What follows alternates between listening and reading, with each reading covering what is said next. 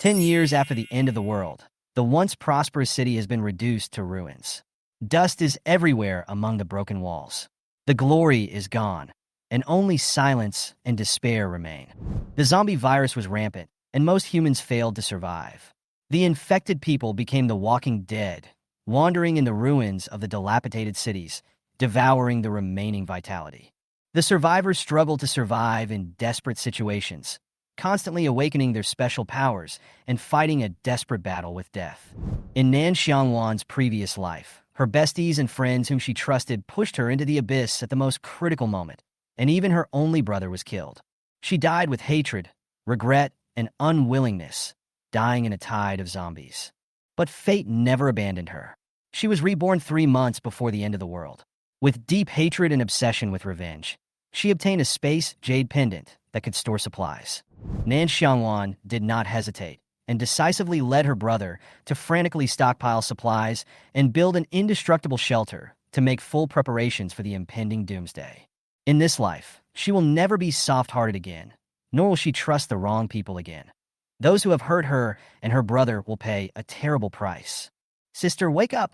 You're almost late. If you don't get up, be careful that Nun Miju will ban you. Nan Xiangwan urged outside the door, his tone as urgent as if he was on fire. Nan Xiangwan's mind was in a mess, with various memory fragments playing like broken film reels.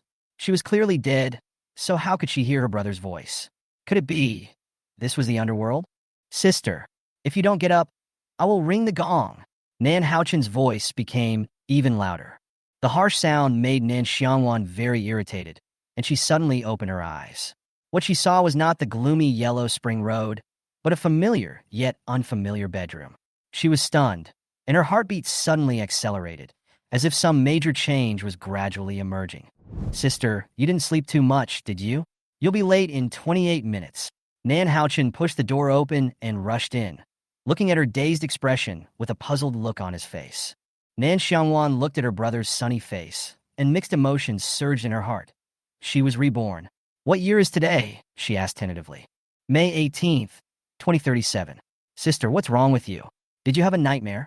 Nan Xiangwan frowned and reached out to touch her forehead to confirm that she didn't have a fever. Nan Xiangwan quickly grabbed her phone to check the date, and her heart seemed to be hit by a heavy hammer. There were only 3 months left before the apocalypse. She was breathing rapidly, and her fingertips were shaking slightly. In this life, she must not be controlled by fate again. Brother, sister has something to tell you. What's the matter? It's so mysterious. Nan Xiangwan's face was full of curiosity. The end of the world is coming. Nan Xiangwan's face was dark, and then he reached out and touched her forehead. Sister, are you really not brain damaged? Nan Xiangwan sighed and did not explain further. Instead, she took out the ancestral jade pendant from the drawer, bit her fingertips, and dripped a drop of blood on it. Sister, what kind of fantasy plot are you coming up with? Have you read too many novels? Nan Xiangwan went crazy. However, the next second, the jade pendant flashed a soft light and sucked Nan Xiangwan in. Sister, Nan Xiangwan was so frightened that his face turned pale, and he almost screamed out. At the same time, Nan Xiangwan appeared in the space of the jade pendant.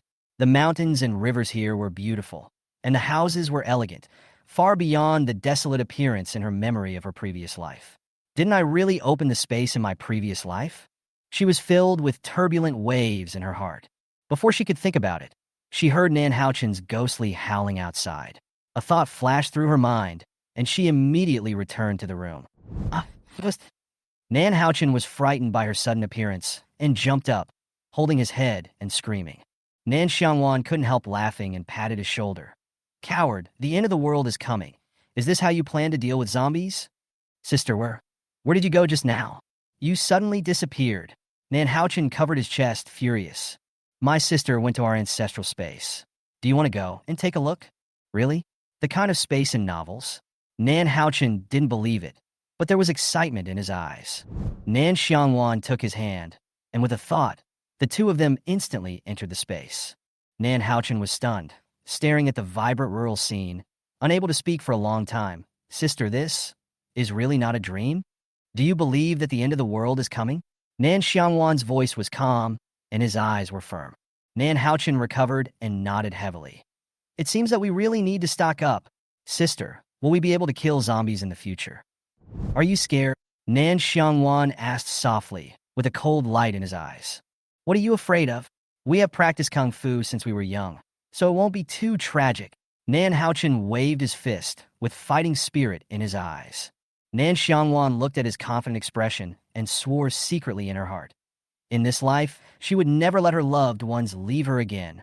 Pushing open the wooden door of the courtyard, the creaking sound echoed, as if crossing the boundary of time. The courtyard is a quadrangle courtyard in the style of the 1960s, with carved wooden doors and big red lanterns hanging on both sides, as if the long-dormant history suddenly awakened. There was a portrait in the center of the main hall. The woman in the painting was dignified and elegant, and her facial features were somewhat similar to Nan Xiangwan. She was moved and pulled Nan Haochen to kneel down and kowtow 3 times. Suddenly, a white light flashed, and a shadow slowly emerged. Are you descendants of the Nan family? Nan Haochen was so frightened that he almost jumped up. Sister, is this a ghost? Nan Xiangwan covered his mouth and said respectfully, Ancestor, we are descendants of the Nan family. My name is Nan Xiangwan, and this is my younger brother Nan Haochen. Sorry for the offense. The shadow nodded slightly and said in a leisurely voice, What era is it now? 2037. Nan Xiangwan replied quickly. The shadow sighed. Descendants of the Nan family, this is the living space left by our ancestors for us. It has everything, including medicinal herbs, weapons, and farmland. Unfortunately, time has passed, and the resources have been wasted. Now, everything is handed over to you. I hope you cherish the opportunity. The shadow gradually faded away, and the voice was as light as dust. Treasure every moment you have. Nan Xiangwan kowtowed solemnly with respect. However, Nan Haochen was stunned and muttered in a low voice, Sister, have we traveled through time? Nan Xiangwan laughed. Silly boy, we are still on Earth. Don't let your imagination run wild. Go to the study and see if there are any martial arts secrets. The study was full of ancient books. Nan Haochen casually opened a book called Ancient Martial Arts Training and said excitedly, Sister, this can't be true, right? You'll know if you try. But not today, I still have a lot of things to do. Nan Xiangwan patted his head gently. Go out first and take care of everything that needs to be done. Back to reality. Nan Xiangwan immediately took inventory of the family property. Brother, sell all the property certificates and stock up on cash. Sister, our family has 1.28 billion in savings. Can we handle it in these 3 months? Yes. Sell it at 20% off. There will always be people who want it. Nan Xiangwan looked determined. Sister, this is too bad, isn't it? It's better to lose money than to starve to death after the apocalypse. Food, electricity, and medical care will all be shut down, so we must prepare in advance. Nan Haochen gritted his teeth and said, I'll listen to you. Then let's go directly to the wholesale market to move the goods. Nan Xiangwan patted his shoulder and said, Don't panic. Organize your plans first and start buying supplies tomorrow. Suddenly, her cell phone rang. It was her tutor. Nan Xiangwan hung up decisively. I'm not going to school anyways. I don't have to listen to her nagging. Sister, you have changed, Nan Haochen said with a smile, but I like it. Nan Xiangwan glanced at her brother and quickly walked into the bathroom to wash up. She had to submit her application for leave of absence as soon as possible, so as to avoid unnecessary trouble caused by unexplained absences. After taking a shower and changing into clean clothes, she drove straight to school. After arriving at school, Nan Xiangwan quickly submitted an application for leave of absence, saying that relatives abroad had found them to inherit their estate and they would be unable to return to school in the short term. After completing the formalities, she was about to leave when she ran into her enemy in the previous life, and now her best friend, Li Jie. Wan, why didn't you come to class today? Nun Miju was so angry that she was about to explode. I was delayed by something. Nan Xiangwan answered perfunctorily in a cold tone. Li Jie looked her up and down, feeling that something was wrong, but couldn't put her finger on it. So, she took Nan Xiangwan's arm and smiled warmly. There are a few new clothing stores that have opened recently. Do you want to go shopping? We haven't shopped together for a long time. Nan Xiangwan suppressed the rage in her heart and shook her hand away indifferently. No, I don't have time recently. I'm leaving now. After saying that, he stepped on the accelerator and drove away. If she stayed any longer, she was afraid that she would not be able to control herself and would take action. Shopping? Buying clothes? She always paid for it. Li Jie came from an ordinary family, but she foolishly felt sorry for her and bought her things. In the end, the ungrateful person she had raised killed her and her brother. Thinking back on it now, it was chilling. Li Jie's face darkened instantly after being rejected, and a hint of resentment flashed in her eyes. If Nan Xiangwan's family wasn't rich, she wouldn't bother to curry favor with him. But this woman is easy to please, so she'll think of a way to keep her stable later. After all, free ATMs like this are rare, and she's still counting on this innocence to marry into a wealthy family. Nan Xiangwan returned home angry all the way, and as soon as she entered the door, she gulped down a glass of water before she calmed down. "Sister, is everything done?" Nan Xiangwan asked. "Well, we'll start purchasing supplies tomorrow. After dinner, we'll put the properties under our name up for sale, make a shopping list, and rent a large warehouse." Nan Xiangwan frowned. "Won't it arouse suspicion if you suddenly purchase so many things? Say you want to open a supermarket or purchase employee benefits. Which one do you think is more suitable?" "Supermarkets, so you can buy a wide variety of products and it's not easy to be exposed." "Okay, let's do it as the supermarket does. But the villa we live in also needs to be reinforced. Time is running out, so we must hurry up." Listening to his sister's serious words, Nan Xiangwan's heart also became heavy. With the end of the world, lack of water and food is the norm. If it weren't for his sister's space ability, he would have been too anxious to eat. "Sister, let's have a big meal first. Pack more of the dishes you like, since they won't expire in the space anyway." "Okay, order whatever you want." The two of them went to the barbecue restaurant and feasted. Nan Xiangwan was almost moved to tears. This is the food that people eat. The last 10 years of the apocalypse were too hard to recall. While she could still stock up, she had to stock up on more delicious food. Halfway through her meal, she suddenly thought of the safe base. High City was densely populated and would soon fall after the outbreak, and Jing City was the safest base in the later period. Should they go there in advance? After returning home, Nan Xiangwan asked her brother, "Do you think we should go to Beijing now, or move after the apocalypse?" "Sister, how do you know that Beijing is the safest city?" "A precognitive dream. She made it up. Wouldn't that mean we could go shopping for free all the way north? It's exciting just thinking about it." Nan Xiangwan rolled her eyes. "Exciting? Don't forget, there are zombies everywhere along the way. Are you ready to be the executioner?" "Humph, I'm not afraid. Zombies are just ugly." Nan Xiangwan's mouth twitched slightly, and she felt a pang of pain in her heart when she thought about how her brother vomited for the entire day after killing a zombie for the first time in his previous life. "Sister, you bullied me again." Nan Xiangwan pinched his face and said, "Okay, let's get going. We need to put up a house, rent a warehouse, and go to the 4S store to buy a car. Can I buy an SUV? It's a must. It also needs to be modified to be bulletproof." The brother and sister went straight to the agency. When a thick stack of property certificates was placed on the table, the staff was dumbfounded.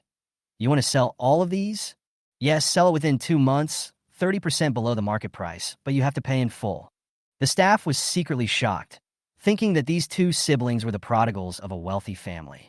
"Are you sure you don't want to consider renting it out?" "No, just sell it directly. In addition, we need to rent 2 large warehouses.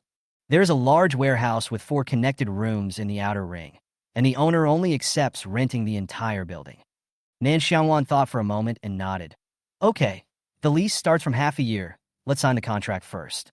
After settling the real estate and warehouse matters, the brother and sister went straight to the 4S store to choose a car. They walked into the showroom and got straight to the point. 2 RVs and 5 SUVs, all in stock, fully paid. The salesman was stunned, thinking he had heard wrongly. 7 cars? Yes, the best model. The salesman secretly swallowed his saliva. The best cars cost tens of millions each, and 7 of them together cost hundreds of millions. "I know. Just open the order." The salesman suppressed his shock and immediately arranged for the car selection. The siblings eventually bought 7 cars for a total price of 130 million yuan, signed a contract, and left in style, leaving the 4S store in an uproar. "Sis, where are you going now?" "Home. Go for barbecue and crawfish." The two came to the restaurant and ordered a table of dishes generously. Halfway through the meal, Nan Xiangwan looked up and asked the waiter, "Do you have any more crayfish?" "Yes. Would you like another one?" "No, pack them all." The waiter was stunned and quickly went to the manager to confirm. The manager quickly arranged for the kitchen to prepare the goods and also hired a designated driver service to send them home. When they got home, Nan Xiangwan smiled and said, "Sister, quickly put the crayfish into the space, or they will all be cold." Buy now. Continue shopping tomorrow. No problem, but go to bed first tonight. I feel a little dizzy. The two fell asleep and made final preparations before the end of the world. The next morning, the cell phone rang. Wan, this is Li Jie. Are you taking a leave of absence? You only have 1 year left to graduate. Nan Xiangwan sobered up instantly and said in a cold tone, I won't return to China within half a year. If everything is okay, I'm going to pack my bags. Don't hang up. I can help you. No need. After hanging up the phone, she blocked the call and looked cold. Li Jie, I hope you can live long enough in the apocalypse. Otherwise, I haven't had enough fun. She stroked with her fingertips, and a cold light flashed in her eyes. She would take revenge for her brother's blood feud with her own hands. Nan Xiangwan rubbed her sleepy eyes and got up to wash. After brushing her teeth, she ordered some breakfast and then started her morning exercise. When her parents were alive, they enrolled her and her younger brother Nan Xiangwan in Sanda and Taekwondo courses. Her father often said, if your family is too rich, it's easy to be targeted. Only strong strength can protect yourself. She always kept this sentence in mind. Because of this, the siblings survived the apocalypse. Especially after awakening their superpowers, they became the ace of the team, but they were also envied and plotted against. After experiencing the apocalypse of blood and tears, she secretly made up her mind to keep a low profile and live a stable life in this life. As for the zombies, don't provoke them if you can. Just let others deal with them. Before I could finish my thoughts, the doorbell rang and the takeaway arrived. Haochen, get up and eat. Nan Xiangwan shouted towards the bedroom. Sister, let me sleep a little longer. Sleep more when you are alive, and sleep longer after you die. Nan Xiangwan's tone sank. Hurry up and get up. We have something important to do today. Nan Haochen suddenly woke up. The end of the world was coming. Why was he still sleeping? Supplies were the most important. After quickly washing and changing clothes, he trotted downstairs. Sister, where are you going today? Farmer's market, stock up on food. Eating is the most important thing. Fortunately, we have the ability of space at home. Otherwise, we would have nowhere to put these things. So we should stock up on supplies before the apocalypse breaks out. Nan Xiangwan patted his shoulder. You should also exercise more, otherwise the zombies will chase you, and you won't even have a chance to escape. Nan Haochen imagined himself being chased by zombies and shuddered. He nodded repeatedly. Listen to me. I must train well and never become food for the zombies. After breakfast, the brother and sister drove straight to the largest farmer's market in High City. In the grain and oil area, Nan Xiangwan went straight to the boss and said, We are going to open a large supermarket and import some goods. Girl, how much do you want? The boss asked with a smile. 50 tons of rice and flour each.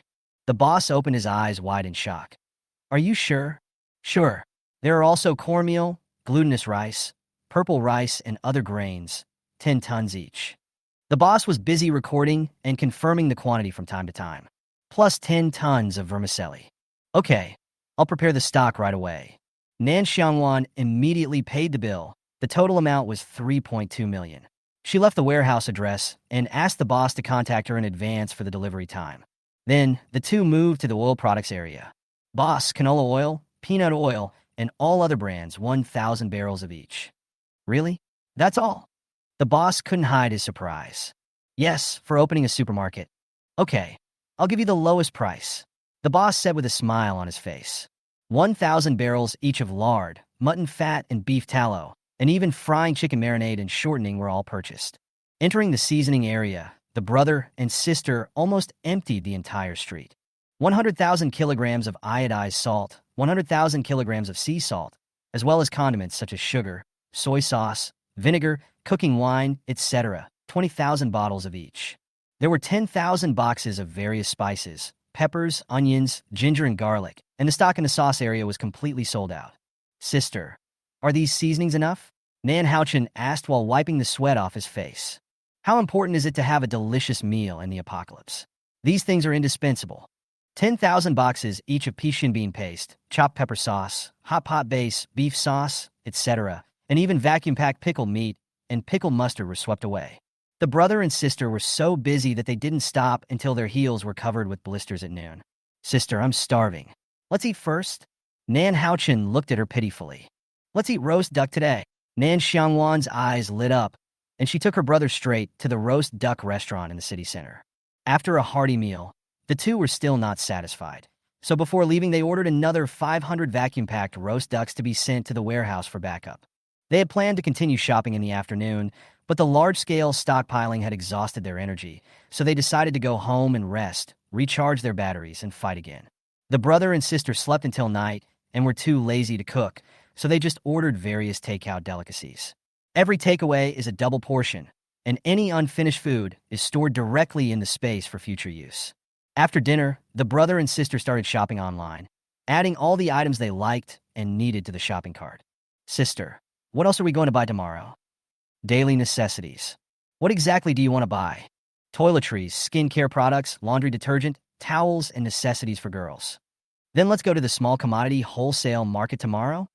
Well, let's order some snacks and convenience foods online now.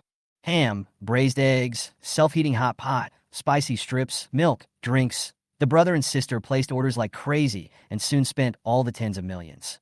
Sister, what else should we buy? Book. The end of the world is here. There's no TV to watch, but at least I'm not bored with books. I'll go buy books at the secondhand market later. After their crazy shopping spree, the brother and sister made lists while studying ancient martial arts secrets. Nan Xiangwan took his brother into the space, took out the ancient martial arts secret book, and began to study and practice. After a night of practice, the two finally mastered the entry-level techniques. Sister, this book is amazing. I feel my physical condition has improved since I started reading it. Well, but this set of skills focuses on swordsmanship. I have to go to the antique street to buy 2 swords tomorrow.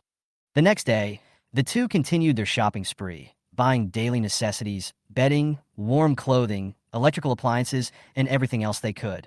As night fell, the brother and sister ate barbecue, drank beer, and enjoyed the last pleasant moments before doomsday. The next day at noon, Nan Xiangwan woke up from a hangover, rubbed his slightly aching forehead, and secretly decided that he would never drink so much again. After a quick wash, she quickly sorted out her plans. She would go to the warehouse to receive the goods in the afternoon and then continue to stockpile supplies. The houses were sold one after another, and they were just waiting for the signature and transfer. Once the funds came in, she could further expand the scale of purchases. Looking at the gradually decreasing balance in her bank card, her heart tightened slightly. After the end of the world, currency will become waste paper, and crystal cores will be the only hard currency. She opened the food delivery app and ordered a bunch of food, sorting out the shopping list while eating. Supplies, equipment, food, everything must be complete. In the next room, Nan Xiangwan was still sleeping. He drank a lot last night and was snoring loudly. She picked up a pen and checked the list of supplies item by item in a small notebook, marking the items that had been purchased and those that were missing. In the next 2 days, she decided not to go out and take risks, but to focus on renovating the house. The first year after the outbreak of the apocalypse will be the most dangerous stage, and it is imperative to build a solid security fortress. Nan Xiangwan's heart tightened slightly when he thought of the extremely hot weather, raging sandstorms, bloody rain erosion, and virus outbreaks at the beginning of the apocalypse. After the zombies were rampant, the extremely cold weather followed. After the climate returned to normal, it would also be accompanied by various natural disasters. In the warehouse, supplies were delivered one after another. Seeing the boxes of goods filling up the room, Nan Xiangwan felt more at ease. These were the capital for her future survival. After receiving the goods, she closed the door, turned off the power switch, and rushed directly to the decoration company. Hello, I want to decorate my villa, and I need to expedite the work. Do you accept orders? The staff was stunned for a moment. It was obviously the first time they had encountered such an urgent customer. Express delivery requires additional fees. Do you accept this? No problem. The materials must be top-notch. The doors and windows must be made of stainless steel. The walls must be raised to 5 meters. An electric grid must be installed on the top, and the glass must be explosion-proof. The stronger the better. The staff member's eyes widened. Miss, with this specification, are you building a prison? No, Nan Xiangwan said calmly. A few days ago, a thief broke into our house and scared my brother. For safety reasons, I have to renovate the house. There are few people in the villa area, and no one would know if something happened. It always helps to add a few more lines of defense. The budget may be higher. I'll give you 50 million as a deposit, and I'll refund you the excess and make up the shortfall. You must start work tomorrow. If the materials are inferior, I'll file a complaint directly. The receptionist's eyes lit up, and he immediately patted his chest and assured, Don't worry, we will definitely use the best materials. After completing the formalities, Nan Xiangwan immediately purchased solar generators, cooling fans, ice makers, and also wholesaled a large number of popsicles. The salesperson looked at her pile of orders and couldn't help but take a few more glances, thinking she was going to open a cold drink shop. She completely ignored the looks from others. Time was running out and she just wanted to get everything she needed in one go. She was busy until the evening, and when she passed by the snack street, she was attracted by the aroma. She was overwhelmed by the dazzling array of delicious food. Stinky tofu, giant squid, octopus balls, hot and sour noodles, sweet and sour pork. She bought one of almost everything. Having not eaten these familiar delicacies for 10 years, Nan Xiangwan frantically shopped like a hungry traveler who saw an oasis, and her car was soon full. However, she was still not satisfied and ordered goods for the next day, intending to continue stockpiling. When she returned home in the evening, she did not forget to order a few boxes of Musang King durian, thinking that it would be a luxury to eat the fruit after the end of the world. Nan Xiangwan finally woke up, and when he saw his sister coming back, he complained, "Sister, why didn't you take me out today?" Nan Xiangwan smiled and said, "You were sleeping so soundly, I didn't want to wake you up. Besides, there are too many things to do today. I can handle it by myself." "I'm so bored when you're not at home," Nan Xiangwan muttered. "I was shopping online this afternoon and accidentally spent 20 million. The express deliveries at home will probably pile up like a mountain in the next 2 days. Will it be too conspicuous?" Nan Xiangwan smiled and said, "You're very thoughtful, but you do need to be careful. I'll buy a truck tomorrow and make a few more trips. If anyone really asks, I'll just say I'm delivering goods. No one will suspect anything." "Good idea." Nan Xiangwan nodded in agreement. Then it's settled. As night fell, the brother and sister ended their busy day and went back to their room to rest. The next morning, Nan Xiangwan asked his brother to keep an eye on the decoration team while he rushed to the warehouse to receive the goods and bought a large truck. After the house is renovated, she plans to take her brother to stock up on supplies and then go abroad to purchase arms to make full preparations for the end of the world. A few days later, the renovation was completed, and the foreman said confidently, "Boss, this house is absolutely impregnable. If a thief comes in, he will doubt his life." Nan Xiangwan carefully checked the safety facilities, and after confirming that they were correct, he paid the balance immediately and also gave each of the 12 workers an additional bonus of 10,000 yuan. Nan Xiangwan asked cheerfully, "Sister, where are we going next?" "Let's go to Mongolia to stock up on cattle and sheep first." "You want to drive a truck? Are you stupid? Let's store the space in the car and take a plane to save time." The brother and sister quickly finalized the plan and decided to stockpile piglets, chickens, ducks, geese, and various saplings to ensure sufficient resources. The next day, they traveled light and flew to the Mongolian grasslands in first class. There were herds of cattle and sheep on the vast grassland. Nan Xiangwan waved the knife to test the feel of the knife and was secretly satisfied. This knife will definitely be handy for dealing with zombies. For days later, they returned with a full load and crossed the border into Russia with the goal of stockpiling fuel and arms. On the black market, with excellent negotiation skills and decisive decision-making, Nan Xiangwan bought 500,000 tons of gasoline and a large amount of arms in one go, especially grenades, which are powerful, quiet, and can attract the attention of zombies. Nan Xiangwan felt relieved when she saw the space filled with supplies. Although her account balance was shrinking rapidly, these supplies were the basis for survival in the apocalypse, and it was worth spending any amount. After the purchase was completed, the brother and sister boarded the return flight, returning home with a full load of harvest, fully prepared for the end of the world. After Nan Xiangwan and her brother Nan Xiangwan returned home, they began to stockpile supplies. It was not until there were only a dozen days left before the end of the world that they stopped temporarily and prepared to enter the training phase. "Sister, it's almost autumn. Why is it still so hot? Is the end of the world coming soon?" Nan Xiangwan asked with a worried look on his face, standing in front of the window. Nan Xiangwan looked out the window, her tone calm, but with a hint of solemnity. "Well, time is running out. Don't go out these few days, and focus all your energy on practicing ancient martial arts. We will have to face the zombies soon." "Zombies? Will they be as scary as in the movies?" "That's about right." Nan Xiangwan chuckled, her eyes determined, "But you'll get used to it." "But sister, why aren't you scared at all? Those are zombies. What's the point of being afraid? The end of the world is here. We can't hide from it. We can only accept it." Nan Xiangwan was silent for a moment and finally nodded. "Okay, I'll listen to you." On the morning of August 18th, 2037, before daybreak, Nan Xiangwan was awakened by the heat. The temperature in the house was as high as 54 degrees, so she immediately got up and turned on the air conditioner, which slowly lowered the temperature. Nan Xiangwan was also awakened by the heat. He walked out of the room shirtless and asked sleepily, "Sister, has it started?" "Well, let's turn on the TV and watch the news."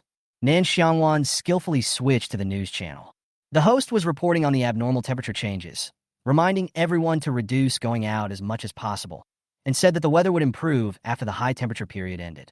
Unexpectedly, this high temperature lasted for half a year before it ended, and then it quickly turned into an extreme cold.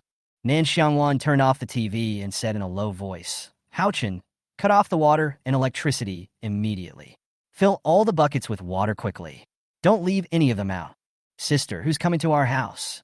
There's no need to be so nervous, right? It's better to be prepared." Nan Xiangwan said firmly. Nan Haochen shrugged. "Okay, I'll go get some water. There aren't many buckets, just fill them all up. Go quickly. If the weather gets any hotter, you'll sweat if you move." The two of them turned on all the air conditioners in the house to the maximum, enjoying the last cool time. They knew that it would not be long before the power would fail, and they would have to rely on generators or hide in space. Nan Xiangwan packed up the buckets and put them away to prevent evaporation. Suddenly, a notification popped up in the owner group. "Please stock up on food and drinking water and try to buy generators in case of power outages." Nan Xiangwan secretly praised the property management for being responsible, but she knew that whether or not they would listen to the advice was another matter.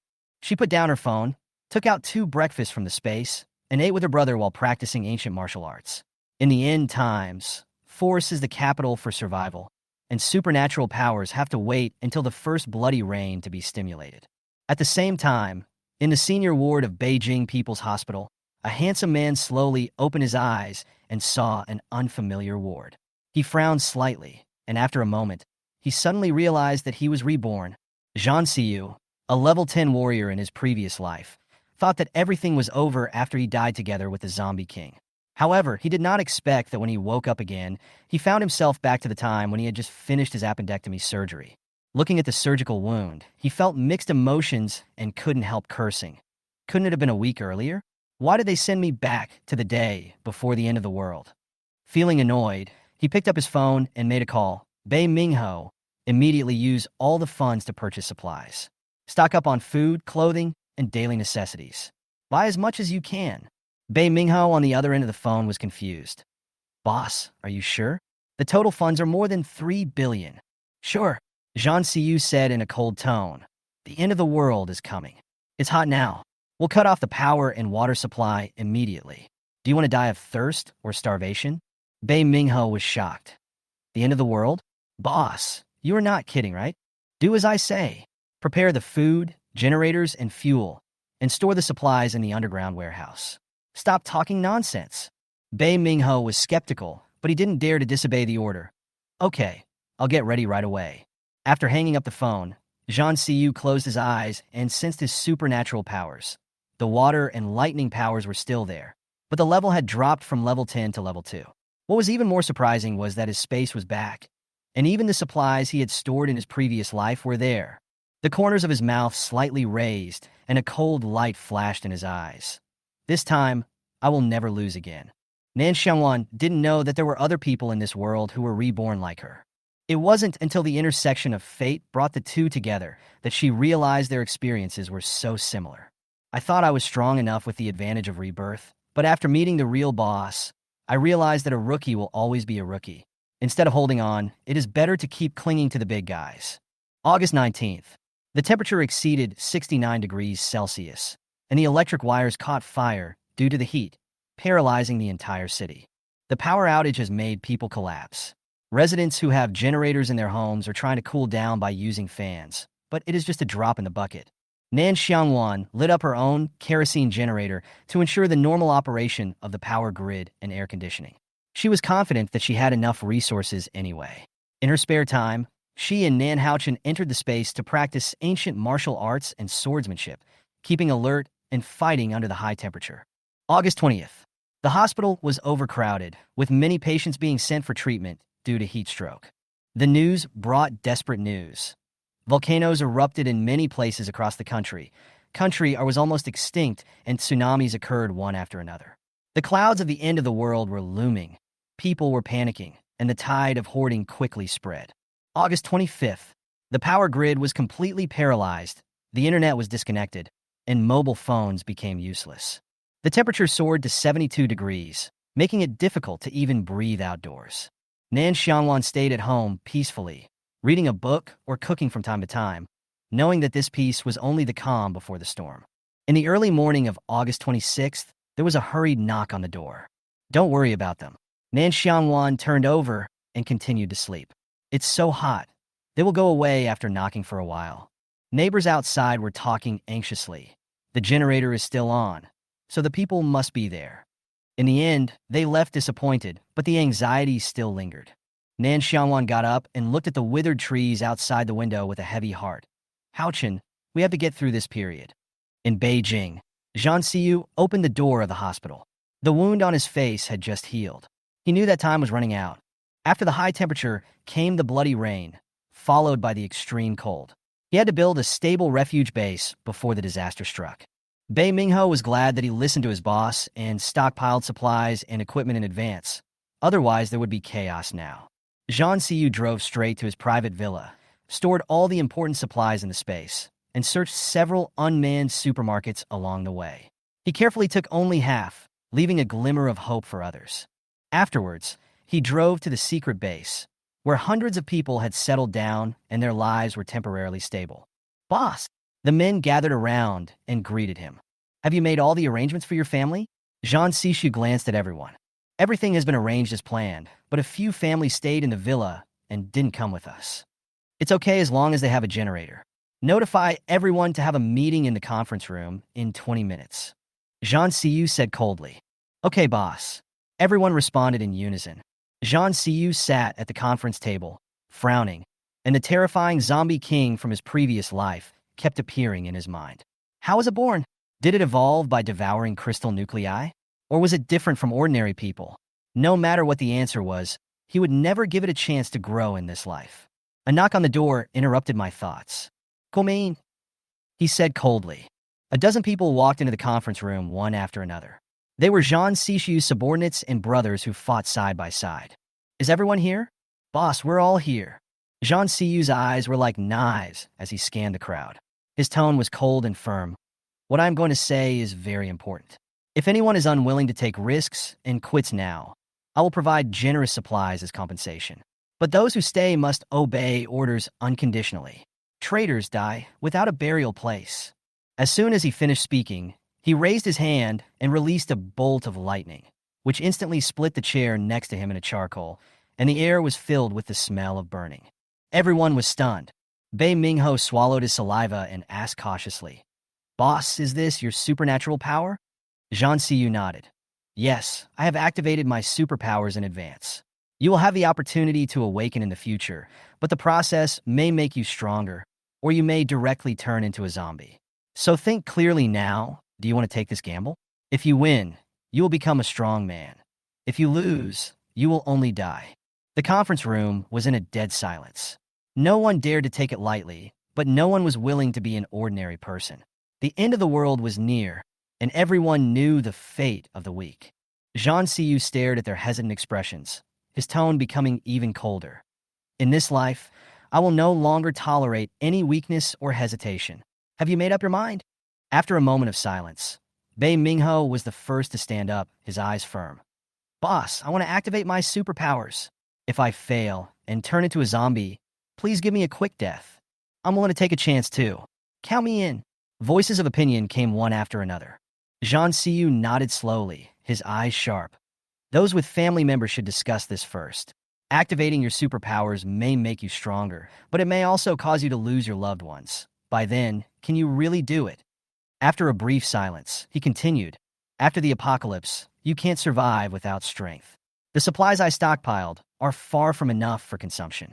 The high temperature has stopped the factory, and there will be no new output of food and medicine. Water resources are in short supply, and supplies are becoming scarce. This is not alarmist, but reality. Remember, from now on, the base will only provide basic food and clothing for children under 12 years old, and the elderly over 60 years old. Others must fight for resources based on their own strength. There will be no place for the weak and the burden.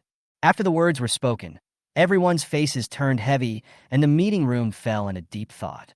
After the meeting, Bei Mingho and Situ Mo stayed. Boss, we support your decision, Bei Mingho said firmly, but those with families may have objections. If you have any objections, just send them away, Zhang Siyu said without hesitation. Did you bring the key to the underground warehouse?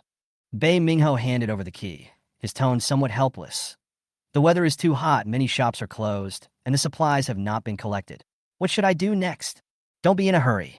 Zhang Siyu smiled coldly. This high temperature will last at least half a year. Situ Mo, come out with me tonight. We have to grab the resources. It's not really what I think, is it? Bei Mingho asked tentatively. It's just as you think. Zhang Siyu sneered. It's better to strike first than to be strong. The supplies in Jing City are simply not enough. Sooner or later, we will have to go to other cities to plunder resources. Done. Bei Mingho's eyes sparkled with excitement. It's not bad to be a bandit in the end times. Situ Mo, who had been silent the whole time, asked, Do you want to bring back the arms? Of course, Zhang Siyu said in a cold tone. Wait for me to arrange it. Looking at his two most trusted brothers, he made up his mind. In his previous life, they had never betrayed him until the very end. In this life, he decided to tell them the secret. Zhang Siyu asked Bei Mingho to close the door, then waved his hand, and a pile of supplies instantly appeared in the conference room. He waved his hand again, and the supplies disappeared without a trace. Bei Mingho's eyes widened. Boss, this is Qinquan bag. No, but similar. Zhang Siyu whispered, spiritual space ability. My space is very large and can hold a lot of things. This is our trump card. Situ Mo's face was solemn. Boss, we will cover you. We must not let others know, otherwise it will be too dangerous. Zhang Siyu nodded. Mosey and I will go out to stock up on supplies tonight. Howsy, you stay at the base. People's minds are unpredictable these days, so be careful. Don't worry, boss. A few months later, the first bloody rain came. Nan Xiangwan and her younger brother Nan Haochen stood in front of the window, silently looking at the bloody rain outside. Haochen, are you ready? Nan Xiangwan held her brother's hand tightly. Sister, I'm ready. The two stood on the rooftop, letting the blood rain soak their bodies. Go take a hot bath and then come to my room, Nan Xiangwan instructed. Haochen was full of expectations. I hope my ability will be stronger so that I can protect my sister. In fact, his superpower will be the strongest thunder power.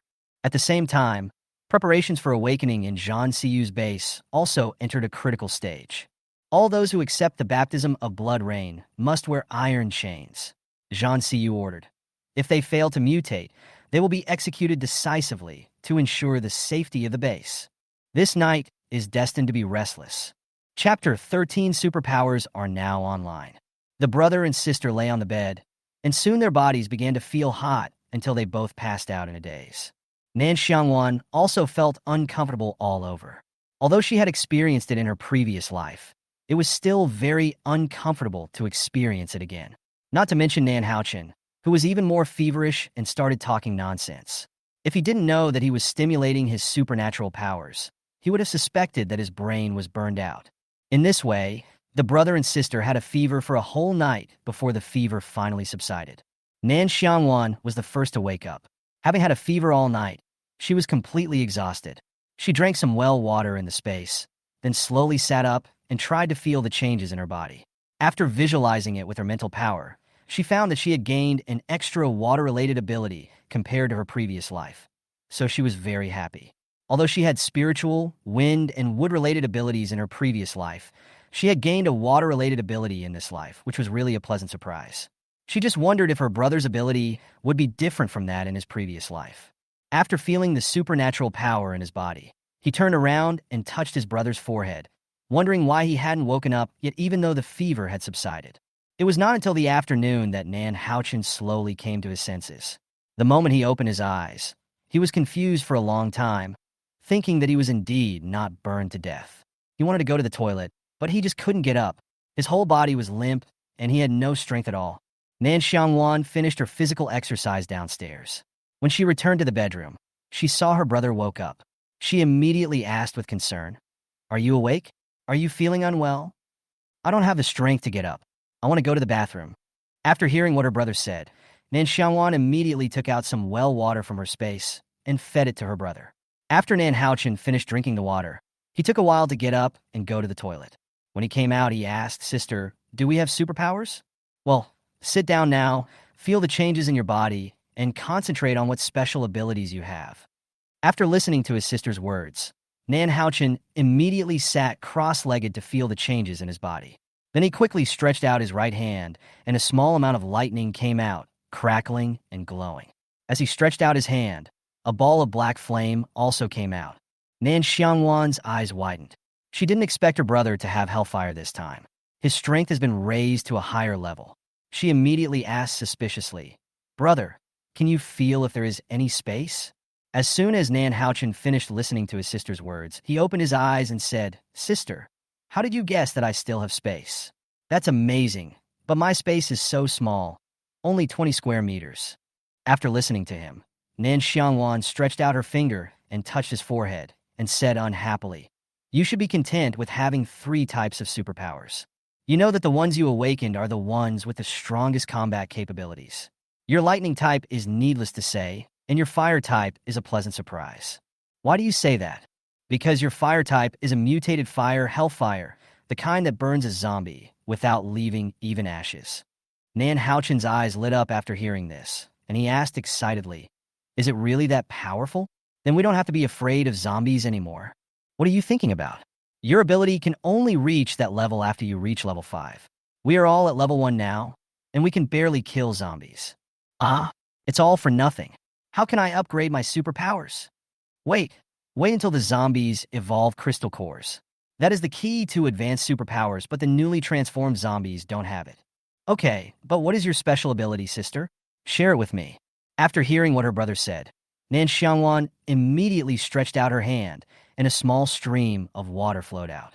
Then she put her hand on the flower pot in the house, and the flowers that had not bloomed suddenly bloomed. After that, a cool breeze blew in the house. Nan Haochen looked at his sister's series of operations, stunned, and asked weakly, "Sister is also a 3 series?" "No, I have 4 abilities, and I also have a mental ability.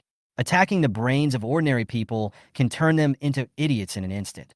I can slow down the actions of psychics, and when I reach a high level, I can kill low-level psychics in seconds." "Damn, isn't this an invisible killing weapon?" About the same. Sister's water system is great. I don't have to worry about running out of water to take a shower anymore." "Huh, and if there's no food to eat in the future, Sister's wood system can ripen seeds. It's really a good thing for home and travel." "But what's the use of wind system? It can't be used to blow cool air, right?" "Ah, what are you thinking? After the water system is upgraded, it can be transformed into a water wall or water column for attack. The wood system can not only ripen plants, but also heal them. Any place with trees can be used as a weapon. The wind system can not only speed up running, but also release tornadoes. Do you think it is useful?" Hearing what my sister said, "It's really good, but these skills can't be used now, so it's all in vain." Sigh. The supernatural power I've been dreaming of, I didn't expect it to be so useless at first.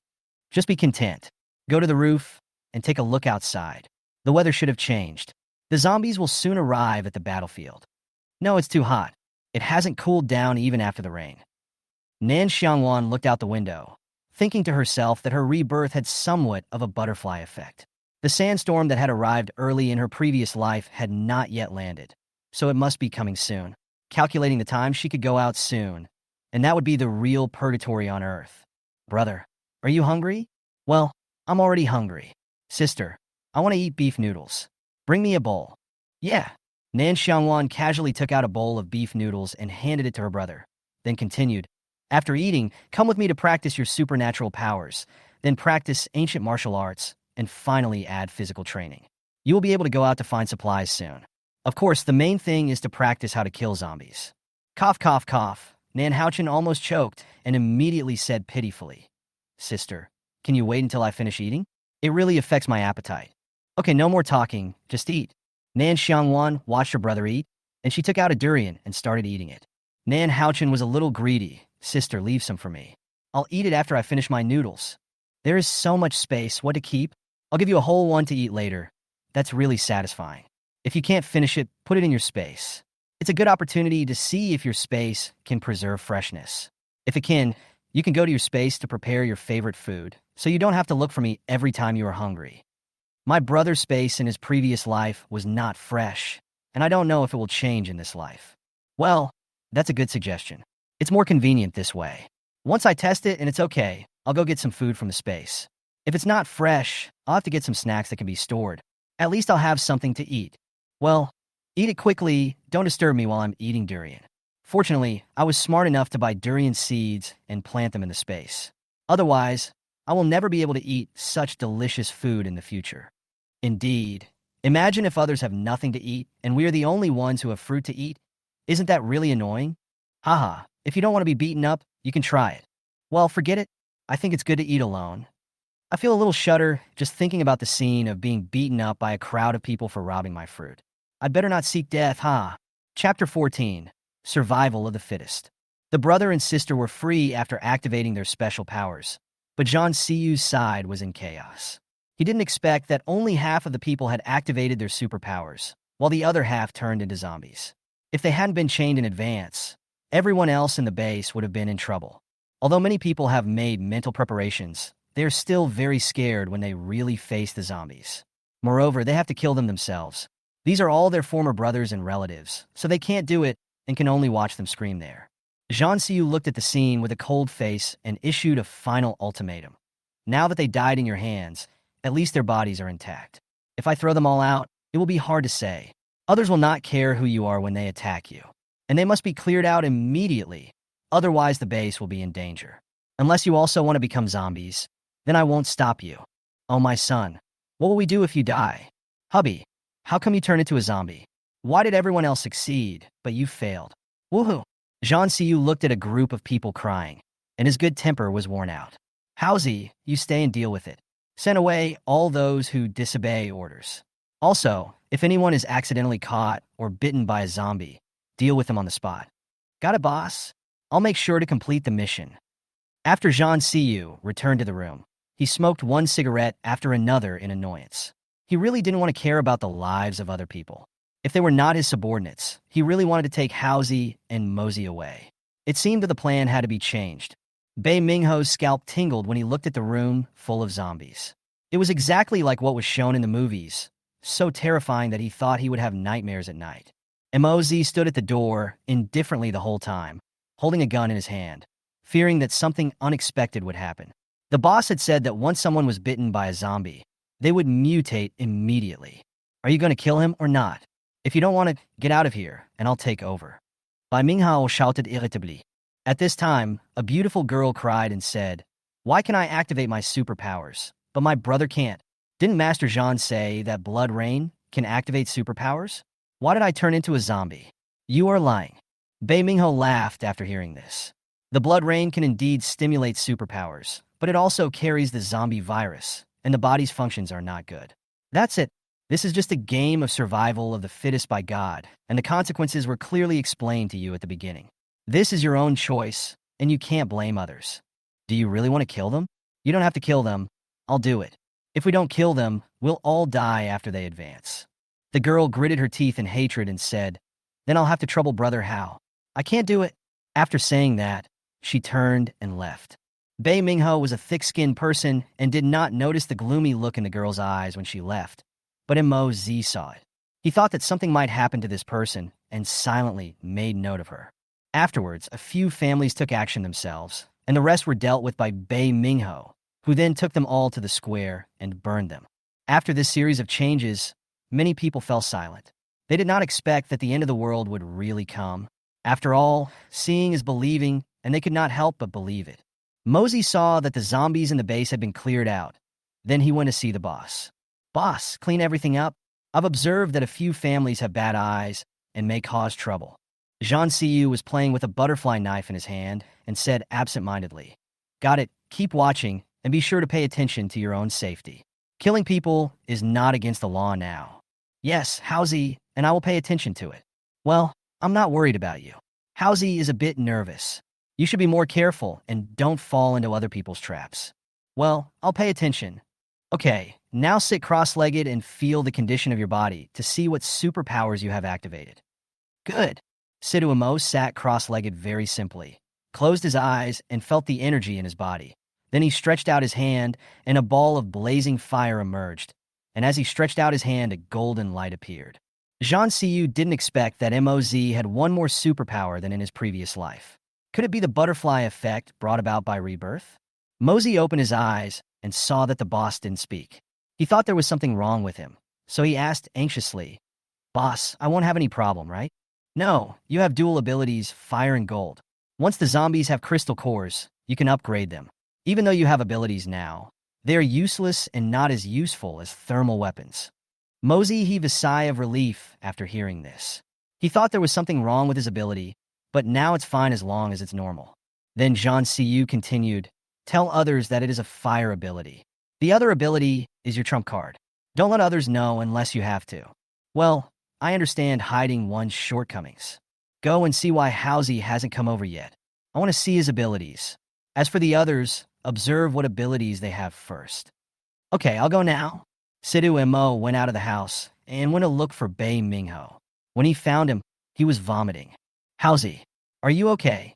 Bei Mingho saw that it was Moz, wiped the corner of his mouth with his sleeve, and said, "It's okay.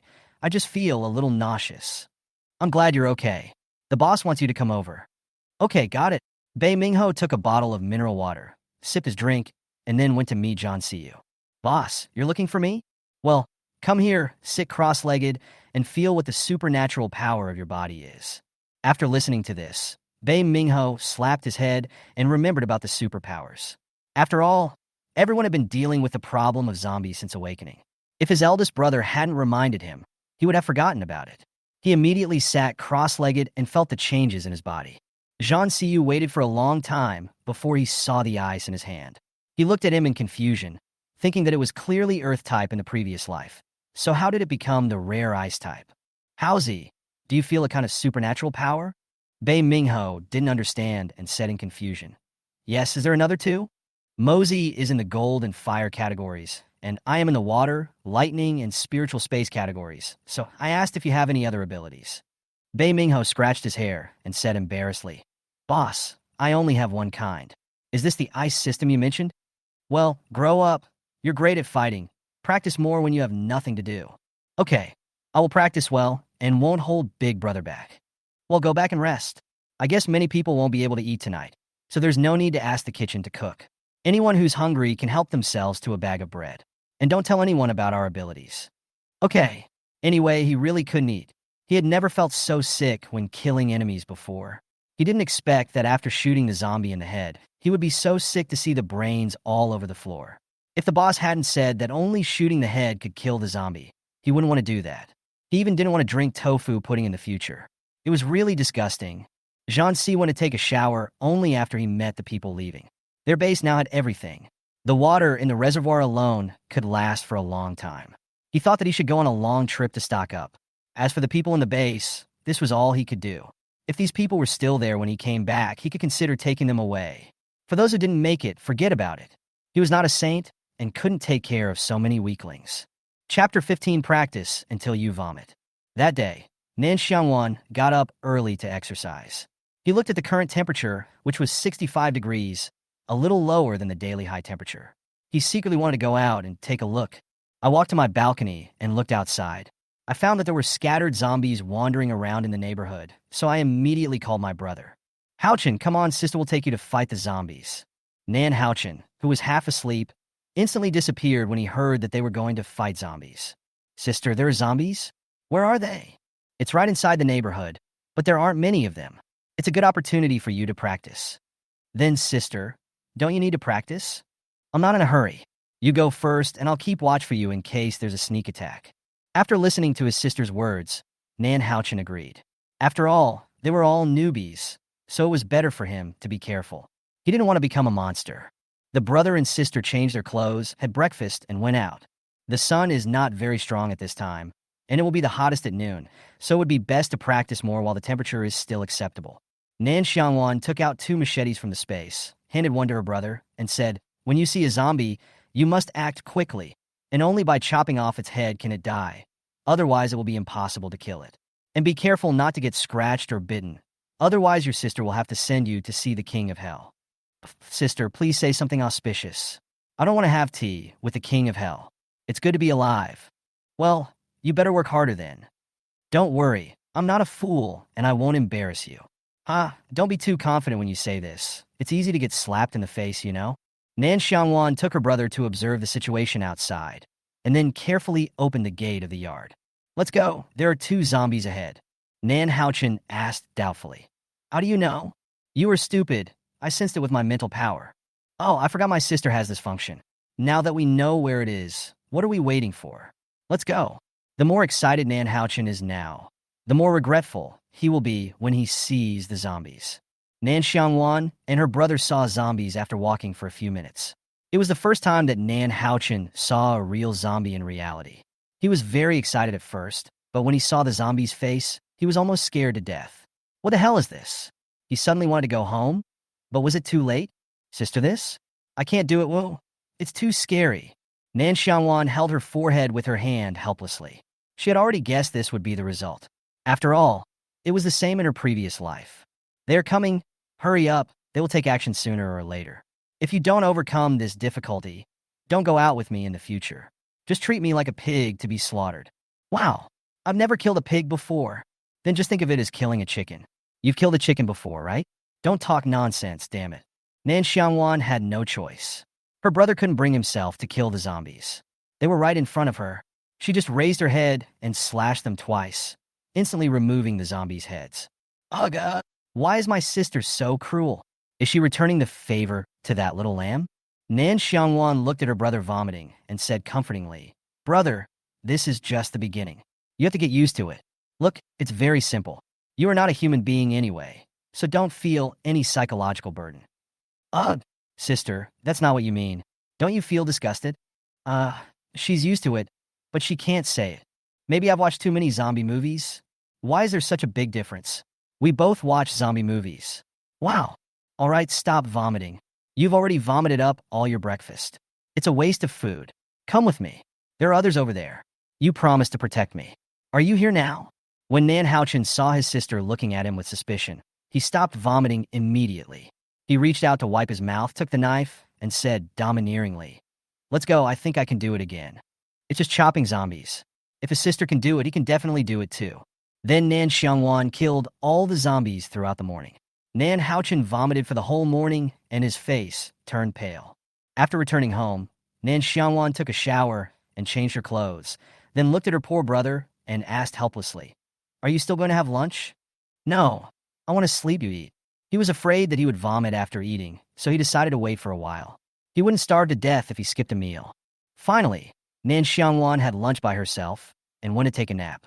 But they didn't expect that the whole process of killing zombies this morning was seen by their neighbors. Yes, the survivors were shivering at home, but some of them went out specifically to practice on zombies. Are there people as fierce as them? Husband, these 2 are too powerful. Do you think we should go and ask for shelter? We don't have much food left at home. Our parents are gone, and we don't know where our children are. The world has changed, and we don't know how long we can survive. The man hugged his wife, looked out the window, and said calmly, Let's take a look first. The temperature hasn't gone down yet. The girl next door is obviously a martial artist. She's not easy to mess with. It's better not to bother her unless it's absolutely necessary. I'm sure the troops will come to rescue us soon. Well, I hope. In another house, there were more than a dozen students gathered in the house, both male and female. They were all people who arrived here later and lived in an empty house. If they had not been afraid of the high temperature and went out to find food, they would have starved to death long ago. Ming, did you see those 2 people today? Killing zombies isn't that difficult. Just chop off their heads. Yeah, I see. But do you have a knife? Hey, I only have a fruit knife. What should I do? I've been out for a long time and can't go home. I'm gonna go crazy if this continues. Let's wait and see. If we hadn't come out for a trip, we wouldn't have ended up here.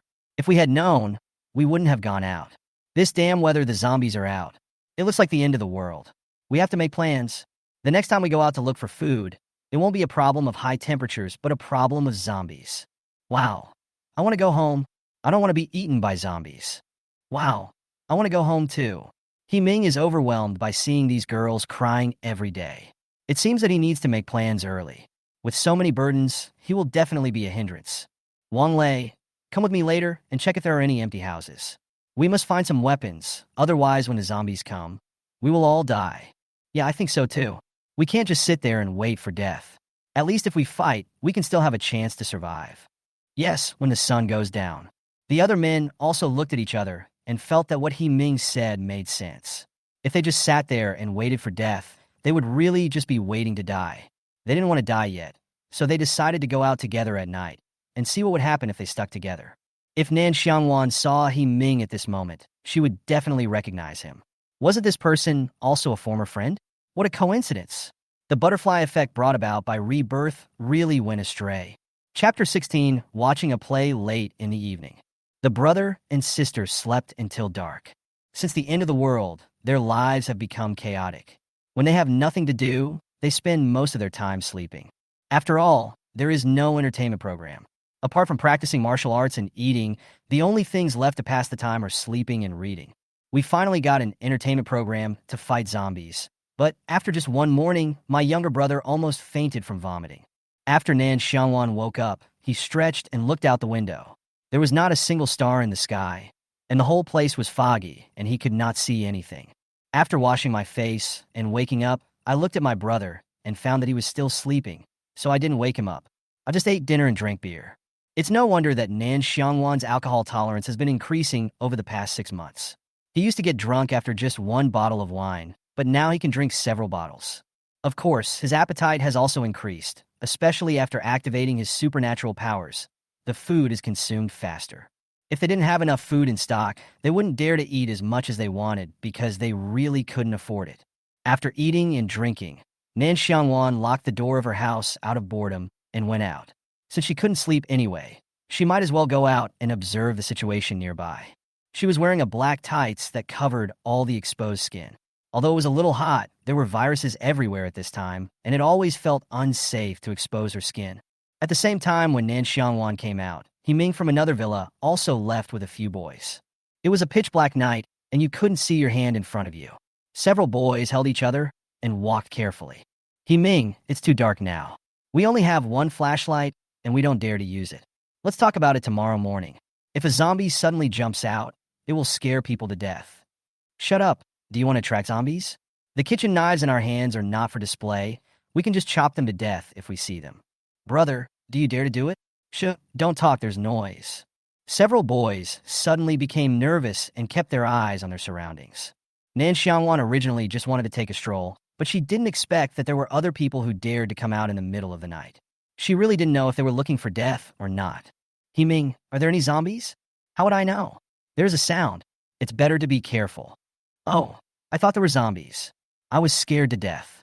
Nan Xiangwan looked at these people and wanted to laugh. She really felt like a thief. I thought since there was nothing else to do, I might as well see what these people were up to. Then I took out a lollipop, put it in my mouth, and started watching the fun. He Ming took the lead and groped his way forward until he entered a house that seemed uninhabited during the day, and he opened the door without much effort. However, he was more careful and did not go in first. Instead, he took out a flashlight and shone it inside, allowing others to go in first, while he was the last one to go in.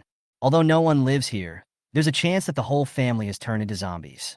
If you get bitten by accident, you'd be doomed. As for the others, they didn't have as much thought as He Ming did. Except for the man holding the kitchen knife, the others also held a stick in their hands and moved forward side by side. Nan Xiangwan used her mental power to detect the yard and found that there were indeed 4 zombies in the house. They were a family. It might be that the door was closed tightly before the accident, so they were all trapped inside. TSK, I don't know if these guys can deal with the zombies inside. They are really brave. Nan Xiangwan said to herself. The people over there had already broken the glass outside. He Ming, there's no one here. Do you want to go in? Let's observe first. If no one comes out after a while with such a big commotion, then go in. Good. Nan Xiangwan always felt that the voice sounded familiar, but she just couldn't remember it. It was too dark, and she couldn't see what it looked like. Until the zombies came out. Ah, there are zombies. He Ming, what should we do? What should we do? Of course we kill them. With so many of us, is it possible that we can't kill these 2 zombies? It's not just 2, there are 2 little ones behind. This should be a family of 4. He Ming, let's run. Otherwise, when they come out, we will all be finished. Ah, don't come over here. Help! He Ming didn't care about anything else. He picked up the kitchen knife and chopped at the head. The head fell to the ground with a thud. When the others saw that He Ming killed one so easily, they also started to counterattack. Soon the remaining 3 zombies were hacked to death, but one boy was scratched and no one noticed. However, Nan Xiangwan, who was just watching the whole thing, saw it. They should be thankful. After all, the first batch of zombies were very slow to react. If they had waited until they mutated, they would have been really dead. It was obvious at first glance that they were all newbies and had no martial arts skills at all. After He Ming and his companions caught their breath, they began to look for things, trying to bring back all the edible things and also some weapons.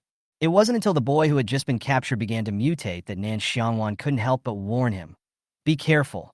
Someone is about to turn into a zombie. Who? Who's talking? Don't worry about who I am. You just killed a zombie and someone was scratched, so this zombie will be fresh out soon. If you weren't so stupid, I really wouldn't want to remind you. He Ming and his companions looked at each other after hearing this. Who among you was scratched just now? Move aside immediately. The boy who was scratched was now unconscious and stood there motionless. Hey, everyone, stand away. This zombie is about to evolve. Be careful, otherwise you won't be able to escape. Nan Xiangwan kindly reminded again. When He Ming and the others heard Nan Xiangwan's words, they immediately separated and observed each other carefully. It was not until the zombie started to whine that they realized it was their classmate Wang Yang. He Ming shouted anxiously, "Quick, kill him. He is no longer human." Wow, He Ming, we can't do it. This is a classmate. Bullshit, there are zombies now. If you don't dare, I'll do it. I don't want to die. I still want to go home to see my parents. In a flash, He Ming took the lead and chopped forward with a kitchen knife. Nan Xiangwan sat on the wall and watched with great interest. It was not until He Ming killed the zombie that she continued. I advise you not to come out at night in the future. You're just giving away your lives if you come out. As for me, I will just treat it as a kind act and clear all the zombies outside for you. However, I can't guarantee that there will be no zombies in other places for a long time, so take your things and go back quickly. Bye. After hearing this, He Ming and his group forgot their fear and immediately found their things and hurried back. They really didn't want to stay there for a moment. Who could have thought that one of their classmates would die in just one night? If this continued, they would really be driven crazy. Nan Xiangwan, on the other hand, returned home in a good mood, coming and going freely. Chapter 17. Never suffered from the beatings of society. When Nan Xiangwan got home, her brother had already woken up but was now in a daze. Brother, when did you wake up? Are you hungry? Do you want to eat? Nan Haochen looked up at his sister and said self-reproachfully, Sister, am I really useless? I don't even dare to kill zombies and I've vomited all day. Nan Xiangwan patted her brother's head and said comfortingly, It's normal that you don't dare to do it. Don't blame yourself. Everyone needs a transition period. When you get used to it, it won't be like this anymore. But I won't give you much time. After all, reality doesn't allow you to be hypocritical for too long, understand? Yes, I understand. Only when we become stronger can we avoid being bullied. Yes, that's the truth. But with my sister here, no one can bully us. Okay, let's eat something. What do you want to eat? I want porridge, not rice porridge. Okay, let's have some 8 treasure porridge. After drinking it, we can go back to sleep. We still need to go out tomorrow morning. However, there are only a limited number of zombies in our neighborhood, so we may have to go out and take a look. Okay, I'll get over it. Nan Xiangwan took out the 8 treasure porridge and handed it to her brother before going back to the room to take a shower. Thinking that the extremely hot weather will soon be over, but the extreme cold will really cause large-scale deaths, the thought makes her tired. Such days will not end for another half a year, and they will have to leave immediately after it ends. Their villa is close to the mountains, and after the extreme cold is over, this place will be a dangerous place because no one would have thought that in the end of the world, not only people have mutated, but even animals and plants can kill people. After taking a shower, I started to train my abilities. Although there was no crystal core upgrade, I could still upgrade them slowly, just at a slower pace. She couldn't just sit there and wait for death. She had to be ready for a big fight at any time. The next morning, before daybreak, Nan Xiangwan called her brother to set off. This time they did not stay in the villa, but drove directly to the suburbs in an SUV. Sister, where are we going? Go to the nearby shops, and you can buy it for free now. Really? Yes, but we can only look around. We definitely can't go to the city center. Why? Because densely populated areas mean there are more zombies. With our current strength, we can protect ourselves. If we really encounter a group of zombies, we can only run for our lives. After hearing what his sister said, Nan Xiangwan began to tremble all over when he thought about a group of zombies chasing him. He couldn't bear to think about it because it was too scary. Brother, hold on tight. There are zombies ahead. Let's rush over. Good. Nan Xiangwan stepped on the accelerator to the bottom, knocked the zombie away, and then drove away quickly. The car was not stopped until it reached the nearby commercial street. Brother, get off the car and follow me closely. There should be a lot of zombies here. You have to be careful, okay? Yeah, don't worry, sister. I'm not as scared as I was yesterday. In fact, I'll be fine once I get used to it. Yes, you just have to get used to it. Anyway, it can be solved with one cut, so why be afraid? Well, let's go. After the brother and sister parked the car in a deserted place, they put the car into the space, and then each of them took a machete and went to the first supermarket. Seeing that the roller shutter door of the supermarket had been opened, it was obvious that someone had been here. However, I thought that even if someone had come here, it would be impossible for them to take away all the things. Brother, you stay behind me, I'll go in front. Okay, then you have to be careful.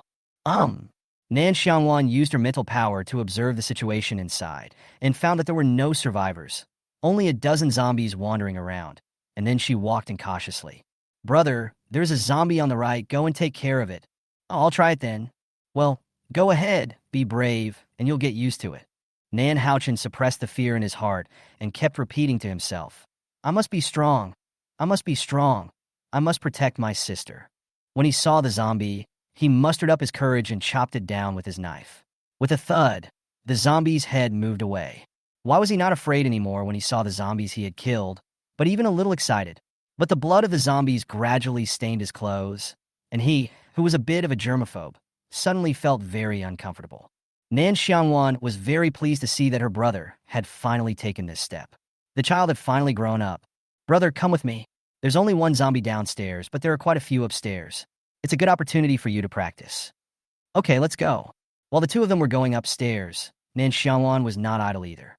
She put all the remaining items in the supermarket into the space, just like a bandit passing through.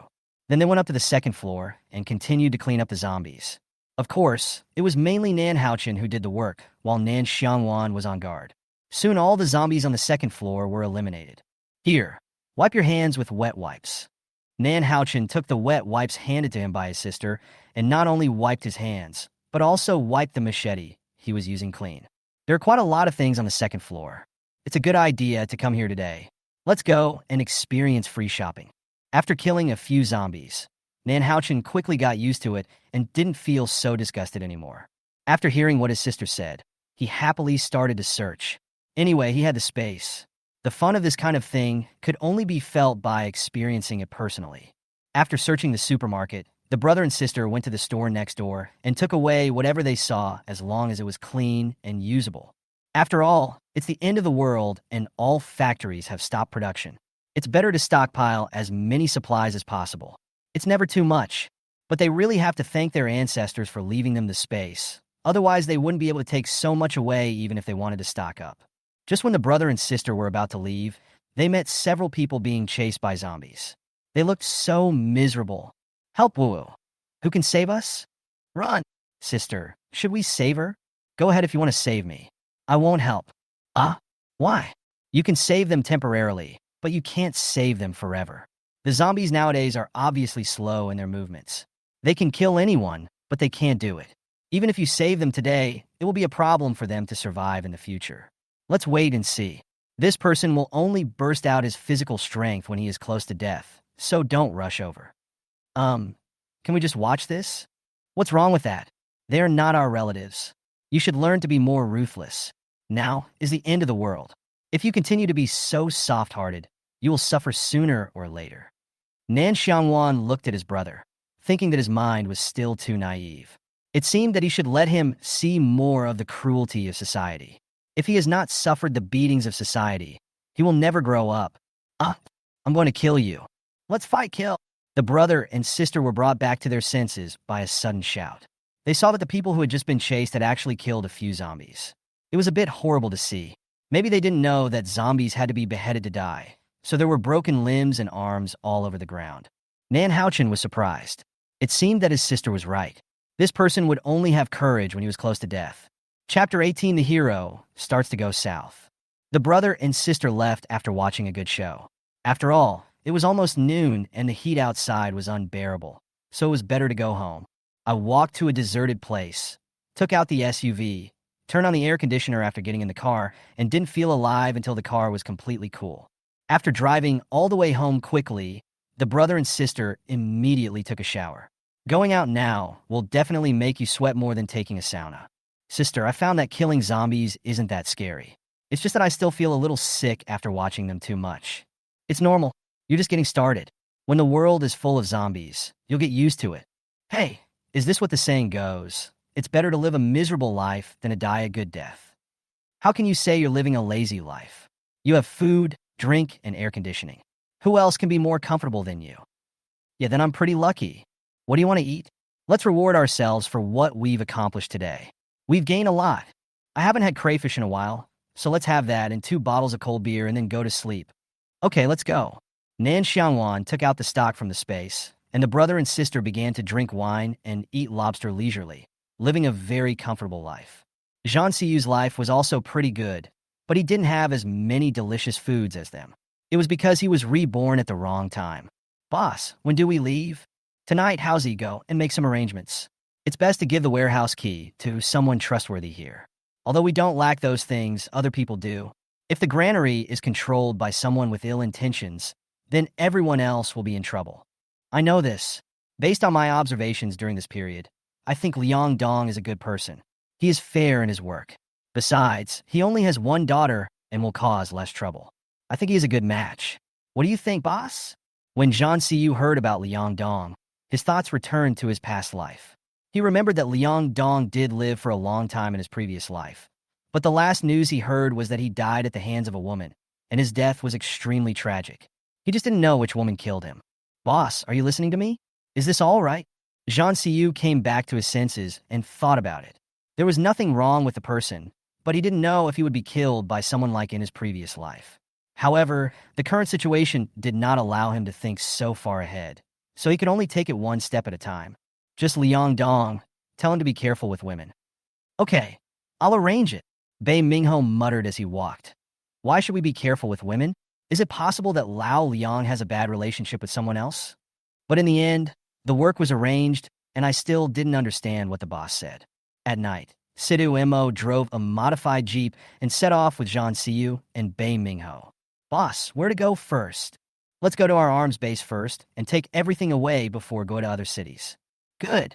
Sidhu Mo knocked over many zombies along the way and finally drove to their secret arms base with difficulty. Zhang Siyu got out of the car and dealt with the scattered zombies outside before leading people to the underground entrance.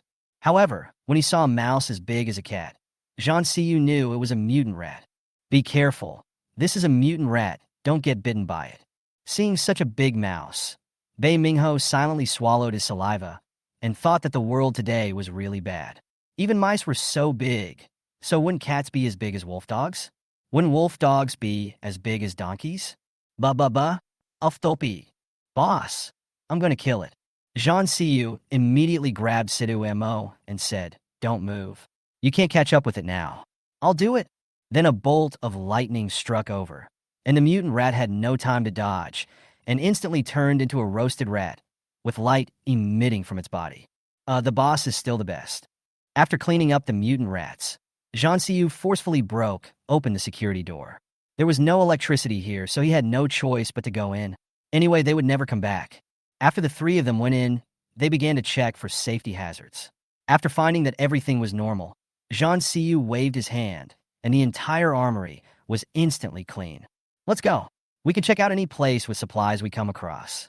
Okay, but are we going out of town tonight? Well, let's go south. There are more supplies there. When we have collected enough, we have to come back. The security base in the capital is still very good. Okay, we can practice cleaning up the zombies. Well, by the way, let's see if there are any crystal cores in the zombies' heads. Ah, that thing is in the brain? The 3 of them got in the car and started to leave the city and head south in the dark. Zhang Siyu calculated the time so that when it got extremely cold, they would almost reach High City. Fortunately, he had a house in the suburbs there, which was just right for them to avoid the extreme cold. However, what he didn't expect was that when he arrived at the place, his villa had been destroyed and only bricks were left. After a night's rest, Nan Xiangwan got up in high spirits and then called her brother to exercise together. After dinner, the brother and sister drove out to go shopping again. Ming stood in front of the window and saw them driving out again, and he began to feel restless. Wang Lei, take your weapons and come with me. Let's see which car is still usable. Come with me to find supplies. The siblings go out every day. We can't stay here like this. Otherwise, we will starve to death sooner or later. Ming, are we going out again? Someone died the last time we went out. Isn't it normal for people to die in the end times? If you all don't want to go out, I can go out by myself, but none of you can eat the food I find. Just wait to starve to death. Ming, how can you do this? We are girls. Aren't you boys supposed to take care of us? Ming looked at the girls in the room and said with disgust, the siblings across the street can go out to find supplies. How are you worse than them? Don't make excuses for being timid. Also, I'm not your parents. I can't control your life or death, so don't tell me any big truths. I only know that strength is king. Whoa, Ming, we are classmates. How can you ignore us? Why are you so cruel? Wang Lei was a little annoyed when he saw them crying. He felt that what Ming said was absolutely right. It was the end of the world now, and it was good enough that they could take care of themselves. Did they really think that food was so easy to find? There were no zombies before, and food was extremely scarce. Now that zombies are everywhere, why should I give them the food that I worked so hard to find? Ming, I'll go with you. I don't want to starve to death. After seeing this, 2 other boys and 1 girl stepped forward and agreed to go out to find supplies, and then no one came out. After they drove off, Ming continued, after we find the supplies, let's move to another place. Those people are hopeless, and we will be dragged down by them if we go back. After hearing this, the others did not say anything and tacitly agreed with Ming's choice. It was not that they were cold-blooded, but they just wanted to live. Chapter 19, Sandstorm Arrives. The reason why Ming made such a choice was because he was originally selfish. He had no choice but to huddle together for warmth, but the current situation did not allow him to continue like this. So, in the end times, the ugly faces of human beings will gradually become more magnified. At this time, Nan Xiangwan was happily shopping for free with his brother, and wherever they went, they were like bandits passing through. Some people may say that Nan Xiangwan is very selfish and did not leave a way out for others. But if we put ourselves in her shoes, I think many of us would do the same. After all, everyone wants to survive. Sister, we haven't met many survivors in the past few days. Do you think they are all dead? Nan Xiangwan ate a popsicle and said leisurely, many people don't dare to come out. After all, most people are still afraid of zombies. I think they will come out when they run out of ammunition and food. Okay, but it will be really hard to find food then. It's because he and his sister are so good at hoarding. Let's go. There's a jewelry store up ahead. Let's go take a look. Real? Well, but look, the window is broken, and I don't know if there's anything left. Nan Xiangwan looked at the store his sister mentioned and suddenly became unhappy because his little money was gone. Let's go. Not everyone has space. Even if you take it, there will be some left over. Yes, what are you waiting for? Let's go. Don't worry, there are zombies inside. Oh, I'll go clean it up then. Let's go together. Be safe. The brother and sister took machetes and cleared out the zombies along the way. Soon, more than half of the zombies were gone. Nan Xiangwan scanned the area with her mental power and made sure there were no zombies before walking in. At this time, the jewelry store counter had indeed been looted, leaving only some large ornaments that no one had taken. It might be because the items took up too much space, but Nan Xiangwan didn't mind, and all the good things were put into the space. Sister, come up quickly. There is a safe here. After hearing what her brother said, Nan Xiangwan quickly went upstairs and saw her brother fiddling with an extra-large safe. Sister, this thing can't be opened. I'll put it in my space first and study it when I get home. It's not safe here. Oh, fine then. My space is full. You can take it away. Nan Xiangwan didn't waste any time and directly put away the safe, and then packed away all the jewelry on the second floor. Then the brother and sister went to a factory outside the city, but they didn't go in. They just took a look and left.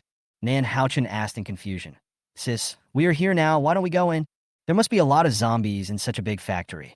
Do you want to go there and get killed? When our strength is higher, we can go and take a look. For now, forget it. After listening to his sister's words, Nan Xiangwan felt that it made sense and stopped talking. On the way back, I happened to pass by Ming and his group's car. Ming, that's the car from our community, right? Well, that of the brother and sister. Hey, at the same age, he's so amazing. I'm really envious. He Ming narrowed his eyes and said thoughtfully, after we go back, we have to exercise. If we are not physically fit, we will not be able to escape if we encounter powerful zombies. After hearing this, the others also thought that He Ming was right. It seemed that they could no longer gain weight and had to exercise.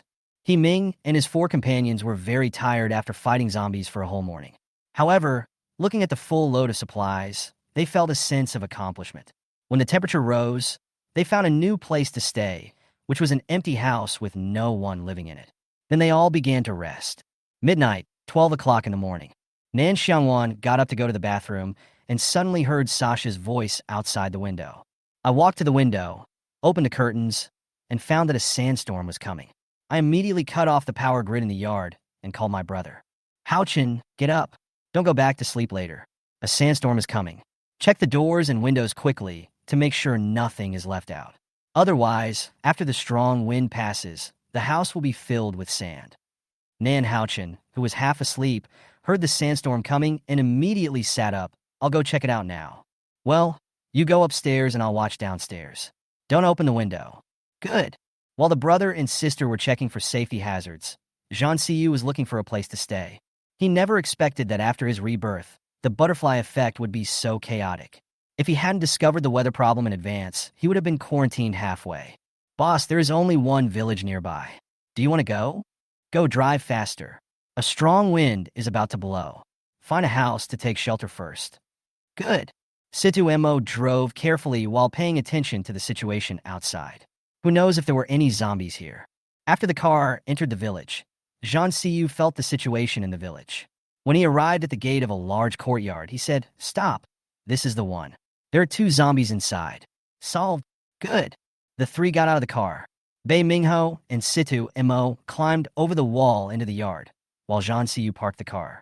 Feeling the pain of the wind and sand blowing on his face, he thought that he should speed up and head south, for fear that the extreme cold weather would come and he would not be able to leave. After the 2 people inside cleared out the zombies, they opened the door. Boss, it's done. Bei Mingho looked at the messy house and felt a little irritated. He wondered how he could sleep here. It was too dirty. If the boss hadn't said so, he would have wanted to leave here and find another one. After Zhang Siyu came in, he looked at the mess in the room and said, "Throw out everything in the room and prop up the doors and windows. The tornado is coming. I have a bed in my space, so let's just make do with it for now." After hearing what the boss said, Bei Mingho felt much better instantly. He knew that the boss would not let him suffer. He almost forgot about the boss's space. He immediately started to clean up the house with Situ Mo, and an empty house appeared in an instant. When Zhang Si saw this, he directly threw out 3 single beds. Since it was a hot day, there was no need to cover with quilts, which was quite convenient. Then he took out the cooking utensils and started cooking. Don't be surprised why the big guy can cook. It's because the food in later generations is too bad, and only the food you cook for yourself can be eaten. When Zhang Siyu cooked for the first time, Haozi and Mosey were nervous for a long time, fearing that their boss would cook some shady dishes. But after eating them, they realized that their boss's cooking skills were really good. "Boss, is there any meat? I want to eat meat." Mosey found it very funny to see Haozi's useless look. "Yes, I'll fry some steak for you, and then you can have some red wine and have a good rest for the night. It will be safer outside in this weather. I see that this house is pretty sturdy, and it should be enough to deal with the sandstorm outside." We all listen to the boss. Anyway, if you listen to the boss, you will get meat to eat, and no rebuttal will be accepted. Chapter 20 comes as a set, right? After the 3 of them finished dinner, the wind and sand outside became stronger and stronger, and the sounds outside could be clearly heard in the house. Siduemo looked at the closed doors and windows and asked with some concern, "Boss, will we be okay?" The wind outside is strong again. Zhang Siyu was lying on the bed with his eyes closed. When he heard Mo's words, he said with his eyes closed, "It's okay. This house is built very solidly. Sleep well. This storm will last at least a few days." He clearly remembered that the natural disaster in his previous life lasted for 3 days. After getting the boss's reply, Moz had to go back to bed to rest. After all, he believed what the boss said. If he said it was safe, then there would be absolutely no problem. Zhang Siyu and his group were isolated halfway. The classmates that He Ming had left behind before were almost going crazy. They never expected that He Ming would never come back after he left. They didn't have much food left to begin with, and now there was a sandstorm, so everyone was going to starve to death. The whole villa was filled with crying sounds, so pitiful. So this is what happens to lazy people. As for the 4 people that Ming took away, they were very grateful that they could go out to find supplies. Otherwise, they would have starved to death. As for Nan Xiangwan and her brother, they were currently planting food and vegetables in the space. Sister, do we need to plant everything here?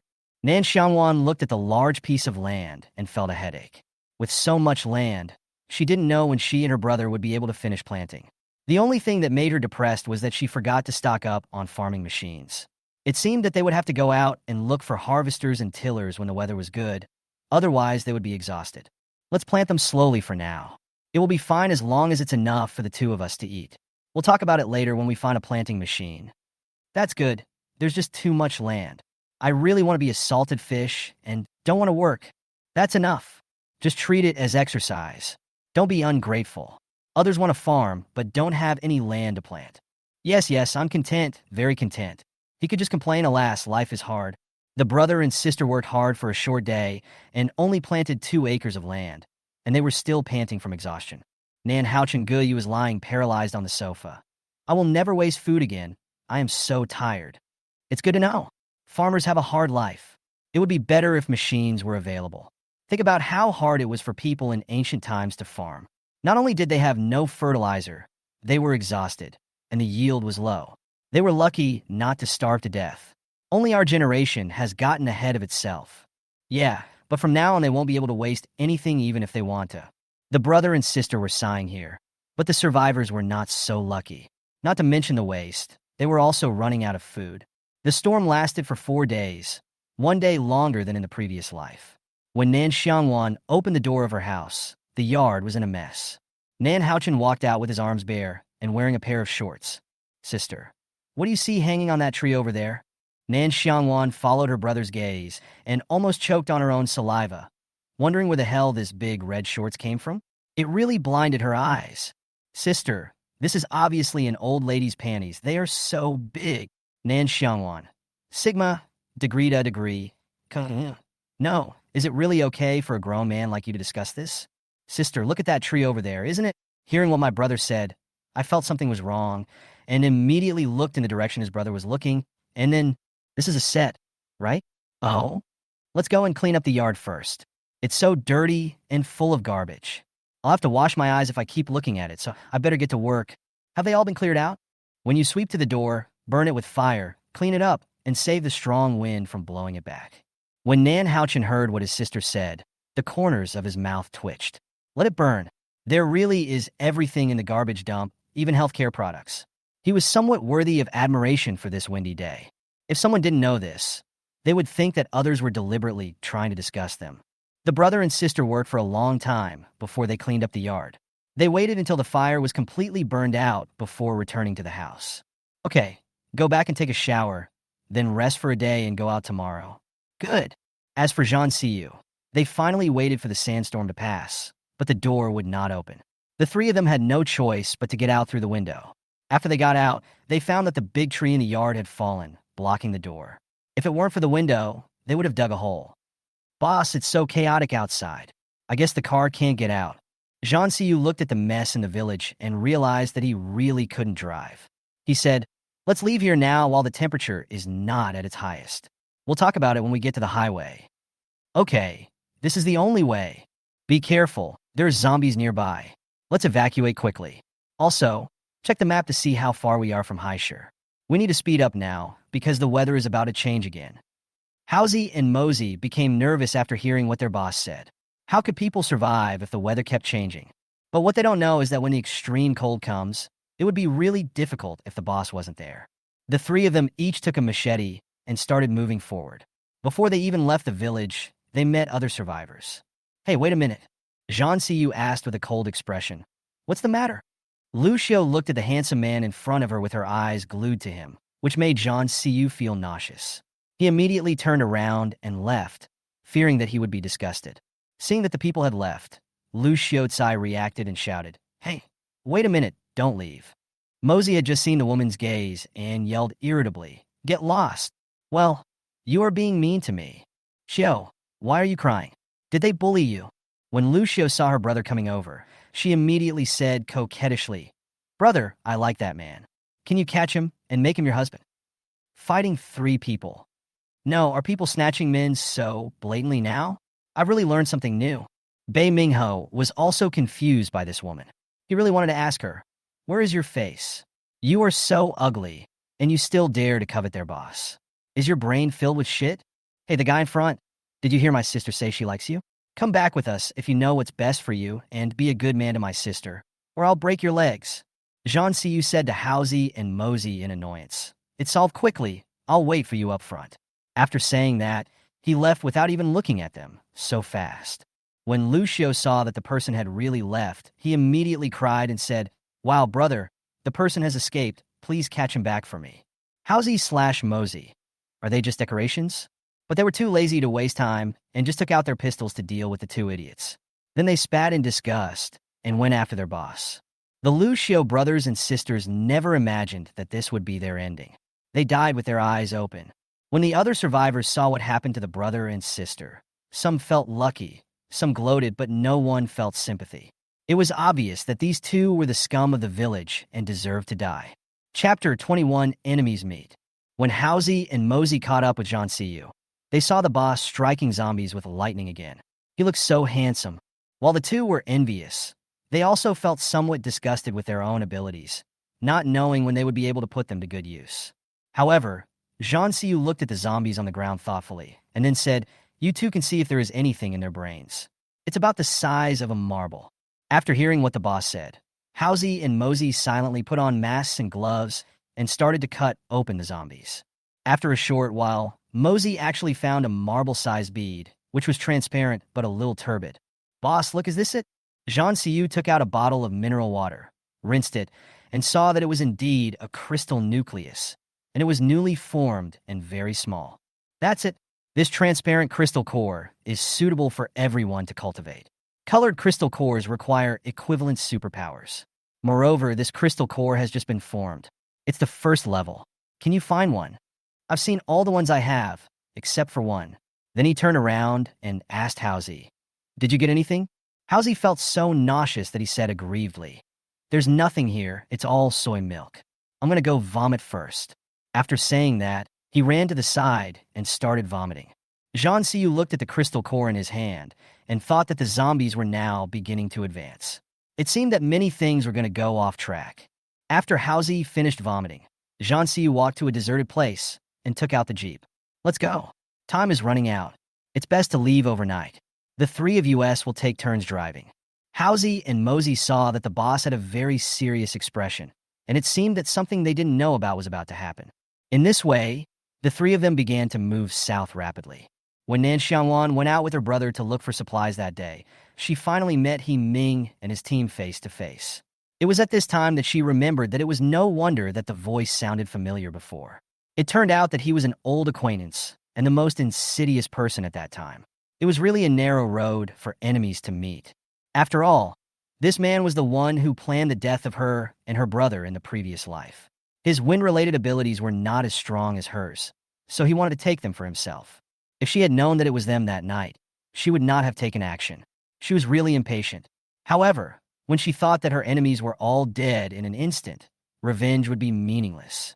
She had plenty of time in this life to play with them slowly, so she was not in a hurry. It was only today that He Ming and the other 4 friends saw the true faces of the siblings.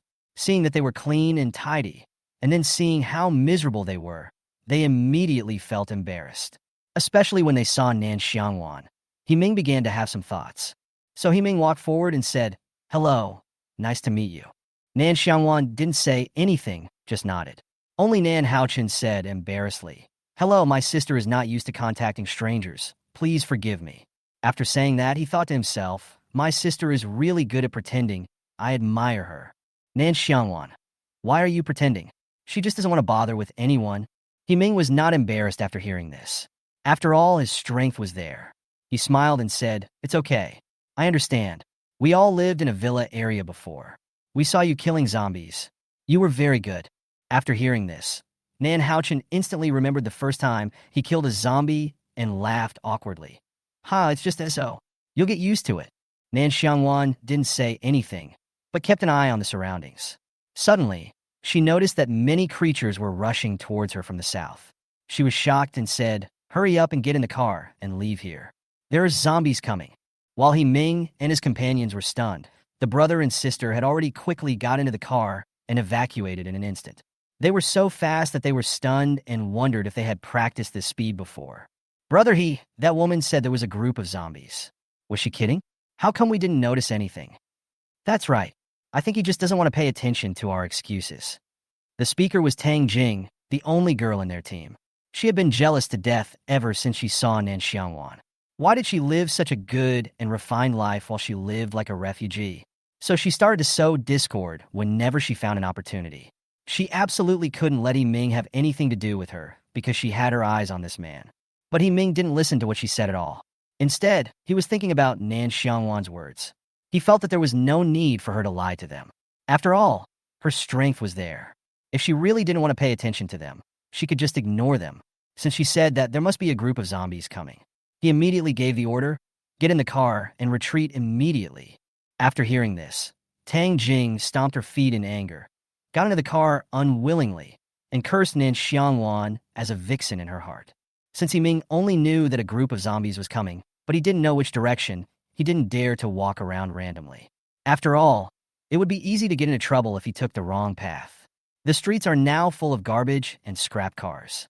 Once he drove into a dead end, he could only wait to die. "Wang Lei, did you see where those two siblings went just now?" When Wang Lei heard Ming's question, he said without thinking, "North, not the direction of the villa area. Follow the siblings, quickly." Wang Lei felt that Ming was making a big deal out of nothing. There was no group of zombies. There weren't so many people here. It was obvious that he was just trying to scare them. However, he still started the car but drove to the east while Ming wasn't paying attention. "Sister, are there really groups of zombies?" "Well, I observed it with my mental power, and it was brought by the survivors. It seems that things will not be peaceful here soon. So what do we do now? Go home. Let's take a detour home, and then see how the situation develops over the next 2 days." Okay. The brother and sister drove a long way before returning home, but Ming and his friends were not so lucky. "Wang Lei, you really want to die? Don't drag me down with you. Look at what's on the right. Go quickly." Wang Lei looked to the right and was instantly frightened out of his wits. He was so nervous that he couldn't even drive the car. When Ming saw this, he yelled, "Get out of here. I'll settle the score with you when I get back." Wang Lei didn't know that there really was a group of zombies, and he happened to encounter them. He must be regretting it so much now. "Help save us? Hey, big brother in front, please save us, please." Ming looked at the survivors running over and was about to say it was inconvenient, but when he saw a pretty face, he immediately changed his words and said, "Wang Lei, tell them to get on the bus quickly, and the cars behind them too. Squeeze in and hurry up." Wang Lei wanted to say something, but he had just done something wrong, so he had to bite the bullet and get everyone on the bus. He thought to himself that it would be terribly crowded with 6 people in the car. "Thank you, big brother. You are a good person. We will repay you." After hearing this, Ming just said and drove away, pretending to be calm. But just as they left, another group of people came running over. They all looked extremely disheveled. They looked at the leaving car with hatred in their teeth. "Brother Liang, what should we do now?" "Run, survive, and then seek revenge on that bitch." Chapter 22. Meet an acquaintance again. Ming and the 6 new members of the team quickly returned to their temporary base. Zheng Zichen looked at the simple residents and suddenly felt a little disgusted. If the situation had not allowed it, she would not have wanted to go with them. "Brother, this place is too shabby. I thought they were pretty powerful." Zheng Zichen's elder brother Zheng Zirwei said soothingly, "Don't be picky. It's good enough to be alive now. I see they have a lot of supplies, especially our current situation is impeccable, especially you. You pushed Liang Shuzhe's sister into the pile of zombies, and this hatred is completely settled." After hearing this, Zheng Zichen said nonchalantly, "Skay, that depends on whether they have the life to survive." Zheng Zirwei, "Alas, my sister will suffer sooner or later because of her character. She has been spoiled by her parents. It's the end of the world now, but she still doesn't know how to control her temper. She will suffer sooner or later." Ming was also discussing with his 4 former classmates. "It's the end of the world now. We must expand our team so that we can fight against the zombies. So I brought them back, but don't worry, if they don't work, we won't give them food for free." When the other 4 heard what Ming said, they seemed to be thinking about something. They also knew that it would not be possible with just the 5 of them, so they thought for a while and then agreed. Since everyone has agreed, I will go and negotiate with them. Okay, let's go together. I don't know what they said in the end, but He Ming became the captain of their team. Back on Nan Xiangwan's side, the brother and sister were playing around in the living room when they heard someone knocking on the door. They looked at each other and wondered which psychopath came out in the middle of the day. Sister, I'll go check it out. You don't have to go out. It's hot outside.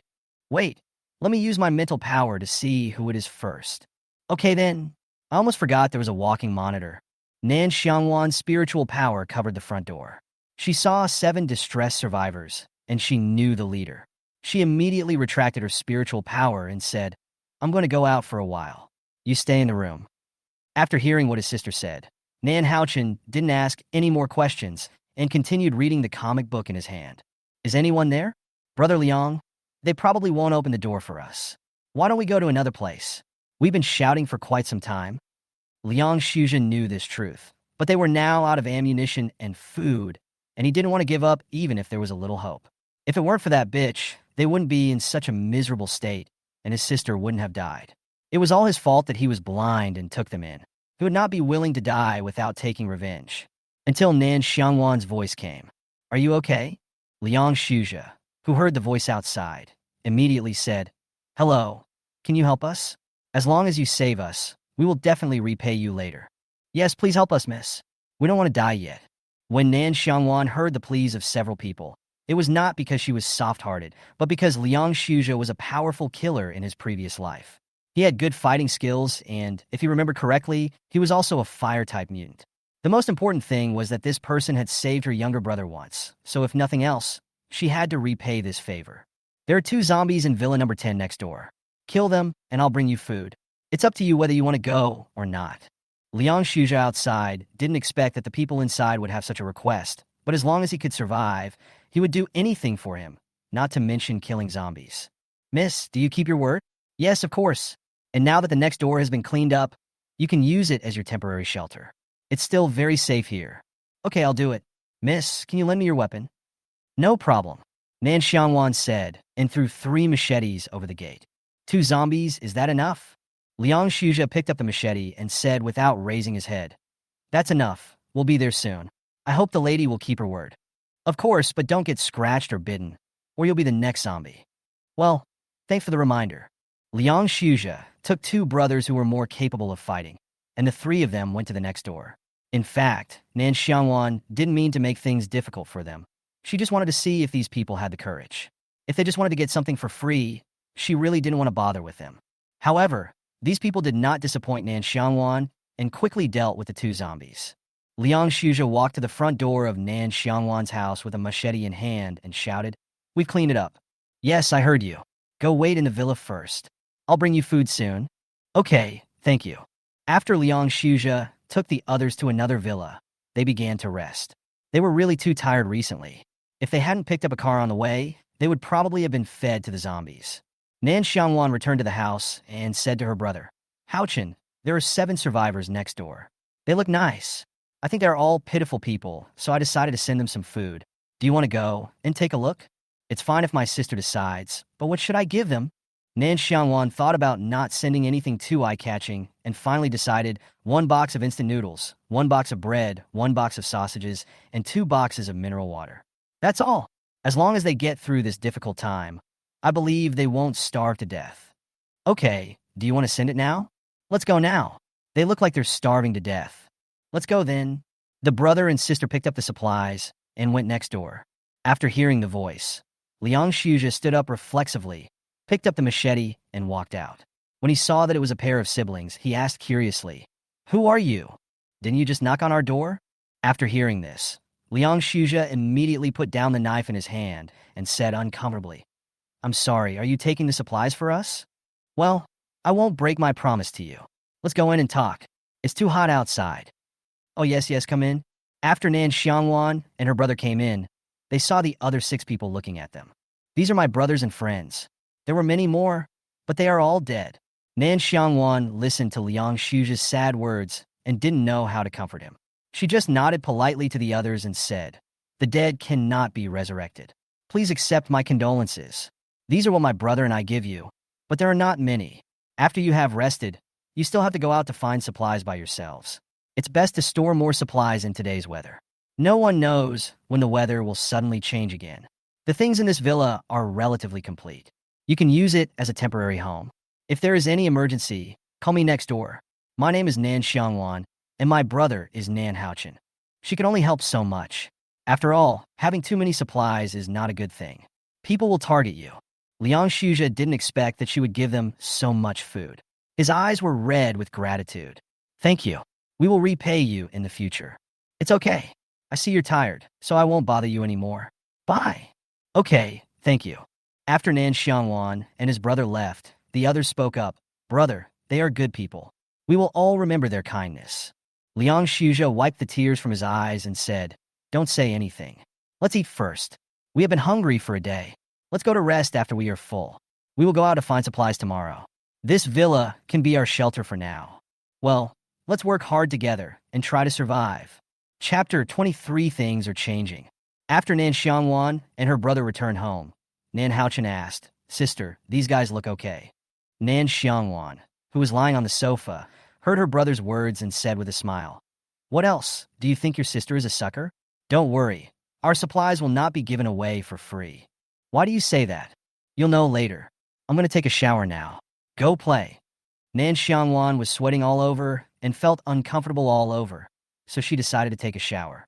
Of course, Nan Xiangwan didn't fall behind and took a shower as well. The next morning, when Nan Xiangwan got up, he found that the temperature was not as hot as usual, and he suddenly felt an alarm in his heart. I thought, is this extreme cold weather going to come so soon?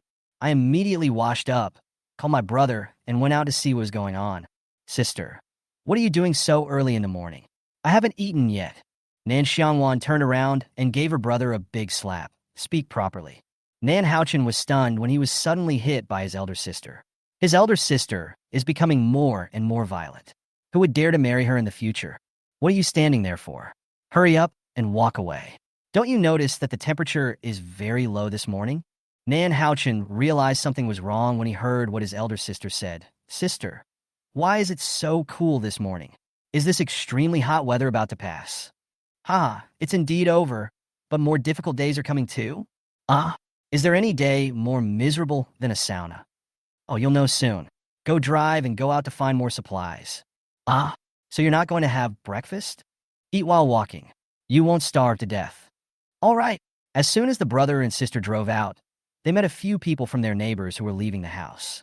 Liang Shuzha didn't expect to meet a neighbor, so he walked over with a smile and greeted her. Good morning, Miss Nan. Are you and your brother out looking for supplies? Well, it's early for you guys too. Are you going out too? Yes, we can't just sit there and wait. We have hands and feet, so we have to find food. Indeed, but don't you have 2 cars in your yard?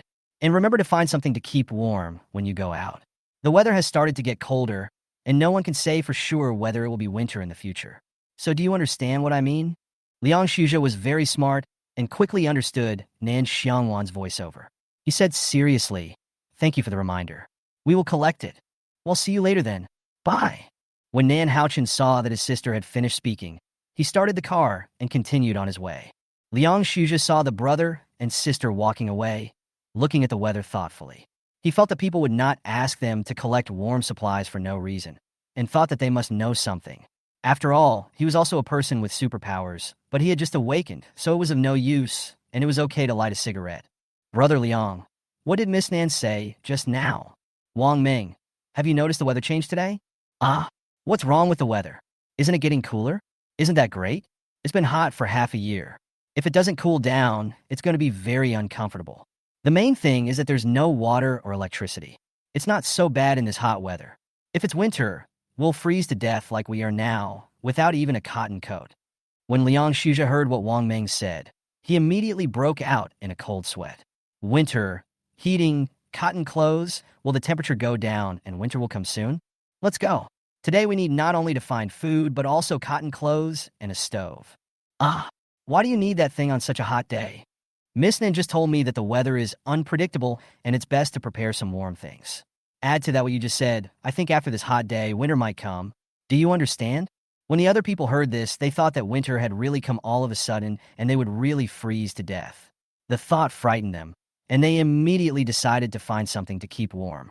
But Nan Xiangwan said curiously in the car, "Sister, why did you say that to them? Just think of it as saving people to the end.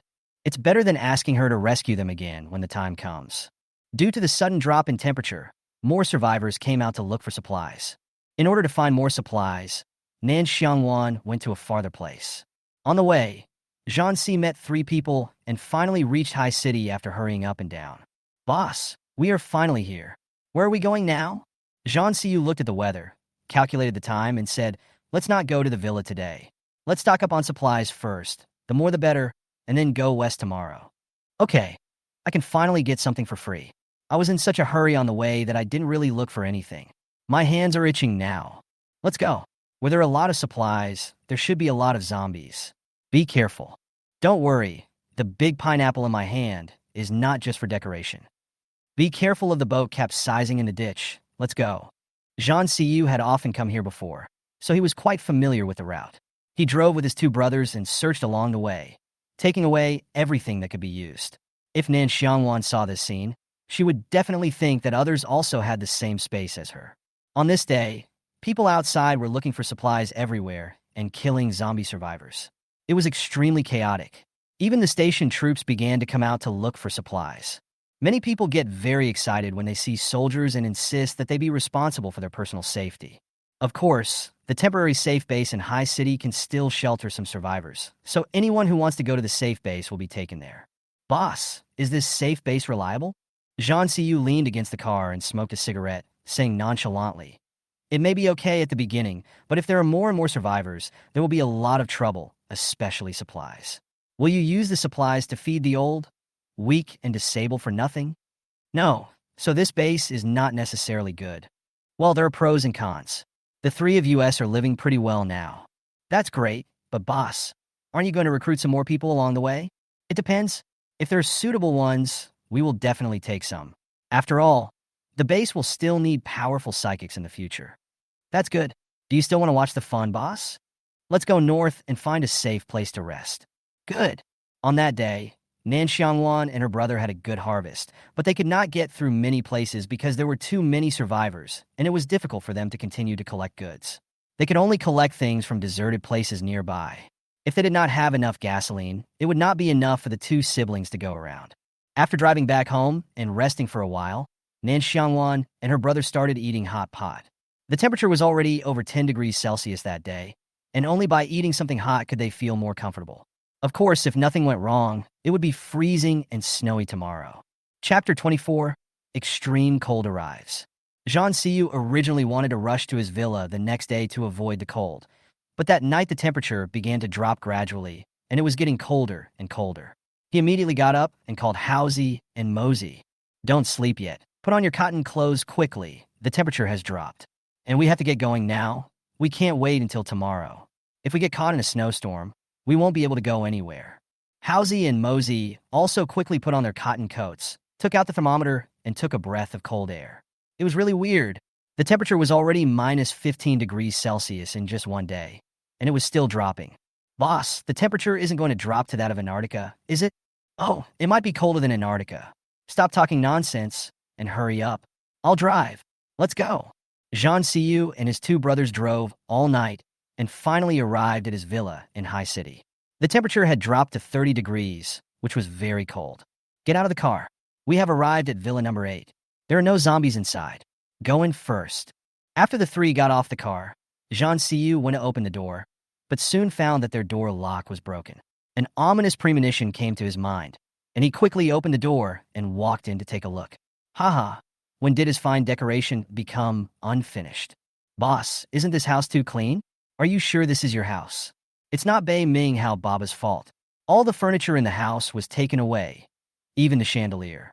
If the floor tiles and wall coverings could be taken away, the house would have been even more unsightly. Fortunately, the windows were still intact. Mosey, change the door locks. Housie, check all the windows in the house and make sure they're closed. I'm installing the heating equipment now. Good. Zhang Siyu looked at the bare house and thought to himself that it was a good thing that he didn't buy many things at the beginning.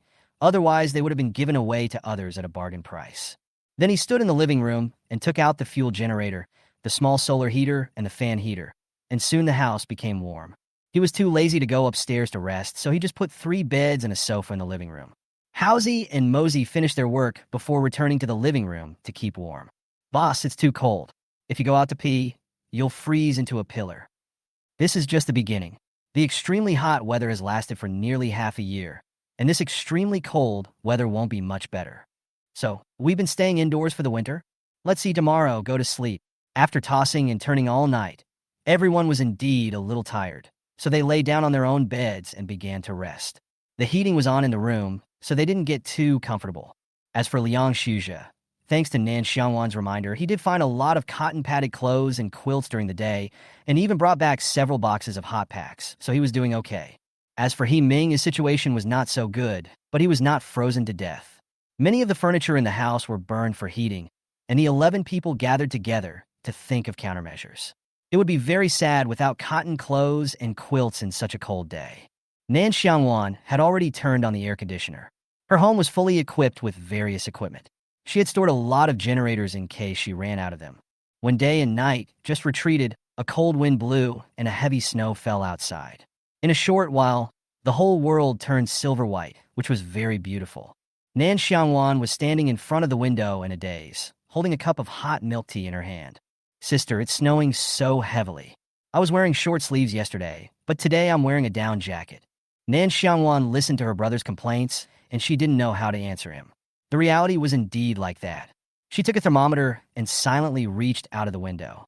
When she brought it back, her hands were frozen red.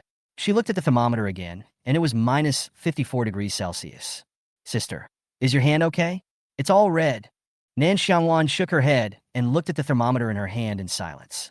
This extremely cold weather was much worse than the extremely hot weather, and after the extremely cold weather passed, it would be real hell on earth.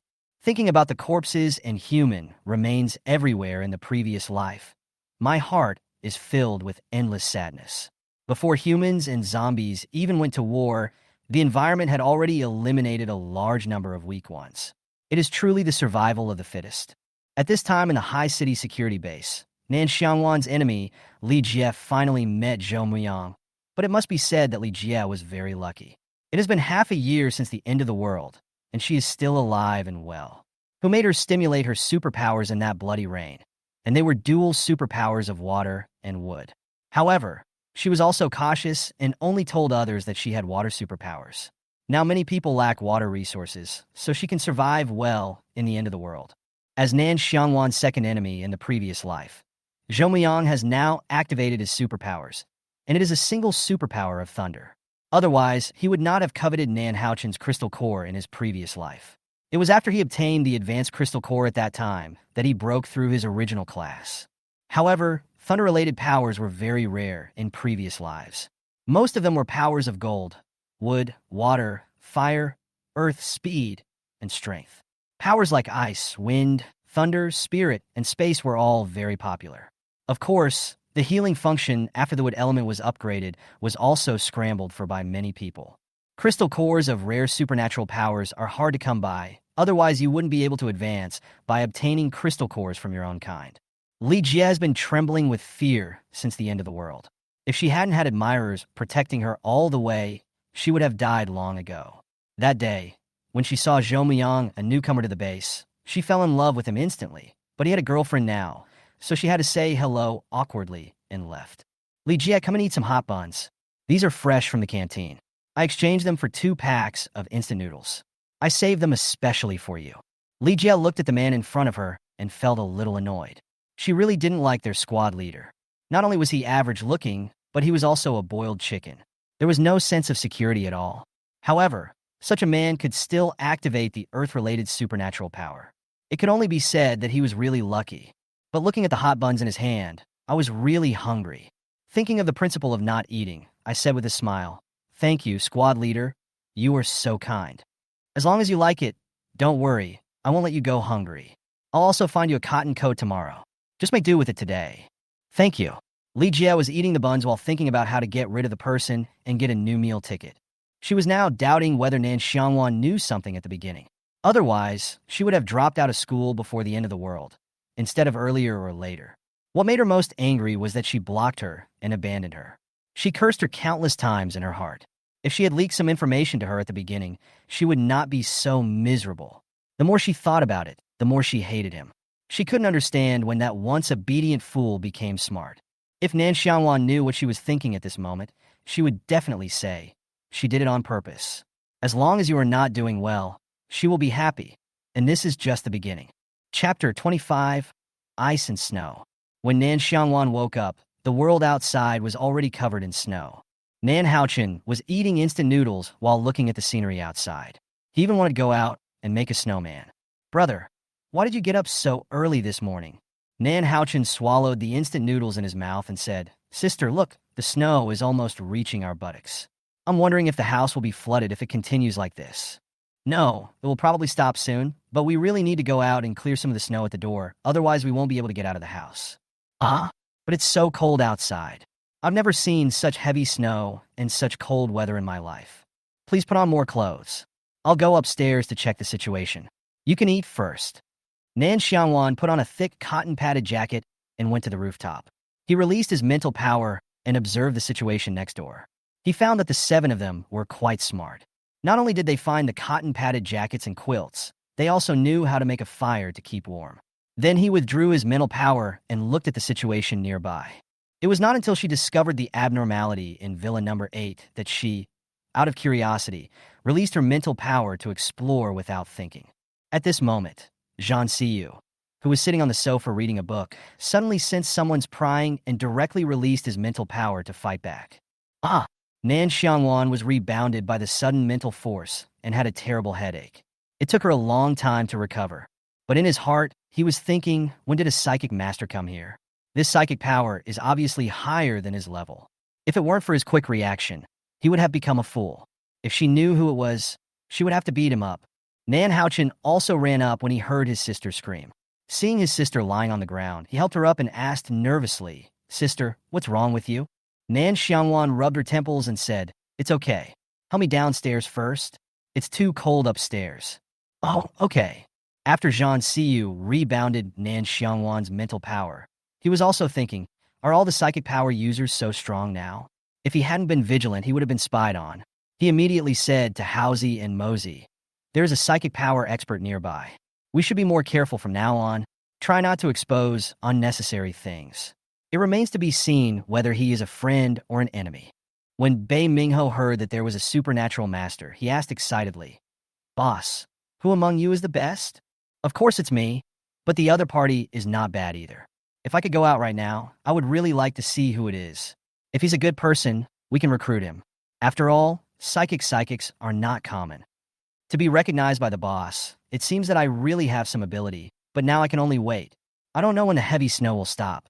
Fortunately, the boss was wise enough to hurry on his way last night. Otherwise, I would really be quarantined and unable to leave.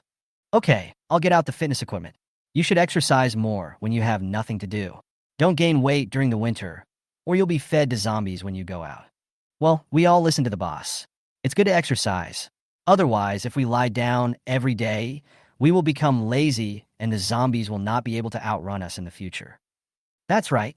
After this terrible weather passes, the zombies will upgrade and become more powerful, so you must not slack off. You must practice your supernatural powers every day. Although it will be slower without the crystal core, you can't relax. Yeah, we got it. While Zhang Xiyu was exercising with his brothers, Nan Xiangwan had a grim look on his face. She lay on the bed with a pale face, experiencing the pain of upgrading her superpowers. That's right, the collision of mental power just now was a blessing in disguise, which loosened her superpowers. After returning to the house and discovering it, she began to endure the pain like being pricked by a needle and finally broke through from the 2nd level to the 3rd level. After the upgrade, Nan Xiangwan felt that her ears and eyes were clearer, and she was delighted. She had never expected this to be possible. Sister, are you feeling better? Nan Xiangwan stood up and looked at her worried brother and said happily, Sister's spiritual system has been upgraded again, and even the bottlenecks of other superpowers have loosened a little. I believe they will all be able to advance to the 2nd level soon. Brother, you have to work hard. I'm glad you're okay. But what happened upstairs just now, sister? Nan Xiangwan heard her brother's question and said seriously, There's a new person in Villa number 8 across the street. His mental power is stronger than mine. I wanted to detect him, but his mental power bounced back, so I was knocked to the ground. After hearing his sister's answer, Nan Xiangwan asked worriedly, "Then we won't be unsafe, right?" "It's okay. I'm here with you. We can just deal with them as they come. Anyway, no one can leave the house now. Let's go to the space to practice with my sister. It seems that we still need to improve our strength. Otherwise, if we really meet a tough guy, we will have no chance to escape." "Okay, I will practice hard to protect my sister." Nan Xiangwan felt that he was a man and must protect his sister, so he practiced ancient martial arts and supernatural powers diligently every day. Nan Xiangwan saw it and felt pain in her heart, but she could not stop him. In the end times, only when you are strong can you better protect yourself, and the same goes for her. As the snow continued to fall, the sun finally came out 3 days later. However, it seemed as if the sun was blocked by something. There was only light, but no temperature. Early that morning, many people living in the villa came out to clear the snow at their doorsteps. Nan Xiangwan and Nan Xiangwan were no exception. The brother and sister wore thick down jackets and were fully armed, except for their eyes, and were wrapped tightly. "Sister, this winter is worse than summer. I wear too many clothes. I walk like a bear and can't even hold a shovel steadily. Don't complain. This heavy snow has its benefits. At least many people won't die of thirst." "What? Is that what I understood?" "Well, it's just as you think. Melted snow can be boiled and used for drinking, which is better than the lack of water in summer. As for heating, there are so many trees in the back mountain that it is not a problem to burn them all winter. So as long as there is food, it is easier to survive than in summer." "Indeed, but it would be difficult without cotton clothes. It's so cold, I don't know how many people will freeze to death."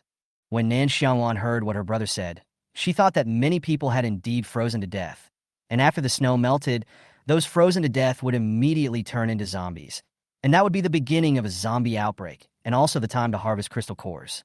It would then be much easier to upgrade superpowers, especially in the early stages when many people did not know that zombies had crystal cores in their brains. Those were treasures, so one should collect as many as possible. By the time those with superpowers knew about them, they would be hard to find. Chapter 26, being targeted by the boss. The brother and sister worked for a whole day to clear the snow at the door to make a walkable path. Looking at the waist-deep snow, they didn't know when it would melt. "Sister, have we been staying at home recently?" "No, let's go to the back mountain and pretend to chop some firewood. Otherwise, others will know that we have good things at home. It will be troublesome if we are targeted. When the snow melts, it will be time for us to leave. We should be patient and stay alive." Nan Xiangwan listened to his sister's words and felt that his sister was thinking long-term.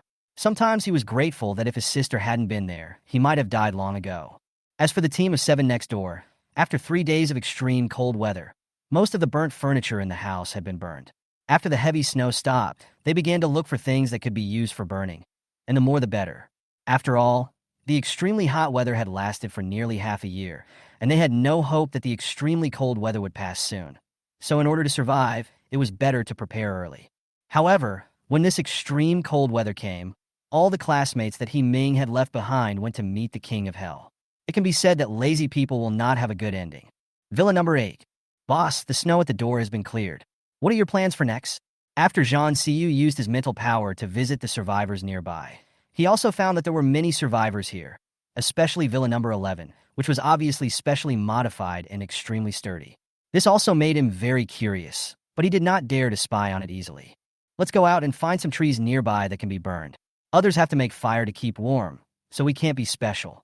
Of course, he still wanted to go out and try his luck to see if he could meet that psychic. "Okay, but the snow is too heavy. We can only look for it nearby. We can't walk far. Well, just some activities in the community." Then Nan Xiangwan discovered that many survivors suddenly came out of the community looking for fuel. "Sister, we are wearing too many clothes. The snow is so deep. I am so tired from cleaning up the snow all the way." After hearing what her brother said, Nan Xiangwan looked at the snow in front of her and suddenly said, "I'll try to melt the snow with my water power, but the ground might be completely covered with ice by then. Can water-based abilities be used like this? But ice is better than not being able to walk on it. Anyway, we are all wearing non-slip shoes, so don't be afraid. Sister, I believe in you. Let's get started." Nan Xiangwan took off one of her gloves and released a stream of water. But since it was a first-level ability, it was like a child peeing and was somewhat useless. Nan Xiangwan originally thought that his sister could release water over a large area, But when he saw the water column that looked like a child's urine, he was dumbfounded. He wondered when the water would melt to create a path. Sister, please don't release the water. I'm going to freeze to death by the time you clear the way out. Can we wait until the snow melts before going out? I really can't walk. Nan Xiangwan put away his supernatural power and sighed helplessly, thinking that he should hurry up and upgrade his supernatural power, as the supernatural power at this level was really useless. Then he said, let's go home and talk about it tomorrow. But we still have to make a show of cutting down the big banyan tree at the door. Nan Xiangwan looked at the big banyan tree in front of his house and felt reluctant to leave, as it was planted by his parents when they were alive. But when he thought that it was the end of the world and they would no longer be able to live here, he didn't feel so sad anymore. Sister, do you want to cut with a chainsaw? No, let's chop with axes. It's a good opportunity to practice our arm strength. Remember, there is a strong man from the spiritual department in Villa number 8, so let's keep a low profile. Oh, I almost forgot. Let's cut it quickly and then go back to eat. In fact, Nan Xiangwan was so cautious because she was afraid that others would peek into her home. However, after Zhang Siyu looked at other families, he only didn't look at theirs because he was also afraid of being hit back by mental attacks. After all, he didn't dare to act rashly before he knew their strength clearly. So, without knowing, the two of them tacitly kept their troops in place. Zhang Siyu sometimes thought that just because he himself was a reborn person, it didn't mean that other people wouldn't have adventures. After all, many things in this life are somewhat different from the previous life. Nan Xiangwan and her brother worked hard to chop down the tree. It took them half an hour before the tree finally fell down. Then they struggled to carry the tree into the yard. Just as they were about to close the door of their house, Liang Shuzha from Villa number 10 came over. Miss Nan, excuse me, could you please lend me your axe for chopping trees? We also want to chop down the tree at the door for firewood, but we don't have the tools. Nan Xiangwan glanced at the tree in front of their door, then said calmly, Brother, hand him the axe. When Nan Xiangwan heard what his sister said, he turned around and handed over the 2 axes he had just used. After Liang Shuzha took the axe, he quickly said thank you and went back to chop down the tree. Of course, everything that happened here was seen by Zhang Siyu, who was standing on the roof. Boss, what are you looking at? Look at villa number 11. Don't you find that the renovation of that villa is very special? It's like they knew the end of the world was coming. Otherwise, who would renovate a house to look like a prison? After hearing what the boss said, MOZ also looked towards villa number 11. Apart from the basic layout, there was nothing to be seen in the house. Boss, this family is really interesting. They installed one-way vision glass. Most people wouldn't install it like this. Do you think the person that night was one of the siblings? It's hard to say, but I've roughly checked the situation nearby. Only their family lives the best life, which is very similar to ours. If I'm not mistaken, one of these 2 people must be a space ability user. Boss, didn't you say that space and spiritual systems are rare? How come we suddenly meet them all? It feels like they are talents specially prepared for us. Zhang Siyu listened to MOZ's words and seemed to be thinking about something. Logically speaking, except for him who was reborn with superpowers, the abilities of others should have been stimulated after the bloody rain. However, these 2 people gave him the feeling that they were not novices at all, but rather veterans. Find an opportunity to contact them both. If their character is good, try to recruit them. Yeah, I think so. Okay, the other side has already cut down trees. We can't fall behind. You and Haozi should also cut down a tree to show your strength. Okay, I'll go now. At this time, Nan Xiangwan didn't know that they had been targeted by the big boss, and she was eating the hot pot heartlessly. Sister, this self-eating hot pot is really convenient. I should have bought more if I had known. Nan Xiangwan swallowed the food in her mouth and said, Don't worry. What we bought is enough to last for a long time. We can collect some more when we go north. Oh, I'm afraid they will all be snatched up by then. I really want to go to the hot pot factory. Oh, it's not impossible. It depends on whether your lightning ability can be upgraded quickly. If it can be upgraded to level 3, I will take you for a walk. Otherwise, you'd better behave yourself. The zombie swarm is not easy to mess with. After listening to his sister's words, Nan Xiangwan felt uncomfortable all over whenever he thought about falling into a zombie den. He thought he should not commit suicide since he had enough food. He did not want to be a hero since no one would give him a medal. He should leave the zombies to others. Chapter 27, First Meeting. After dinner, the brother and sister took a rest and started their daily physical training. After all, the current environment does not allow you to lie down and do nothing. If you want to be a salted fish, you can only be on par with zombies. Time flies, and in a blink of an eye a month has passed. During this period, there have been 3 heavy snowfalls, but fortunately, none of them were as heavy as the first one. Otherwise, no one would be able to go out. Due to the extremely cold weather, the zombies moved very slowly. That day, the brother and sister drove out in their family's Hummer to continue looking for supplies. "Boss, the siblings are out. Should we go with them to see?" Jean Siu said without thinking. "Let's go and follow them to see." They had been watching them for a month, so if not now, when would they say hello? Due to the extremely cold weather, the snow had not melted, so the car moved very slowly, which also made it easier for Jean Siu to track it. "Sister, there's a car following us." Nan Xiangwan looked through the rearview mirror and saw that it was a modified Jeep. She was a little surprised. Anyone who could drive such a good car at this time must be either a high-ranking official or someone with strong personal abilities. "Don't worry about it. Let's go on our way. We'll see what happens. If he's not a good person, we'll send him to hell." Nan Xiangwan listened to his sister's arrogant words, and the corners of his mouth twitched. When did he develop this habit of killing people at will? If it weren't for the end of the world, he would have eaten peanuts a long time ago. Seeing that his sister didn't take it seriously, Nan Xiangwan continued driving south, with Jean Siu following closely behind. Nan Xiangwan and her brother didn't stop until they reached the gate of a food factory. "Sister, what are you doing here?" "Looking for supplies. Although there are many zombies here, they are moving slowly now so we can practice."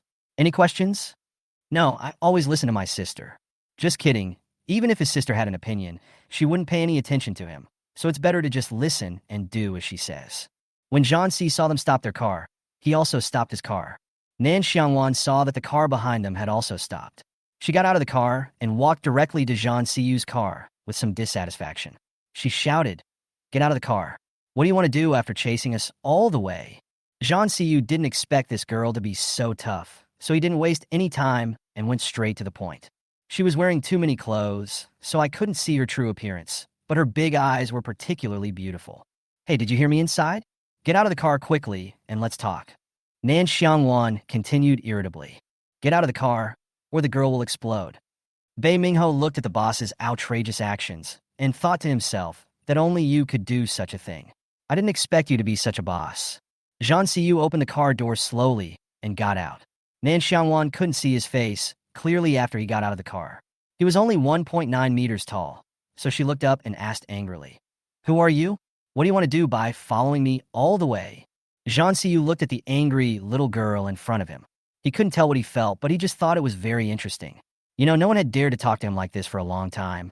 Seeing that the person was silent, Nan Xiangwan raised her eyebrows and said, "Are you mute? Speak." If he wasn't wearing too many clothes, she really wanted to kick him. She was so angry. "Hello. We are from Villa 8. Nice to meet you." Nan Xiangwan was mesmerized by the sudden voice and wondered what kind of voice it was. Why was it so nice? If this person was the host, how many girls would he have charmed? Jean Siu didn't say anything when he met the little girl.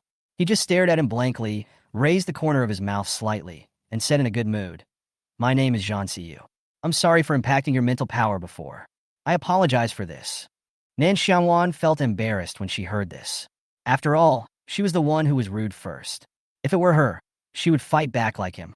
She rubbed her hands awkwardly and said, I'm sorry. I was just curious at the time. I didn't mean anything else. I was just used to observing the situation around me.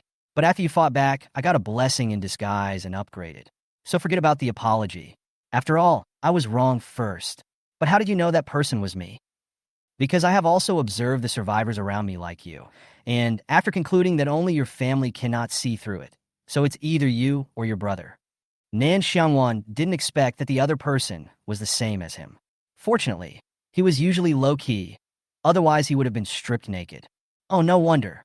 We'll be neighbors from now on. I hope we can learn from each other's abilities when we have the chance. But I don't know what you call each other yet." "Oh, my name is Nan Xiangwan. My brother is Nan Xiangwan, but can we go back and talk? We are in a hurry to find supplies. Do you want to join us?" After being invited by the girl, Jean Siu did not refuse and said directly, "Okay, but don't worry. The 3 of us have special abilities and will not be a drag." "Really? That's great. How about this? We split the supplies we find 50 to 50. "Okay, you have the final say." Nan Xiangwan had not expected to play with this man so well, and had already put aside the unhappiness just now, and said happily, "Then what are you waiting for? Let's go." "Good. Zhang Xiu gestured to the two people in the car, asking them to get out, and then said to Nan Xiangwan, "Miss Nan, is the car parked here?" When Nan Xiangwan heard her words, she asked suspiciously, "What else?" After all, they just met, and she couldn't expose her brother's space now, right? However, Nan Xiangwan didn't expect that Zhang Xiu waited for the people to get off the car without any hesitation, and then directly put the car into the space without hiding it at all. When Nan Xiangwan saw this, he looked at his sister and asked, "Do we want to put it away?" Zhang Xiu looked at the siblings' exchange of glances and said with a smile, "Miss Nan, do you need our help?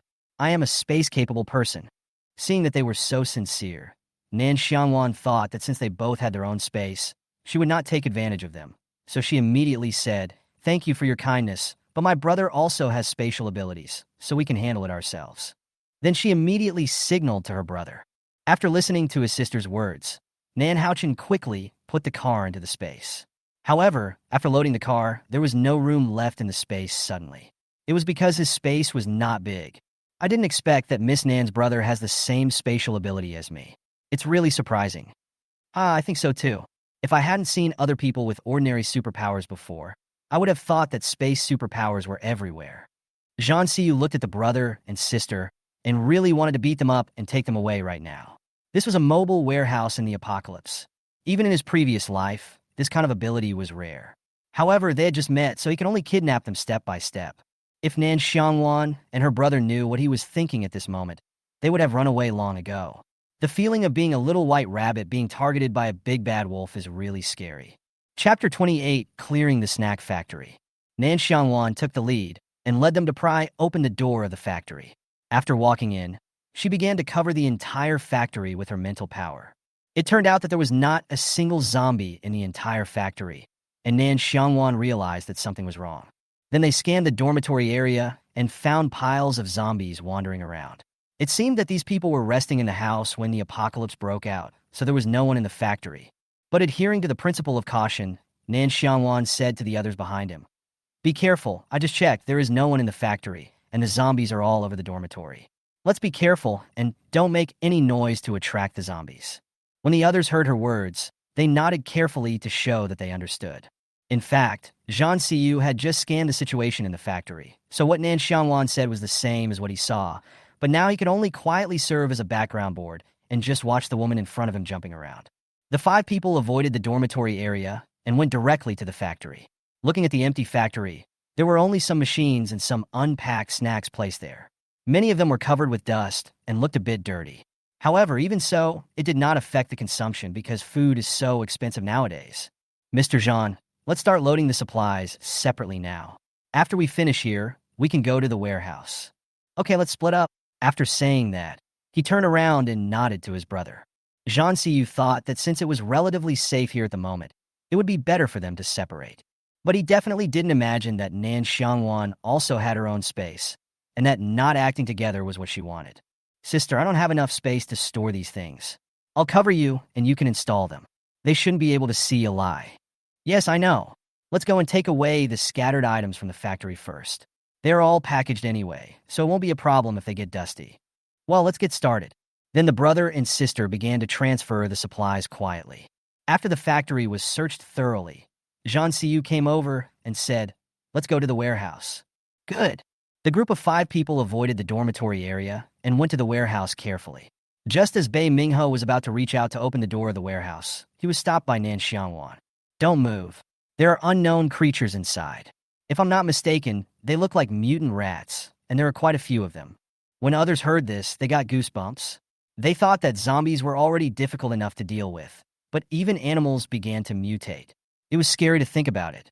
Then Nan Xiangwan continued, "In the apocalypse, people have mutated, so it's not surprising that animals have mutated. Maybe after the snow melts, plants will also mutate. As long as we are careful, we will be fine." Zhang Xiu listened to Nan Xiangwan's words thoughtfully. He always felt that this girl seemed to know something, as if she knew everything and was very calm. "Okay, everyone be alert. If your superpowers don't work, use your pistols. If you can scare them away, that's the best. If that doesn't work, then shoot them." Nan Xiangwan heard what Zhang Xiu said and added, "Have you installed silencers on your pistols? If not, don't shoot. I'm afraid we'll attract zombies, and then none of us will be able to leave easily. Don't worry, we won't do anything so stupid. Just you two have guns? If not, we can lend them to you. Nan Xiangwan was about to say yes when her brother, who had retreated, said, "We have our own guns. Thank you for your kindness." Well, this brother really needs to be retrained. Can't he hide his past? It might be normal for others to have guns, but it would be fantastic if these two ordinary people also had guns. However, since everything has been exposed, Nan Xiangwan simply stopped hiding it and let it be. However, when Jianxi saw that they also had guns, he suddenly became curious about their identities. After all, he was a gangster, and it was normal for him to have guns, but it was a little abnormal for people like them to also have guns. But now he didn't have time to think about it, and said calmly, "Since we all have hot weapons, it will be more convenient. I will lead the charge later, and you can follow behind. After all, my fighting power is not bad." Seeing that the boss had recommended himself, Nan Xiangwan didn't say anything. Then she listened to the boss count to 3 and opened the door of the warehouse. The moment they opened the door, they heard a lot of squeaking sounds from inside, which made their scalps tingle. They wondered if they had disturbed a rat's nest. When Jianxi saw them, he immediately said, "Be careful not to get bitten by them. Who knows if these things have the zombie virus? It will be troublesome if you get bitten by accident." "Okay, let's do it." After the 5 people entered, they quickly separated to deal with the mutant rats. Soon they heard various noises. Fortunately, the initial mutations of the animals were not too outrageous, and they were quickly cleaned up. Okay, we cleaned it up, but what did this mouse eat to grow so big? It's not only bigger than a house cat, it's almost as big as a small domestic dog. Nan Xiangwan listened to her brother's complaints and explained without any surprise. "Didn't you see that a lot of supplies in this warehouse have been eaten? We already have apocalyptic zombies, so mutant rats are nothing. Even if domestic pigs grow to the size of cows, I'm not curious. I just don't know if they can be eaten." Zhang Siyu listened to the conversation between the siblings and wanted to say that he could eat it, but he didn't tell them. After all, he couldn't stand out too much, otherwise they would become suspicious. Nan Xiangwan, "Of course she knows that she can eat it. You tell her." Then Dao Zhang Siyu said, "We will know whether it is edible or not in the future. Now we should hurry up and pack the supplies. Although it is not the staple food, it can at least fill our stomachs. Indeed, Brother Jean, please put all the things here into your space first. We can distribute them after we go back. It's too messy here and not very convenient." It was just right for her to see how big the other party's space was. When Zhang Siyu heard her words, he agreed without thinking too much. "As long as you are not afraid that I will embezzle your share, I can take it first." "It's okay, I believe you. You won't skimp on these snacks." She didn't lack food anyway, and she could also test their character at the same time. "Okay, since you said so, I won't be polite." Then he waved his hand, and the entire warehouse was empty in an instant, except for the dead rat. Nan Xiangwan looked at the empty warehouse and was about to say something when Situ Mo suddenly said, "Boss, hurry up. The zombies seem to have smelled the blood here, and a few of them are coming over." After hearing this, Nan Haochen immediately walked to the door and looked over.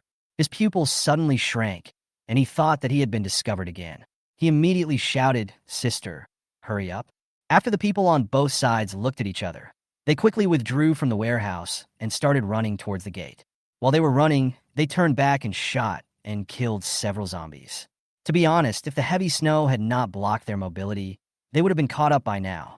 Looking at the zombies coming out one after another behind them, their scalps were numb. Only when they ran to the factory gate did Nan Xiangwan gasp and say, "Get the car and leave here quickly." Zhang Si knew that now was not the time to talk, so without any nonsense, they each took out their cars and left the place quickly. It was really not advisable to stay here for a long time, and it would not be too late to talk about some things when they returned. Chapter 29, Deja Vu. Nan Xiangwan drove in the lead, stepping on the accelerator as fast as she could. If it weren't for the heavy snow and difficult roads, she would have driven even faster than this. Nan Haochen just held onto the handlebars and watched Sister Che drifting in various ways, his heart almost jumping out of his chest with fear. Zhang Siyu and his friends followed them closely and soon drove back to the villa area. Nan Xiangwan stopped the car and breathed a sigh of relief. It wasn't that she was afraid of zombies, but the densely packed heads made her feel a little scared. After sorting out their thoughts, Nan Xiangwan and her brother got out of the car. When Zhang Si saw them, he also got out of the car. "Miss Nan, do you think it's better to distribute the supplies at your house or at ours?" When Nan Xiangwan heard what Zhang Siyu said, She said without thinking, "Let's go to your place." Not everyone could go to their house, and she was afraid of being seen by others. After all, there are many good things in their house. "Okay, but our house may be a little shabby. I hope you don't mind." "It's okay. It's good enough that people are alive now, and it's enough that the house can sleep people. In that case, please move." After Nan Xiangwan asked her brother to drive the car into the yard, she went to Villa number 8. When Zhang Si saw them coming, he immediately let them in. As soon as Nan Xiangwan entered the house, she found that it was indeed quite spacious, but it was very warm. "Miss Nan, it's hot in the room. You could take off your hat and scarf to get some fresh air." Mainly because he wanted to see the true faces of the brother and sister. After hearing this, Nan Xiangwan thought that it was indeed a bit stuffy, so she took off her hat and scarf without giving it much thought. But the moment he took off his hat, his hair was messy and he looked like a little lunatic. The moment Zhang Siyu saw Nan Xiangwan's true face, his heart skipped a beat. He had never expected Miss Nan to be so beautiful. There was truly a beauty in the north, so stunning that she could topple a whole country. Even Bei Mingho and Moz were stunned. They had seen all kinds of beauties before, but this was the first time they had seen a beauty as exquisite as Miss Nan's. Nan Haochen saw that they were all looking at his sister's face, and his face darkened instantly. He said unhappily, "Can you let us take a look too? You can't just look at what we look like, right?" After Zhang Siyu and the other two came to their senses, they replied awkwardly, "We'll pick them right away." Nan Xiangwan naturally did not miss the gazes of the few people just now, but there was only admiration in their eyes, not the aggressive and obscene gaze of men, so she did not say anything. After all, everyone likes to look at beautiful people and things, and she is no exception. Since Zhang Siyu and the other two had returned home, they took off their coats directly and then removed the armor on their heads. When Nan Xiangwan saw Zhang Siyu's true face, she was stunned for a moment. Why was this face so good-looking? She seemed to have seen it somewhere before, but she just couldn't remember where. Then he asked without thinking, "Mr. Zhang, have we met before? It feels so familiar, but I just can't remember it." When Zhang Siyu heard her words, he was also thoughtful. The probability of having seen him before might not be very high. Could it be that he had seen him when he came here to inspect the house? "Has Miss Nan ever seen me here before?" Nan Xiangwan shook her head. "I don't know, but it seems familiar." Seeing his sister chatting so well with this man he just met, Nan Haochen said unhappily, "Mr. Zhang, can you give us our supplies now? We are in a hurry to go back and rest." "Of course, I'll give it to you now." Zhang Siyu also saw Nan Haochen's unhappy expression, and he didn't know how he had offended him. He took out their supplies very readily, thinking that there was a long time to come and there was no need to rush. Nan Haochen also put all the things he saw into his space. Of course, many of them were transferred by Nan Xiangwan. There were too many supplies, and his brother's small space could not hold so many things. However, Nan Xiangwan and her brother still underestimated Zhang Siyu's strength, because when they were collecting supplies, Zhang Siyu could clearly sense two energy fluctuations, and then his eyes darkened, and he was a little surprised at his heart. After Nan Haochen saw that everything was packed, he said to his sister, "Let's go home. I want to sleep." After hearing what her brother said, Nan Xiangwan turned around and said to Zhang Siyu and the others, "It was a pleasure working with Mr. Zhang today. Since there is nothing else to do, we will go back. If there is anything else, just call me at our house." Of course, Zhang Siyu would not force her to stay. After all, they had just met, and she was still very wary. He could only get to know her slowly before taking her away. "In that case, we won't keep you for dinner. When we have time one day, we will treat you two siblings to a meal." "Okay, see you later then." Nan Xiangwan and her brother skillfully armed their heads again, waved their hands, and strode away. Only after the siblings returned to the villa and disappeared from their sight did Zhang Siyu turn around and return to the sofa. Then he took out a cigarette and started smoking. When he first observed the siblings today, he always felt that Miss Nin knew something as if she was the same as him. When he thought of this possibility, his eyes narrowed slightly. If it was really what he thought, then it would be interesting. I don't know what this heavenly Tao means. They won't let them go even if they die. After Nan Xiangwan returned home, she ate hot pot with her brother. Nan Haochen looked at his sister and said worriedly, "Sister, that man today was too good-looking. You must not be seduced by that face, okay?" Nan Xiangwan, who was eating, almost choked when she heard her brother's words. She glared at him angrily. "Are you trying to murder your own sister? Don't you know that you can't talk nonsense while eating?" I'm sorry, sis. Are you okay? Drink some water and calm down. Nan Xiangwan took the mineral water her brother gave her and started drinking it until the burning sensation in her throat was no longer so severe and she felt much better. Be careful with your words next time. That man is good looking, but your sister is not bad either, okay? Even if I am a face chaser, I am a face chaser with a limit. If it weren't the end of the world, I would still consider pouncing on the man. But forget it now. I'm afraid of sending myself to the tiger's mouth. After all, she is a rich woman now. She must not fall into the gutter and be seduced by beauty. Nan Xiangwan finally breathed a sigh of relief after hearing what his sister said. As long as his sister wasn't taken away by that bastard, it would be fine. After all, they just met and he didn't know if he was a good person or not. It would be better to observe him for a while. Okay, eat quickly. Don't think it's not much. Eat and go to sleep. Chapter 30, Unexpected Disaster. Nan Xiangwan had only been enjoying the relaxing and comfortable life for a few days when she encountered an unexpected disaster. On this day, a group of refugees arrived in the villa area at some point. There were 9 people in 2 cars. As soon as they arrived at the villa area, they fell in love with Nan Xiangwan's house. After all, their house was the most special. Brother Tian, this is our home. It looks very solid. The man called Brother Tian, whose full name is Li Xiaotian, was born into a gangster family and did all kinds of evil things. After the apocalypse, he conquered some people with his own martial arts skills, which made him feel unprecedented vanity. If he had not been unable to make ends meet this time, he would not have brought people out to find a new residence. Well, this one is really good. It's safe even if zombies come. Go and pry the door open. After receiving the order, the brothers took tools and prepared to pry open the door of Nan Xiangwan's house. Nan Xiangwan, who was reading comics in the living room, heard the sound and immediately went to the rooftop of his house to look down. He found that someone was looking for death, so he went downstairs and called his sister who was taking a beauty sleep. Sister, wake up quickly, someone is trying to pry open the door of our house. Nan Xiangwan was sleeping in a daze. Suddenly, she heard her brother's words and woke up instantly.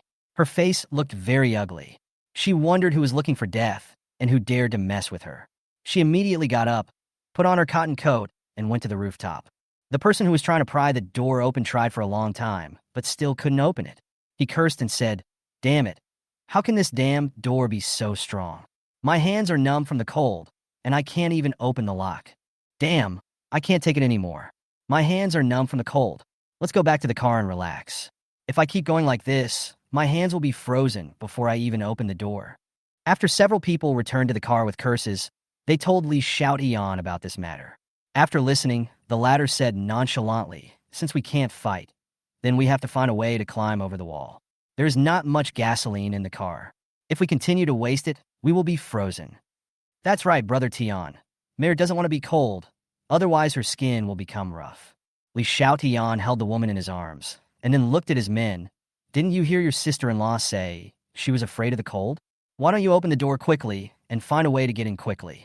After hearing this, several of his men got out of the car again, looking at the tall courtyard with a bit of melancholy, thinking, couldn't they just go to another store that could open its doors? After observing for a while, Nan Xiangwan had an idea in her mind. Then she whispered something in Nan Haochen's ear, and the two went downstairs. What happened at their house was noticed even by people in Building 10 and Building 8 next door. "Boss, do we need help?" Zhang Xiu looked at the people opposite him and said sarcastically, "No need. These few shrimp soldiers and crab generals are not enough for the siblings to practice with. Let's just watch the fun." Is this really okay? Doesn't the boss know what it means to be a hero and save a beautiful girl?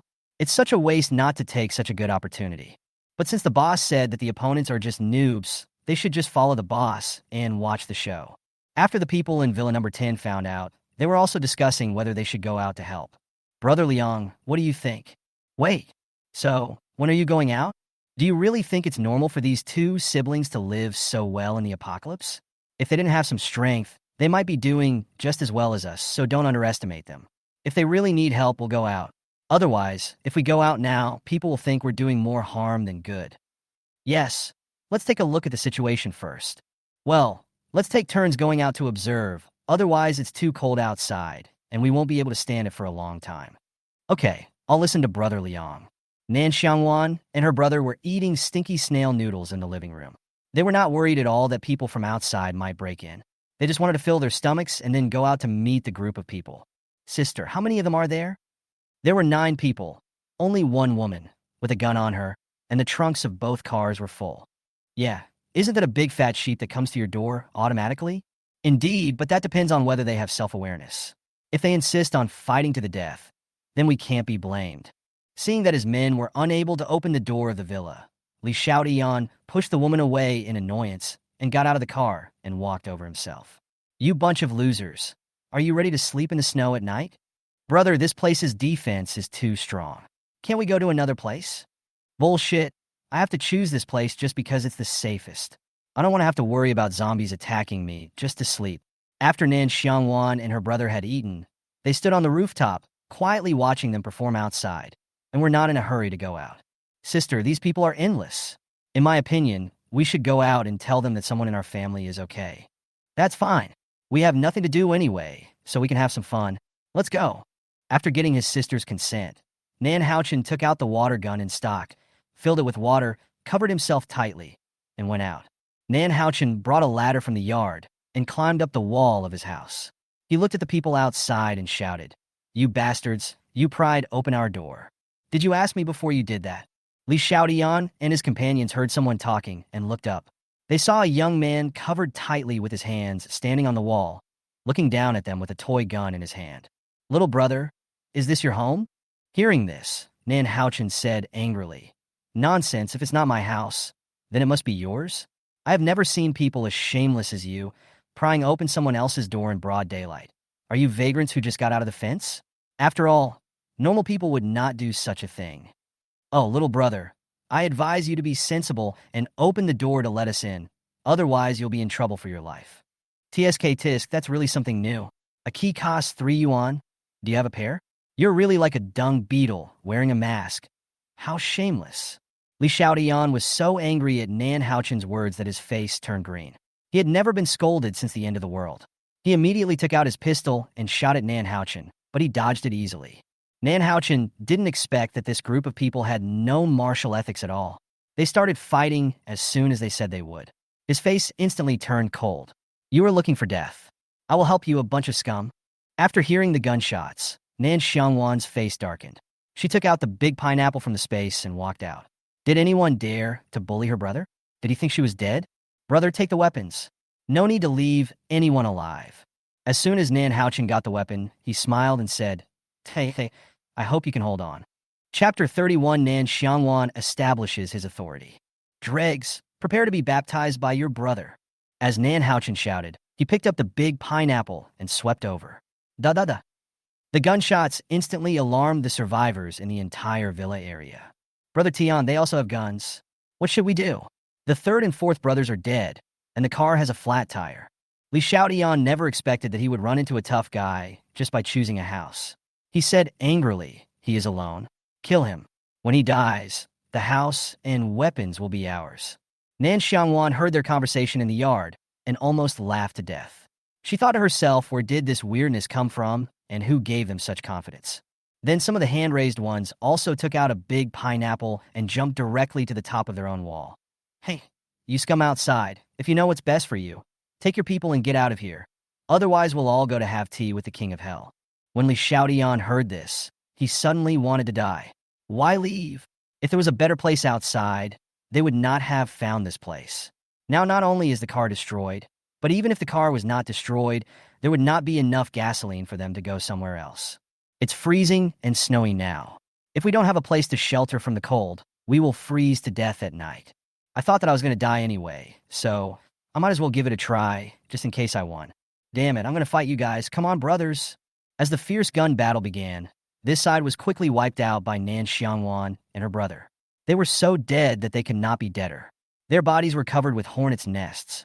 Bah, you dare to provoke me? Are you kidding? Nan Xiangwan couldn't bear to watch her brother's smug look, so she shouted towards Villa number 10 next door. "Liang Shuzhe, come out and help me clean up the battlefield outside. Then I will share the supplies in the 2 trucks with you in half as a reward." After hearing this, Liang Shuzhe and his brother's eyes lit up instantly.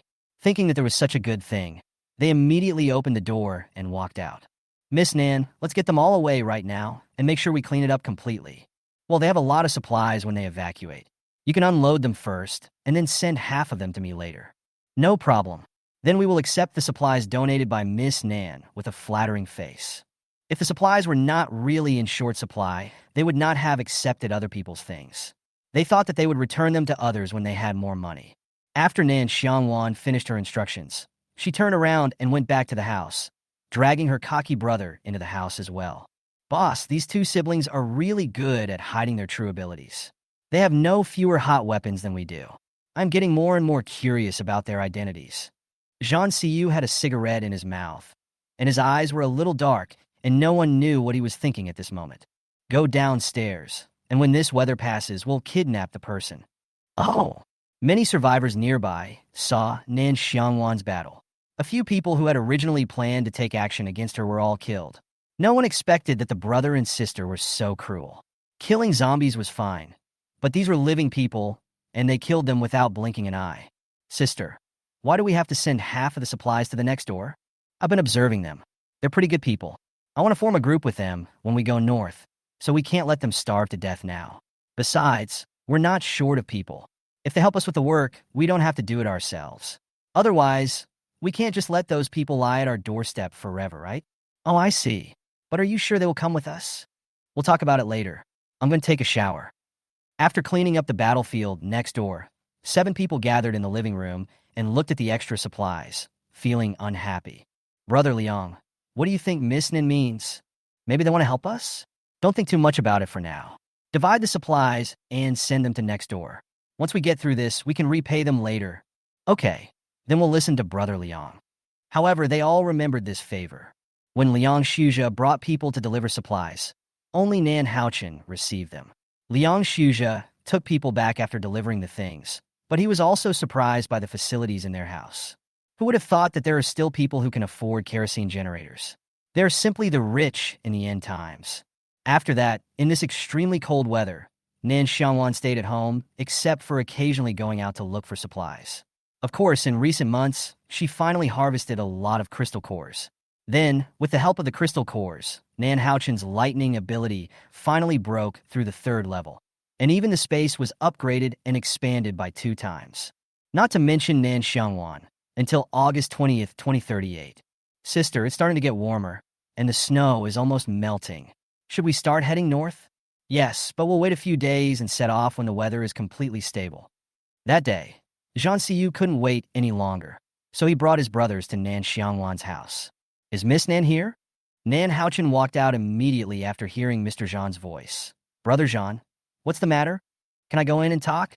I have something to talk to your sister about. Oh, wait. I'll open the door for you now.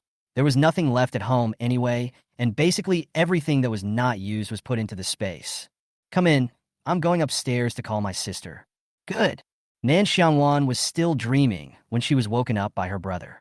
She muttered in a daze that she hadn't eaten her pork elbow yet. What a waste. But she knew someone was looking for her, so she shook her confused head, put on her clothes, washed her face, and went downstairs.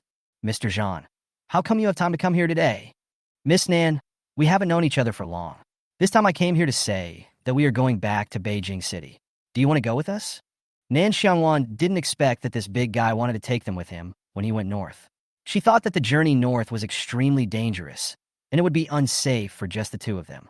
After thinking about it, she said, okay, but I also want to take the 7 people next door with me. I've observed them for a long time, and they're reliable. This way, our team of 12 will be safer. I wonder if Mr. Jean is willing to take them with him. Jean Siu didn't expect that she also wanted to take those people with her. After observing for a long time, he also wanted to recruit those people. After all, for the 7 people are currently psychics, and there are quite a few zombies on the way north. Since Miss Nan said so, I have no objection. After all, more people will help take care of us. But who will be the captain? Of course it's you. I'll just be the vice captain reluctantly. Jean Siu didn't expect that she would be so straightforward and directly give the captaincy to him. But this was exactly what he wanted. So should I go and discuss the matter next door, or should you? I'll go. I'm familiar with them. Okay, in that case, we'll set off once the weather stabilizes. Okay, it's settled. He had to hold on to the boss's golden thigh no matter what. When Jean C. met that the matter was settled, he took his people away. At least for now, he had lured the people in, so he was not in a hurry later. He had set his eyes on the meat and was determined to get his hands on it. He didn't believe that love would fade away over time. Chapter 32. Initial Team Construction. After Zhang Xiyu left, Nan Xiangwan went to the villa next door. Is Liang Xuzha here? When the people who were eating inside heard what their neighbors said, they immediately got up and went out. After all, Miss Nan played an indispensable role in their survival. Miss Nan, is there anything you need from us? Well, can we go in and talk? Okay, but the room is a little messy, don't mind. It's okay, let's go. After Nan Xiangwan entered the house, she found a stool and sat down. She looked at the 7 big boys in front of her and said without any nonsense, "The boss of Villa Number 8 and I are going to go north in 2 days. There is the best and safest base over there. I want to ask if you want to go with us?" The people on the other side were somewhat flattered when they heard what Miss Nan said. They didn't expect that they could actually take Miss Nan's ship. They said without hesitation, "Okay, we'll go with Miss Nan, but we don't have a car. Does Miss Nan's family have any extra cars?" "Yes, the business car can just fit the 7 of you. Since you agree, just pack up your things in the next few days. By the way, since we will be together in the future, we can be considered a team. I have agreed with the boss of Number 8 that he will be the captain and I will be the deputy captain. Do you have any objections?" "No, your strength is there. We have no objection, and we should also thank you for taking us with you. These are all minor matters. However, since we are teammates in the future, I have something to ask you. Were the superpowers among you activated after the bloody rain?" "Yes, but at that time, many people turned into zombies after being caught in the rain. Not many survived. Many people were killed by that bitch from the Zheng family. Even my sister was not spared. If I meet them again, can I take revenge?" Nan Xiangwan didn't expect him to do such a thing, but whenever she thought of the scene in her previous life where her brother was also killed, she felt a sense of empathy and said comfortingly, "Don't worry, if you really meet him, just take revenge and we will help you." After listening to Nan Xiangwan's words, Liang Xuzha said with red eyes, "Thank you. Okay, let's talk about this matter when we meet. Let me continue with the topic just now. Did the rest of you, without superpowers, not get caught in the rain at the beginning?" "Yes, we didn't get out at the beginning. That's why he felt a little regretful. Otherwise, they wouldn't be the only 3 people without superpowers now." "Well, now I have an idea. Also, what abilities do you have now? I need to know so that I can arrange your tasks at any time on the road." Liang Xuzha said without thinking, "I am a fire element, Wang Ming is a gold element, Zhang Lu is a water element, and Lu Yun is a wood element. However, our abilities are a bit useless, and we don't know how to upgrade them." Nan Xiangwan didn't expect that 4 people were almost full of 5 elements. "So that's how it is? It's all a small matter. Now I tell you, for all the zombies you kill on the road, remember to dig out the crystal cores in their brains. That is the key to upgrading your superpowers. Crystal cores are divided into several colors and levels. Transparent crystal cores are omnipotent and can be used by anyone, but colored ones can only be used according to your superpowers. Do you understand what I mean?" Liang Xuzha and his companions had never expected that there would be such a precious thing in the zombies' brains. What on earth did they miss? Thinking about it now, they regretted it so much that their intestines turned green. Nan Xiangwan knew what they were thinking when she saw their faces, and continued, "You don't have to be upset. The crystal core was formed not long ago. Even if you wanted to dig it out before, you couldn't find it, so don't be upset. Besides, it's not a safe journey to the north this time. You will face zombies at any time, so don't feel bad. As for the 3 people without superpowers, I will equip you with guns so that you can at least protect yourselves." Only after Nan Xiangwan finished speaking did they feel much better. At the same time, they were very grateful to Miss Nan for being so thoughtful. This way, they no longer had to worry about holding others back. "Thank you, Miss Nan, for being so thoughtful." "You're welcome. However, we will distribute all the crystal cores we obtain along the way. I wonder if you have any objections. Or whoever kills the zombies first can keep them." Liang Xuzha thought about it and felt that if they only relied on themselves to collect the crystal cores, they would definitely not be able to kill as many as others. After all, their fighting power was there, and they had known each other for so long, he would not believe that they would embezzle those crystal cores. Finally, he said, "Let's distribute them uniformly. We believe in Miss Nan's character." "Okay, in that case, there's nothing else to do for now. Just wait for the news and leave at any time. I'll go back first. Call me if there's anything else." "Okay, take care, Miss Nan." After Nan Xiangwan left, Wang Ming spoke up. "Brother Liang, are they really going to take us with them? This feels like a dream."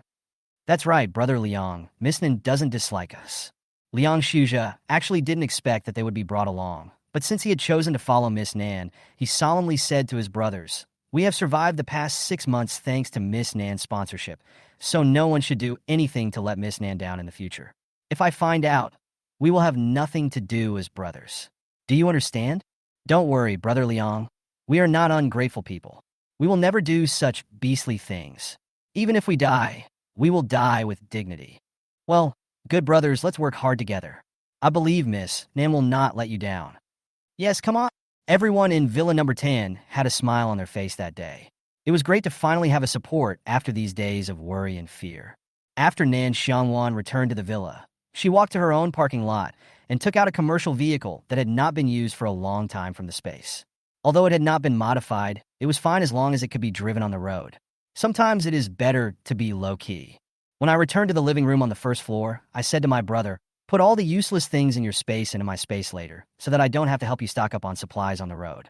Anyway, your current space can hold a lot of things, so just transfer them to me every night. If anyone asks, just say that your space has long been upgraded to the size of a football field." Okay, I'll listen to you, sister. I'll go to your space now. I'll just leave a few weapons and spare food and clothing in my own space. This way, if I get lost by accident, I won't starve to death. Yeah, but I'm here. I won't let you get lost. Nan Xiangwan looked at his gentle sister, and his heart felt warm every time he thought of his relatives. Chapter 33, Getting Ready to Go. Just like that, after waiting for 3 days, when the weather finally returned to normal, Nan Xiangwan was ready to set off. That day, I came to Villa number 8 and said to Jean Siyu, "Mr. Jean, how about setting off tomorrow morning?" Jean Siyu looked at the pretty little woman in front of him and said, "Okay, I'll listen to you. By the way, we'd better wear masks along the way. If we have a conflict with others, they won't be able to see our faces clearly." In fact, he had some selfish motives. He didn't want others to see Nan Xiangwan's beautiful face. This was his prey, and he absolutely couldn't let others target her. If Nan Xiangwan knew about this, she would definitely call him a glutinous rice dumpling with black sesame filling. Since Mr. Jean said so, it's fine. I can just wear it when I go out. It can also isolate some unpleasant smells. The weather is now 2 degrees Celsius, which is neither too cold nor too hot. It's just right for going out. When the weather gets hotter, there will be rotting corpses everywhere. It's a bit disgusting just thinking about it. Nan Xiangwan wasn't being pretentious. Anyone who encountered such a thing would be unhappy, unless they were performing an autopsy. The weather is indeed suitable for going out. Remember to carry a backpack for everyone to show off to outsiders. It is best not to let others know if our cards are not exposed. However, the people in Villa number 10 may not be able to hide it. I wonder what Miss Nan is planning. I've thought about this before. Since we're all on the same team from now on, it doesn't matter if they know about it. If someone really betrays us, we're not afraid. If anyone dares to cause trouble, I'll kill him. Jean C was very fond of the little woman's fearless character, and then said lovingly, "I'll listen to you." After Nan Xiangwan received the boss's approval, she was so happy that she didn't notice how doting the boss's expression was. However, the meticulous Sidhu Mo saw it and thought that the boss's wish had come true. However, if his future sister-in-law was Miss Nan, he would have no objection at all. After all, he didn't like the kind of delicate woman who only knew how to cry for no reason. Miss Nan and their boss were still a good match. After everything was discussed, Nan Xiangwan stood up, said goodbye to Jean Siyu and the others, and went home to prepare.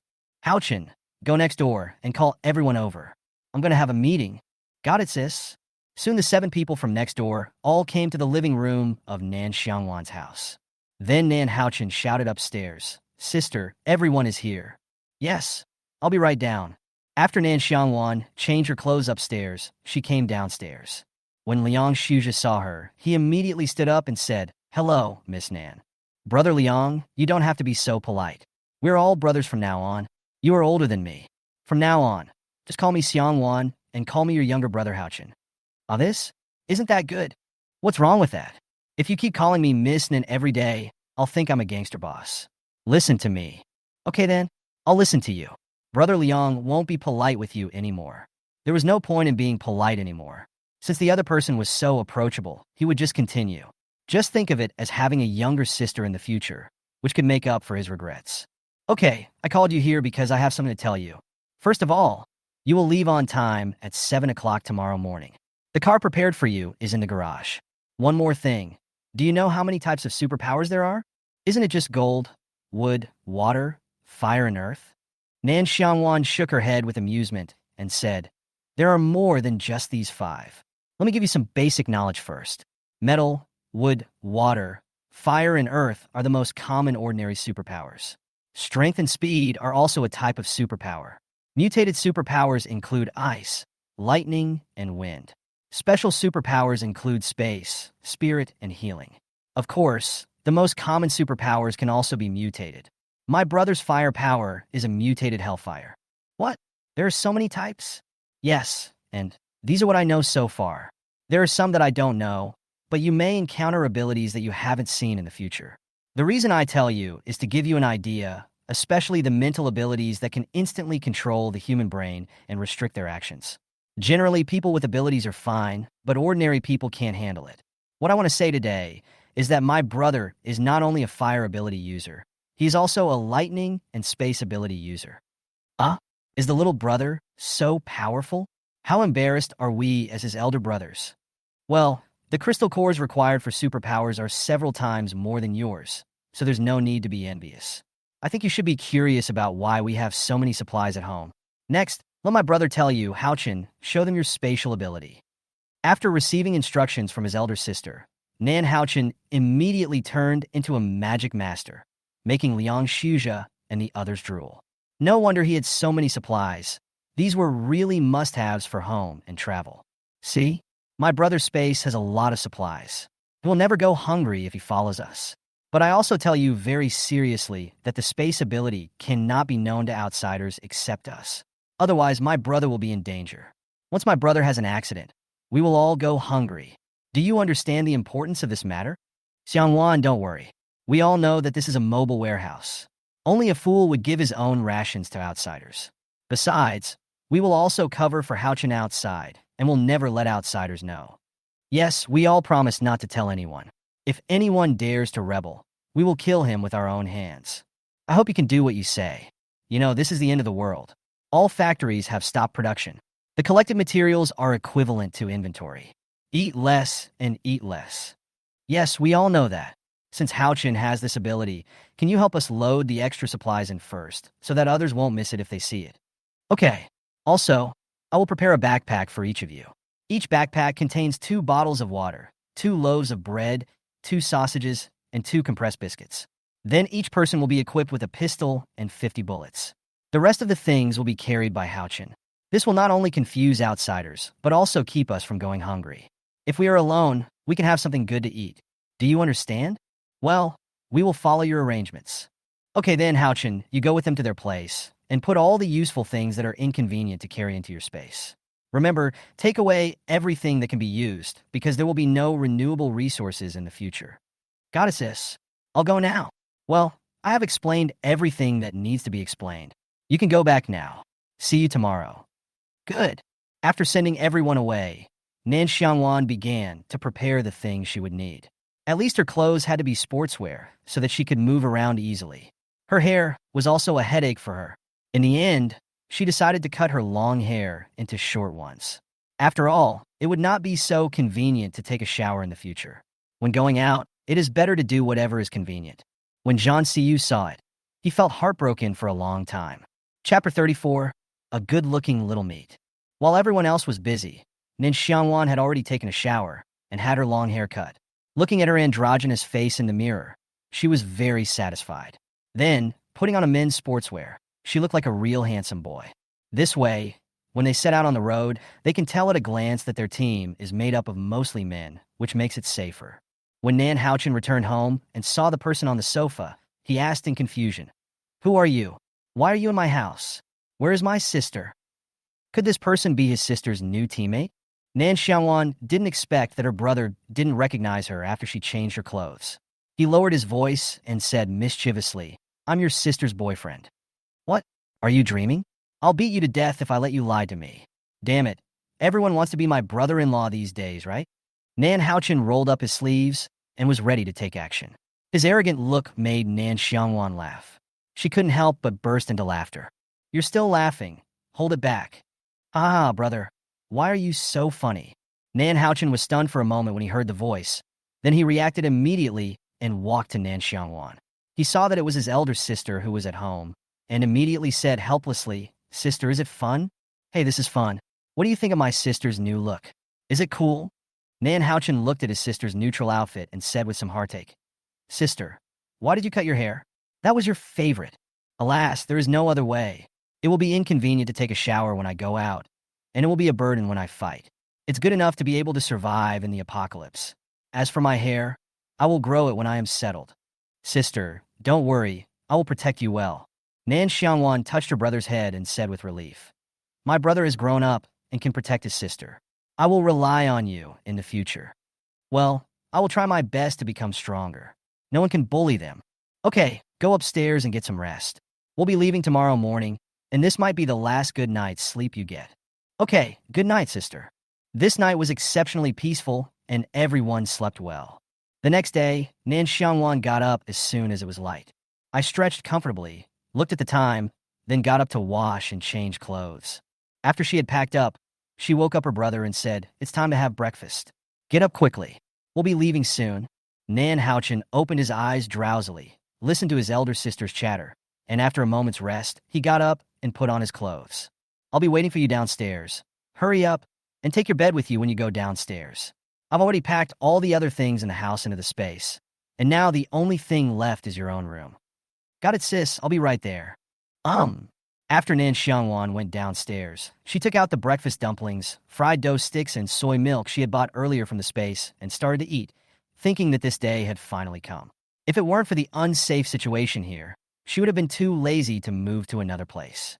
Looking at the house where she had lived for more than 10 years, she felt reluctant to leave, thinking that she would never have the chance to come back in the future, and even if she did, this place would probably no longer be here.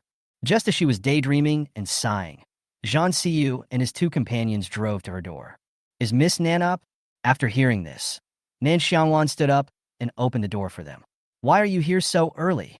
Zhang Siyu was stunned when he saw the woman in front of him who had suddenly transformed. If he wasn't so familiar with her, he would have thought that Nan Xiangwan had a younger brother. "Why your hair?" Nan Xiangwan heard her words and said indifferently, "Please cut it clean. Don't look at it. Come in first and talk. Have you had breakfast?" Zhang Siyu suppressed his anger and said, "We have all eaten. Have you eaten?" "I'm eating now. I have steamed dumplings, fried dough sticks, and soy milk. Do you want some more?" Zhang Siyu was about to say no when Bei Mingho spoke up first. "Miss Nan, you actually have such delicious food here. Please give me some. I haven't eaten it for more than a year."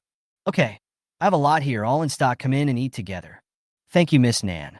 "No, by the way, from now on when you are outside, you can all call me Ainen, so that others won't know whether I am a man or a woman.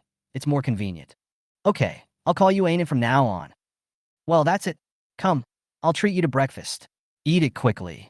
At this time, Nan Xiangwan, who had changed his clothes, came down and said, "Sister, that's my favorite.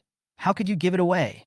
Nan Xiangwan looked at her brother's aggrieved expression and said lovingly, "Be good. Just treat them to a meal, and the rest is all yours." "I forgive you." Then the five of them continued to eat breakfast together. After they had finished, Nan Xiangwan asked, "Mr. Zhan, where are we leaving from?" "Ainen. Call me a Zhan from now on. Otherwise, if outsiders hear us, they will know that we are not together." "That's right then. Zhan, how are we going to leave?" Sidu Mo was not surprised to hear the boss ask people to call him Zhan. But Bei Mingho's eyes almost popped out, thinking, is this still their cold-blooded boss? Could he have been replaced by someone else?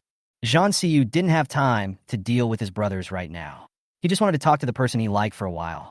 I looked at the map. If we follow the shortest route north, we have to pass through Jiang province. And as the weather gradually warms up, the journey may not be too peaceful. It's okay. I've already prepared myself. We have to leave here no matter what. Who knows if the plants will mutate and eat people? There were green plants around this villa. It's better to go north and find a safe base to live in. Well, what you said makes sense. In that case, let's go to Jiang province first. Sure, but we still need to collect supplies and crystal cores along the way. Especially the crystal cores, it's best to allow everyone's abilities to advance quickly. Otherwise, when the zombies advance, we will be in danger. Nan Xiangwan didn't pay any attention to what she had just said, which revealed a lot of information. This made Zhang Siyu more certain that she was reborn just like him, and her luck was better than his. It seemed that God let him be reborn, not to save the world, but to find a wife. Sister, Brother Liang, and the others are here too. Well, let's go with Jean. You guys wait for me outside. I'll take them to the car. Okay, I'll take the lead, and you just follow me. Okay, no problem. Nan Xiangwan led Liang Shuzha and the others to the underground garage, and then said, "Call me Anan from now on. I'm your younger brother. Remember?" Liang Shuzha looked at Miss Nan, who had completely changed, and reluctantly agreed. "Okay, Brother Anan. Good boy, that's it. Get in the car, your things are in the car, let's go." Chapter 35 Competition. Nan Xiangwan let Liang Shuzha's car drive out first, while she and her brother followed behind. After all, they were the weakest in the team, so it was better to protect them. Don't die before you reach your destination.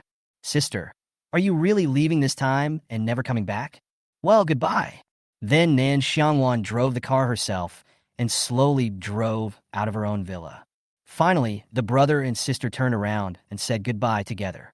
Here, Jianxi saw that everyone was gathered, so he started the car and set off. After the three cars left the villa area, the remaining survivors began to get restless. They all thought that since the boss had left, this place was no longer safe. Then many people began to form gangs and go out. When Zhang Xiyu and his team were driving through a small town, they suddenly encountered a large number of zombies. He immediately picked up the walkie-talkie that was assigned to him and said, "There are a lot of zombies ahead. Should we drive past them or get out of the car and kill them?" Nan Xiangwan suddenly heard the words on the intercom and then replied, "Can't we change the route?" They had just left the house and really didn't want to do anything. There's only this one road. I've observed that there are only about 100 of them that can be killed. After hearing what the boss said, Nan Xiangwan had no choice but to say, "Then let's go. Brother Liang, take the superpowers out of the car, and the remaining three of you grab your weapons and keep an eye on our vehicle." Receive. Receive.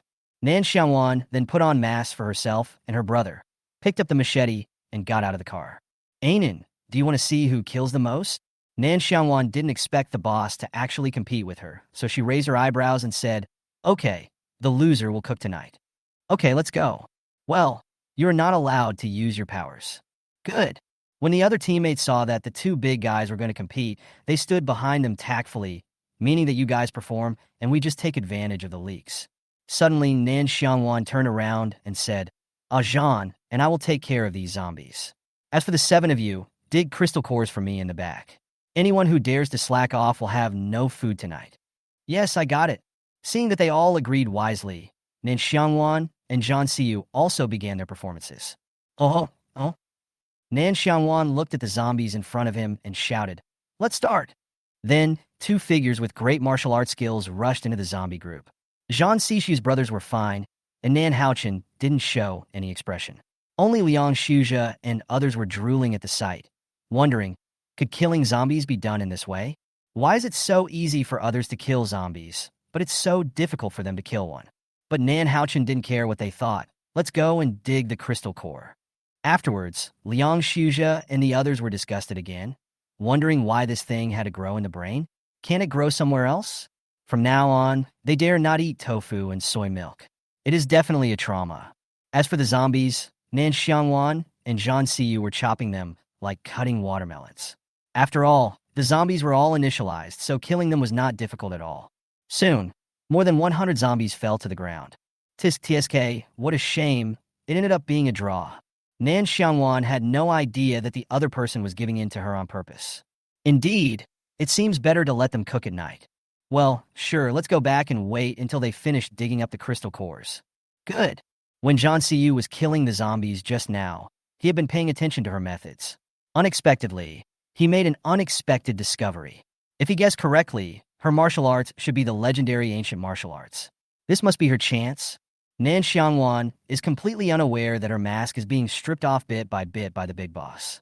After walking back to the car, she washed her hands with her water-based ability and got in the car. However, when Zhang Xiyu saw it, he didn't say anything. What surprised him more was that this woman really had a lot of cards up her sleeve. "Sister, we have dug it up, but we only found over 70, and only 5 of them are colored." "Well, is it clean?" "It's all washed. Who should I give it to for safekeeping?" "Give it to Ajan. We'll distribute it after we settle down tonight." "All right." Afterwards, Zhang Xiyu collected the crystal core and continued on his journey. It was not until the sun set that we passed a village and started to choose a place to stay. Calling Anan, the small second floor in front is clean, and there are scattered zombies around. Received, cleaned up, ready for move-in. After that, the group quickly found a temporary place to live. Anan, starting tomorrow you and your brothers should ride in the same car with us. This will save fuel, and you will be more comfortable. Nan Xiangwan looked at John Siyu and thought about what he said. It seemed that there was nothing wrong with it. Who would want to be tired if they could be lazy? Anyway, the boss's car was quite big. Then she nodded and replied, "Okay, then let's start with 2 cars tomorrow. Okay, let's go upstairs at night. There are 9 people with special abilities. I will arrange 3 shifts to take turns to keep watch. What do you think? Let's have 4 teams. Each team should have a person without special powers. Don't make them look like cripples. Okay, you're thoughtful." Then John Siyu arranged the room, took out all the beds in the space, and started to have people prepare dinner. When Liang Shuzhe and his gang saw another person with a space, they were numb. Now, their minds were full of thoughts that they must hold on to the big boss's thigh and hold on to him all the way. Are you kidding me? 2 mobile warehouses? Only a fool would do such a stupid thing. Let's have hot pot tonight. I still have some in stock, and it's just right for a good crowd. When Nan Xiangwan heard what the boss said, she agreed without thinking, and she also asked Haochen to transfer a lot of drinks out. Forget about the alcohol. In the wilderness, who would dare to drink and cause trouble unless you wanted to die? Liang Shuzhe and his friends even ate the long-missed hot pot and drank beverages with tears almost streaming down their cheeks. After a lively dinner, Nan Xiangwan asked Zhang Lu, who had water abilities, to provide water for washing pots and dishes. Nowadays, one should save as much as possible on kitchen utensils, in case they were all wasted one day, and then one would have to eat like primitive people. Okay, everyone come over here and share today's crystal cores. There are 12 of us. 3 of us don't have special abilities, so we will divide them among 9 people. There are 70 crystal cores and there are 5 colored ones. We won't divide them for now. We will divide them when there are enough. Then there will be 65 crystal cores left, 7 for each person, and the extra 2 will belong to me and Ajan. Do you have any objections? No, even if you give us a few less, we are just doing the finishing work after all. We are a team, and we will have clear rewards and punishments in the future. Even though we killed more people, that's because we have a competition, so you should take what you deserve. While you are resting, quickly absorb all the energy of the crystal core. This way, when you become stronger, you can make better contributions to the team. Thank you, Anan. We will try our best. Okay, let's adjourn the meeting. Those on duty should start their work. Remember not to make any mistakes. Received. I promise to complete the task. Well, I trust you this time, and behave well. Then they all went back to their rooms to rest or practice. Chapter 36. Cabbage is being missed. After a good night's rest, Nan Xiangwan got up at dawn and started cooking porridge for breakfast.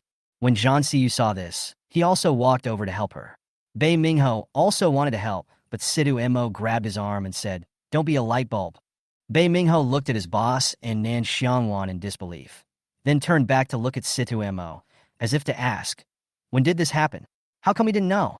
Sidu Mo thought, "What can you think of with your thick-skinned brain? Be more careful in the future. If you don't keep your eyes open, you'll be punished by the boss." Huh? Thank you for your reminder. However, the 2 of them did not act as a light bulb. Nan Haochen walked over and said unhappily, "Sister, we boys will do this kind of work from now on. You are the only girl in the team. How can you do this kind of work? If you get married in the future, my brother-in-law will have to cook for you. Otherwise, I will not agree." Nan Xiangwan suddenly heard her brother's inexplicable words, and the corners of her mouth twitched. "Are you angry so early in the morning? And why should I ask your consent whether I get married or not? It's not you who is getting married. Besides, how old are you now? Stop worrying about those useless things. Use that time to improve your supernatural powers." "Sister, you don't love me anymore, whoa." Nan Xiangwan, "Can I give this naughty child away?" Suddenly I felt a little disgusted. But Zhang Siyu just heard Nan Haochen's words and knew that this guy was deliberately saying that to him. Didn't expect that he would be so obvious now. But why did Wanwan know nothing? Could it be that she hasn't figured it out yet? But when I think that the girl I like doesn't have a first love, my heart is filled with joy. At this time, Nan Xiangwan said, "From now on, the captain and I will not cook. We will only provide food. From now on, the 10 of you will work in groups of 2 to take turns cooking and washing dishes. Each group will be on duty for 1 day. That's it. If you have any opinions, keep them to me." When the others heard this, they immediately responded, "We have no objection." Nonsense. Whoever has food is the boss, and we must never make the bosses unhappy. If they don't give us food, we will be in trouble. Well, forget about today's meal. Let's eat it now. We still have to continue our journey after we're done. I looked at the map, and I'll pass by a trade market today. It's a good opportunity to collect some supplies. So I'll eat more later, otherwise I won't have the energy to work. Yes, we understand. Zhang Xiyu helped Nan Xiangwan to serve a bowl of rice porridge and peeled 2 boiled eggs, which made Nan Xiangwan feel a little embarrassed. She wondered why this big man was so gentle. The more she looked at his face, the more familiar it became. She thought that maybe one day she would remember where she had seen this person in her previous life. If he was a big shot, she and her brother would definitely cling to him. "Thank you, Ajan. You can eat too." "Good." Nan Xiangwan lost his appetite when he saw Zhang Xiyu trying to show his courtesy. He complained in his heart that his cabbages were about to be eaten, but the cabbages didn't react at all. Now he didn't know whether he was angry at the pig eating the cabbages or the cabbages that were slow to react. He felt very tired. While Situ Mo was having dinner, he also saw Nan Xiangwan, who was very angry and kept staring at their boss with a gritting teeth look. He even expressed his condolences for his boss. This brother-in-law was a bit difficult to deal with, and his road to chasing his wife would be difficult. As the big brother, Liang Shuzhe certainly sees the situation here clearly, but other people's affairs have nothing to do with him. As long as he can survive and avenge his family. As for other things, he'd better pretend to be blind and deaf and live longer. Who has made people who know too much die quickly since ancient times. After everyone finished breakfast and packed up, they set off again. Nan Xiangwan and her brother got into Zhang Xiyu's car. Zhang Xiyu drove. Nan Xiangwan sat in the passenger seat. Haozi, Mozi, and Haochen sat in the back, and Liang Shuzhe still drove behind. "Let's go. I want 0 yuan to have a good time today." Zhang Xiyu listened to Nan Xiangwan's words and said lovingly, "Okay." The car went on the road and knocked down many scattered zombies along the way. They didn't reach their destination until noon. Nan Xiangwan was half asleep when someone woke him up. He rubbed his eyes and asked in a hoarse voice, "Are we there yet?" "Yeah, but there are a lot of zombies inside, so it's not easy to get in." "I knew it would be like this, but fortune comes with risk. There will be more and more people in the team, so we must stock up more supplies. Let's go and prepare for battle." After Zhang Xiyu parked the car, Nan Xiangwan asked everyone to get out of the car, and then said to Liang Shuzhe and the others, "Split into 2 teams. Haochen and I will lead one team, and Zhang will lead the other. Those who don't have special abilities will follow behind and dig for crystal cores. Remember, you must protect yourself. If you are accidentally scratched or bitten by zombies, you will be in trouble." "Okay, I'll take Qian Lei and Wu Ji with the captain, and Wang Ming, Zhang Lu, Lu Yun, and Zhao Yunfeng will follow you." Nan Xiangwan listened to Liang Shuzhe's arrangement and thought it was okay. She took Shanka, who had no special powers, with her, and then said to Zhang Xiyu, "Now that we have divided it, let's go. Zhang, remember, as long as it is not broken, we will take it. Well, be careful. If you get into trouble, call for help on the intercom." "Okay, you two, let's go." After observing that there were no survivors nearby, Zhang Xiyu put the 2 cars into the space, and each of them carried their own backpacks and left in 2 groups.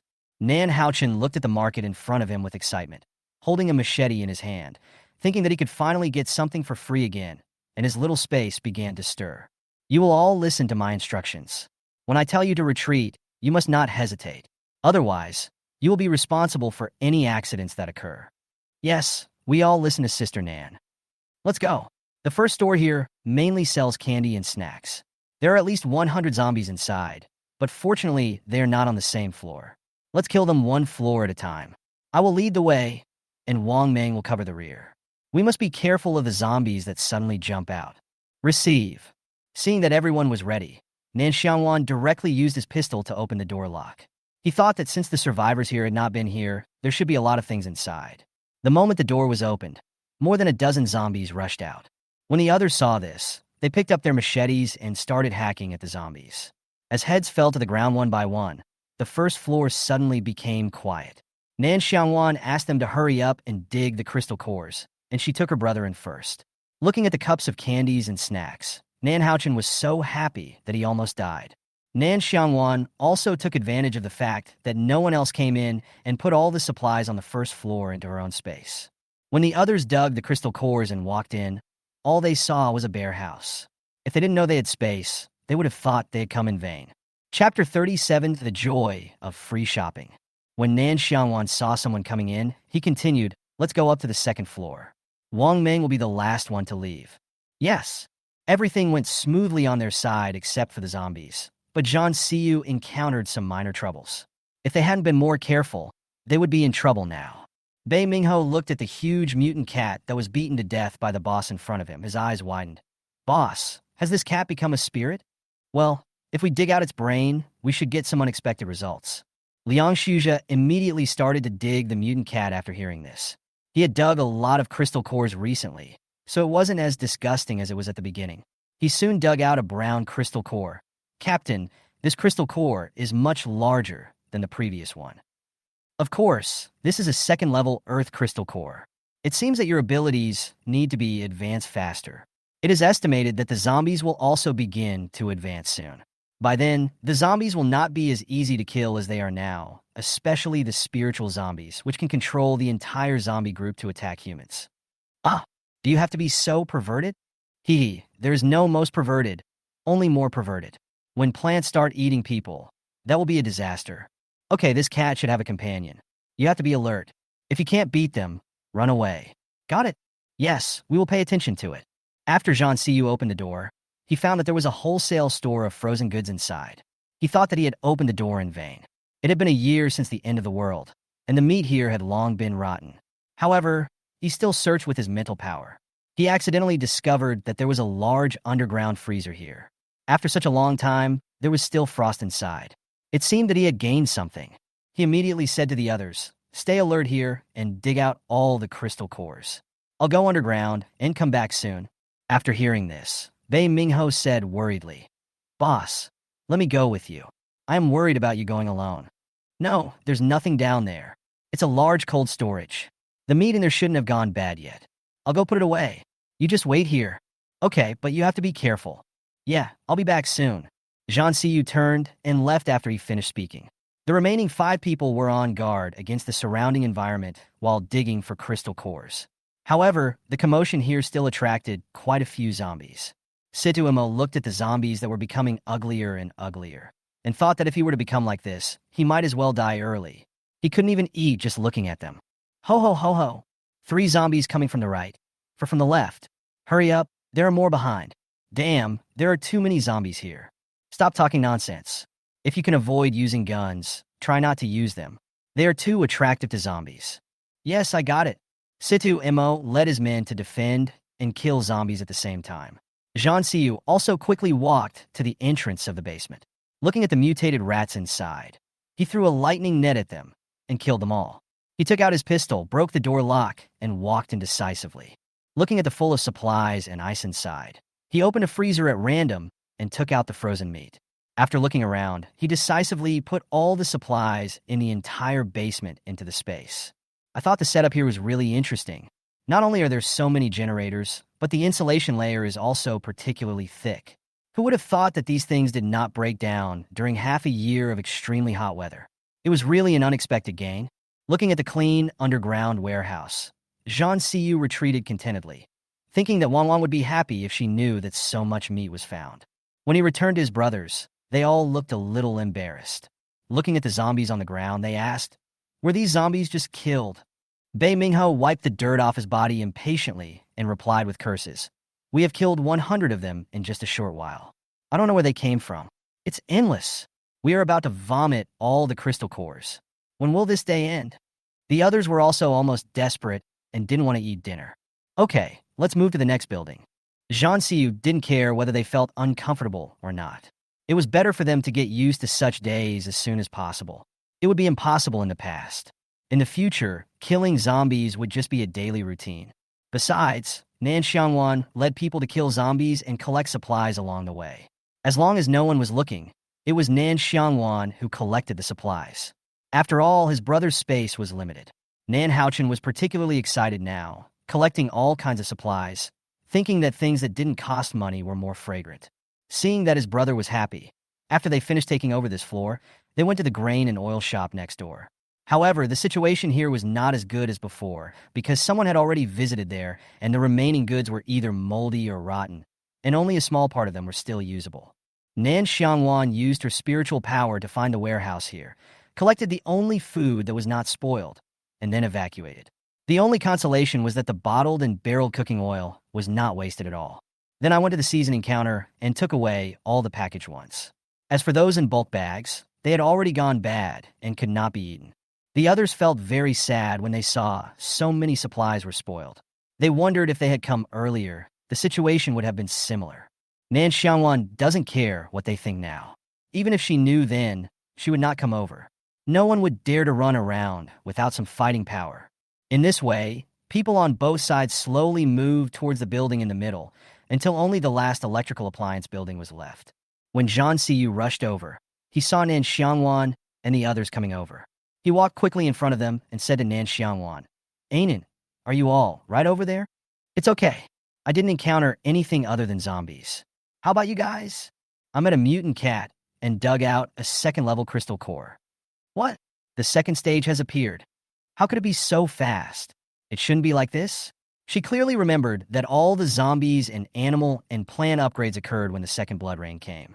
Could it be that her rebirth caused other butterfly effects?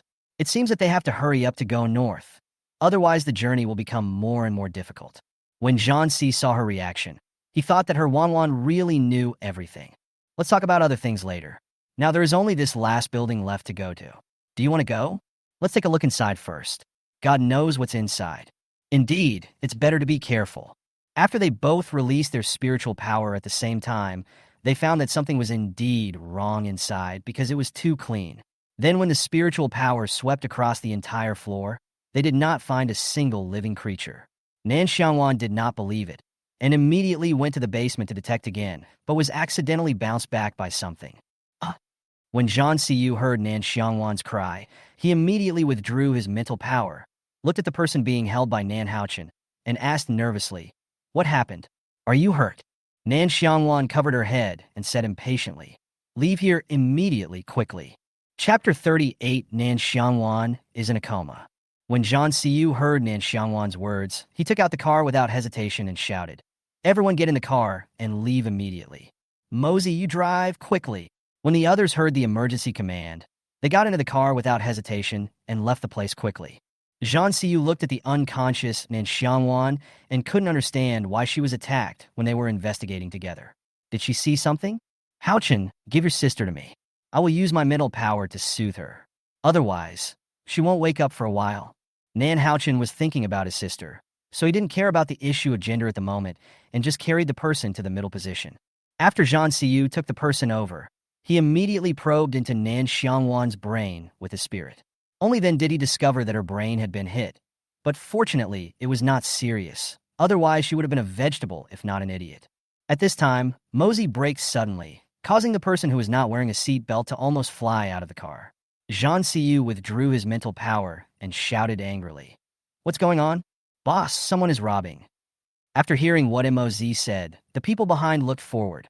As a result, they couldn't really blame MOZ for slamming on the brakes, because the road ahead had been blocked by a group of people holding weapons. What else could they be but a roadblock? "Howzy, take the rocket launcher and tell them that if they want to die, I will grant their wish.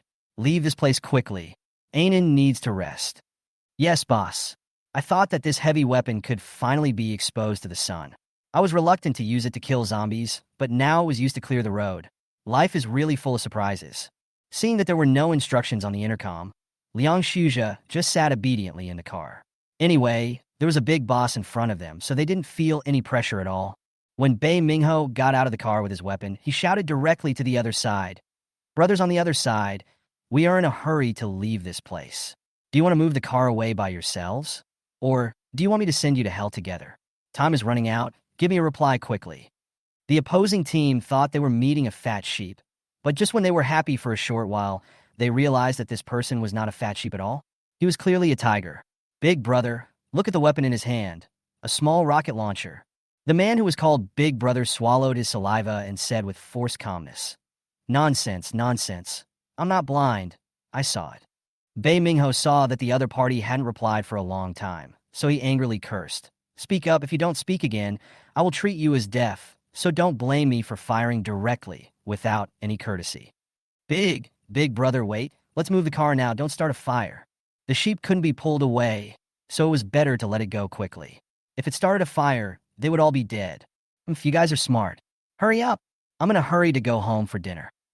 Yes, it will be ready soon. Bah, you have hands and feet, but you don't find food for yourself. Instead, you are robbing others. I really want to shoot you. Brother, we were wrong.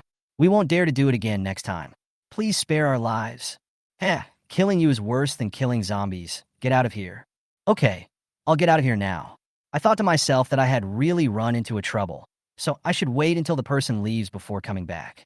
Bei Mingho saw that they were sensible and did not embarrass them. When he saw that the road had been cleared, he immediately got in the car and said to Moz, "Let's go." Moz didn't waste any words and started the car and set off. After their 2 cars passed, the people who had just left came out and blocked the road. They didn't believe that they would meet the big guy every time. As a result, not long after Zhang Xiyu and his friends left, several more cars drove over. Nan Xiangwan was in a coma the whole way. If Nan Haochen hadn't received accurate response from Zhang Xiyu, he would have been worried to death. Brother Zhang, where are we going now? Find a place to rest, Mozi. Find a residential area, preferably a small villa or farmyard, quiet. Yes, I understand. As they stopped and started along the way, it was already dark when they finally found a private farm. After the car drove in, Zhang Xiyu was the first to get out of the car and lead people to clean up the zombies here. Boss, everything has been cleaned up, but this place is too remote. I always feel like something is watching us. Zhang Xiyu also had this feeling. Finally, for safety reasons, Zhang Xiyu could only order an evacuation to another place. After all, unknown creatures were the most terrifying. Now Nan Xiangwan hadn't woken up yet, and no one knew what was in this city. They kept struggling until very late, and finally the group found a small building to stay in. After simply clearing out 3 rooms, I started to cook and rest. I can finally take a breath. This damn apocalypse is full of crises. When the others heard Bei Mingho's complaints, they also expressed their deep agreement, especially Liang Shuzhe and his friends. If they hadn't been led by a big boss, they would have been fed to zombies or animals by now. However, they were still worried about Nan Xiangwan's situation, and only after getting assurance from the boss did they rest assured. Mozi, divide up today's crystal cores and store the extra crystal cores in colored ones. Yes, I understand. Since many people have upgraded their crystal cores recently, their superpowers have now been upgraded to the 2nd level, but they are not very skilled in using their superpowers. Zhang Xiyu was generous in his spare time and taught them how to use their respective special powers, and soon the group of people became familiar with each other. Except for Nan Xiangwan, who did not wake up, everyone took turns to rest that night. When the sky brightened the next day, the weather changed before they even went out. Zhang Xiyu looked at the sky outside, turned to the 3 people without superpowers and said, "Your chance has come. The 2nd blood rain is coming, but not everyone will be able to activate their superpowers, and they may also turn into zombies. So whether you want to give it a try is up to you. Now that the blood rain has not yet fallen, you can still think about it. This may be the last chance. After all, there were only 2 blood rains in the previous life." Qianlei, Zhao Yunfeng, and Wu Ji looked at each other and were all making a decision. They heard the boss words very clearly, and they didn't want to miss this last moment.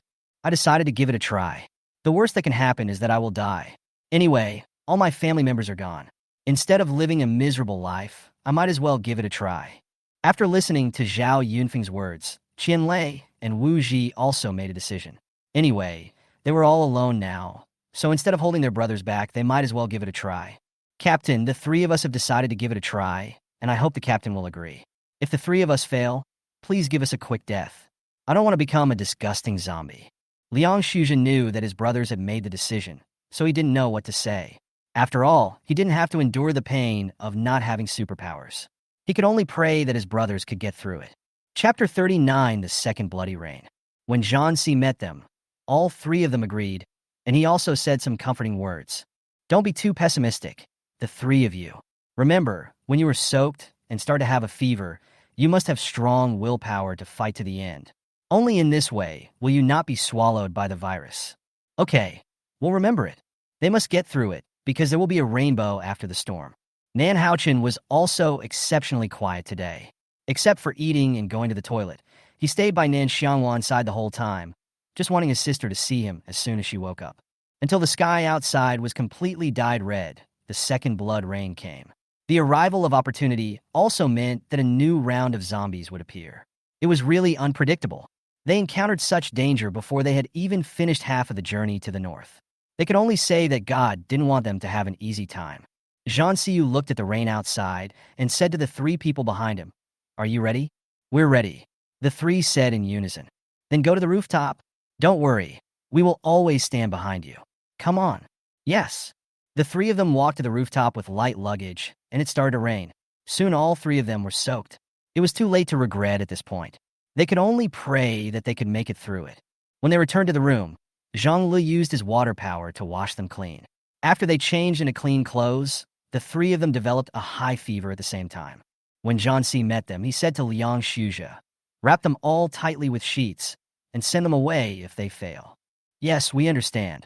Zhang Siyu patted Liang Shuzhe on the shoulder and said, "Don't be too pessimistic. Maybe they will make it through. Don't worry, I know what I'm doing and I won't hold the team back." Just like that, after the heavy rain stopped, the three of them were still running high fevers, but Nan Xiangwan finally woke up. "Sister, you finally woke up, woo-woo." Nan Xiangwan saw her brother crying so hard that his nose was snotting, and she reached out to touch his head. "Okay, stop crying. I'm fine now. I slept very well." Zhansi saw someone wake up, took a glass of water, and walked over and said, "Drink some water first, then some porridge. You have slept for a whole day and night." Nan Xiangwan took the water and said thank you. When he felt better, he asked, "Where are we now?" "In a commercial building. I have another piece of bad news for you. While you were unconscious, the second bloody rain had ended." "What?" Nan Xiangwan's sudden scream startled Nan Haochen. "Sister, when it rained, the three brothers without superpowers went out to get wet. Now they still have a fever and haven't woken up. But I checked and they haven't turned into zombies yet. How could this happen? It seems we need to speed up our journey from now on." "Don't worry. We can set off once the three of them wake up. No matter how much you think about it, something that shouldn't have happened has already happened, so we can only let nature take its course and eat." Nan Xiangwan listened to Zhang Siyu's words. She knew the truth, but she felt a little sad. This butterfly effect really disrupted a lot of things.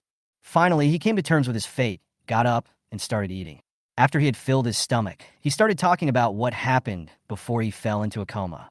"Ajahn, my middle power was attacked by rebound before. I didn't see clearly what it was in the basement, but my intuition told me that it was very dangerous there." "Okay, I get it, but luckily you're fine. These crystal cores are yours, so you should recover first." Nan Xiangwan didn't hesitate to pick up her crystal core and began to absorb the energy inside. When she was done here, one of the three people with fever finally woke up. When Qianlei opened his eyes, his throat was extremely dry. Zhang Li saw this and immediately gave him some water before removing the bed sheet from his body. "Lazy, congratulations. You've survived the disaster." "Ah, I'm still alive." "Yes, you were the first one to wake up. Come and feel the energy in your body." Zhang Siyu and Nan Xiangwan also wanted to know what kind of special ability this boy had. Until they saw the brown energy released by Qianlei, they realized it was from the earth element. "Congratulations, Lazy. You have the ability of earth. Here, these are the remaining crystal cores for you to use first. I will collect more crystal cores and give them to you later." "Thank you, Sister Nan."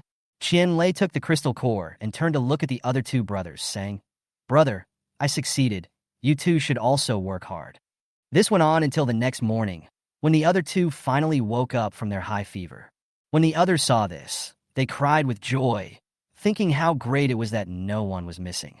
They were so afraid that they would have turned into zombies and killed them with their own hands.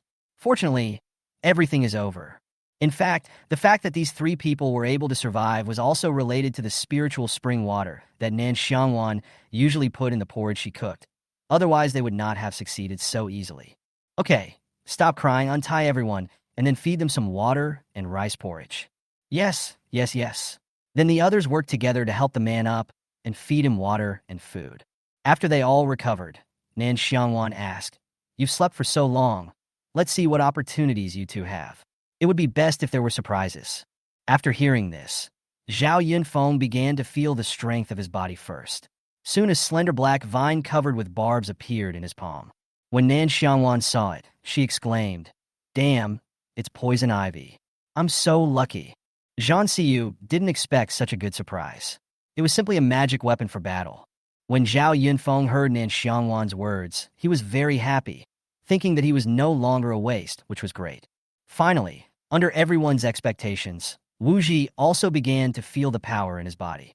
Nan Xiangwan looked at the two kinds of light he released, and with some curiosity, she turned to ask Xiangzhan Siyu.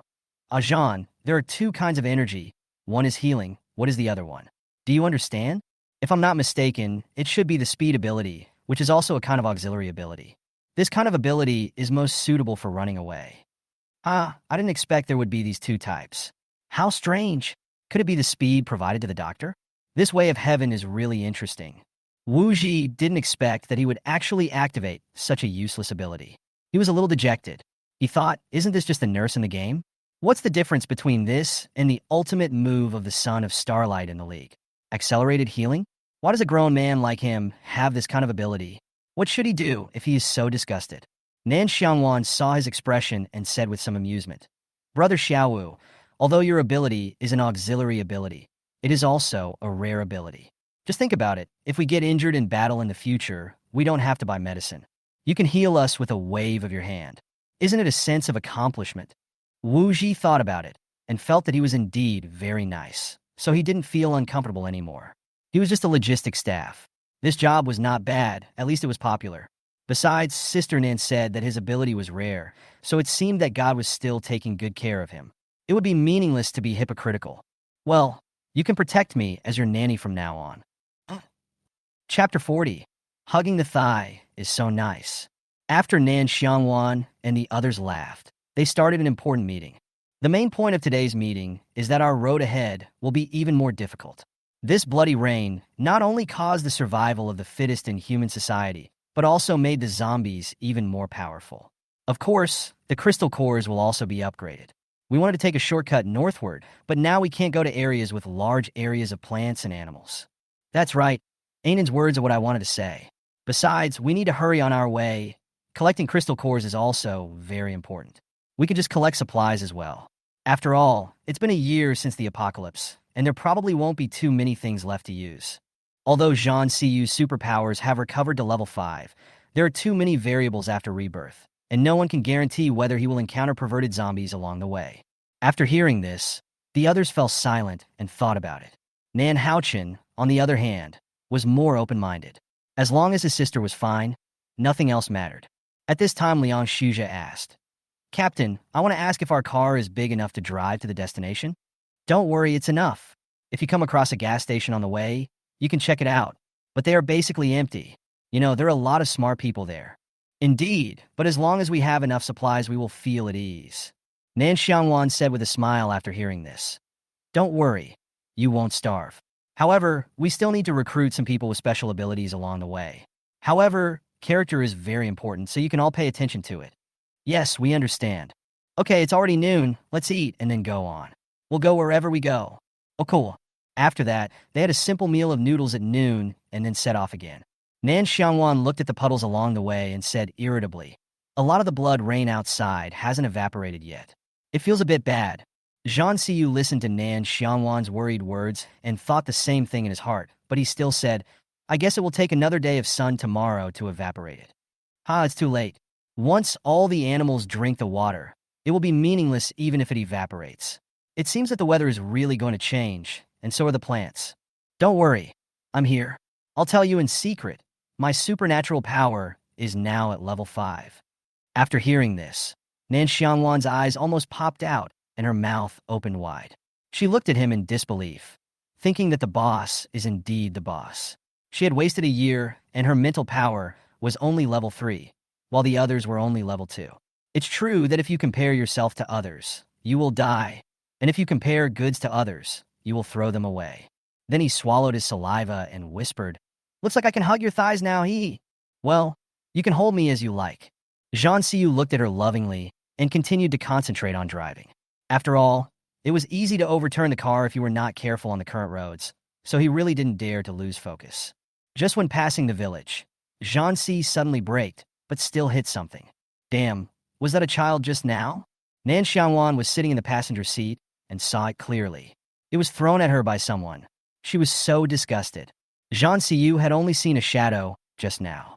His face darkened after hearing Nan Xiangwan's words. He thought that people who have lost their humanity would become so cruel that they would do anything. Sister, who can be so cruel that he can even throw a child away? Don't talk. Wait and see what happens. There might be a fierce battle. Be careful. Then he picked up the intercom and said to Liang Shuzha, be alert. There is something going on. Receive. At this time, several refugees ran out from the front of the car, crying and shouting. My children, you killed my children. You have to compensate my children, woo-woo. Nan Xiangwan and Zhang Xiyu looked at each other and thought of the same word at the same time. Fraud. Let's go, get off the car and take a look. People nowadays will do anything to rob supplies. Well, be careful. When Liang Shuzha saw the captain got out of the car, he also got out with his gun. Woo-woo, my child. You have to compensate me. The child is dead. You have to compensate me with supplies. Otherwise, I will never let you go. TSK, the world is so big. I'm glad to see you. You threw the child to us. Do you really think we are blind? If you want to rob us, just say so. You dare to say that you are using a child as a raft? Bah, you guys bumped into it yourself? Yes, you hit our child. Give us your supplies as compensation. Otherwise, we will not be polite. Compensation for supplies. Nan Xiangwan was annoyed when she heard the noise of the group of unruly people. She took out her pistol and fired 2 shots into the air. Bang! Bang! The people on the other side immediately became quiet. Then he looked at the child who was hit and found that he was still breathing. So he walked over and snatched the child away. Hey, what are you doing? You guys can't even let the child die. Shut up. You're making so much noise. Then he shouted behind him, Brother Xiaowu, come here and take a look at the child. After hearing this, Wu Ji thought that she had just taken on the job as a wet nurse and had to start working. So she immediately went over to take the child and asked in a somewhat confused manner, what should I do? This was really her first time saving someone, and she had no experience. Nan Xiangwan held her forehead helplessly, almost forgetting that this was a novice. Put your hand on her wound and transfer your energy to her. She will be your experimental subject. Just go for it. Oh, I see. I'll try it then. Hey, don't think you can be unreasonable just because you have a gun. You killed my child, so you have to compensate us after all. Others followed suit and said, yes, compensate us for the supplies. Zhang Xiyu looked at the laborers, who didn't go out to find food themselves, but actually used their children to make trouble for others. He said with a dark face, oh, don't worry. Wait until the child wakes up. I will ask the child what happened. You better pray that what you said is not a lie. Otherwise, we don't mind sending you to see the King of Hell.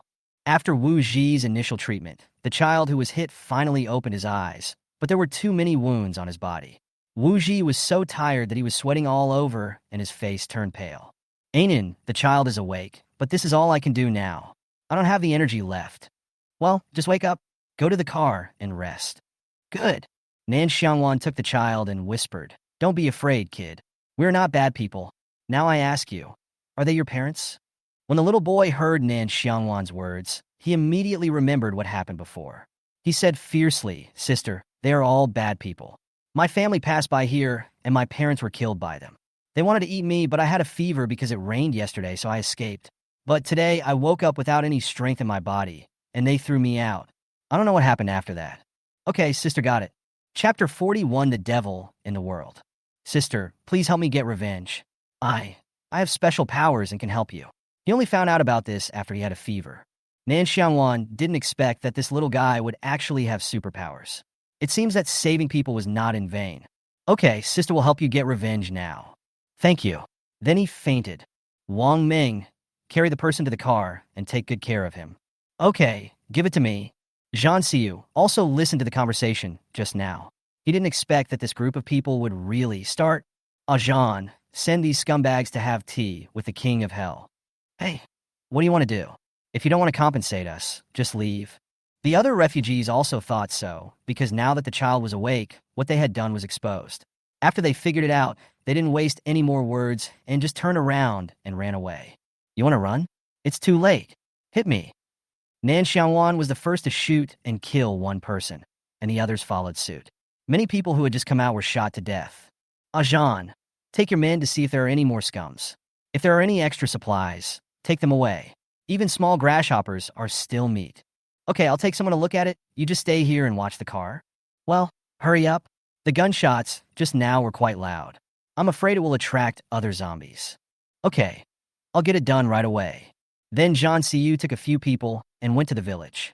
Nan Xiangwan pulled her brother into the car, then found a set of clean children's clothes in the space, took the medical kit, and then got out of the car and went to the back. Brother Meng, when Zhang Lu comes back, asked him to clean the child and apply medicine to the wounds on his body. Especially Brother Xiao Wu. When you recover, continue to treat the child. He is a ready-made experimental subject, and this child has superpowers. You must treat him well, otherwise it will be in vain. Okay, we got it.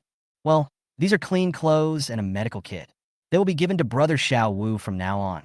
You, as a nurse, have to be more capable, okay? Wu Ji scratched his head awkwardly. He only knew the basics. Then he asked, "Do you have any books on treatment? I'm free on the road anyway, so I can learn more." I really don't know about this, but I did raid 2 bookstores back then. I'll ask Haochen to look for it for you later. Okay, thank you, Sister Nan. I already told you, call me Aiden from now on. Yes, I remember it. Well, I'll leave the child to you. If you need anything, just call me on the intercom. We can talk about other things after we find a place to rest at night. Okay. After Nan Xiangwan finished explaining everything, she returned to her co-pilot's seat. Soon Zhang Siyu came back with his men. After everyone got on the bus, she asked, "How is it?" "Oh, it was an absolute hell on earth. When we went there was an arm boiling in the pot.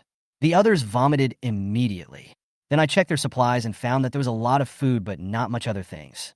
We cleared out the people guarding the house before we came back." Stop talking. I feel like vomiting if I keep talking. Let's get out of here quickly." Good. After that, they continued their journey, refueled once, killed more than 100 zombies, and the day ended. Night. Come. Today I'll treat you to boiled fish, boiled bullfrog, spicy shrimp, sweet and sour spare ribs, braised pork, and spicy chicken. Each person will have a can of beer. If you have more, it will be gone. The staple food is steamed buns. You'll be full. Their mouths watered as they watched Nan Xiangwan bring out so many delicious dishes. "Ainen, how come you have so much stock?" "Haha, my brother's space is fresh. He had nothing to do at home in the last days, so he made a lot of delicious food and preserved it. Now it's convenient for us." Zhang Siyu knew that this little woman had a secret, so he didn't ask any more questions.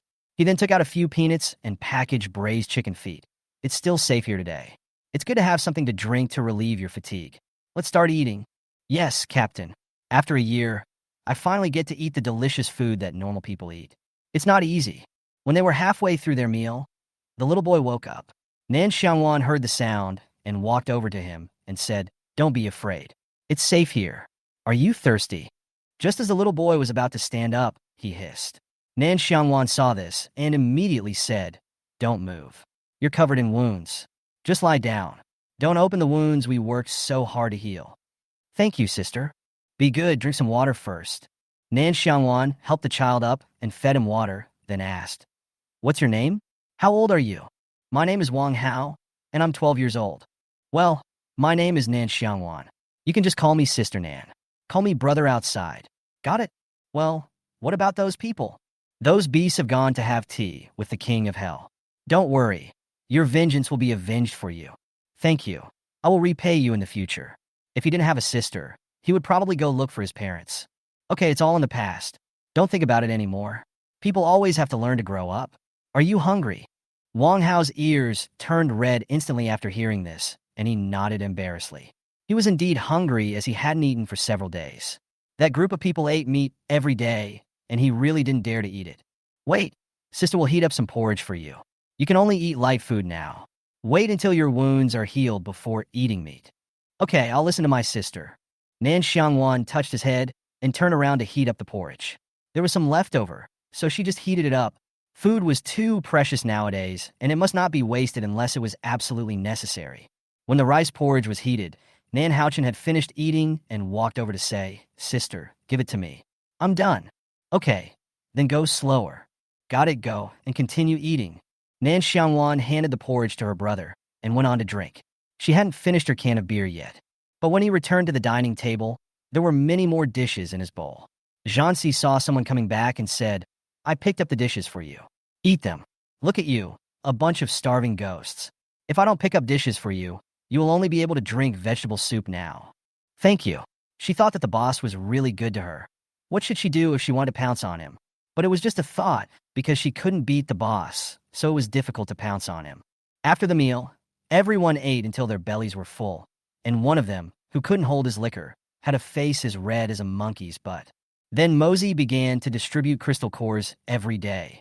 As for the colored crystal cores, there were a lot of them stored now, so he would distribute them when there were enough.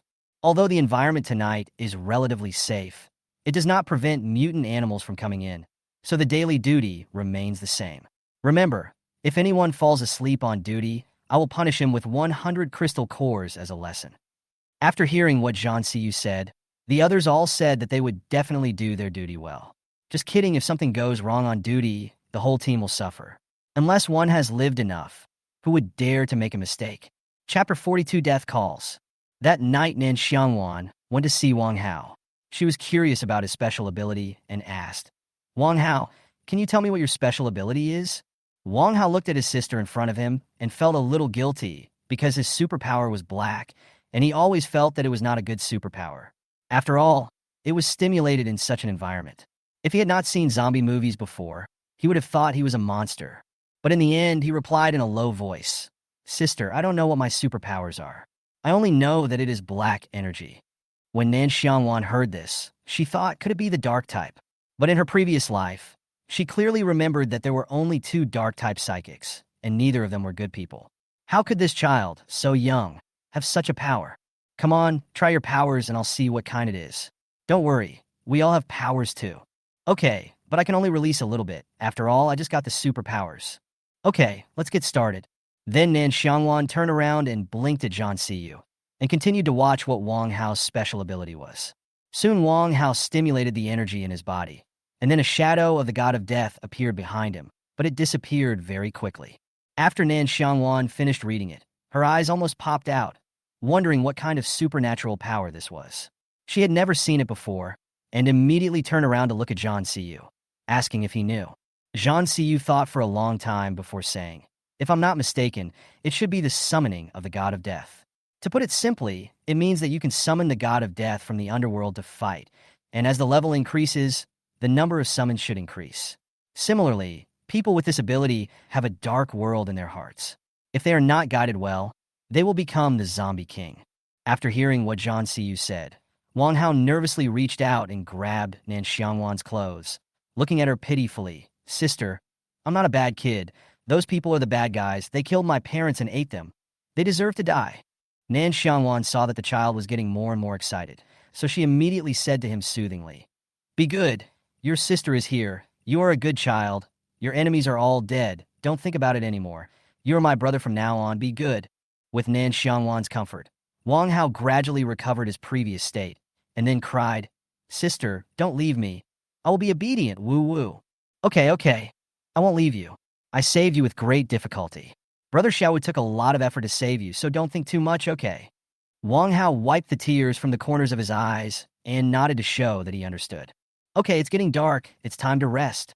When you feel better, join us in killing zombies, okay? Okay, I'll listen to you, sister. Be good. Go to sleep. Nan Xiangwan covered the child with a quilt and went to rest next door. As soon as she left the house, Zhang Ziyu came out. Anan, you must take good care of this child. It may be dangerous. Yes, I know. Don't worry. I will take good care of him. Go and have a rest. Okay, good night. After Zhang Ziyu finished speaking, he returned to the room, glanced at the sleeping Wang Hao, and went to rest. However, the moment he turned around, Wang Hao opened his eyes, looked at him vaguely, and then closed them again. The next morning, it was Bei Ming Haohe and Situ Mo's turn to cook. They simply cooked porridge, fried eggs, and then took out a lot of bread and ham for breakfast, and of course milk. They had a lot of stock anyway, and if they had the conditions, they certainly wouldn't let themselves down. Wang Hao also rested for a night and was cured again in the morning. He was finally able to get out of bed and walk around slowly. Morning, sister. Good morning, Hao Hao. Go wash your face and brush your teeth. It's time to have breakfast. Okay, sister, I'll go now. Haochen, help Hao Hao clean up. Got it, sis. Afterwards, with the help of Nan Haochen, Wang Hao finally cleaned himself up. Seeing that he looked good, Nan Xiangwan served him some porridge and eggs, and also warmed a cup of milk and handed it to him. Eat more, so you can grow faster. Yes, thank you. We're all a family from now on. You don't have to say thank you to me all the time. As long as you are obedient, I will always support you. Yes, I understand. The others were also very happy to see more children in the team. Although they were young, they were still capable of fighting. After the group finished breakfast, they started to pack up and continue on their way. Wang Hao saw that everything in the house had disappeared, but he didn't say anything out of curiosity. He knew very well that the more you know, the faster you die. That's what they say on TV. If Nan Xiangwan knew what he was thinking at this moment, she would definitely say that TV dramas are really harming children. Ainen, we can set off now. Let's all get in the car. We have a long journey to go today. Okay, but I'll drive first today. I'll let you drive when I'm tired. Okay, let's go. Liang Shuzhe was also very perceptive and took Wang Hao directly to their car. After all, this kid still needed Xiao Wu's treatment. Wang Hao didn't say anything. As long as he wasn't left behind, it would be fine. The car started, and Nan Xiangwan headed directly north under the command of Zhan Siyu. As there were always accidents along the way recently, they could only leave Jiang province today. Looking at the broken limbs and dilapidated houses along the way, it was really hard to describe the feelings. Zhan, do you think that all we have to do from now on is rest and kill zombies? She was tired of this kind of life in her previous life. In this life, she just wanted to find a stable living environment and lie down and be a salted fish. Why?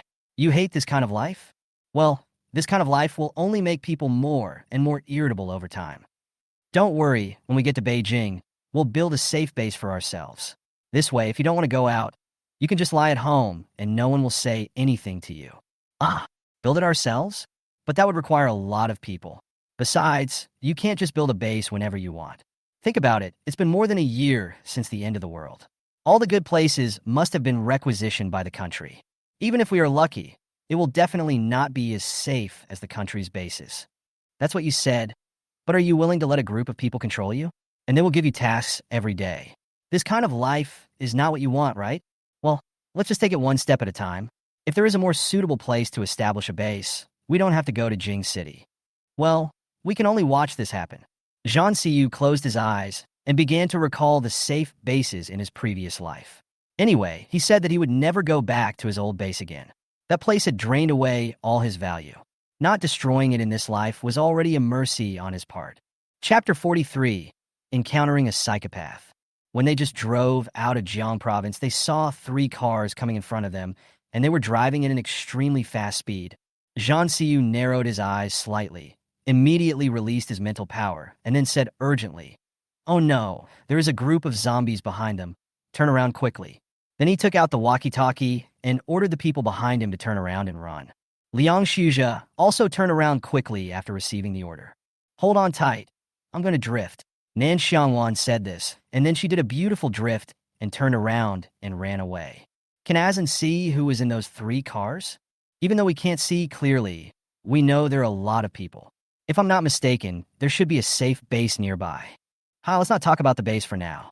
We just stepped out of Jiang province, and now we are being driven back. Don't you think this journey can't be smoother? At this time, 3 cars behind him caught up with him, lowered their windows, and cursed. Stop the car, and kill the zombies behind you. Otherwise, don't even think about getting to the base." Nan Xiangwan and Zhan Siyu looked at each other, wondering where this bunch of idiots came from. They dared to order them to work without knowing them? What were they thinking? They must have shit in their heads, right? What base? No one would go to their base. Nan Xiangwan pretended not to hear and continued on her way. Finally, she became annoyed by the noise and said to Bei Mingho, "Open the window and fire a rocket at the zombies behind to make them shut up." "Okay, is one enough? Do you want to put a few in pairs?" "No need. Just scare them for a bit. Once they're gone, we can go back and dig for the crystal core." "Receive." Bei Mingho took out a rocket, rolled down the car window, ignored the shouting beside him, and fired directly behind them. With a loud bang, their car was also slightly affected. Nan Xiangwan just held on to the steering wheel, trying her best to prevent the car from going off the track. However, the people chasing them were not so lucky. The last car overturned because it was closest to the shell. TSK, you guys are really a tiger that doesn't show its might. Do you think we are Hello Kitty? I don't know where these psychopaths came from. I found that after the end of the world, I can encounter all kinds of strange things. It's really eye-opening. Nan Xiangwan listened to the whispers behind him and said with a smile, "This is normal. We will encounter more bizarre things in the future." "Okay, Let's find a place to rest first, and then go back when that group of people are almost gone. But there are so many zombies over there. Zhang Xiyu certainly knew that there were many zombies, but if he didn't take this road to the north, he would have to take a detour through the mountains, which was even more dangerous than this side. It's okay, we have rockets. If those people hadn't just said such harsh words, we wouldn't have stood by and watched them die. They asked for our help even though they knew there were so many zombies. They have ulterior motives. It's best for such scum to die. They're just wasting air if they are alive. Nan Xiangwan said angrily. Sister, are you okay?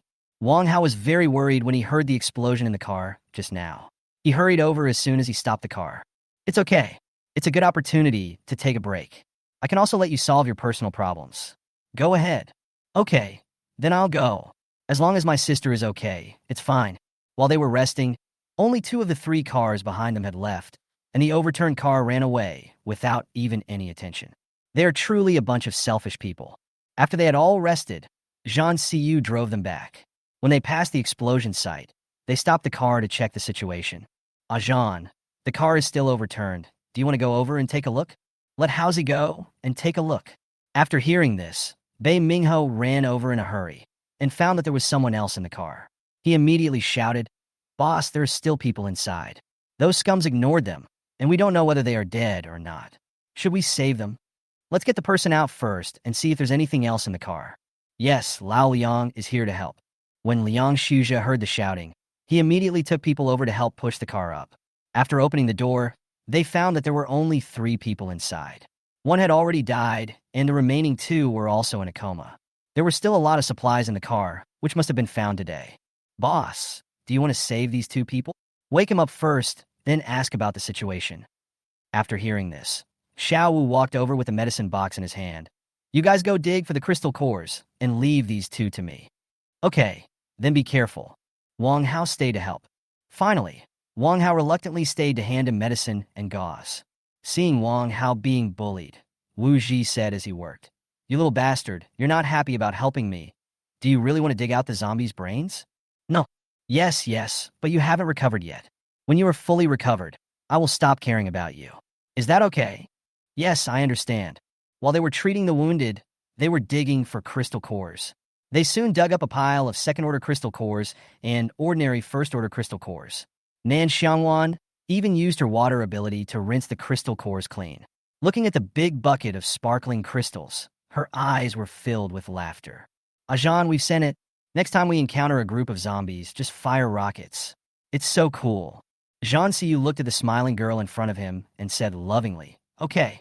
This scene happened to be seen by Nan Haochen, who turned around. He thought that this cabbage was really hopeless. She couldn't see such an obvious thing. He could only say that his sister was stupid. In fact, it's not that Nan Xiangwan didn't understand, but she never thought of this matter as the boss at all. She is a self-aware person.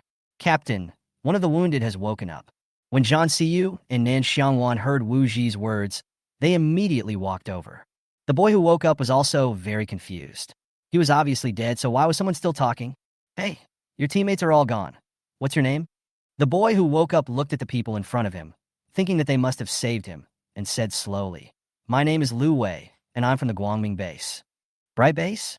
There's a base nearby? Yes, but there are not many people. The leader is a retired soldier who founded it. Nan Xiangwan suspected that there was something wrong with her ears. A base formed by retired soldiers actually had a psychopath? She asked curiously. Your base leader should be a good person, right? Pa, they were really good at the beginning, but they were like the devil when supplies were scarce. If my sister hadn't been supervised by them, she would have wanted to run away long ago. Then who is the woman next to you? Oh, the other man is dead, so you 2 are the only ones who are lucky. She is my girlfriend Anna, a person with superpowers. As for the man's death, he is dead. He was monitoring us anyway. Oh, then what's your special ability? I have ice-type abilities. The reason I brought her out is mainly because I'm worried about those beasts in the base. When Nan Xiangwan heard this, she began to wonder whether she should take the 2 men away. But if she did, she would have to rescue a burden, so she didn't say anything. Chapter 44, Making Trouble. Zhang Si knew what Nan Xiangwan was thinking when he saw her expression, and whispered in her ear, Let's find a place to stay first, and then we can discuss it. Okay, I'll listen to you. Then after everyone else had dug out the crystal cores, Wang Hao got on the front car, and the 2 injured were carried to the back car. Thinking that I had things to do, I simply found a safe place to stay in Jiang province. This time it would probably take a few days before I could leave. After everyone was settled, Nan Xiangwan discussed with Zhang Siyu. Do you think what these two people said is reliable? At first glance, he doesn't seem like a bad person, but some things still need to be verified before we can know. After all, anyone can talk. Then tell me, should we go to this bright base and take a look? If it's really as they say, maybe we can pick up a few psychics. Zhang Si was a little excited when he saw Nan Xiangwan and said lovingly, "Are you trying to poach someone from us?" You guessed it right. Of course, the premise is that the base commander is not a good person. Then I'll go with you. What's the meaning? You with so many of us, we are too conspicuous. After we go in, they won't dare to show their claws so quickly. But think about it. If there are only two of us, one with superpowers and one without, do you think they will act early? It seems to make sense. Then he asked in confusion, if it's just the two of us, what identity should we use to go to the base? Brother and sister or lovers? However, if we are brother and sister, we don't look alike, so there are too many loopholes. Lovers are the best. After we go in, I will show that I care about you. I think they will definitely make a move on you first. By then, we won't need to stay in the base for too long. You also know that the sooner we go north, the better. Time can't be wasted. After saying that, he glanced at Nan Xiangwan carefully, fearing that she would disagree. In fact, he also had selfish motives, fearing that she would find out and refuse. But he was still overthinking it. After all, Nan Xiangwan's current thoughts were not going in that direction at all. In that case, let's go. But we have to change cars and make ourselves look more embarrassed and cowardly so that they will let down their guard. What do you say? If possible, we can go tomorrow. Zhang Siyu didn't expect that she would agree so quickly. He was a little happy in his heart, but he didn't show it on the surface. He continued, I'll listen to you. I'll arrange for the others and set off tomorrow. After a group of people finished dinner that night, Zhang Siyu gathered everyone for a meeting. After they listened to the content of the meeting, they didn't say anything. Nan Xiangwan was the first to quit and said angrily, I want to go too. I don't want to leave my sister. Nan Xiangwan looked at her brother speechlessly. Are you a giant baby? Or a baby who hasn't been weaned? We're going to do something, not to play. The fewer people, the better. Even if something unexpected happens, we can evacuate quickly with our skills. If we take you with us, we will have to take care of you if something happens. Besides, we will be back as soon as possible. You just need to wait obediently in the base camp. Besides, the two warehouses are not here. Do you want them to starve to death? Nan Xiangwan's words were very clear. Even if Nan Xiangwan was angry, he couldn't say anything. After all, there were only two warehouses in sight. If the captain was not here, it would be difficult for him to go there. If he was at home, it would be fine. The key point was that he was only staying here temporarily and didn't dare to take out too many things. In the end, his face turned into a puffer fish, and he sat back in his chair without saying a word. At this time, Zhang Siyu also continued, during the days when we are away, Sidu Mo will be the temporary captain. You must cooperate unconditionally, and Bei Mingho will assist. If it becomes unsafe here, continue on the previous route. I will leave the car to you. Of course, it is best to wait until we come back. Don't go out if you can. It is better to stay at home in an unfamiliar environment. Yes, we got it. We'll try to wait for you to come back. If there are any changes, I'll leave marks along the way. Well, from now on, this place is up to you. I'll take some weapons and leave them at Houchin's place, as well as food. After hearing this, Siduamo nodded to indicate that he understood. Okay, let's adjourn the meeting. I'll go check on the two injured and find out more about the situation. It was unknown what Nan Xiangwan and Zhang Siyu talked about with the two men afterwards, but they all looked unhappy when they came out. Ainin, I'll start the broken car downstairs tomorrow morning. The worse it gets for us, the better. Okay, just do whatever you want. It's late now. I'm going back to the house now. See you tomorrow morning. Well, good night. When Nan Xiangwan returned to the house, she saw her brother still sulking. She said jokingly, Are you a punching bag? I told you I'd be back soon. Besides, I have a secret weapon. No one can hurt me. Don't be angry. How about I give you some delicious food? Finally, Nan Xiangwan reluctantly gave in under the temptation of various delicacies. Then you must take good care of yourself. I will wait for you at home. Well, don't worry. I will live well until I find a man to marry. She thought to herself that she could not die without sleeping with a handsome guy in this life. Otherwise, she would be an old maid in both lives and would be laughed at to death in the underworld. Okay, then go to bed early. Afterwards, Nan Xiangwan asked her brother to watch the door while she went to the space to prepare the props and cosmetics she would need for tomorrow. Of course, she also took a hot bath. Thinking that she would not be able to take a bath for several days after going out tomorrow, she had to wash herself clean before going out. After a night's rest, the next day, Nan Xiangwan and Zhang Siyu changed their clothes and put on makeup and drove off in their old car as others watched. Zhang, your car is too shabby. You're overacting. It's okay. This is more like fleeing. I also packed some of the inferior snacks I collected from the snack factory in boxes. We can't go empty-handed. Otherwise, those people won't accept us.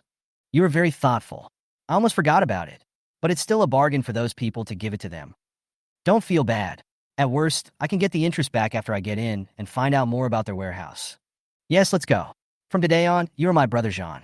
You have to cooperate with me in acting. When Zhang Siyu heard her call him Brother Jean, his heart skipped a beat. He really liked her calling him that. Then he replied lovingly, Okay, I will definitely cooperate with you. Just do your best. Oh, big fat sheep, here we come. After that, the two of them finally found the Guangming base after many bumps and bruises along the way. Nan Xiangwan looked at the base in front of him and thought that this captain was really something.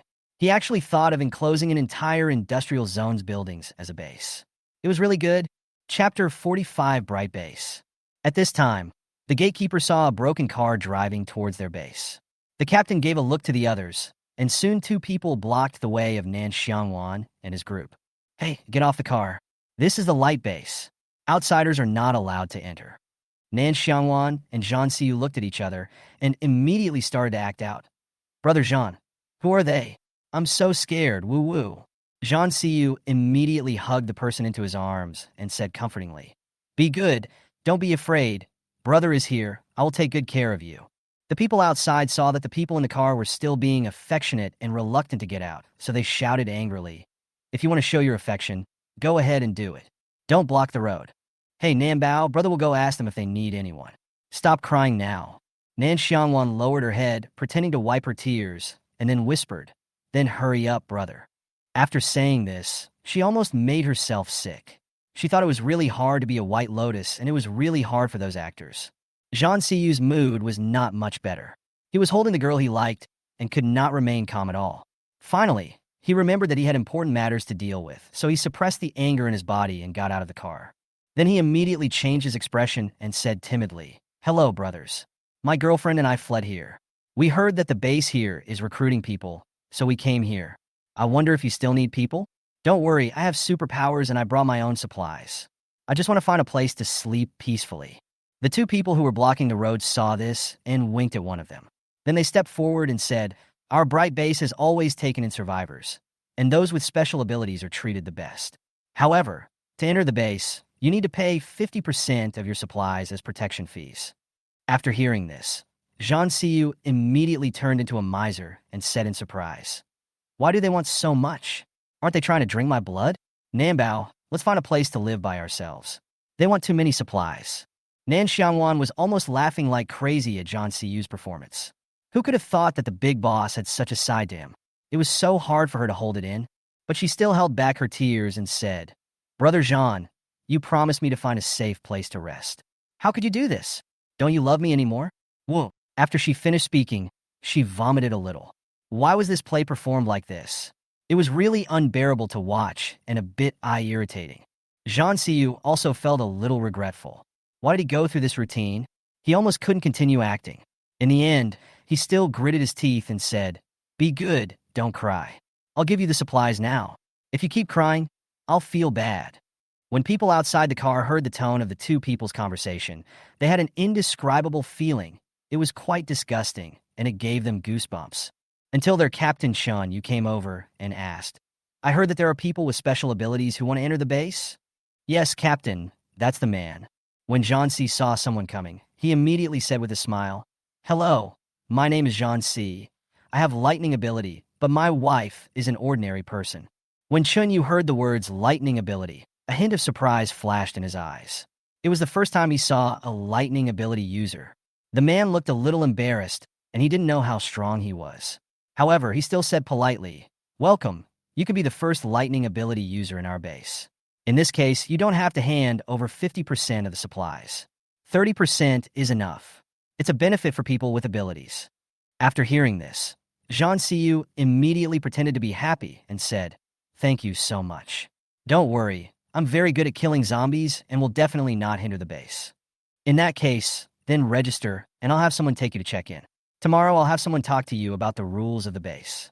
Okay, thank you so much. You're welcome. We'll be friends from now on. Then he shouted behind him, "Open the door and let them drive in." Zhang Si was satisfied, so he got in the car and drove into the base. He then whispered to Nan Xiangwan, "Finally, we're in. If you keep acting, I'll start to doubt my life." "Ah, I'm not that good either. Get off the car. We still have to keep going. Hang in there. I'm counting on you." Zhang Siyu sighed helplessly and had to continue acting. Fortunately, no one else here knew him, otherwise his character would have collapsed. Then he got out of the car first and immediately took Nan Xiangwan in. He then said to the man next to him, "Can we put our supplies in the car first? I will send the supplies to you after I settle down." What he meant was that he had to check first whether the room was habitable. If a group of people lived together, it would be another matter. The person arranged by Chun Yu was named Li Tao. He could see what this person meant, but their base only provided single rooms for people with special abilities, so he was not afraid of them seeing it and took them to see the room calmly. After seeing the room, Zhang Siyu and Nan Xiangwan were very satisfied. At least it was a single room.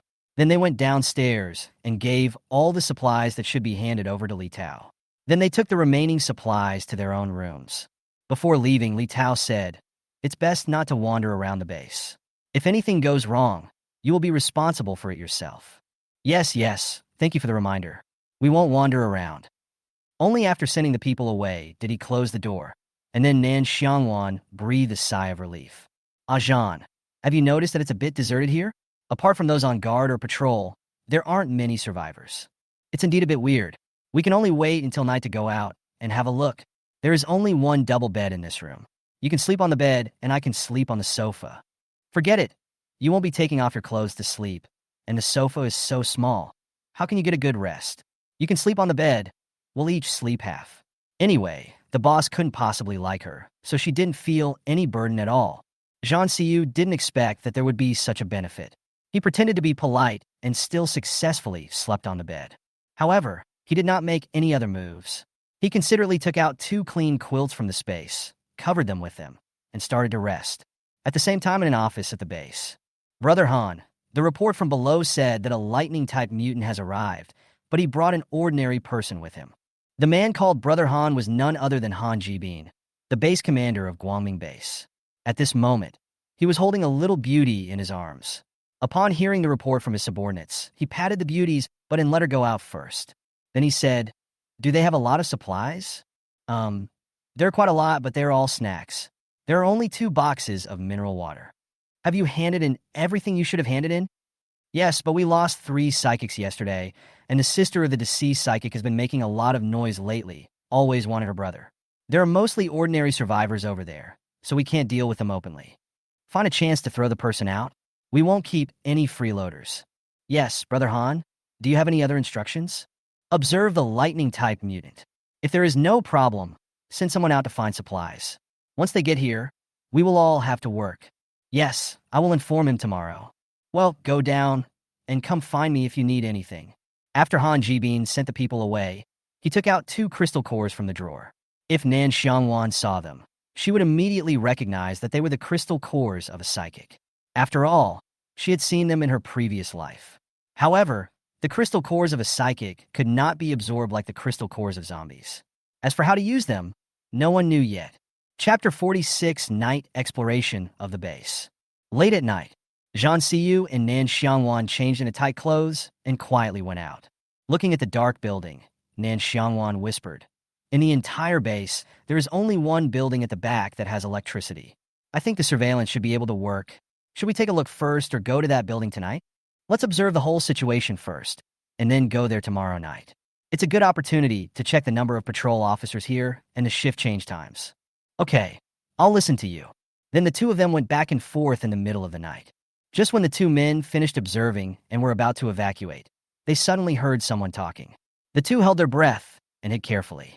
"Brother, the 2 fire-type mutants that the base commander recently called away have mysteriously disappeared. Do you think they are dead?" "Don't talk nonsense. Be careful not to be overheard by others." We're just ordinary people. It's good enough to find a patrol job to make a living. You must be careful with your mouth, because words can cause trouble. Yes, I'm just curious. I always feel that our base leader is weird. Shut up. You keep talking. Yes, let's stop talking and go on patrol. I really don't know when this day will end. Sigh. After the two finished talking, they staggered away, and then Nan Xiangwan and the other person came out. Ajahn, this base has secrets. They are probably all in that building. We'll know tomorrow night. Let's go. It's time to go back. There's nothing unusual in other places. I guess those people will come looking for me tomorrow morning. Well, let's go. We'll talk tomorrow night. After the two returned to the room, they had a simple midnight snack and then went to rest. The next morning, at dawn, there was a knock on Nan Xiangwan's room. The two looked at each other, and Zhang Siyu got up to open the door. Then he immediately turned into a flatterer and said, "Dude, it's so early. What's the matter?" "Well, all the psychics have to go out and look for supplies today, and then hand in 30% of the supplies when they come back. As for your girlfriend, she doesn't have any psychics, so it's better for her to stay at the base." "Ah, are you going out today?" "Well, that's the rule." At this time, Nan Xiangwan also turned into a crybaby and said in a sob voice, "Brother Zhan, I don't want to stay here alone. I'm scared, woo-woo." After hearing this, Zhang Siyu immediately walked over and hugged the person in his arms, patting his back and saying soothingly, "Be good. Don't be afraid. Brother will be back soon. Just be obedient."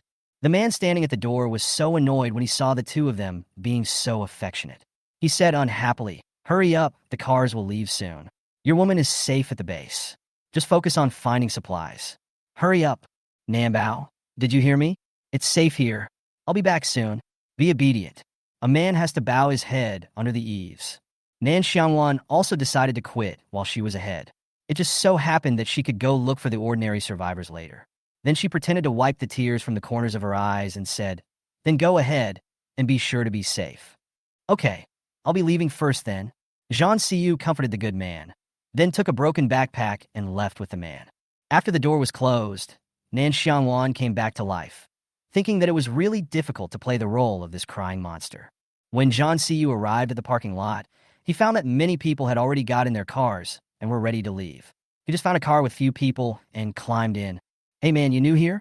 Never seen you before?" When Zhang Si saw someone talking to him, he nodded awkwardly and scratched his hair blankly, behaving like a fool. The guy in front of him looked at him and said with a smile, "I'm new here too. My name is Tang Ming, and I have fire abilities. What's your name, buddy? And what abilities do you have?" Zhang Si saw that this guy was a bit nervous, so he smiled and said, "My name is Zhang Si.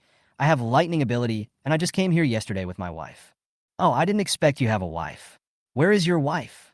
"She has no special powers, so she has to stay at the base." "I see." At this time, someone outside started shouting, "Everyone check the vehicles, and if there is no problem, let's go." Then Zhang Siyu quietly left the base with them. As for where to go, it was not his concern. Anyway, he just needed to find some supplies. He couldn't be too stupid or too aggressive. The lower the profile, the better. Not long after they set off, Nan Xiangwan also staggered down the stairs.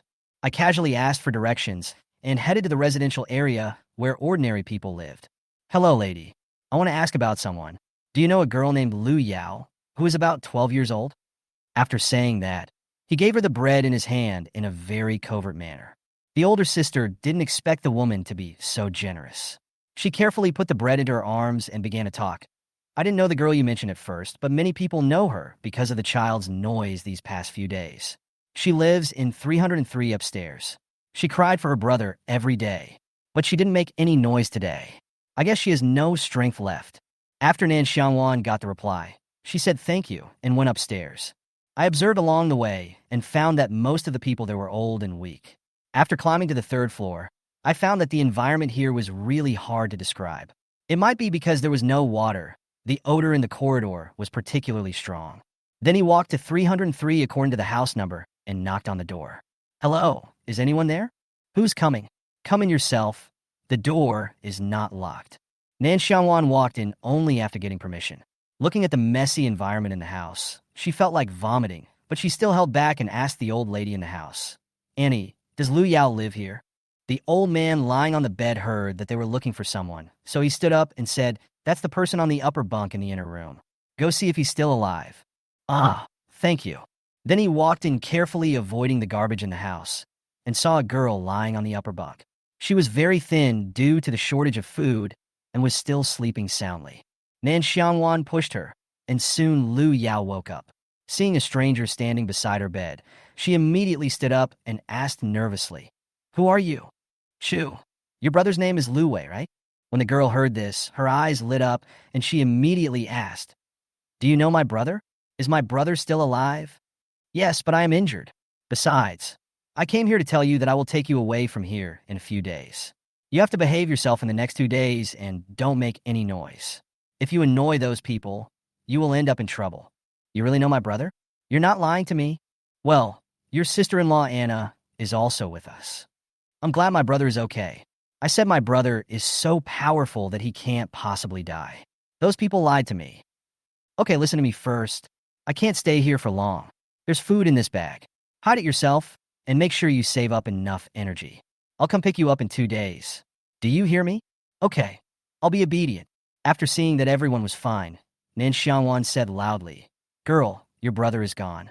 If you have any problems in the future, go to Building 2, Room 406 to find me, okay?" "I understand, sister. I won't make trouble again." "Well, I'll be leaving first. Take care of yourself." Then he nodded to the girl and left. Chapter 47, Unexpected Discovery. After Nan Xiangwan left, the old lady outside walked in and asked, "Girl, who was that person just now? Did he bring you food?" Lu Yao was not stupid. He had experienced the ups and downs of life in the apocalypse. If he hadn't been smart, he would have died long ago. Looking at Mrs. Lai, who came in, his eyes darkened for a moment before he said, "She is my brother's friend. She came to see me now that my brother is gone. She did bring me some food, but it was only 2 loaves of bread and 2 cartons of milk. I guess my sisters and the others are having a hard time. Annie, I'll give you a loaf of bread and a milk. Don't tell anyone else, or my sister won't give me food in the future." Seeing this good news, the old lady immediately smiled and said, "Don't worry, my daughter, I won't tell anyone." Then, under the old lady's gaze, Lu Yao reluctantly handed her the bread and milk. The old lady got the food and left happily. Lu Yao breathed a sigh of relief after everyone left. Now that the old lady was dealt with, she could have a few days of peace. Then she carefully took out the other food inside and started eating. She needs to get herself in good health so that she can go find her brother. After Nan Xiangwan left, she quickly returned to her room, then immediately went into the space to take a hot bath. "I thought that when I set up my own base in the future, I would make sure to create a good environment." But things were not so smooth for Zhang Siyu. They came to the commercial street today. The familiar people were working in teams. Only he and Tang Ming were new here. After killing many zombies along the way, they finally found a snack shop. Phew, the weather is getting hotter and hotter, and the smell of zombies is getting worse and worse. There's a rotten smell everywhere. And thank you, Zhang Si, for your help just now. If it weren't for you, I would have gone to see the King of Hell. Zhang Siyu didn't say much, but just said lightly, "Hurry up and find supplies. I have to go back to see my wife early." Yes, there are a lot of snacks here. Hurry up and pack them up." It's great to have a wife, but it's really irritating to call her wife all the time. Since the two of them had no space, they simply packed the supplies in boxes. They carried the food back and forth until they finally got all the edible things back into the car. When the driver of their car saw this, he was very happy. He didn't expect that the two of them were so lucky. Even if it was not the staple food, it was enough for them to eat for a long time. In the apocalypse, no one would reject anything edible. Afterwards, Zhang Siyu secretly looted the 2 gold shops, even the stores selling infants and young children that he passed by, thinking that he could use the money when he had children in the future, although the chance was slim. There have never been any newborns in the previous life, so who knows if there will be any changes in this life. After everyone else had found supplies, they returned to the base, handed in a certain amount of supplies, and then each left with their own spoils. Zhang Siyu was worried about Nan Xiangwan's safety for the whole day, and only felt relieved when he saw that she was safe and sound. "Ah, Zhang, how are you today?" Zhang Siyu said while drinking water. "Not bad. I also collected a lot of supplies, by the way. As for the 2 boxes of snacks I brought back, they are today's spoils of war. Thank you for your hard work. I have found the person today. I just need to take him away when we evacuate. Okay, let's eat first. I feel so uncomfortable after eating dry food all day." "Okay, don't you have a lot of hot dishes in your space? Just take out 2 dishes. Afterwards, the two of them had a warm dinner and began to rest, waiting to continue the exploration in the evening. Late at night, 12 o'clock in the morning, after disguising themselves, the two men arrived at the base commander's control center. At this time, only 2 rooms had lights on. Zhang Xiyu was the first to release his mental power. After investigating, he said, "It's the monitoring room and patrol room. There are still many people awake. Let's avoid them and go in, mainly to see what secrets this building has. If it's a secret, half of it will be kept underground. Let's just go to the basement." "Okay, let's go." Soon the two of them avoided the surveillance and patrol teams and reached the entrance to the basement. "There's someone down there. What should I do?" "Well, I'll use my mental power to investigate first, and then we can talk about other things." "Okay, I'll keep watch for you." Afterwards, Zhang Xiyu explored a large area of underground. After exploring layer by layer, cold sweat began to appear on his forehead. After seeing him, Nan Xiangwan asked with concern, "Are you okay?" "It's okay. Let's leave here first. I've finished investigating. We'll talk when I get back." "Okay, I'll help you." Their actions did not alarm anyone else at all, and they quickly evacuated back to their rooms. After returning to the room, Nan Xiangwan helped him lie down on the bed and considerately poured him a glass of water. Zhang Xiyu was flattered and started thinking about whether he would get injured in the future. However, when he thought of the people with healing abilities, he gave up the idea. "Are you feeling better? Don't you have crystal cores in your space? Hurry up and absorb a few to restore your superpowers." "Don't worry, I'm much better. I have good news for you. I not only saw the warehouse just now, but also accidentally found a batch of arms. There are a lot of them. I guess this group of people robbed a lot of other people." "Really? It seems like this trip was not in vain." "Yes, but there are 10 psychics guarding down there, so we have to think of a way to get in." "Idiot, our psychic powers are not for show. We could just knock them out. But we have to evacuate quickly afterwards. We have to control the time well." "No, it's okay for ordinary people, but if there is an exception, our mental power may not be effective. Let's think about it again." "That's right. There are obviously many more types of superpowers now. It would be risky if you encounter one you haven't seen before." "Okay, go to sleep first. We'll talk about other things after you wake up. I may have to go out again tomorrow morning. You should observe the situation carefully at the base first. We'll talk about it when I come back. I'll think of a solution then." "Oh, all right." After that, neither of them slept well that night, and they kept thinking of various countermeasures in their minds. As a result, Zhang Xiyu went out in the morning with dark circles under his eyes. As soon as Tang Ming saw the person coming, he jokingly said, "Hey, what's wrong with you? Didn't you sleep all night? Is it so intense? I'm not saying anything bad to you, but be moderate, understand? This will hurt your kidneys." Zhang Xiyu looked at him as if he were a fool, and then said innocently, "I told my wife stories all night and finally coaxed her to sleep, and then the day broke." "Ah, I see. I thought you were doing something else." "Oh, you've done this a lot, right? Do you know so much about it?" After all, I was a rich second generation before the end of the world, so of course I'm good at this kind of thing. Do you want me to tell you about my experience?" Then Zhang Xiyu said disdainfully, No need. I'm a good boy." Tang Ming, "I don't believe you." Chapter 48, Walking Scanner. In this way, Zhang Xiyu continued to collect supplies with the convoy during the day and did things at night. Nan Xiangwan also took advantage of the daytime when she had nothing to do to stroll around the survivor's residence, gather information, and bring some food to Lu Yao.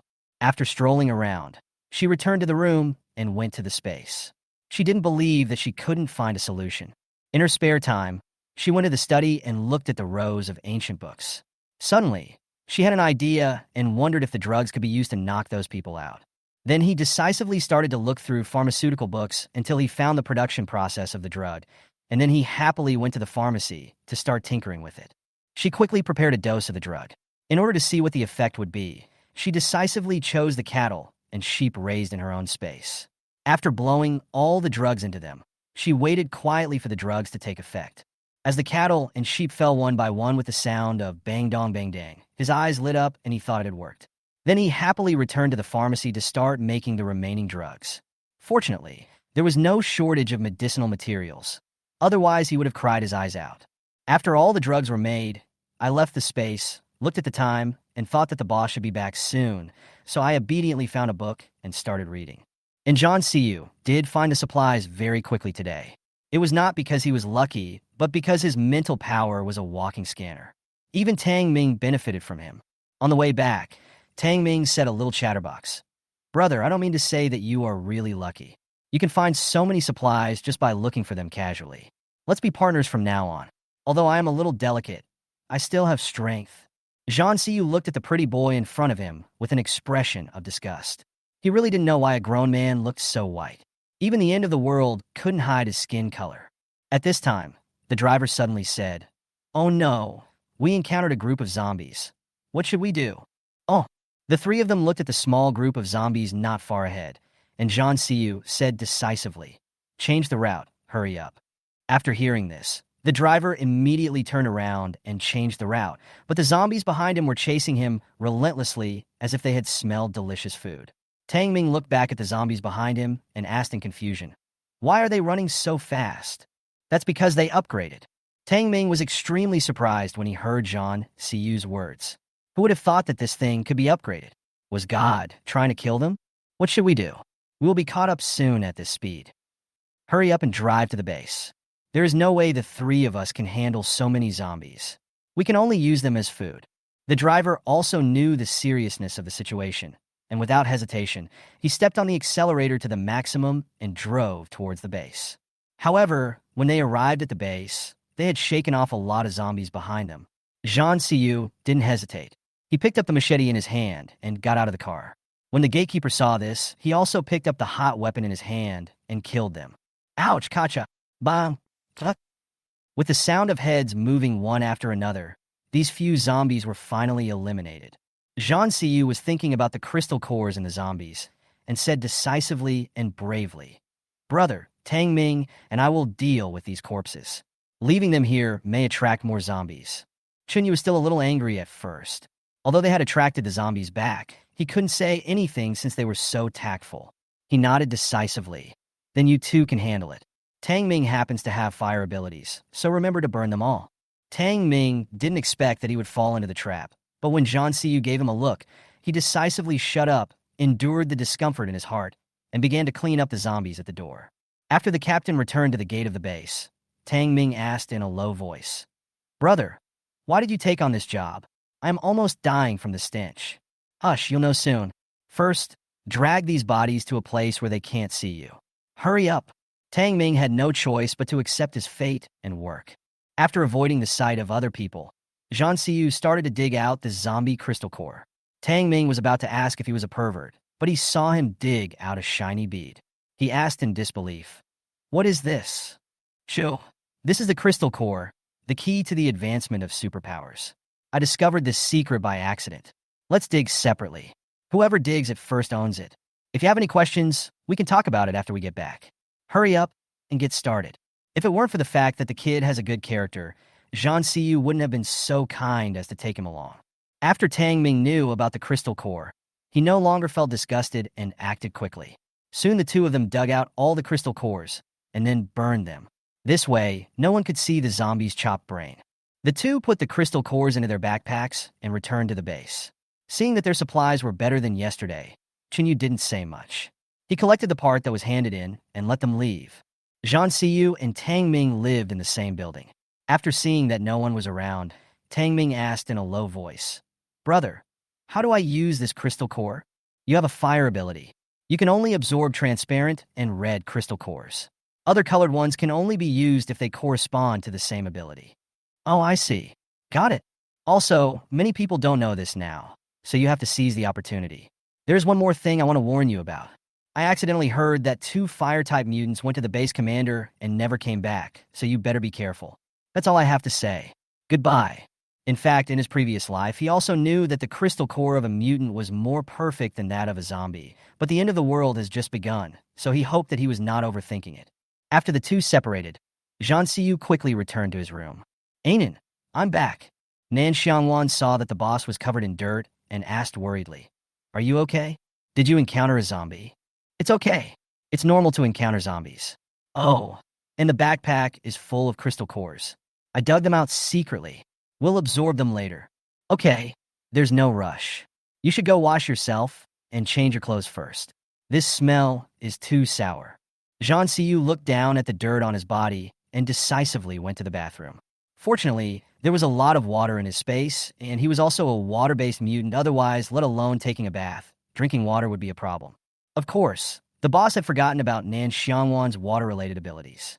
Zhang Siyu waited until he had packed up before walking out. Anan, are you hungry? I found a lot of supplies today, and I'll take them all with me when we leave. I'm fine, don't worry. That's good. I plan to observe for another night and take action tomorrow.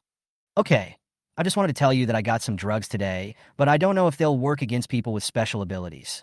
Zhang Siyu was a little confused when he heard about the drug. Where did she get it? But when he thought of the secrets of this woman, he decided not to ask any more questions. Anyway, he is there. No matter what she takes out, he will cover for her. Chapter 49. Encountering the enemy from the past life. That night, the two of them changed their clothes and went to the central building to check out the place. But this time I went straight upstairs, thinking that I hadn't seen who the base commander was in the past 2 days, and I had to see his true face tonight no matter what. It was not until he reached the 12th floor that he finally found the person he was looking for. Why did he say that? Because the base commander Han Jibin was playing with 2 red crystal cores in his hands at that time. When Zhang Siyu saw them for the first time, he knew that they were the 2 fire-type mutants. For a moment he was surprised. He really didn't expect that someone would know this secret now, but seeing his current situation, he probably didn't know how to use it yet. I thought to myself that this person must die, otherwise more people would suffer. After checking the entire floor, Zhang Siyu took Nan Xiangwan back home. After returning to the house, Zhang Siyu said, "This base commander must be killed. He is very dangerous." Ah, did you see something? Zhang Siyu was afraid that his vest would fall off, so he had to lie and said, "I just saw that man digging out the crystal core of a superpower, and it was also red. I guess the people who disappeared before were all his masterpieces." When Nan Xiangwan heard the news, she shuddered all over and immediately thought of what happened to her brother in his previous life. Her eyes began to darken. Zhang Siyu looked at the person in front of him and had a bad feeling. "Anan, what's wrong with you?" "It's okay. I just thought of something. Ajan will start tomorrow night. I don't want to wait any longer. If something unexpected happens, we will blow up this place. Dirty people don't deserve to live." "Okay, let's do it tomorrow night. Nothing will happen as long as I'm here. Just bring the child here tomorrow." "Well, I want to rest. Go to sleep. Don't think too much while I'm here." Zhang Si was relieved when he saw that she was fine. At the same time, he guessed that she might have seen something like this in her previous life, where he almost encountered such a thing. Otherwise, she wouldn't react so strongly.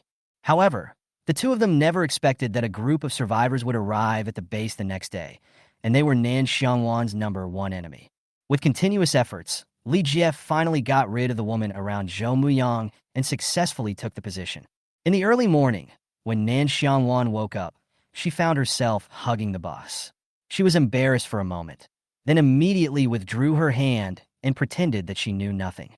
Zhang Siyu woke up the moment she stood up, but he pretended not to wake up because he was afraid of embarrassing her. In fact, he had been sleeping like this in the past few nights, but Zhang Siyu always got up first. Thinking that such a good benefit would soon be gone, he stayed in bed a little longer today. When Nan Xiangwan came out of the bathroom, Zhang Siyu had also changed his clothes. "Anan, I have to go now. Remember to have breakfast. I'll be back soon." "Okay, I understand. You have to be careful." "Good." Zhang Siyu ate the bread in his hand as he walked. Having lived in the apocalypse for 10 years, he was no longer so pretentious. It was a blessing for him to have a full stomach. When Tang Ming saw him coming, he immediately walked over and whispered, "I absorbed it last night, and now I am at the 2nd level. Thank you for your reminder." "You're welcome. Just take care of yourself." After that, vehicles set out every day to look for supplies. Nan Xiangwan took them to their dormitory today under the pretext of taking care of the children, and then said, "We are leaving tonight. Is there anything else you haven't done?" Lu Yao shook his head, indicating that he had nothing to do. "Since you don't have any, just rest well. Sister and brother are going to run something tonight, and we'll come back to pick you up after they're done. No matter what noise you hear, don't run out. Otherwise, we will be in trouble if we can't find you." "Well, don't worry, sister. I will wait here obediently." "Okay, that's a good boy." At this time, Li Jie and her team of 32 people drove over.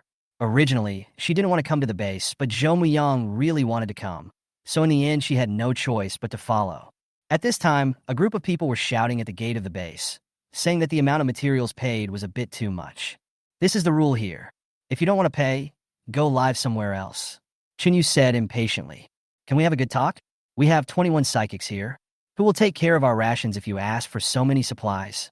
If you promise to provide us with 3 meals a day, I can consider handing over so much." After hearing this, Li Jie reached out and tugged at his clothes, saying that he couldn't give up easily, as they had found so many supplies with great difficulty, and they were all precious resources after the end of the world, and if they gave them to others, they would have much less. Zhou Muyang knew this truth, but they had lost too many people along the way. If High City had not fallen completely, they would not have been so anxious to travel north. He now just wanted to find a safe place to recuperate for a while. "How about this? Those of us without special powers will hand them over as you ask, and those of us with special powers will give you 20%. Okay? If you really don't agree, then we'll have to find another place to go." Chinyu didn't expect this man to be so good at negotiation. In the end, he thought that there would be no more supplies if he left, so he would take as much as he could, since there were still many empty houses. In that case, let's each take a step back. However, those of you with special abilities will have to go out and look for supplies starting tomorrow. This is the rule. Okay, can we go in now? Fortunately, there were 2 people with space abilities by his side, and many important supplies were in the space, otherwise it would be a huge loss. Okay, but all of you need to be checked for any injuries before you can go in. Don't worry, it's normal procedure. Finally, Zhou Miyang took all the men into the house and started checking. He let them in only after making sure there were no wounds on the body. Although Li Jie was checked by a woman, she still felt uncomfortable, as she always felt that she was seen naked. After all the people had their rooms arranged, Chinyu took people to take away all the supplies in their car. "Brother Yu, these people seem to be very powerful. Do you want to inform the boss?" "Well, go tell the boss that some hot girls are here." "Yes, I understand." In fact, Chinyu really disliked their boss in his heart. Who would have thought that the former veteran was actually an invisible old pervert? If he could beat him, he really wanted to kill him. But now he just watched him die quietly. It was obvious that these people were not easy to mess with. He hoped that they would put some effort into killing him. This way we can change the base commander. It doesn't matter who it is, as long as it's not the current one. After hearing the noise in the corridor, Nan Xiangwan opened a corner of the door and looked out. As a result, she saw the person she didn't want to see. Her eyes narrowed, and she immediately closed the door. She couldn't suppress the anger in her heart. It might be that the resentment she had recently was a bit serious. It took her a long time to calm down. Chapter 50. My eyes are dirty. Thinking about changing the plan, she had to make some changes. It would be a waste not to use the scapegoat who was now here. It would be pointless to kill him with one blow. She would also learn from what they did in her previous life and wait until he was fattened up before digging out the crystal core. But after that, it would be nice to collect some interest. She is good at putting the blame on others. Lu Yao just sat in the room, quietly watching Nan Xiangwan's various facial expressions change without saying a word. Li Jie also successfully moved into a single room with Zhou Muyang. After all, they had not been together for a long time during their escape. Some things are not only wanted by men, but women also have needs. The most important thing was that Li Jie was afraid that if she didn't serve this man well for a long time, her position would be easily taken advantage of by others, which she would not allow. Fortunately, she had water-related abilities, so no matter what time it was, she was always clean, unlike other people who were dirty like refugees. After the 2 of them had arranged everything for everyone, they couldn't wait to return to the room and make love. Unfortunately, this scene was seen by Nan Xiangwan's mental power. Afterwards, Nan Xiangwan blushed. She felt that she had seen something wrong. How could this couple be so horny that they had sex in broad daylight? It was really fucked, and then she never watched it again. Although she had never experienced such a thing personally, she was not a naive person. After all, she had seen pornographic films on the internet. However, the live-action version was really eye-catching. She got up and went to the bathroom, then took out a bottle of eye wash. She felt it necessary to wash her eyes. Otherwise, she was afraid of having nightmares at night. After exercising, the 2 of them started talking about business. Do you think we should take over this base and recruit some soldiers at the same time?" Zhou Miyang held a cigarette in his hand, puffing away at it as he said, "No need. Once we get to Beijing, that's my world. My dad has already found a good place for me. There's no need for us to do anything unnecessary. But I think it would be better to recruit some more people with special abilities. After all, we have lost a lot of people this time, and the road to the north is still so long. No one can say for sure about the risk. Besides, we can also recruit some ordinary people who can serve as blood slaves at critical moments to buy us time to escape. Don't you think so?" "Blood slave?" "Yeah. Haven't you noticed that zombies are very sensitive to the smell of blood? As long as we chop a few people into the zombie swarm, we will have enough time to escape. Anyway, without superpowers, living in this apocalypse is a burden. It's better to make some contributions to useful people. It can be considered a worthy death. This way, we can also save some food. Zhou Miang never expected that this woman was so cruel. Although he had done a lot of things like this while escaping, he was really excited to keep some people like this in captivity to prepare for the zombies. Then he stretched out his arms to embrace the beauty on the bed, pinched her plump breasts, and said in a sly tone, "I'll listen to you on this matter. I think your suggestion is good. To reward you, let me serve you well again, my baby." Li Jie pretended to be shy and said, "You are so bad, but I like it." If Nan Xiangwan saw this scene, she would definitely say that the terms scumbag and slut could not describe them anymore. They were really vicious. Things were not going smoothly for Zhang Siyu today either. Originally, he and Tang Ming could complete their daily tasks quickly with his advantages, but they encountered a roadblock halfway. It was because they exceeded their targets every day that they were targeted. These two people seemed easy to bully, but they could complete their tasks easily every day. Anyone would be jealous. Put down what you have in your hands. We won't embarrass you. If you don't know what's good for you, don't blame us for being rude. There are 4 of us, so you two better think before you speak. Zhang Siyu didn't take them seriously at all, but he still wanted to see how Tang Ming would perform. After all, he wanted to take this guy away. After these few days of cooperation, he felt that he was a pretty good person, and he had second-level fire ability. The more people with abilities in their team, the better. Of course, he didn't want everyone. It was not easy to meet a pretty good one, so he could test him. Tang Ming didn't disappoint him at all. He just yelled angrily, "Fuck you, you dare to steal my things. You're really looking for death. Do you think I have no temper? Do you think I'm afraid of you just because there are many people? I'm telling you, I've never been afraid of fighting since I was a child. If you want to steal my things, then see if the knife in my hand agrees with you. Since you're looking for death, we'll oblige you. Come on, destroy them for me. Bah, let's see who kills who first." When Zhang Si saw the excitement and finished watching it, he immediately walked over with a knife in hand. After all, he couldn't let this man die in front of him, otherwise it would be a pity. Then all kinds of noises such as click, ah bang, owl dash were heard throughout the house. Of course, the noise here quickly attracted a group of zombies. While fighting, Zhang Siyu kept paying attention to the environment around him.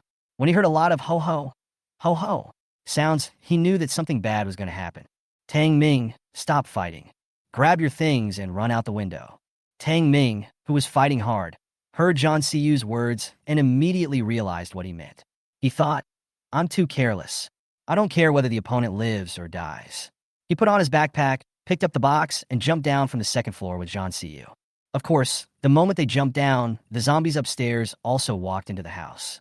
After that, I could only hear the 4 people who had just been knocked down calling for help, shouting and cursing, and then everything returned to normal.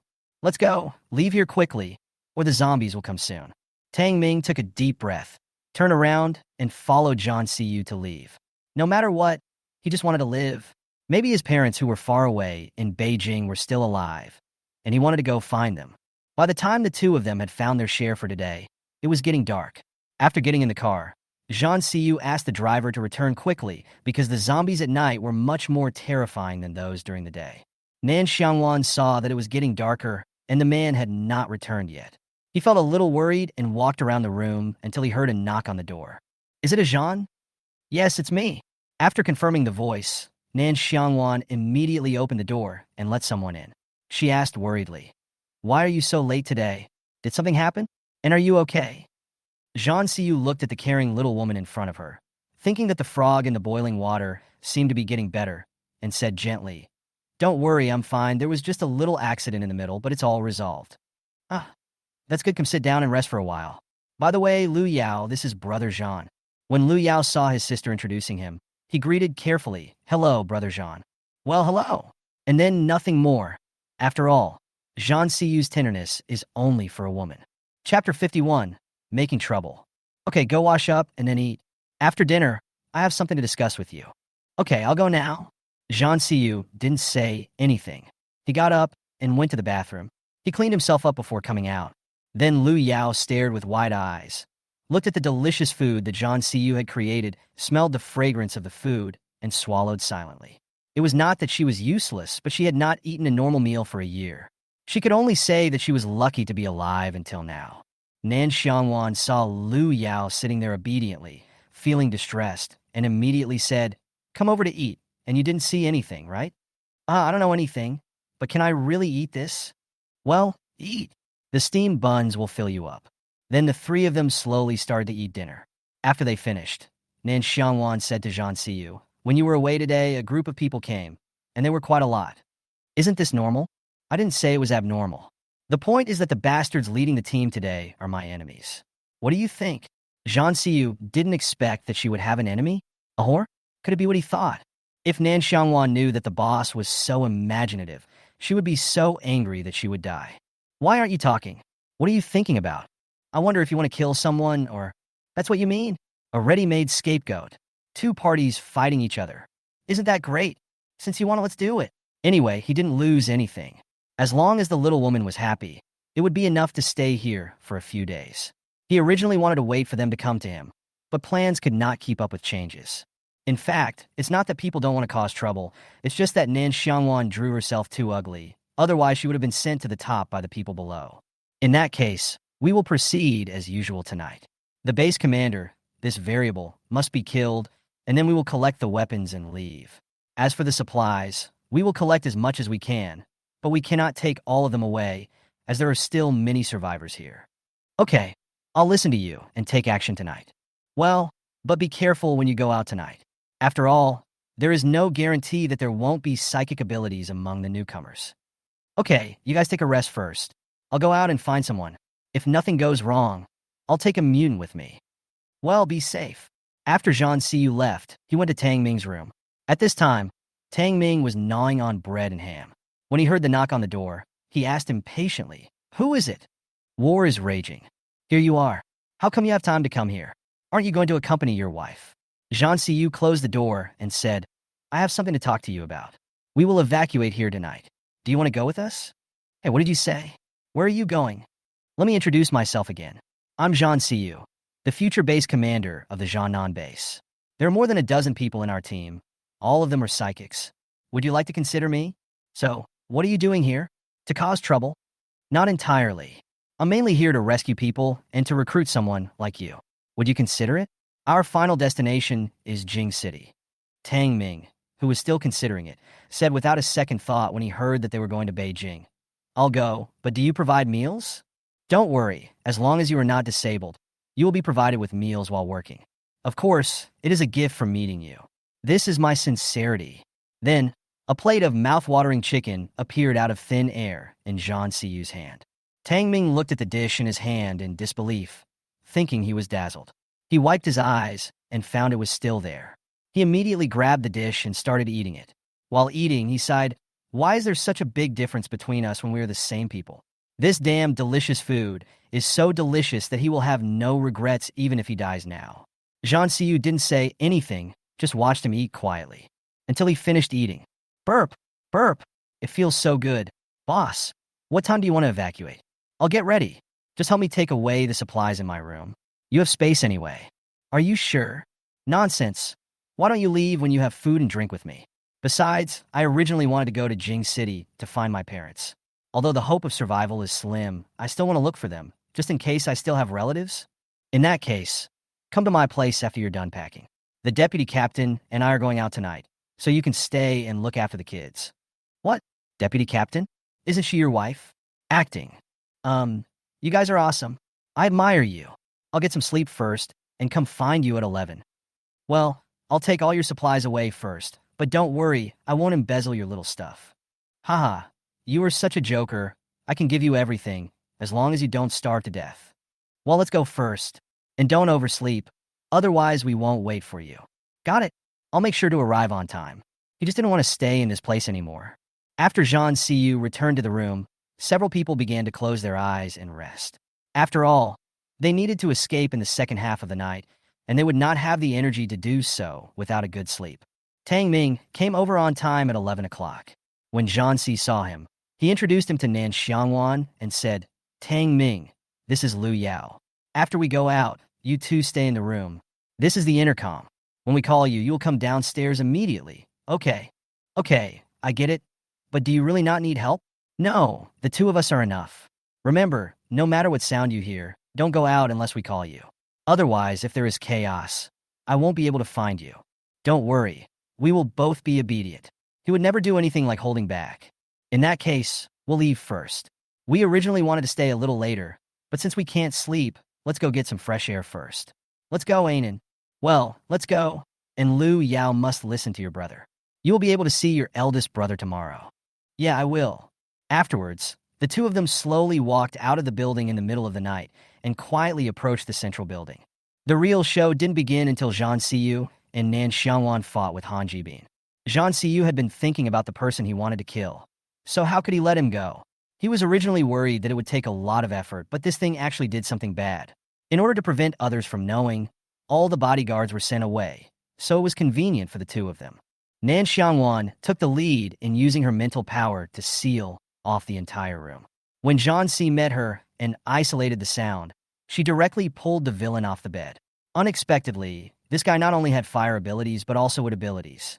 He almost capsized in the gutter. When Zhang Si met her, he did not hesitate. He took out his pistol and shot Han Jibin in the head. Han Jibin never figured out why this happened until his death. Then, in order to avoid being discovered, Zhang Siyu also took care of the woman on the bed. Nan Xiangwan didn't withdraw his mental strength until the fight was over. He thought that if he didn't end it, his energy would be exhausted. But it was good that the matter could be resolved smoothly. Chapter 52. Poaching Three Corners. After Nan Xiangwan saw that the person was completely defeated, she immediately began to look for useful things. And Zhang Siyu was, of course, not idle either. Soon he found some good things in the bedside table. Of course, Nan Xiangwan didn't like them at all.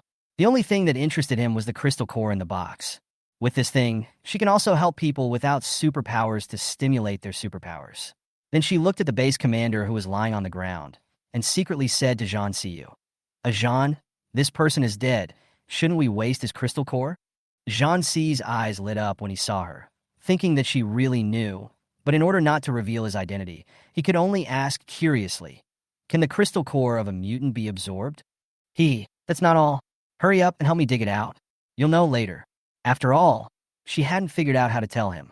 Seeing that she didn't want to talk, Zhang Si didn't ask any more questions. He picked up the dagger and dug out two red and green crystal cores the size of quail eggs, which were very beautiful. Here, keep it. Nan Xiangwan took the two crystal cores, turned around and put them into her backpack, and then sent them into the space. Zhang Siyu also felt a wave of energy at the same time. His eyes shrank slightly, and he thought that this little woman was really good at hiding things. She used her brother as a shield. It can be seen that her space is the key point. Well, it's time to go. The smell of blood here will soon be noticed. Well, let's go underground. We can evacuate once we're done. Then the two of them quickly reached the basement. Zhang, I'll use my wind power to blow the drug in. If it doesn't work, I can only take it by force. You also have wind powers? Why had he never seen her use them? Did this woman have too many cards up her sleeve? Nan Xiangwan was so excited that she forgot about this matter and could only say awkwardly, Haha, I forgot to tell you that I have 4 abilities. Mental power, water, wood, and wind. Zhang Siyu. With the space included, it should be a 5 series, right? I didn't expect that he had one more thing than him, worthy of being the person he favored. Okay, I'll keep this a secret for you. Let's get started. Something bad will happen if we take too long. Yes, I will do it now. Then Nan Xiangwan used his wind ability to blow the drugs in front of those people. Su Xiaolong, why is there wind? Have you drunk too much? Where does the wind come from? It's so airtight here. You should get some rest quickly. Although he said this, he was still cautious. Yeah, maybe I just drank too much. Where's the wind in this basement? Go to sleep. After Nan Xiangwan administered the sleeping pills, she calculated the time, and then she saw all 10 people fell asleep. Let's go, start working. In order not to expose her space, she had to watch the big guy collecting it in front of her. She thought to herself that this was a wrong decision. If she asked the big guy for more when she went back, he would probably refuse to give it to her. Zhang Siyu also acted quickly. After loading the food supplies, he started to raid the armory. Just when Nan Xiangwan was about to go and take a look, he suddenly discovered energy fluctuations. He then walked up to the sleeping psychics and said maliciously, "Those who are not fainted, get up, otherwise I will burn you to death." Su Xiaolong did not faint. It can only be said that his psychic ability saved him. However, he never expected that his experience would meet a tough opponent. Even when he was in such a state, he was still not let go. Finally, he could no longer pretend and opened his eyes. Boss, I don't know anything. Can you let me go? Oh, since you're not fainted, then get up and talk. I didn't expect to find such an unexpected thing. If I'm not mistaken, this person should also be a psychic. It would be a waste if I don't kidnap him. Come on, tell me, how many bad things have you done following your boss? Seeing that the boss wanted to chat and had no intention of killing him, Su Xiaolong happily replied, Boss, I have never done anything bad. Really, I was arranged here just to have a meal. To be honest, I haven't been out for a long time. You really didn't do anything bad? Why don't I believe it? Su Xiaolong was really afraid that people would accuse him of something bad, so he swore, If I lie, I will be single forever without a successor. In this end times, you still want to have successors? Are you dreaming? In that case, let me ask you again, who among these 10 of you is the same as you? 2 of them are good, and the rest have bullied women and children. Oh, how do you know so well? Su Xiaolong thought. How could he not know? The woman they had played with above was the one they often sent to for fun. Only the 3 of them had remained sober the whole time. If they hadn't been unable to resist, they would have wanted to kill these beasts long ago. The 3 of us can testify and guarantee that what I said is true. What if it's the 3 of you working together? No, if possible, boss, please take us with you. We have had enough of this kind of life. TSK Tisk. He's been delivered to her door before she's even been recruited. Should she take it or not? At this time, Zhan Siyu, who had collected the supplies, came back and saw Nan Xiangwan talking to someone else. He immediately asked, What's going on? I found a guy who didn't faint. He has mental strength and wants to take the other 2 brothers with us. Do you want to take him with you? Su Xiaolong didn't expect the man in front of him to be so cold. After taking a look at him, he lowered his head and prayed, hoping that he could be taken away by the boss. Zhan Siyu didn't expect the little woman to have such a good idea. It was just right that he could bring a few more psychics back this time. Then he said to Su Xiaolong, Are you sure you want to go with us? Yes, sure. Just let the 3 of us leave with you. Don't worry. I have mental power and gold-related abilities. Sun Howren has earth-related abilities, and Baizile has wood-related abilities and healing abilities. But no one here knows that we have dual-related abilities. This is my sincerity. Do you think it's okay? After hearing what he said, Nan Xiangwan looked at Zhan Siyu and thought that this unexpected surprise was really great, and this trip to the base was a real win. Sure, but I don't have an antidote for my medicine, so I'll have to trouble A Zhan and Su Xiaolong to carry them away first. What else could Zhan Siyu say? Since the little woman had spoken, he had to bear it. Come on, leave with us now. Su Xiaolong didn't expect that he could really leave, so he immediately got up and went into the house to pick up the 3 people's backpacks. Boss, didn't you take the ammunition and supplies from the warehouse over there? I've got them all. I have spatial abilities, so can I leave now? After hearing this, Su Xiaolong thought that as long as they were not left behind, it would be fine, so he pulled his 2 friends out, and each of them carried one of them as they left, with Nan Xiangwan leading the way. In order to make things more realistic, they first put the 2 unconscious people under the wall where they would escape and wait. Su Xiaolong was left to watch over them, while she and Zhan Siyu went to Li Jie and their convoy to put their things. Although they felt a little sorry for the ammunition, they couldn't catch the wolf without sacrificing the lamb. How could they start a fight without leaving some evidence? And she also wants to leave the evidence more obvious. It's a pity that such a good excitement can't be seen. I just hope she doesn't die too quickly, otherwise revenge will be meaningless. Chapter 53 Return. After Nan Xiangwan had finished everything, she went to pick someone up. When Tang Ming heard the intercom ringing, he immediately stood up, took Lu Yao's arm, and went out the door. Tang Ming didn't feel relieved until the 2 parties met. Let's go, leave now. If we calculate the time, the next patrol will find us. What are you waiting for? Retreat quickly. If you are not proactive in running away, there is something wrong with your brain. Lu Yao covered his mouth tightly along the way, for fear of accidentally shouting out. Su Xiaolong was waiting here like an ant on a hot pan, afraid that he would be abandoned by the boss. Until all personnel are present. Zhan, get out the ladder. Su Xiaolong, carry 1 person over first. Then, Tang Ming, you carry someone over as well. I'll lead Lu Yao, and Zhan will cover the rear. Hurry. Zhan Siyu did not hesitate and immediately took out the longest ladder from the space and leaned it against the wall.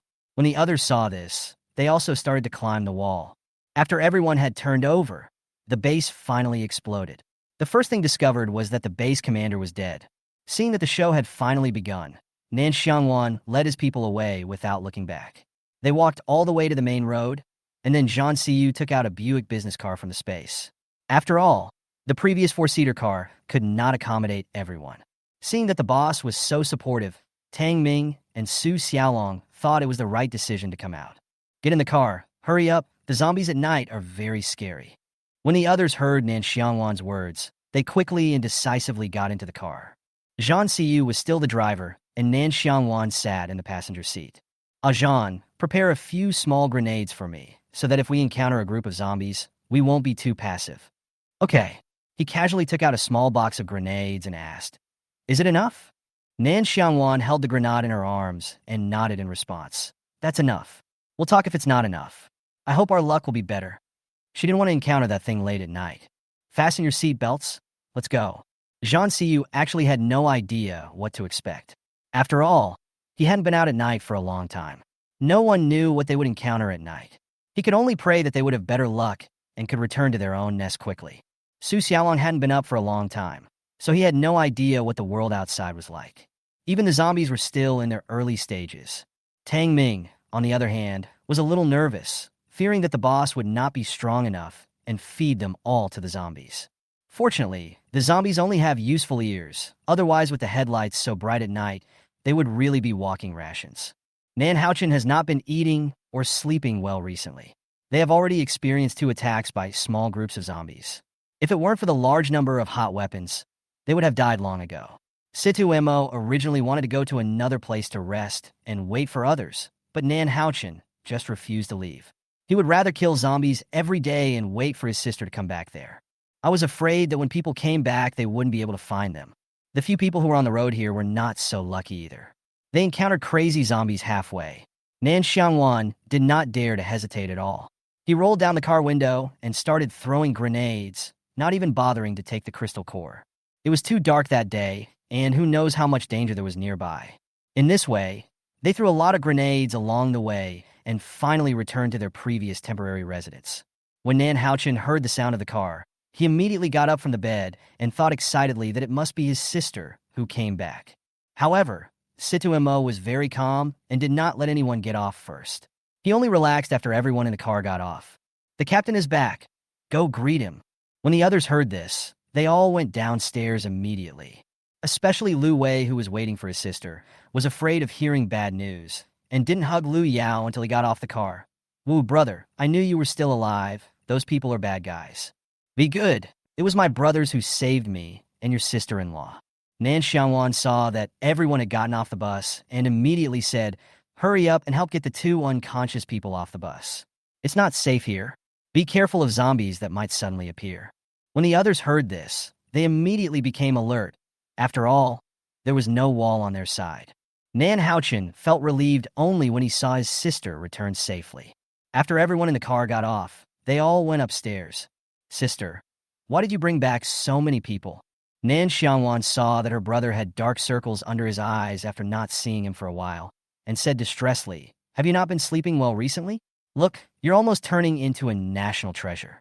As for those people, they're all newly recruited people with special abilities. "Oh, but why are there 2 people fainting?" "Drug-induced." "Why did you get drugged?" "No. Can you let me rest for a while?" "Why are there so many questions? Do you have 100,000 whys?" "Hey, sorry, sis. Come on, let's go to bed first and talk about it tomorrow morning." No one said anything for the rest of the night, and they just waited until dawn to talk. As for the 5 newcomers, Bei Mingho arranged them to stay in Lu Wei's room. As long as they had a bed to sleep on, it would be enough. As for those on duty, they still had to be on duty. It was quiet on their side, but the Guangming base was in chaos. The reason was simple. Not only did the base commander die, but things in the basement were also lost. The new team led by Li Jie were also targeted. It was their bad luck that something happened as soon as they arrived at the base. However, Zhou Miang was no pushover either. As one can imagine, the base soon changed hands, and of course both sides suffered heavy losses. Li Jie and Zhou Miang were also going crazy. After all, when they saw the things in their car, they knew they had been tricked. Nan Xiangwan slept soundly until dawn. That morning, all the members of the team arrived and lined up for food. As for the 2 unconscious people, they had already woken up, and after Su Xiaolong finished explaining it, they accepted it calmly. At this time, Tang Ming took the assigned bowl and asked the old team member curiously, "Do you eat like this every day?" When Wang Ming heard the newcomer asking him, he said with great pride, "That's right, our captain is very generous. As long as we kill zombies, we will not only eat well and sleep well, but he will also guide us in practicing our supernatural powers. I'm not bragging, our deputy captain is the same." After saying that, he gave a thumbs up and he looked as proud as he could be. Of course, the newcomers heard their conversation. Who would have thought that in the end times, they could still eat so well? There is really no harm without comparison. It seems that following the big guy is the right choice. Zhang Si saw that they were still chatting and said loudly, "If you have anything to say, let's talk after we finish eating. We have a meeting later, so hurry up." "Got it, Captain. I'll be right there." Wang Ming then said to the others, "Hurry up, let's eat first. Eat as much as you want. The team will provide you with enough food, but don't waste it. Anyone who dares to waste food will not have any food for the day." After Tang Ming and the others heard this, they all smiled and said, "Thank you for the reminder. Let's go." No matter how much you say, it's better to experience it yourself. After all, he had been through this too. Chapter 54, Team Assignment. The whole team finished breakfast. Zhang Siyu started discussing the meeting with Nan Xiangwan. Well, the content of today's meeting is very simple. We now have 20 people in our team, except for Lu Yao, who has not yet activated his superpowers. The rest of us all have superpowers. Now I will start to assign your future tasks. First, Wu Ji and Bai Zile will be responsible for the medical care of the entire team. I will prepare a medicine box and related books for you two later. Lu Yao will help and study at the same time. Remember, my team does not keep useless people. If you want to eat, you have to work. After Wu Ji, Bai Zile, and Lu Yao heard their mission, they said in unison, "Yes, got it." Zhang Siyu then continued, "Very good, but you still have to fight zombies in normal times. Otherwise, it's not a good thing to live a life of luxury. You have to know that in the end times, the strong are respected." Next, Liang Shuzhe will be the captain of the first team.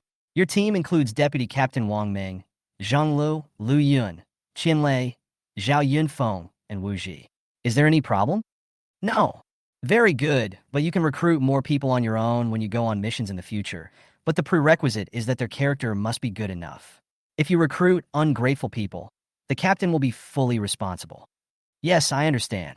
Then the second team is divided into Captain Tang Ming, Deputy Captain Su Xiaolong, followed by Lu Wei, Anna, Sun Haoran, Bai Zile, and Lu Yao. You can recruit people on your own when you go on missions, but remember to check their character. You are a team, and the captain should listen to the suggestions of the team members. After all, there is a saying that a bystander sees more clearly. Tang Ming was flattered to be appointed as the captain of the second team. He immediately stood up and said, "Don't worry, I will communicate well with the team members." "Well, I'm keeping an eye on you." At least he was the most familiar with this person among the newcomers, and he still had to observe the others. After that, Ainin, Haochen, Situ Mo, Beiming Heo, and Wang Hao will be responsible for collecting supplies for the entire team. If you have any questions, you can ask now. Now is the perfect time to make corrections. If there are no problems, then we will execute everything. No. Well, very good. Next, let's talk about the crystal core issue. Previously, they were distributed equally within the team, but now we won't do that. After all, there will be more and more team members in the future. From now on, each team will distribute their own crystal cores. Every day, each team must hand in 21 second-level crystal cores to me as your food for the whole day. This is also the current standard, which is 1 second-level crystal core for 1 meal, and you can exchange the excess crystal cores that you can't use for the things you need from me. Whether you can live a good life in the future depends on you. When we reach our destination, I will mark all the crystal cores needed for all the supplies. Yes, we understand. Receive. Well, I will release 3 commercial vehicles later, 1 for each team. Remember to maintain them well. After all, the less good a car is, the less it will be if it is scrapped. Yes, I have finished what I want to say, Ainin. Do you have anything else to say? Nan Xiangwan was called by Zhang Siyu, thinking that she really had something to say. So she said, "I'll just say one thing. How much supplies do we have in our space? You'd better watch your mouths, especially strangers. Once someone is thinking of you, you'll all be in trouble." That's right, especially single men. Don't be fooled by women. Otherwise you will die without knowing how. Well, we'll supervise each other. Okay, everyone pack your backpacks and set off. Zhang Siyu and Nan Xiangwan arranged everything and set off with their men. After all, I've been delayed here for too long. The captains of each team took their own vehicles and walkie-talkies and got in the cars. Zhang Xiyu was still the first car leading the way. The three cars moved forward slowly and soon encountered the first wave of zombies. After Nan Xiangwan released his mental power to observe, he said, "About 200, we may need hot weapons." Zhang Xiyu held the steering wheel and said in approval, "Mosey, notify them to prepare for battle." Yes. As the zombies got closer, everyone in the three cars got out, each holding a weapon in their hands. Ho ho! Looking at a group of walking, corroded zombies, everyone put on their masks. Following Zhang Xiyu's order, all the personnel started to take action. Bang ah crack. Kacha, aho. Bang bang bang ah. Crack. As various sounds were heard, half of the zombies were quickly cleared out. At this moment, a very powerful zombie suddenly rushed out and started spitting fire when he saw people. After seeing this, Nan Xiangwan shouted loudly, "Water power! Come here!" After hearing this, Zhang Lu, who had water abilities in the team, immediately came over and together with Nan Xiangwan and Zhang Xiyu, released various water walls and water columns at the fire zombies. Then, the zombie, which was soaked all over, was struck by a purple lightning, and instantly green smoke came out with a sizzling sound. When Nan Xiangwan saw this, she knew that it was the big boss who took action. After all, her brother's lightning was not so powerful. Everyone be careful. Once the mutants turn into zombies, they will be the same as the zombies just now. Yes, the last 20 people were finally killed after a barrage of firearms. 10 zombie heads per person. Start digging. As for the level of crystal cores, it all depends on luck. The extra ones can be divided equally between the two teams. Yes, Wang Hao and Lu Yao were both 12 years old. Since Wang Hao had dug crystal cores before, he had already accepted it in his heart. But Lu Yao, as a girl, vomited while digging. Even the newly arrived Su Xiaolong and his two companions were not much better. If the captain had not been changed, who would have known that their abilities could be upgraded and who would have thought that the key to the upgrade was in the zombies' brains? So as long as you want to survive, you must keep killing zombies and looking for crystal cores to upgrade. The old team members couldn't help laughing when they saw them digging and spitting. After all, they saw that they used to be like that. After all the crystal cores were processed, everyone got in the car and continued heading north. When they came across a mountain villa on the road, Zhang Xiyu and Nan Xiangwan both felt a strong sense of danger. Zhang, they should be mutant animals and there are plants as well. We'd better avoid them. Yeah, I noticed that too, but I think there's more to it than that. It looks like the weather is really getting more dangerous. Let's go quickly before it gets dark. It will be troublesome if we wait until it gets dark. Well, Mosey, tell them to follow my car closely and keep their voices down. Yes. Zhang Xiyu did not dare to delay at all. When passing by the villa, he stepped on the accelerator very quickly, and the people behind him also accelerated to follow. But they really had to thank their sixth sense. Just a few minutes after they left the car, the gate of the villa was opened. And then, Chapter 55, Lu Province is in trouble again. Night falls. Zhang Xiyu and his group finally found a place to stay. In order to prevent too much loss of supplies, he folded up the car as soon as the personnel got off. Nan Xiangwan looked at the empty, unfinished house and thought that if she hadn't brought her own luggage, there wouldn't even be a place to sit. There is only one large room with 2 doors. 3 people from each team will take turns to guard the night. Haochen, get the kitchen utensils and start cooking. We'll start today, and each team will take turns cooking for 1 day in the future. Seeing his sister nod, Nan Haochen immediately took out a generator, an electric rice cooker, a gas tank, and some cooking utensils from the space. Of course, he also took out a lot of food and meat vegetables. After all, he was tired after a day, and only the evening meal could he have a hot meal. When the team members who came later saw such a large piece of frozen meat, their eyes widened. They hadn't eaten meat for a long time, since the end of the world. I was thinking in my heart that I must protect their granary, because love is not as real as filling the stomach these days. Nan Haochen walked to a corner and took out all the furniture for them to rest. He was also thoughtful enough to enclose his sister's sleeping area with a wardrobe. After seeing this, others were no longer surprised. After all, this guy is a real sister complex, and who can blame him for having space? Zhang Xiyu was not stingy and took out all the sleeping supplies for everyone. He also thoughtfully took out 2 large tables and 20 chairs for eating. Nan Xiangwan packed up her things and started cooking. It was her first time cooking for so many people, so she decisively chose a hodgepodge, which was both convenient and saves time. When the aroma of meat from the pot wafted out, everyone's stomach started growling. I'm telling you clearly that I'm hungry. Haochin, let them serve the rice. The dishes will be ready soon. Oh! When the others heard that it was time to get their rice, they immediately picked up their bowls and lined up to get their rice. Nan Xiangwan also acted quickly and put 2 large pots of stew on the table. Let's eat. As usual, no waste. After that, they all started eating together. Nan Xiangwan felt like she was having a banquet when she saw 2 tables of people eating together. The only difference was that they only had 1 dish, and there were no cigarettes or alcohol. After filling your stomach, you can rest or practice. The next day, the group continued their journey northwards until they arrived at the capital of Lu Province. As soon as they arrived there, they were stopped by a group of people. Stop the vehicle ahead and check. Zhang Siyu and Nan Xiangwan looked at each other and both realized something fishy, but this road was the fastest way to go north, so they had to meet this group of people no matter what. Then he gave the diplomat Bei Mingho a look and got out of the car. Hello, brothers. We're just passing by here today. Please give us a pass. Thank you very much. I'm sorry. The entire J City has been requisitioned by our rising sun base. If you want to go, you can. The toll is 50 kilograms of food per person. It was the first time that Bei Mingho saw bandits, and they were really asking for too much. Each person has 50 kilograms of food. Wouldn't they need 1,000 kilograms of food for 20 people? How dare they ask? Brothers, we are not going to your base, we are just passing by. Isn't it too much to ask for? Everyone knows how precious food is after the apocalypse. You asked for these right away, but don't you see that our 3 small broken cars can hold so many supplies? Even if I have them, I won't give them to you. The leader Zhou Bing didn't care what Bei Mingho said and said directly, don't tell me those useless things. There is a kind of superpower called space power. Who knows if you put all the things into space? Don't treat me as a fool.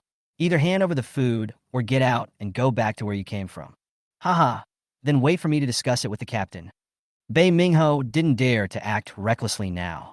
He must have something to rely on to make such a big scene. After getting in the car, he heard Zhang Siyu say, I'm not going there today. Let's go back and find a place to stay first, and then explore this rising sun base. Oh, it's really frustrating. These people are so fearless. I don't know who is leading them.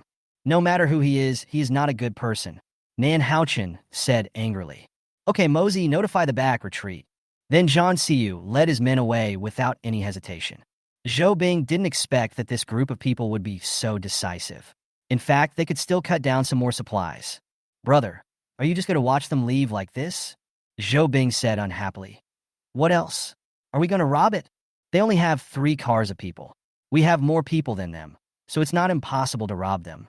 After hearing what his younger brother said, Zhou Bing angrily gave him a big slap and cursed. What the hell is wrong with your brain? You dare to take action when the situation is unclear. Aren't you afraid that someone will kill you with a grenade? Have you been living too well recently and you've become arrogant? The little brother who was beaten reacted immediately and said, I'm sorry, big brother. I just finally saw someone coming to our door. We haven't made any money in a long time. Not only do I have to guard the door here every day, but I also have to kill zombies in fear, so I lost my mind for a moment. Well, forget it. Those people will come back if they want to. Let's go. As for Zhang Siyu, the group drove to a villa complex, found a clean one, and moved in. Captain, if we go there, do we really need to prepare so much food? Bei Mingho asked anxiously as he entered the house. No, I plan to use the method from last time and explore the way first. I can consider taking 100 kilograms of food to the base. No, my sister can't go anymore. If you have to go, I'll go too. Zhang Siyu felt a headache when he heard what Nan Haochin said. He just wanted to find an excuse to be alone with the other person to strengthen their relationship. But this brother-in-law wanted to interfere in everything. Nan Xiangwan actually felt that Zhang Siyu was right. It was safer with fewer people, and not every time would be the same as the last time. As long as the people above were not black-hearted, neither of them would do anything rash. How about this? Tomorrow, Zhan and I will go explore the route first. If everything is fine in the base, I will take you there. If there is any problem, Zhan and I will come back as soon as possible and find another route to leave, even if it's a detour. But they are too dark, and they need so much food. This can all be negotiated. As long as Zhan and I show our strength, I believe they won't make it too difficult for us. That's right. What Anan said is what I wanted to say. In the end times, strength is everything. It's settled. This time, the 2 of us will go explore the way. You wait here. But don't worry, it will be quick this time. We'll have the answer in 2 days at most. Nan Xiangwan wanted to say something else, but was pulled away by Nan Xiangwan. It's better to comfort this little brother. Children are so annoying. Chapter 56, Rising Sun Base. Nan Xiangwan pulled her brother closer and tried to comfort him, and finally calmed him down. In the evening, in order to reward everyone, Zhang Xiyu took out a lot of beef and mutton from the space and prepared to barbecue. After all, it was really tiring to travel continuously, and if you let the donkey work, you must make sure it eats well. The teammates were very happy to see the captain being so generous today. After all, after the apocalypse, let alone barbecue, it was good to have a hot meal. However, Nan Xiangwan closed her eyes and looked at the mountains of vegetables and fruits in the space and felt a headache. Her space has been used to grow food and vegetables without stopping since the end of the world. Even the poultry and livestock she bought have been bred in waves. She thought that it was not suitable to take them out under the current circumstances. The edible vegetables recently were all ripened in flower pots by the team's wood-type supernatural powers. I look up to the sky and sigh, wondering when I can eat openly again. No one knew about her troubles, as they were busy preparing food for dinner. At this time, Zhang Xiyu came over and said, "How about we set off tomorrow morning and prepare some food of poor quality this time?" After hearing this, Nan Xiangwan said indifferently, "You have the final say. It's possible that you were throwing meat buns at a dog anyway." Haha, don't worry, if the base here is not so good, we can still get some interest back. Let's talk about it later. I'm a little irritable now. I don't want to think about anything. I just want to take it one step at a time. Okay, let's go to sleep after dinner. I don't know what's going on with my base in Beijing. If the base commander I arranged dies, we may have to find a new place when we go back. Why do you want to move? Do you have the title deed? Yes, but who would recognize that thing now? Oh, you have to admit it whether you want it or not. Those people better know what's good for them, or I don't mind sending them a mushroom cloud. If we can't get it, no one else can either. So domineering. What? No. Now whoever makes me unhappy, I will make them unhappy too. Let me tell you, I'm really fed up with killing zombies along the way. I just want to find a place without zombies to lie down and not care about anything. Do you understand me? Zhang Xiyu looked at the little woman who was throwing a tantrum and said with some amusement, "After our base is completely established, you, the deputy base commander, can just let it go and command others to work for you. That's really something I'm looking forward to. How long do you think it will take us to get there? In fact, if the journey is smooth, we can arrive in 2 days. The key is that the roads are now largely destroyed with all kinds of ruins blocking the road, plus all kinds of zombies blocking the road. Even if we hurry, it will take us a week to arrive. If it wasn't for the purpose of storing more supplies, we would have already set up base in Jing City. Okay, don't think too much. Things will be better in the future. I'm here with you." Nan Xiangwan looked at the gentle boss and always felt that he seemed to like her, but reason overcame reality, and she must have been overthinking. That night, the 20 people not only enjoyed barbecue, but also received a bottle of beer each. The children drank the drinks and had a great time. The next morning, Zhang Xiyu arranged the work here and set off with Nan Xiangwan. However, this time the two of them were brother and sister, and the car was much better than last time. After all, Nan Xiangwan was almost sickened last time, and she would not play like that this time no matter what. The two quickly reached their destination following yesterday's route. When Zhou Bing's men saw someone coming, they immediately said, "Boss, someone is coming a car, hurry up. Why are you making such a fuss? Just follow the normal procedures." Yes. After Zhang Xiyu got off the car, he leaned against it and smoked. People on the opposite side were so envious when they saw that he still had a cigarette to smoke. This was the scene Zhou Bing saw when he came over. After making a plan in his mind, he said, "Hello, are you passing through or going to the base?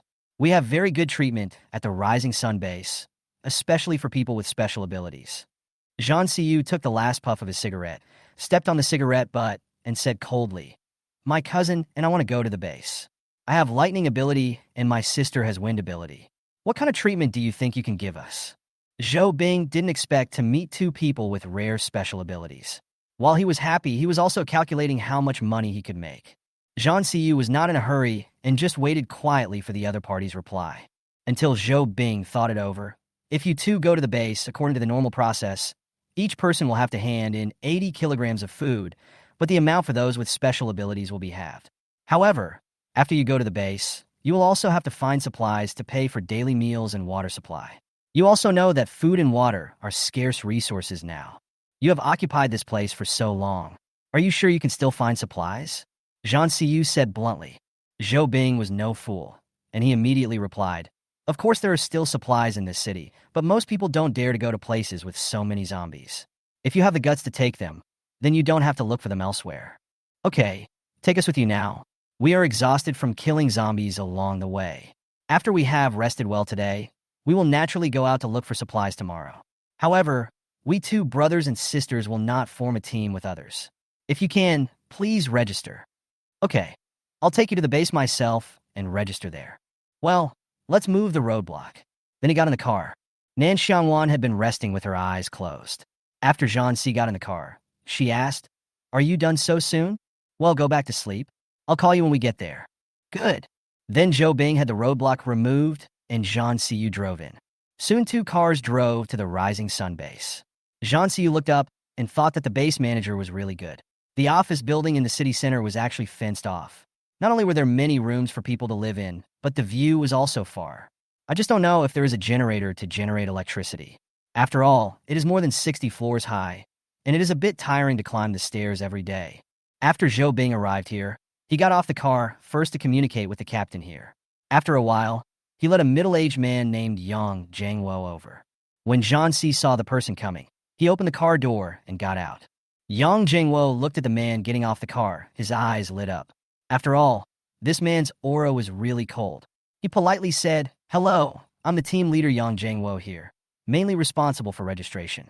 I heard that you two are going to stay here. I wonder if you are staying here permanently or temporarily. Hello, my name is Zhang Si. My sister and I are mainly going to Beijing to visit our relatives, so we can only stay here temporarily for a while.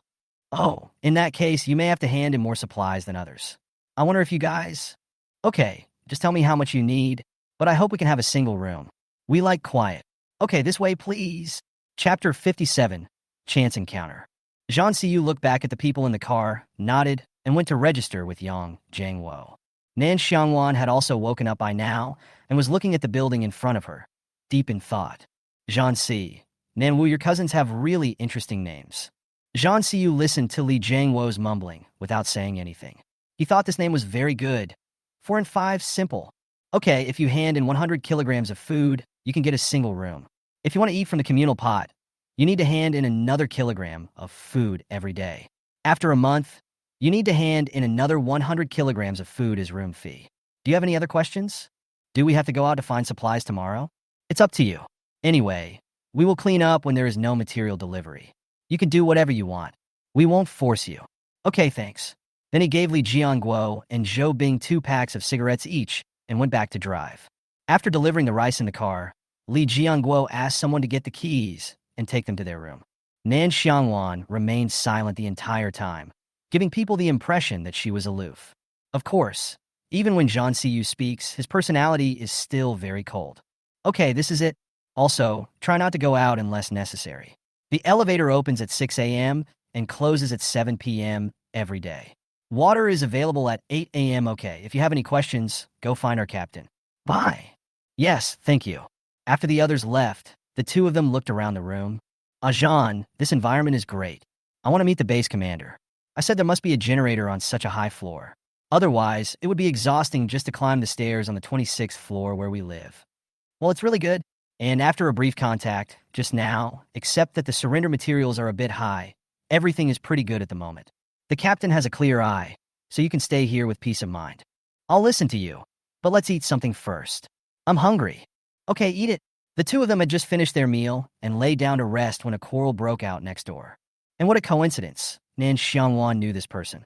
He Ming, there are only 7 people left in our team, and there's only 1 room for all of us. Can you handle this? If not, let's disband. He Ming's eyes became more gloomy as he listened to Zheng Zichen's roar. If it weren't for this bitch, how could they have suffered such heavy losses? They had finally made it to this base, and in order to be able to move in, they had to hand over all the food and had almost nothing left. If Zheng Zirwei hadn't been there, he really wanted to kill this bitch. Since you want to break up, then fine, but this house is ours. After all, you had nothing when you first came here. After hearing this, Zheng Zichen was about to say no, but was stopped by Zheng Zirwei. We can give you the room, but we want to share the supplies. After all, we have contributed before. Okay, I'll give it to you now and then get out of here right now. I was so blind to save you. Not only are you not grateful, but you also caused so many deaths for us. He Ming, that's not what I meant. No one wants a team member to die. It's just that without superpowers, it's only a matter of time. Besides, we have done our best. This matter has passed. No matter how many people there are, they can't survive. After all, we are a team. Let's just part ways amicably. Wang Lei, give him supplies. After, Nan Xiangwan withdrew his mental power and raised the corner of his mouth slightly. Who would have thought that the world is so big that one can meet enemies wherever he goes? It is really a surprise that people are still alive after such a long time. They are indeed a scourge that has been around for thousands of years. Zhansi saw the little woman smiling and asked curiously, "What did you hear that makes you so happy?" "Hey, guess." Zhansi sighed helplessly and said lovingly, "Could it be that you met an acquaintance again?" "Boss, you are really smart. I did meet an acquaintance, but they may have forgotten me a long time ago. But I am very happy to see that they are not doing well." If Liang Shuzha saw someone at this time, he would definitely be happier than Nan Xiangwan. After all, the murderer of his sister was finally found. Oh, another enemy? That's not the case. They're just not good people. I just heard them talking about disbanding the team. It seems like they suffered heavy losses. It's not appropriate for us to take action now. We should find out more first. Well, but it may not be easy to find out this time. There are several buildings here, and each building is very tall. The most important thing is that the power goes out after 7 o'clock in the evening. We are exhausted just walking back and forth. I think as long as the problem is not serious, let them all come over. Then we can talk to Zhou Bing and give him some benefits in private, and then they will let us go. I'm still not used to living in someone else's territory. There are too many uncertainties, and I can't sleep well. Zhan Siyu listened to Nan Xiangwan's words and felt that there was nothing wrong with it. He didn't really like living in someone else's territory. After all, if someone was plotting against him, he would be hard to guard against. How about this? Let's take a day off today and go out for a walk tomorrow. We won't go out to look for supplies. We can drive directly to find Zhou Bing when the time comes. If possible, we'll leave here the day after tomorrow. Good. However, the base they came to this time was indeed much cleaner than the previous one. Only a few people try to make some money. After all, where there are many people, there are more troubles. Just now, the Zheng brothers and sisters who had just left Yang's team found Li Jianguo. "Hello, my brother and I have just separated from our previous team. Can you arrange another room for us too?" Li Jianguo, holding the cigarette he got today, looked up at the two and said, "If you hand over another 20 kilograms of food, I'll take you there." After hearing this, Zheng Zichen shouted sharply, "What? Didn't we give it to you? Why do you want so much more? You are a robber." When Zheng Zirwei heard his cousin's voice, his face suddenly became gloomy. He immediately covered her mouth and said embarrassedly, "I'm sorry, brotherly, my sister is spoiled. Can we hand over 15 kilograms of food?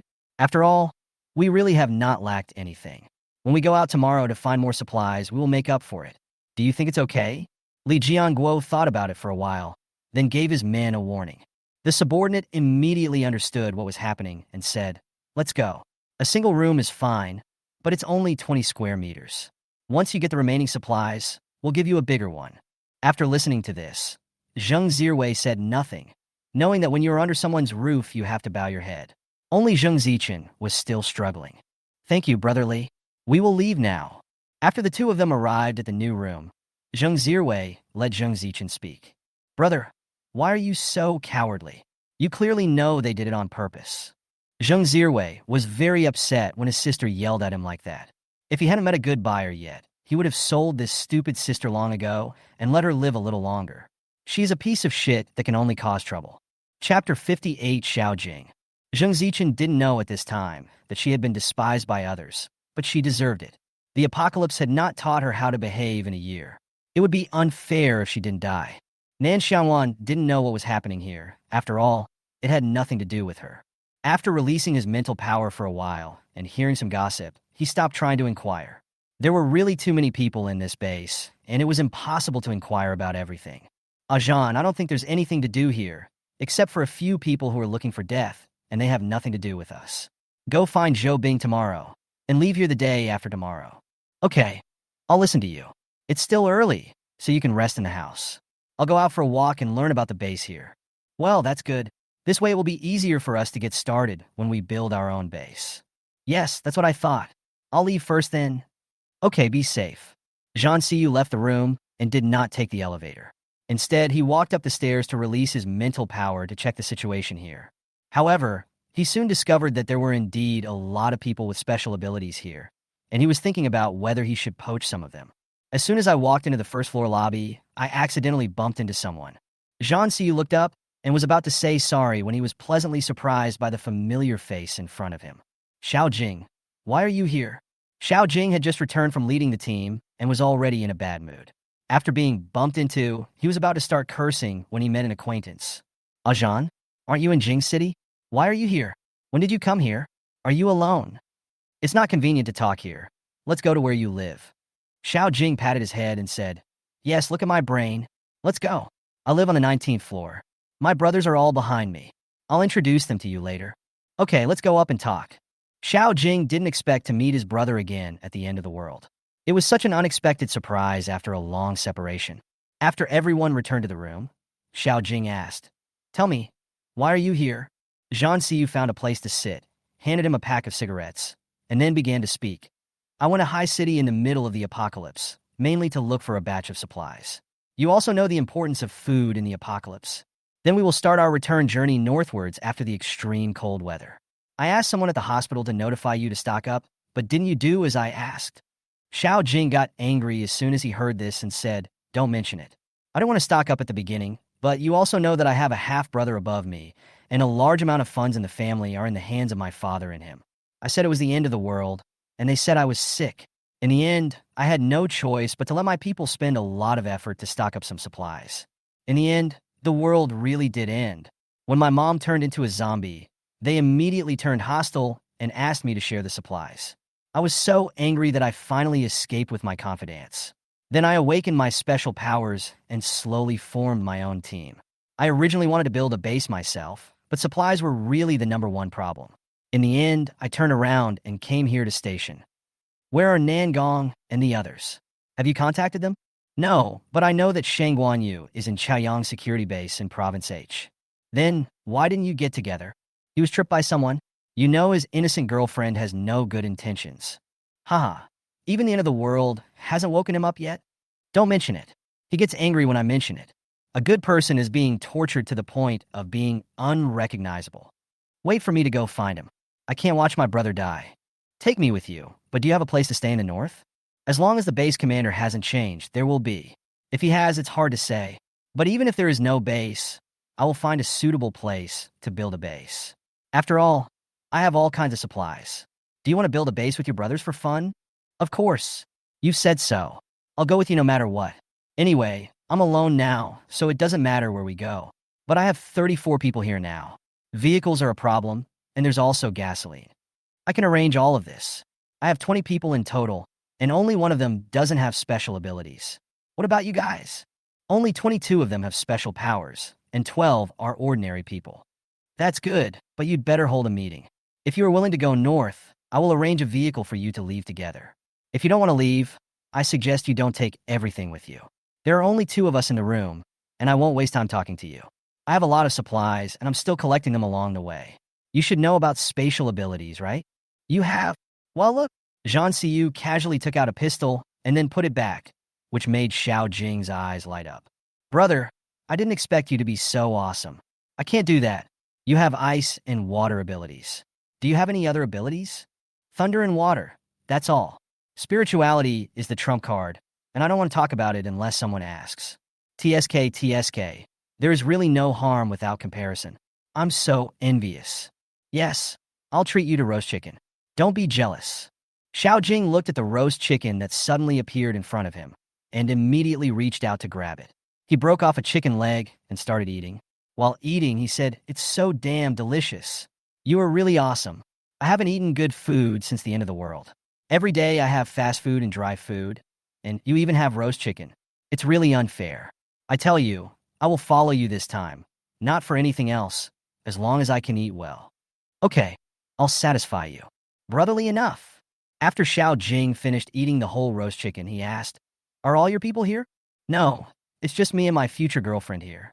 Future girlfriend? So you haven't got her yet? TSK.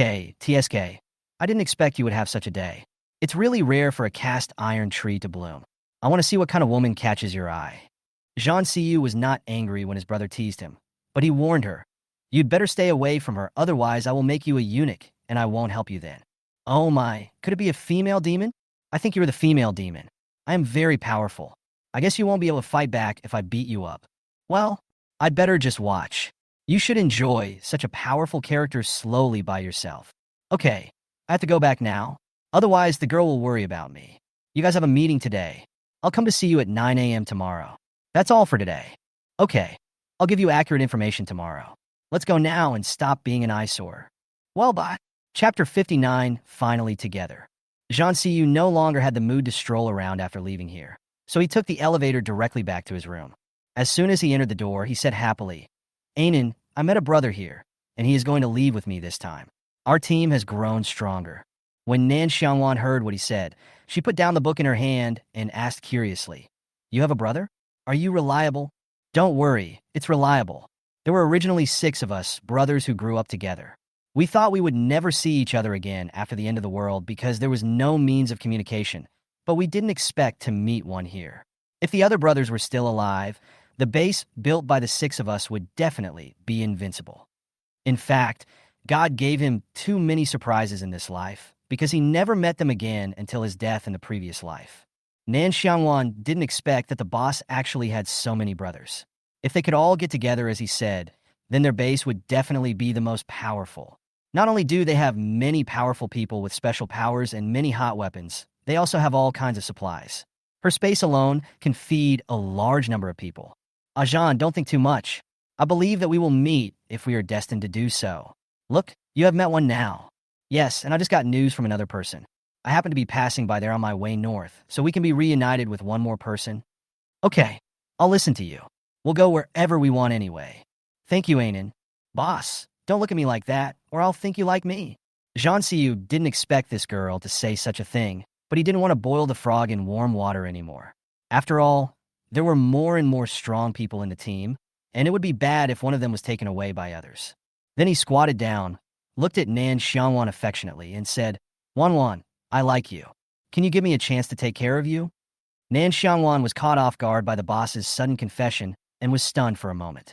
She poked her ears in disbelief, patted her heart, and stared blankly at the man in front of her. In fact, after being together for so long, she did have feelings for him, but she felt that she was not worthy of such a good boss, so she never went in that direction. Today, a big guy suddenly confessed to me. I was excited and scared at the same time. It always felt a little unreal. Zhang Si found the little woman's actions a little funny, and then said, "Wanwan, I really like you." Then he took out the ring he had prepared early in the morning from the space, knelt on one knee, and said, "Marry me, please. Although it is the end of the world, there will be no wedding and no marriage certificate, but I will give you the best life. If you want to be a lazy person, just stay at home in the future. Give me a chance." Nan Xiangwan was suddenly confused by Zhang Siyu's series of actions. To be honest, this was the first time she had been proposed to in her 2 lives. Apart from anything else, the boss was not only handsome and powerful, but most importantly, he was very gentle to her. If she didn't agree, she would be either a fool or pretentious. Who is she, Nan Xiangwan? She likes him because she likes him. There are too few good men. If she misses this one, she might end up alone like in her previous life. After thinking it over, he smiled and nodded, saying, "Okay, but I've never been in a relationship before, so I have no experience. I'd like to ask Mr. Zhang for your guidance for the rest of my life." After getting a positive answer, Zhang Siyu happily put the ring on Nan Xiangwan's finger and kissed the back of her hand devoutly. "Wanwan, I will treat you well for the rest of my life. I will be here when you are here, and I will never live alone if you are not here. This is my promise to you. I believe you." She has now reported a golden thigh. But what should I do if I like it so much? What should I do next?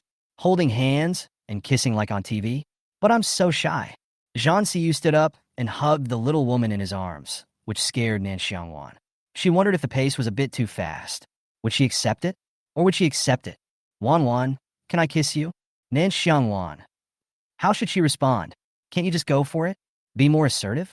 What if she says no? Will you just keep holding her? "Wanwan, if you don't say anything, it means you agree." Then, to Nan Xiangwan's astonishment, he bit those alluring red lips. Hooray! Nan Xiangwan's face turned completely red. Is this what a kiss feels like? It feels like an electric shock all over my body. I can't describe the feeling. I don't hate it. I even like it a little bit. Jianxi saw the little woman staring at him with her big eyes and said jokingly, "Silly, close your eyes." Nan Xiangwan was completely confused at this time. When Zhang Siyu asked her to close her eyes, she closed her eyes decisively. Then the two of them kissed passionately. It was not until Nan Xiangwan was short of oxygen that she pushed the man away.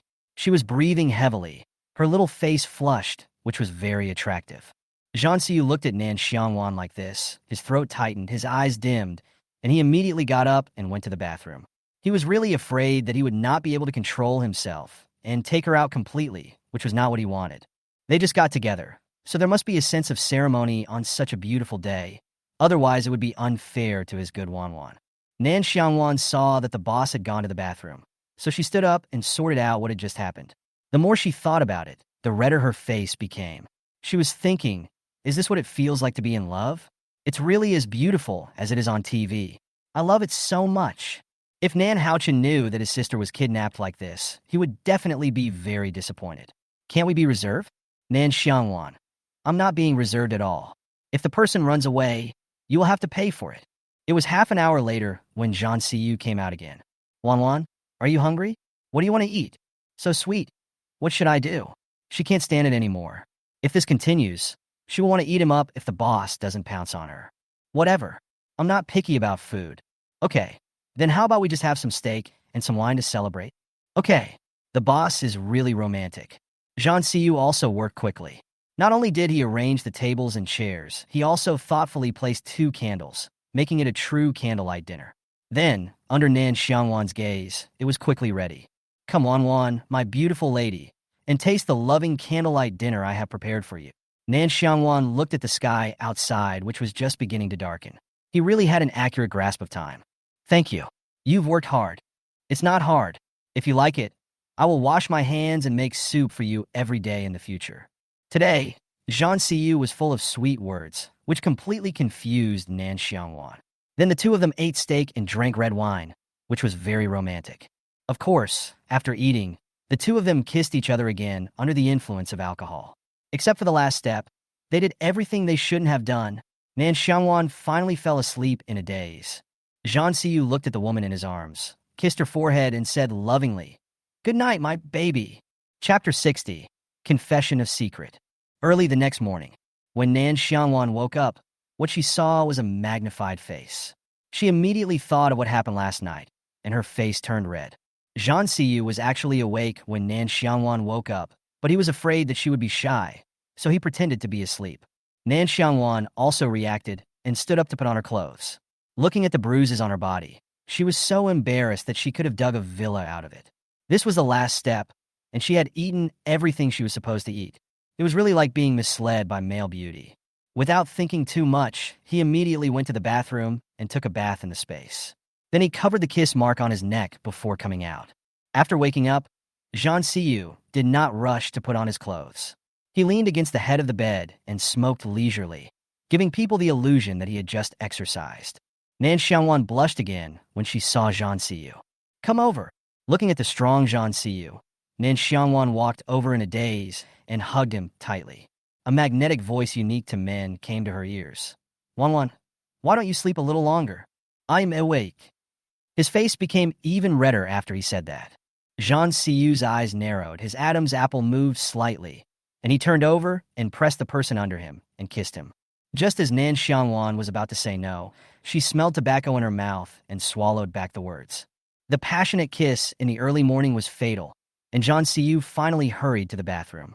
After the people left, Nan Xiangwan smiled and thought that the boss was also very cute. In fact, if they were really together now, she would not refuse. After all, they both liked each other, and it was good to let some things take their course. Besides, after the apocalypse, humans had superpowers, so she didn't have to worry about causing any deaths. Then I thought about the long time we had been together and felt that Zhang Siyu was really a good man. Thinking of my own space, I should be able to share it, right? Anyway, as long as it is a mutated space, who knows if it has other media.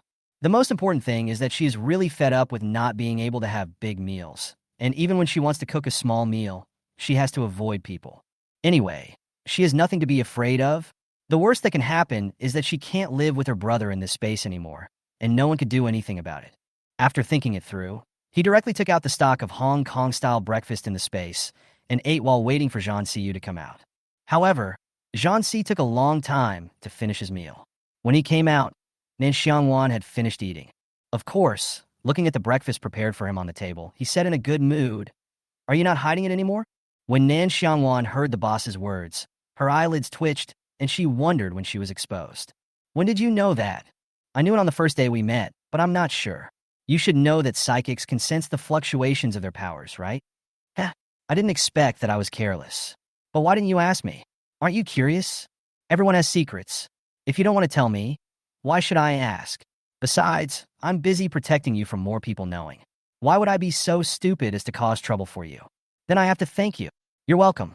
It's what a man should do. But when did you buy this Hong Kong-style breakfast? I really miss it." Well, I suddenly got this space. Thinking about the time travel and apocalypse stories I often read in novels, I got scared. Then I took my brother to sell all the real estate, stocks, and shares in our family. Then we started to stock up on goods all over the world. Of course, the space has the function of preserving freshness, which is the most convenient. What you eat is what you bought a year ago. I didn't expect Wan to be so lucky. It seems I will also be blessed in the future. Nan Xiangwan said so much, but she didn't expect that the man was not curious at all. Then he wanted to tease her and took out a black candy bean from the warehouse in the space. "Jean, if I give you a pill, do you dare to take it?" Zhang Siyu put down the breakfast in his hand, walked to her side, hugged her in his arms, and said lovingly, "I will eat whatever you let me eat. This life is yours." No regrets. "Yeah, I don't regret it." Zhang Siyu was afraid that she wouldn't believe him, so he swallowed the candied beans in her hand. Nan Xiangwan was immediately moved by Zhang Siyu's actions and thought, "Is this what it means to love someone unconditionally? Close your eyes. I'll give you a surprise." "Good." Nan Xiangwan saw the man close his eyes, and then with a thought, Zhang Siyu was brought into the space. "Open your eyes. Welcome to my world." Zhang Siyu opened his eyes and saw the scenery of Taoyuan. His heart shrank slightly, and he immediately asked nervously, "Besides you brothers and sisters, does anyone else know?" "And you, and then nothing else. You also know that my brother was the one covering for us outside." "Huh, that's good. Your space is too powerful. Even my space mutation is not as powerful as yours." "Hee hee. Maybe I'm the son of luck. Come on, I'll show you around here." "Okay, but don't let anyone else know except me and my brother. Otherwise, you will be in danger. I don't want your life to be in danger." Nan Xiangwan held his hand and said as they watched, "Don't worry, I'm not that stupid. But if you dare to betray me, I'll kill you, humph." "No, time will tell." "Bo, I believe you." Zhang Siyu was very happy when he was suddenly kissed. He thought that God still loved him. Look, he didn't have such a good wife in his previous life, so God compensated him in this life. If Nan Xiangwan knew about this, she would definitely say that it is hard to say who will compensate whom. After all, both of them were single in their previous lives. "Do you grow all the crops in your space yourself?" "Well, my brother and I come in to plant crops whenever we have time. If it weren't for the machines, they would probably have been left to rot. And the various animals we bought in the back mountain are now all over the mountain. Do you think there is any way for us to eat some of them? Otherwise, they will start to spread out. This is something we really need to think about carefully, but my suggestion is that it is best to wait until we stabilize the base before slowly taking some out. It is better to keep a low profile while we are on the road now." "Okay, it won't take too long anyway. Whatever you want to eat, I have everything here. Just pick whatever you want. I haven't eaten sashimi for a long time. Do you have any?" TSK. You really know how to eat. You really have some. You stockpiled a lot. Let's go. I'll let you eat as much as you want." "Then thank you, my Wan." Then the two of them stayed in the space for a long time before going out. Zhang Siyu looked at the time and found that the time he had agreed with Xiao Jing had arrived. He packed himself up and went out with his new girlfriend, intending to show off. Chapter 61, Foodie Xiao Jing. After Xiao Jing finished his dry food in the morning, he kept waiting for Zhang Si to come to his door. The main reason was that he was greedy. 3 minutes to 9 o'clock, there was a knock on Xiao Jing's door. "Hey, when did you become so punctual?" Zhang Siyu didn't say anything, but pulled the little woman behind him to him, raised the corner of his mouth slightly, and said in a good mood, "Let me introduce you, my girlfriend, Nan Xiangwan." TSK, sure. "Hello, I'm Xiao Zin." Come in and talk. Nan Xiangwan didn't expect Xiao Jing to be such a handsome guy. She was stunned for a moment when she saw him, but she quickly reacted. As soon as the door of the room was closed, Xiao Jing couldn't wait to say, "Ajan, come on, give me something delicious. I'm dying of hunger." Nan Xiangwan didn't expect Xiao Jing to be such a foodie. Of course, Zhang Siyu didn't tease him and asked directly, "What do you want to eat?" Of course, it's the standard breakfast. Soy milk and fried dough sticks are the best. Oh, you really dare to ask for it? Do you really think I'm omnipotent and have everything I need? I don't care. Don't try to get rid of me. Hurry up. I'm still hungry. Okay, but we don't have soy milk or fried dough sticks. We only have porridge and buns. That's fine, hurry up. We still have things to discuss after we finish eating. Then Zhang Siyu took out a portion of the few stocks in the space, but when he thought of his wife's space, he didn't feel so bad about it. After Xiao Jing finished eating, he started talking about business. Ajan, I had a meeting yesterday. The 22 people with special abilities here will follow me, as well as 2 ordinary family members. The remaining 10 people don't want to go through this anymore, and I won't force them. I'll just give them some supplies after I leave. Yeah, that's good. This way our force will only get higher and higher, and safety won't be a problem. Yes, but can I ask why your powers are stronger than mine? Does your ability remain the same as it was when it first appeared? Yeah, is it possible that this thing can be upgraded? Nan Xiangwan actually didn't expect that after so long since the apocalypse, there are still people who don't know how to upgrade their supernatural powers. She was really worried about what they would do if they encountered high-level zombies. Then she took out a transparent crystal core from her pocket and said, "Do you recognize this?" Xiao Jing looked at the crystal core in Nan Xiangwan's hand, shook his head and said, "I don't know, what is this?" This is called a crystal core. It's a product of the zombie's brain. The key is that this thing can upgrade superpowers. When you went out to kill zombies recently, didn't you find that zombies are harder to kill now than before? And some zombies have begun to have consciousness. I was wondering why the zombies have been moving faster and faster recently. So that's how it is. And how did you know about this thing? If we had met you earlier, we wouldn't have foolishly wasted so many crystal cores now. I already knew that.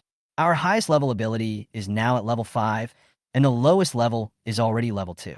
So while many people still don't know, we can still upgrade ahead of others. When Xiao Jing heard Zhang Siyu's words, he looked at him as if he were a monster. Are you a monster? You have reached level 5 so quickly. Of course. So after we leave, we can still kill zombies on a large scale and collect crystal cores. TSK. But are all crystal cores like this? Of course not. This is a second-level ordinary crystal core, suitable for all psychics. As for the colored crystal cores, they need to be matched with the psychic powers they absorb. For example, water and ice require blue crystal cores, fire requires red, my lightning is purple, wood is green, healing is milky white, dark is black, and so on. Damn, I didn't expect there were so many types. What if I can't use the crystal core I found? Zhang Siyu rolled his eyes in disdain. Are you crazy? You won't exchange the crystal cores you don't need with others? Besides, crystal cores may become the universal currency to exchange for supplies in the future. So do you think the extra ones are useful? That's really helpful. Okay, let's put this behind us. Tell us when we're leaving. We have 24 people here who need a vehicle. How many cars do you have now? There was only 1 Jeep and 1 bus, and we were running low on gas. I'm not saying, why are you in such a miserable situation? Get lost. If I am not miserable, can I seek shelter in someone else's territory? Besides, I am not a lone commander. Since I have met you, you can just help me take away the supplies I hid before. Zhang Siyu didn't expect that this guy actually had a secret stash and asked in confusion, "How long have you been hiding it? Are you sure the things are still there?" "I bought it when you asked me to stock up. There were many kinds of supplies, and I bought a little bit of everything. I was afraid that they would be robbed, so I stored all the supplies in my secret base. But later, there were more and more zombies there, so I didn't go there. Anyway, I wouldn't starve to death. As for how much I can use now, I don't know, but it's better to have something than nothing. How far is it from here? I passed by on the way north, but it's close to the mountains, so there might be a lot of mutant animals." "TSK, I think so. But how about burning a mountain? It's a good opportunity to try the meat of mutant animals and see if it tastes good." Xiao Jing didn't expect Zhang Siyu to be so cruel and burn the mountains at every turn. However, considering that the animals and plants have mutated, burning the mountains will not be a big deal. At least I don't need to put in too much effort. "Yes, you can. Are you sure that mutant animals can be eaten?" "Sure. After all, they don't have the zombie virus. In fact, the end of the world is more like a game of survival of the fittest. Zombies, superpowers, ordinary people, and mutations of plants and animals are all closely related. The food chain will not be cut off for humans. Otherwise, wouldn't it be better to destroy the Earth directly? What you said makes a lot of sense. I am speechless. If animal meat is really edible, it would be a real surprise. You don't know that we haven't eaten meat for a long time in the apocalypse. No one can stand it. Understood. Since the only vehicle you have here that is usable is the Jeep, I will equip you with 3 commercial vehicles with 7 seats each. That way, you will have enough for 4 vehicles. As for gasoline, I still have plenty in my space, so getting to Beijing will not be a problem at all. Thank you, brother. You're welcome. We're all family from now on. There's no big problem. I'll go talk to Zhou Bing about how to get my people here, and then we can leave tomorrow. Zhou Bing? I'm familiar with him. I'll go with you. Just give him some benefits. Let your people come in today. It will be convenient for us to leave directly tomorrow. Since we know each other, that's great. Let's go. The sooner we can resolve this, the sooner we can get it over with. Chapter 62. Level 3 Zombies appear. Zhang Xiyu and his 2 companions went out to find Zhou Bing, sent away other outsiders, and began to tempt him with all kinds of temptations so that he would let them go. However, the answer Zhou Bing gave surprised the 3 of them. I want to take my brothers and leave with you. I wonder if you will take them in? And don't worry, I don't have many people. There are only 5 people who can really go with me, and there are only 6 people including me. After Zhang Xiyu and the others listened, they pondered for a moment, and then asked, Do you all have special abilities? We have both. Otherwise, we wouldn't have arranged the work here. The most important thing is that we have stored a lot of supplies. The reason we chose to leave with you is that the situation here feels worse and worse. Nan Xiangwan gave Zhang Xiyu a look, and Zhang Xiyu understood immediately. In that case, we can let you join us, but you must follow orders in the future. Otherwise, we will not be responsible if any accidents happen. Of course, we will protect everyone around us during normal operations. Okay, and we need a car. The cars here may not be able to drive away, and we don't have much gas. Okay, in that case, we will set off on time at 6 o'clock tomorrow morning. The car will be delivered to you in the evening. As for the supplies you can take with you, take as much as you can. If you can't take them with you, our brothers with space abilities will help you take them away. Thank you. I hope we can have a pleasant cooperation in the future. After the 3 of them resolved the issues here, Nan Xiangwan directly asked Zhou Bingrang to drive and pick up their people. After knowing that his sister had already dealt with matters over there, Nan Haochen happily brought everyone into the city. Of course, they also handed over the required supplies according to the procedure. Anyway, once they leave tomorrow morning, the supplies will still be theirs, and no one can take advantage of them. After killing many zombies in the city, the group finally found a fairly good hotel and checked in. Of course, the door was damaged, so they could only take turns to keep watch and rest. The next day, just after daybreak, Xiao Jing and his men left in a swagger under the pretext of looking for supplies.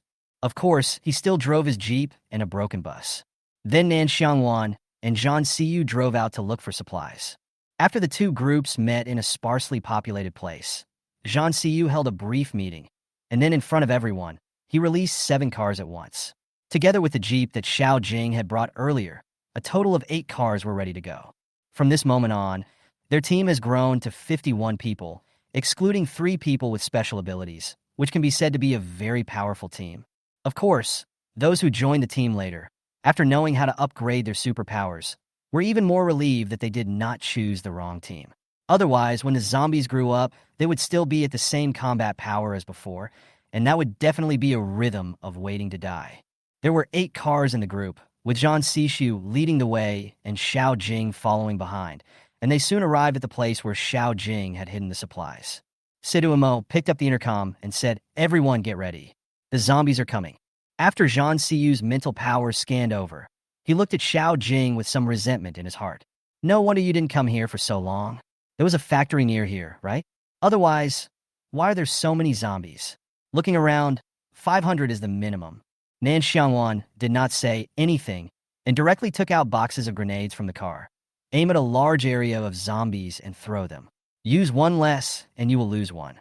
Also, make sure you don't let the zombies scratch or bite you. As for the crystal cores, you don't have to worry about them.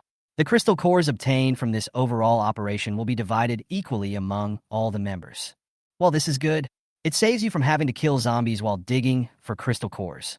It would be best if we split them equally. That way no one would have to be distracted. Xiao Jing continued. The 6 members of Zhou Bing's team are certainly not pushovers, and they just think that after killing so many zombies, each of them will be able to get at least a dozen crystal cores. Oh.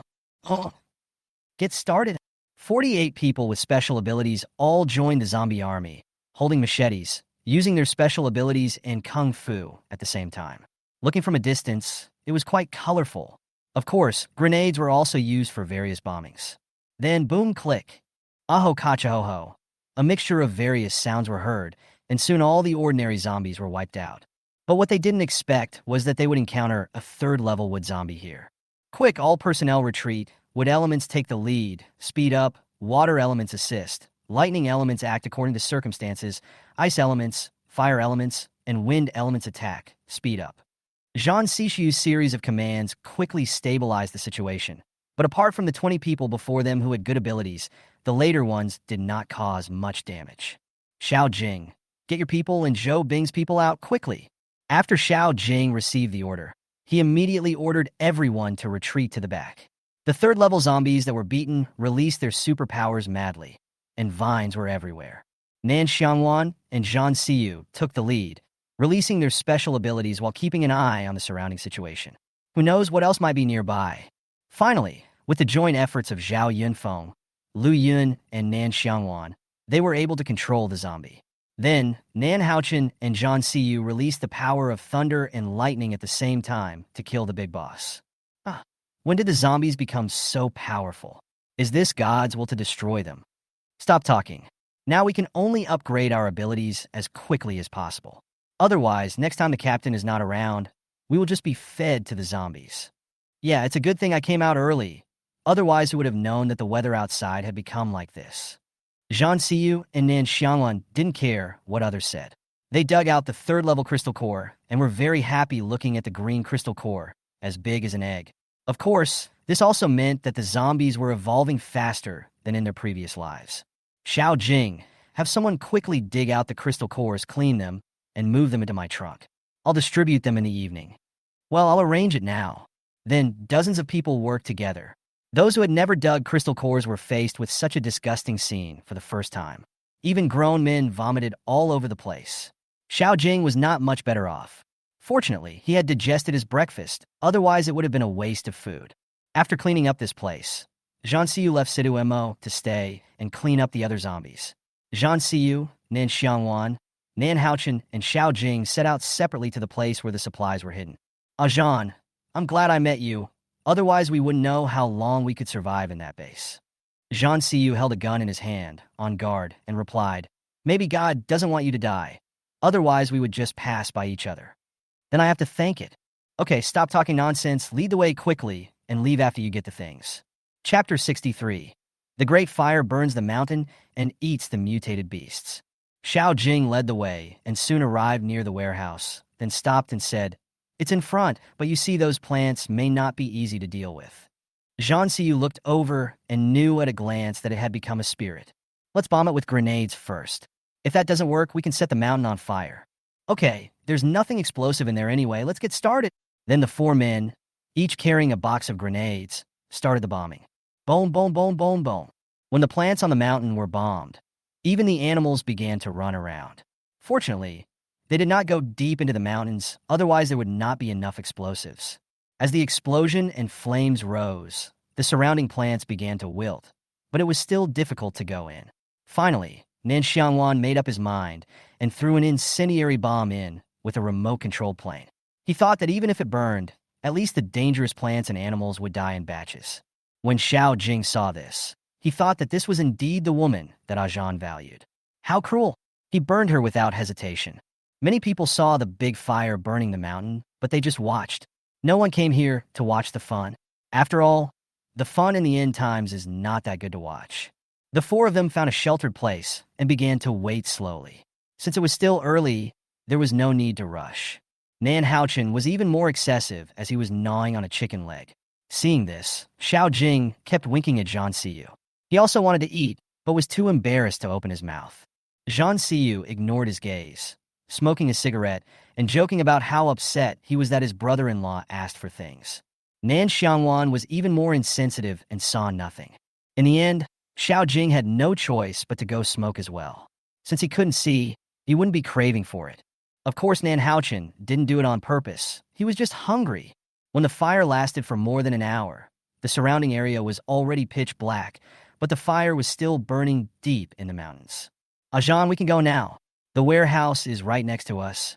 As long as the plants are not threatening anymore, we'll be fine. What are you waiting for? Let's go. We have to go back to eat in the middle of the day. Then the four of them followed Xiao Jing to his secret warehouse. When the door opened, a very unpleasant smell came out. Will everything be broken? Xiao Jing muttered as he walked in first. Zhang Siyu was afraid something might happen, so he followed in immediately. He didn't want the brother he had just met to die accidentally. Nan Xiangwan and her brother walked with flashlights in their hands while keeping an eye on the situation nearby. Ah, what's going on?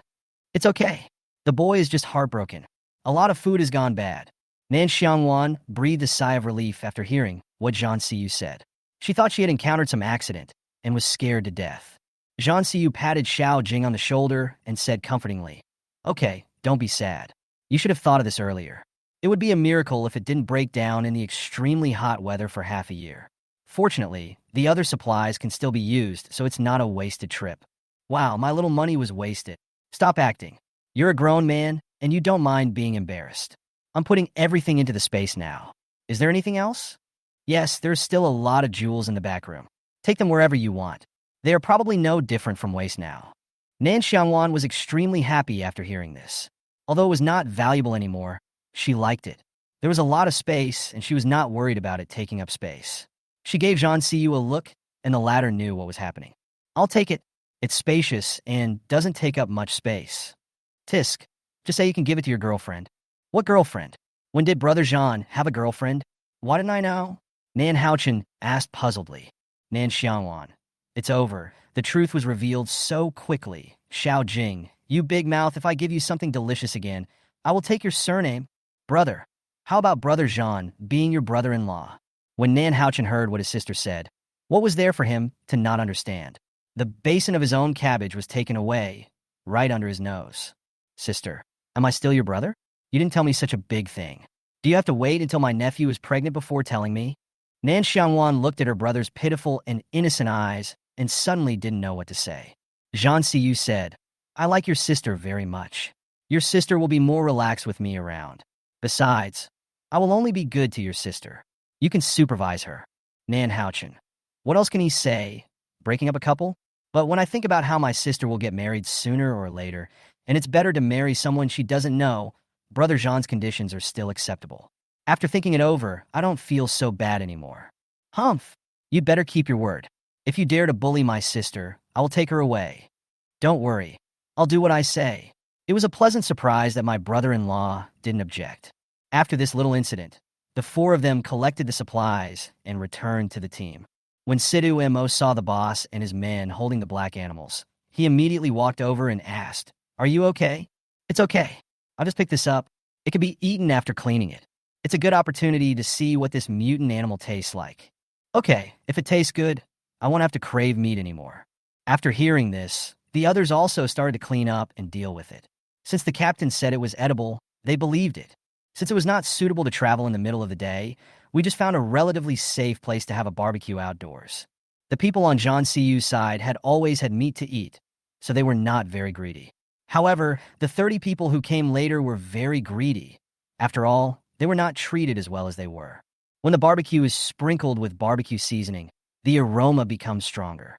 Xiao Jing couldn't sit still any longer, so he stood next to the barbecue, closed his eyes, and began to enjoy it. When the first batch of meat was cooked, everyone got a little to try. Not bad, delicious. If I had known this, I would have gone hunting earlier. Yeah, it's really good. I think it tastes much better than before. Indeed, but the mutated animals are definitely stronger than the previous ones. Didn't you notice that your abilities fluctuated after you ate it? Zhang Sishu's words made everyone stunned for a moment, and they immediately felt the changes in their bodies. Shit, mutant animals can't have enhanced superpowers, right? Yeah, but it doesn't have as much energy as the crystal core. Captain, there's nothing more to say. You are this. Zhou Bing interrupted and gave a thumbs up. Okay, eat quickly. We still have to travel after this. We also need to find a temporary place to live before dark. Otherwise, it will be very dangerous. Receive. Afterwards, the group quickly finished their lunch, and Zhang Siyu led them to continue on their journey. Before the sun went down, they only found an empty clothing store. Nan Xiangwan waved his hand, and all the clothes on the second floor were gone. The brothers who came later witnessed the space convenience of the captain and Nan Xiangwan. They were no longer worried about being hungry. They had 2 walking granaries. It could only be said that they were extremely lucky. Chapter 64. Contracted Piranha Plant. After the group finished dinner that night, Sidhu Mo distributed the daily crystal cores as usual. Except for 3 people without special abilities, they did not receive any crystal cores. However, there were also other rewards. After all, their efforts were not in vain. Nan Xiangwan specially found some Snickers and plastic-wrapped meat jerky in the space as a reward. After all, since she couldn't learn superpowers, eating was a kind of consolation.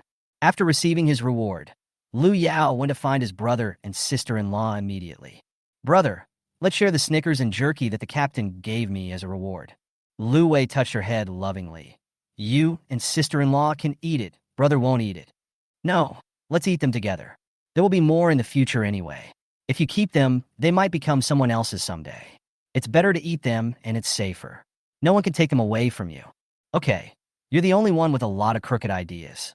Humph, isn't it? It's the end of the world. One day at a time is better than another. As long as there is something delicious, eat more. I don't want to die of starvation when an accident happens. Especially since my brother and sister-in-law still have to kill zombies. How can they have the strength if they don't eat well? Our food is already very good now. We have meat every day, and the staple food is enough to fill us up. You should be grateful and content. I know I'm not an ungrateful person. The only regret is that I don't have any special powers." After saying this, he lowered his head sadly. Seeing his sister like this, Lu Wei felt a little uncomfortable. After all, in the apocalypse, not having superpowers means not being able to protect oneself. But his sister missed both bloody rains. From now on, it all depends on fate. Who knows if God will help her in the next one? Nan Xiangwan looked at the pitch-black night. There was not a single star in the sky, and there was a slight stench in the air. Zhang Siyu walked over to him and put a coat on him. "It's a bit cold at night, don't get sick." Nan Xiangwan gathered her clothes and said, "Thank you, but you may have forgotten that people with special abilities rarely get sick. That also needs to be prevented. I don't want you to get sick. You've been so good to me. What should I do if I can't live without you in the future?" Nan Xiangwan asked, tilting her head. "Then we'll be together forever." If it weren't the end of the world, he would have spoiled her like a little princess, but unfortunately the world doesn't allow it. "Then you better work hard, my boyfriend." At this time, Nan Xiangwan came over and asked, "When are you 2 going to get married?" "Once we get to Beijing and are basically stable," Zhang Siyu answered without thinking. "Okay, but now that we don't have a marriage certificate, it seems like it would be nice to learn from the ancients and worship heaven and earth." Nan Xiangwan glanced at her silly brother and asked, "Are you also looking for a wife? Otherwise, why are you so concerned about this issue?" Don't talk nonsense. I was just asking. He didn't want to get married young. TSK. Don't worry. If you meet the right one, I'll help you. Our family's inheritance can't be cut off by you, right? Although many people don't know that there will be no newborns after the end of the world, it doesn't prevent them from finding a wife for their younger brother. You 2 can just talk about love, bye. There was no way to continue the conversation that day. Nan Xiangwan felt a little amused when she saw her younger brother leaving. He was so old but still shy. If he were in the countryside, he would have become a father a long time ago. Ever since Zhang Siyu and Nan Xiangwan announced their relationship, Bei Mingho and Sidhu Mo have respected her even more. Of course, Nan Xiangwan was not a stingy person. She secretly gave the 2 of them a lot of good things, especially snacks, and their backpacks were often full. After a night's rest, all the psychics successfully advanced to the 2nd level, and several even reached the 3rd level. In the early morning, the sun slowly rose, and Xiao Jing's team began to prepare today's breakfast.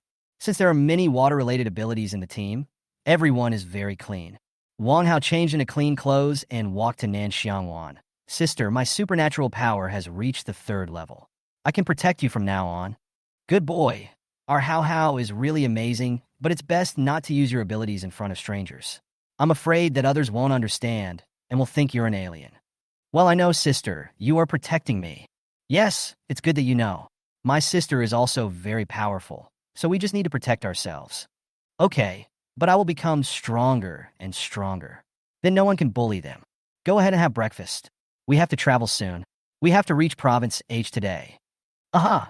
After everyone finished breakfast and cleaned up the house, they set off again. This time, Jean Siyu was going to Chaoyang Base because he had a brother to pick up there. As 8 cars slowly got on the road, a new day of battle began. On this day, not only did he kill all kinds of zombies, he also killed a lot of mutated animals and even encountered a mutated carnivorous plant. Seeing the 3-meter-high plants blocking the middle of the road, everyone suspected that they had walked into a primeval forest. Bei Mingho was even more curious and asked, "Do you think this plant could be contracted by humans, just like what is written in the novel?" After hearing this, Siduimo asked, "Why don't you give it a try?" "Ah, how can I make a contract with an ice-type person? At least I need to go with a wood-type person, right?" Nan Xiangwan seemed to be thinking about something and felt that Bei Mingho's words could be tried, but this thing had to be controlled first, otherwise there was no way to get close. "Ajan, find a way to control him. I'll go and give it a try. If we can form a contract, it will be a great fighting force." "Are you sure?" "Well, we can give it a try. We already have humans with superpowers, so it's not impossible to try contracting a plant. If it succeeds, we'll have another trump card." "Okay, we'll help you control it. You have to be careful, otherwise it will be destroyed." "Well, let's get started." Then Jean Siyu gathered all his wood-related abilities together and prepared to tie it up. Then use the earth-type ability to bury it. Try not to destroy it.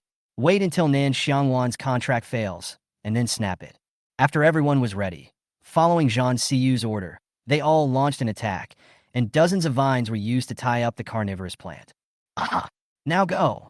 Nan Xiangwan cut her palm with a dagger, used ancient martial arts skills to fly over, and took advantage of the moment when the carnivorous plant was tied up to slap the blood on the head of the carnivorous plant with her palm. Bah! Nan Xiangwan was knocked away by the carnivorous plant. "Night, I'm fine. Don't worry, you can stop now." After being photographed by Nan Xiangwan, the piranha plant struggled frantically, and everything nearby was already photographed away. Looking at the crazy piranha plant, Nan Xiangwan suddenly felt a headache and almost fainted. Knowing that she might succeed, she immediately sat down on the ground and controlled the mental connection that suddenly appeared in her mind. Jean Siyu ordered all personnel to stay on standby, all watching Nan Xiangwan's reaction. With a break, the carnivorous plant fell down instantly. Phew, it's done. Then the fallen piranha plant shrank to about 30 centimeters in size and ran towards Nan Xiangwan.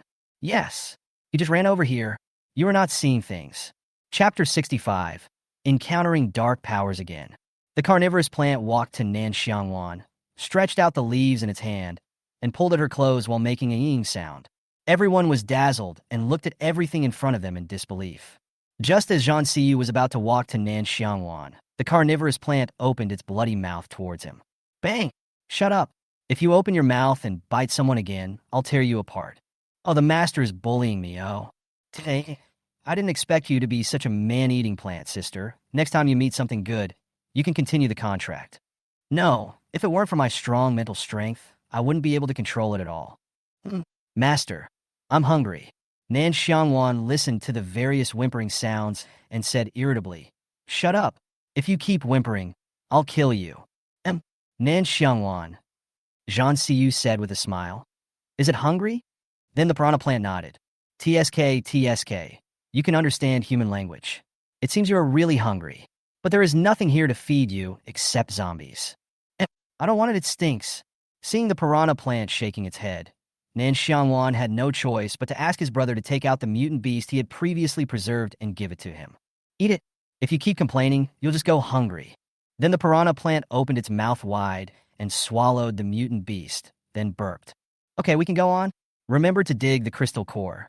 "Yes." Jean Siyu looked at the full piranha plant and wondered if this thing would just take it away like that. "Can you become smaller so I can take you away?"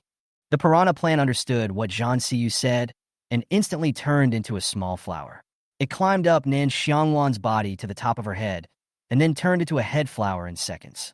You do know how to find a place, but I'd better take you somewhere first." Then, when no one was watching them, they sent the piranha plant into the space. Of course, they also deliberately isolated it far away from the place where livestock were raised, otherwise they were really afraid that it would be wiped out.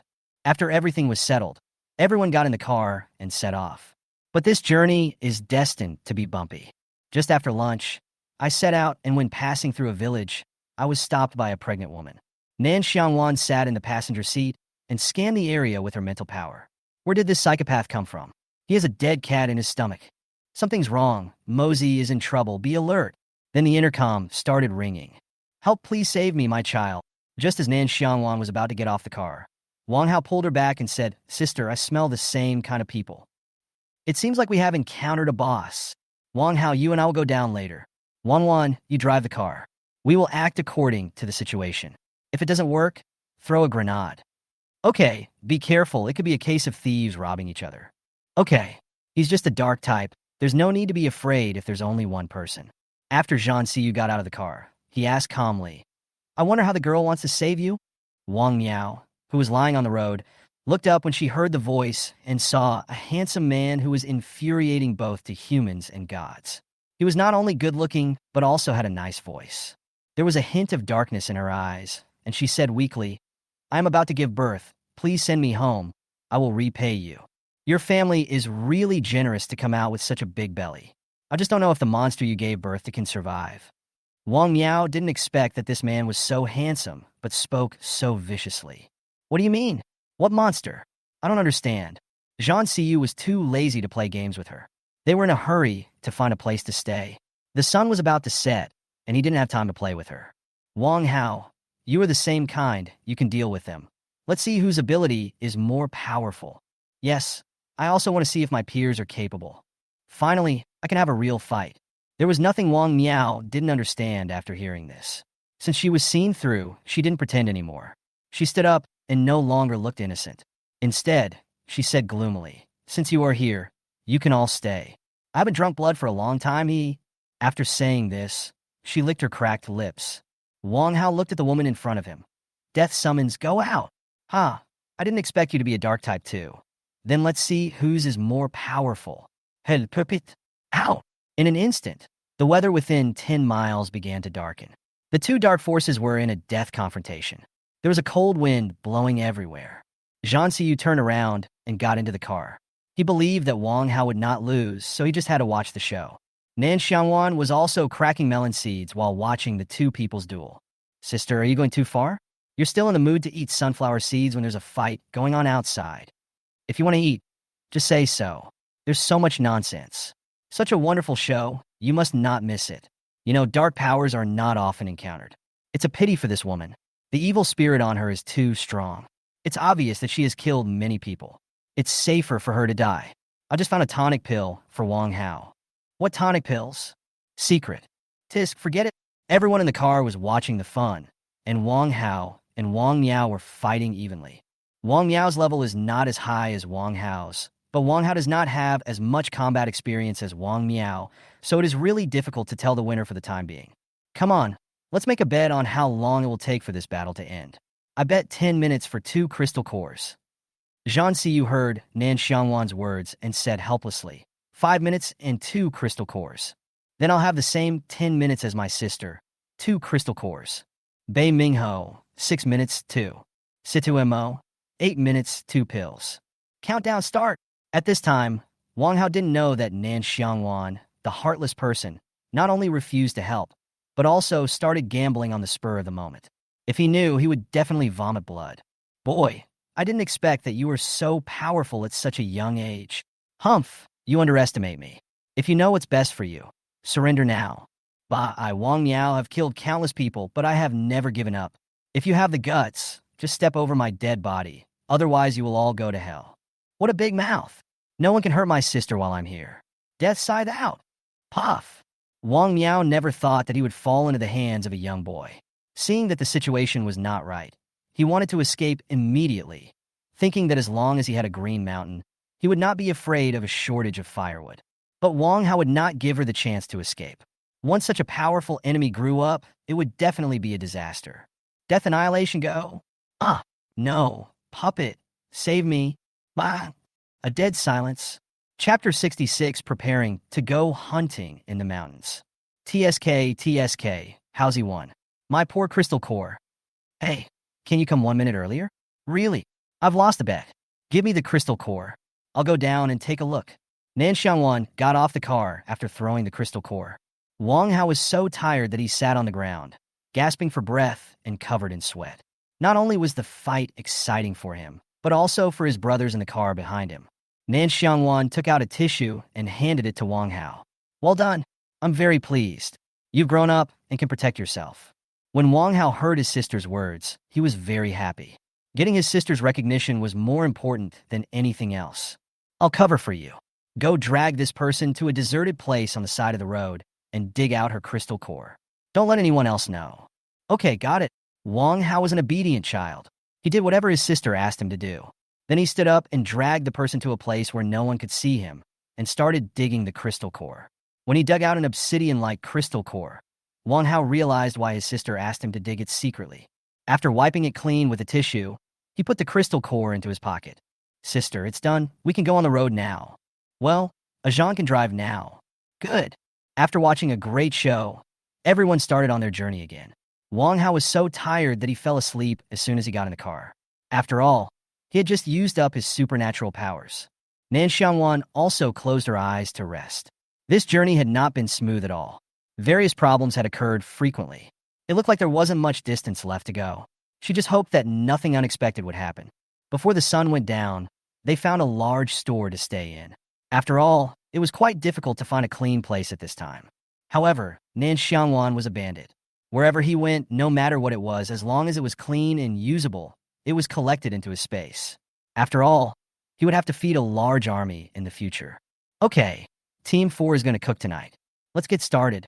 Brothers from the wood department, get some seeds and plant more vegetables. If we don't eat some green food, we're going to become yellow-faced women. Bei Mingho gave orders while asking people to work. Instead, Nan Xiangwan took Wang Hao to a deserted place next door and said, "Give me your crystal core today." Wang Hao reached into his pocket, took out the crystal core, and handed it over. After Nan Xiangwan took it, she cleaned it again with her water power, and then said, "You need to swallow this crystal core, but opportunities and dangers coexist. If you fail to integrate it well, your body will explode. Do you want to use it now, or wait until your power becomes stronger?" Sister, I want to wait a little longer. Okay, I'll keep this crystal core for you. Don't lose it again. After all, your ability is special, and it's not easy to get. But you can't tell anyone about this, okay? If someone with bad intentions finds out, there will be disaster. Don't worry, I know nothing. Her sister trusted her so much that she would not let others know the secret even if she died. Otherwise, they would kill each other, and that would be the real end of the world. Well, let's go back and eat. After Zhang Si met the two men coming back, he didn't say anything. In fact, he didn't quite agree with the child's rapid development. No one could guarantee that power wouldn't be blinding. But his wife believed him, so he had to shut up. Xiao Jing looked at the map in his hand and said, "Ajan, we will soon reach Chuyang Base. I don't know if Shangguan Yu is still alive. As long as your brain is not completely filled with water, you are alive, unless you commit suicide." Hey, I don't know what's so good about that woman. She seems to be possessed by a demon. When Zhang Siyu heard the word possessed, he suddenly thought of something. Describe to me the situation when you last met Shangguan Yu. Ah, the situation? It feels like something is missing. If I were to describe it more accurately, it's more like a puppet without any emotions. The tone of voice when talking to me is a bit stiff. Oh, I hope I'm overthinking it. If it's really as you described, I know what's going on. What's going on? Tell me. We can only confirm it after we meet. It's useless to say it now. Or maybe I'm overthinking. No, your habit of only telling half the story is really whetting my appetite. The meal is ready. Let's eat. Let's go eat. Zhang Siyu ignored Xiao Jing, got up, and went to eat. Apart from encountering a few waves of zombie sieges that night, nothing else unexpected happened. While taking a shower, Nan Xiangwan went into the space to take a bath. She was sweating and uncomfortable, but she had water-related abilities, so she was not afraid of others' suspicion. Wan, today's journey might be a little troublesome. What's wrong? We have to pass through a mountain road today, so you know. Mountain road? That's great. We don't need to rush today. Let's all go hunting in the mountains and practice our abilities at the same time. Are you sure you want to go? It might take you several days to finish the game. It's okay. If it doesn't work, just keep burning the mountain. Zhang Siyu, are you addicted? Finally, we held a brief meeting before setting off. When everyone knew they were going hunting today, they were so happy that their swords were already thirsty for food. However, when they arrived at the destination and hiked up the mountain, they were all dumbfounded. Looking at the plants growing wildly on the mountain and swaying in the wind, I had the illusion of entering a primeval forest. Xiao Jing swallowed his saliva and asked uncertainly, Ajan, are you sure you want to cross the mountain from here? Well, so are you guys ready? Everyone. Can they choose not to go? Jean Siyu then continued, don't be afraid. The plants nowadays are not that dangerous. The deputy captain and I will protect you. Everyone. Okay, now we're distributing the equipment. Line up to receive them. Each person will get a backpack with 2 bottles of water, 2 bags of bread, 2 bars of chocolate, and a can of ham. Of course, once you kill prey, Houchin and I will take it away immediately, and we'll eat it in the evening. Do you hear me? Also, each person has 2 grenades. Don't throw them unless it's absolutely necessary. Each person has a dagger, and the same goes for a machete. If your weapon is badly damaged, come to me at any time to replace it. Any other questions? Everyone, no. Even if there is an estimate, it is useless to say it. Since the captain dared to let them go up the mountain, he must be fully prepared. There is no point in thinking so much. Just obey orders and do it. Jean Siyu. Haha, sorry. We are not prepared at all. The worst result is burning the mountain, but he can't say it. It's a good opportunity to see the fighting power of this group of people. Since there is no time now, let's take it as training. Chapter 67, Entering the Mountains. After putting all the cars into the space, everyone started to set off. The 3 people without special powers were protected in the middle. Fortunately, there were not many burdens, otherwise they would have been a real burden. Nan Xiangwan led the way, and Zhan Sishu followed behind.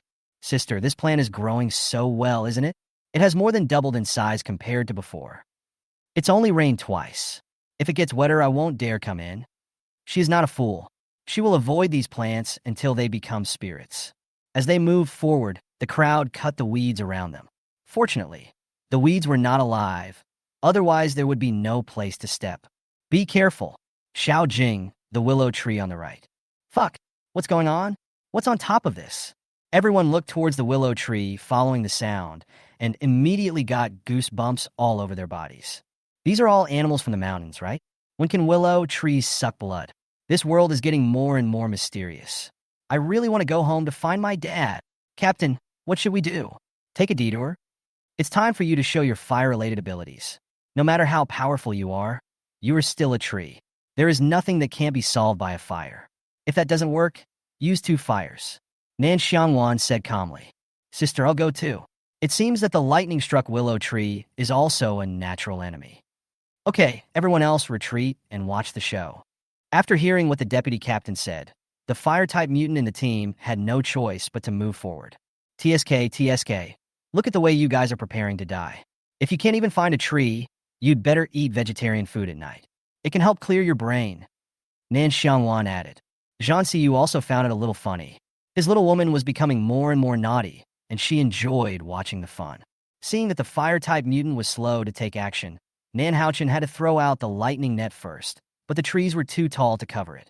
When the others saw that their younger brother had already taken action, they didn't want to just stand there and watch, so they had to use their best skills and throw fireballs without hesitation. Squeak, sizzle. Squeak, squeak, squeak. The willow trees that were burned by fire were like they had encountered their natural enemies. They swung their branches wildly, and even many animals that had been sucked blood were thrown out. Be careful. Don't get hurt if you go crazy. Squeak, squeak, squeak. Oh, it's so hot. Everyone spread out and burn its roots quickly. Careful. Crack, crack. Oh my God.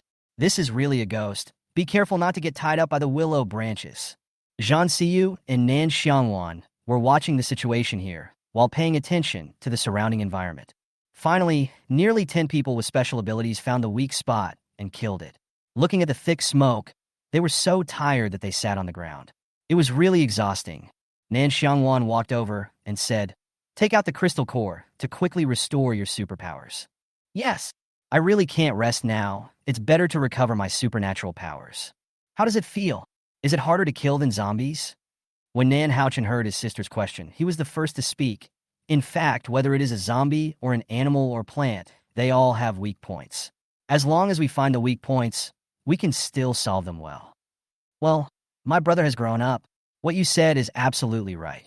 No matter how powerful the enemy is, there are weak spots. So you should learn something along the way. After all, what you learn is a skill. No one can protect you forever. After hearing Nan Xiangwan's words, everyone lowered their heads. Only then did they understand the significance of the captain's trip into the mountains. Nan Xiangwan, you guys are really good at imagining things. She was just saying it casually. Okay, let's continue on our journey. We can rest and have lunch when we get to an open area. Then he winked at Zhang Siyu. Zhang Siyu saw the little woman's eyes and smiled back, indicating that he understood. When everyone continued on their journey, Zhang Siyu, who was the last one to leave, used his mental power to dig out the wood crystal core from the willow tree, and then stored it into the space without anyone noticing. It's not that Nan Xiangwan is selfish. There's only one crystal core, and with so many people trying to do it, there's no way to distribute it. Besides, it's a superpower that has nothing to do with them. Rather than making everyone feel uncomfortable, it's better for her to take it herself. At most, she can compensate them with a dinner. The mountain road was rugged, but it was still easy to walk on because it hadn't rained for a long time. However, the most surprising thing was that there was someone in the team who knew about medicinal herbs. When Nan Xiangwan found out, he immediately ordered him to start digging for medicinal herbs as long as they could be used. Then we saw this group of people walking and stopping. Of course, the harvest was also fruitful. When they passed by an open area, Nan Xiangwan ordered people to set up camp there. Fortunately, Zhang Siyu was well prepared and had many tents. Since the two of them started dating, they often slept together, and everyone was used to it. Nan Haochen was a little unhappy at first, but later Wang Hao said something, and the two of them lived together. The two walked into the tent, isolating themselves from the outside world. Zhang Siyu said, "Here, I didn't expect the willow essence crystal core to be so big. Can you absorb it all?" "Don't absorb it for now. We'll see how it goes on the way." "Okay, then you can put it away yourself." "Thank you, Bo." Zhang Siyu was not satisfied with just a boo. He just reached out and hugged the person tightly in his arms, then bent down and kissed her. After a passionate kiss, both of them were breathless. Nan Xiangwan felt a little embarrassed and wanted to get up and leave. "Don't move. Let me hold you for a while." Even if Nan Xiangwan had never eaten pork, she had seen pigs run. She immediately noticed something was wrong with the man, and her face turned even redder. She said coquettishly, "You deserve it. You deserve it. Wan, it's all because of you, you heartless little thing." Even though he was like this, she still smiled. "Okay, I'm gonna leave first. If we stay here for too long, people might think we're doing something bad." "It's okay. We are all adults, everyone knows that." "I know, but it's embarrassing to be watched by people." "I don't want it. I'm leaving. Calm yourself down."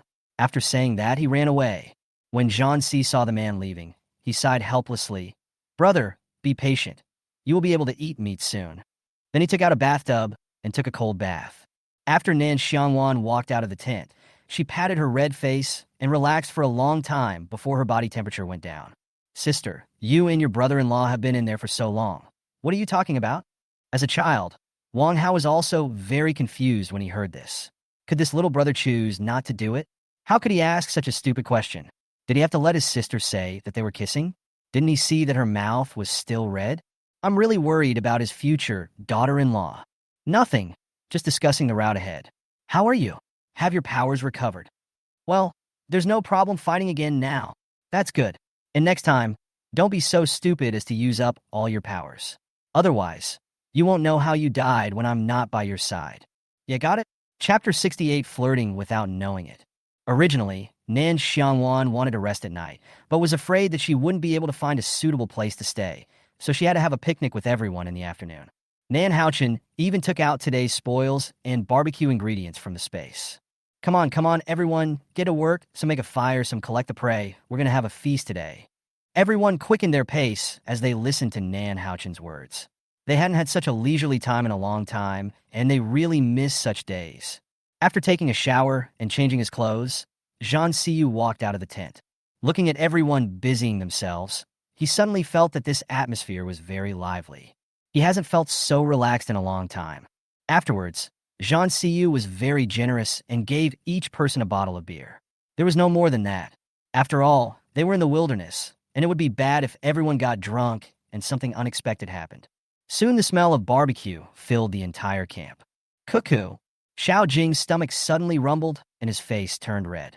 Hey, this meat is so delicious. I've been working so hard all morning and I'm starving. Nan Xiangwan saw his face turn red and said with a smile, Don't be embarrassed, it's normal to be hungry. I'm also greedy. I think there will be no one who won't be greedy for meat after the end of the world, don't you think?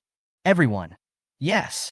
After the end of the world, being able to eat meat is like a god's life. Only those who don't crave meat are sick. Afterwards, everyone held a bottle of wine in their hands, and those who didn't drink held a drink, and the rich barbecue party began. It smells so good. I feel warm all over now, and even my supernatural powers have changed. Wang Hao said with his mouth full of oil. Indeed, but it's a good thing that you roasted the previous stock for the 3 people without superpowers. Otherwise, I'm really worried that they won't be able to withstand this power after eating it. Nan Xiangwan said to Zhang Siyu with relief. I've already thought of this, so don't worry. It's good to have a big boss around. Everything is arranged for me. I'm happy. I finally have a feeling of winning without any effort.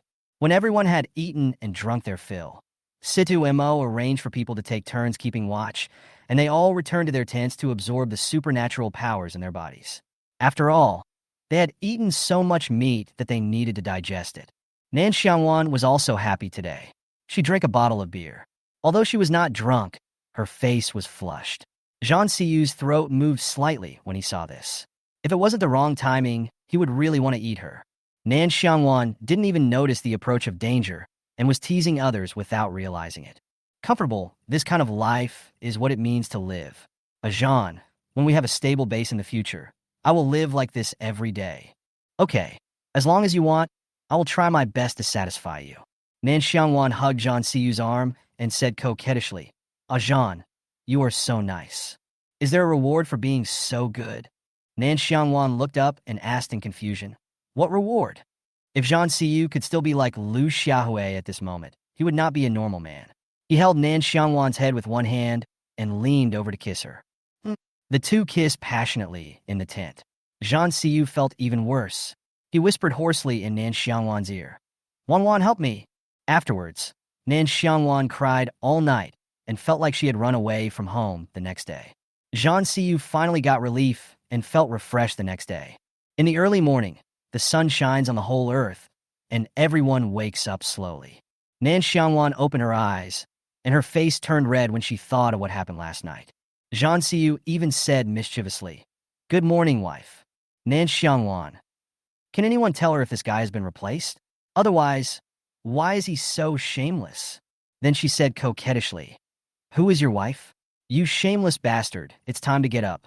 Zhang Si saw that the little woman was shy, so he didn't bother her anymore. He got up quickly and started to put on his clothes. Nan Xiangwan looked at her right hand, which was so sore that she couldn't bear to think about it. When she thought about what happened last night, she wanted to find a hole in the ground to crawl into. It was so embarrassing. And I'm sure the size I touched last night is normal. I'm a little worried about my small body. Is it too late to return it now? Seeing that the little woman was still in a daze, he asked, What are you thinking about? Why don't you put on your clothes? Do you want me to help you? But it's not impossible. Get out of here, you bastard. Okay, I'll go out now. You take your time getting dressed. Zhang Siyu was really afraid of irritating the little woman. He would sleep in a cold bed with such a warm and beautiful woman in his arms. Who would be used to sleeping alone? After finishing breakfast, everyone started to set off again. After all, they had only walked a quarter of the way up the mountain. Apart from encountering a few spirit plants along the way, they really didn't encounter any danger. Maybe they were lucky. Of course, they also killed a lot of mutant beasts, at least enough to eat for a few months. When they thought of the convenience of space, they were extremely glad that they chose a good captain. Not only does he eat well, sleep well, but he also has a good temper. After 3 days, when everyone had crossed the entire mountain, they were all exhausted and out of breath.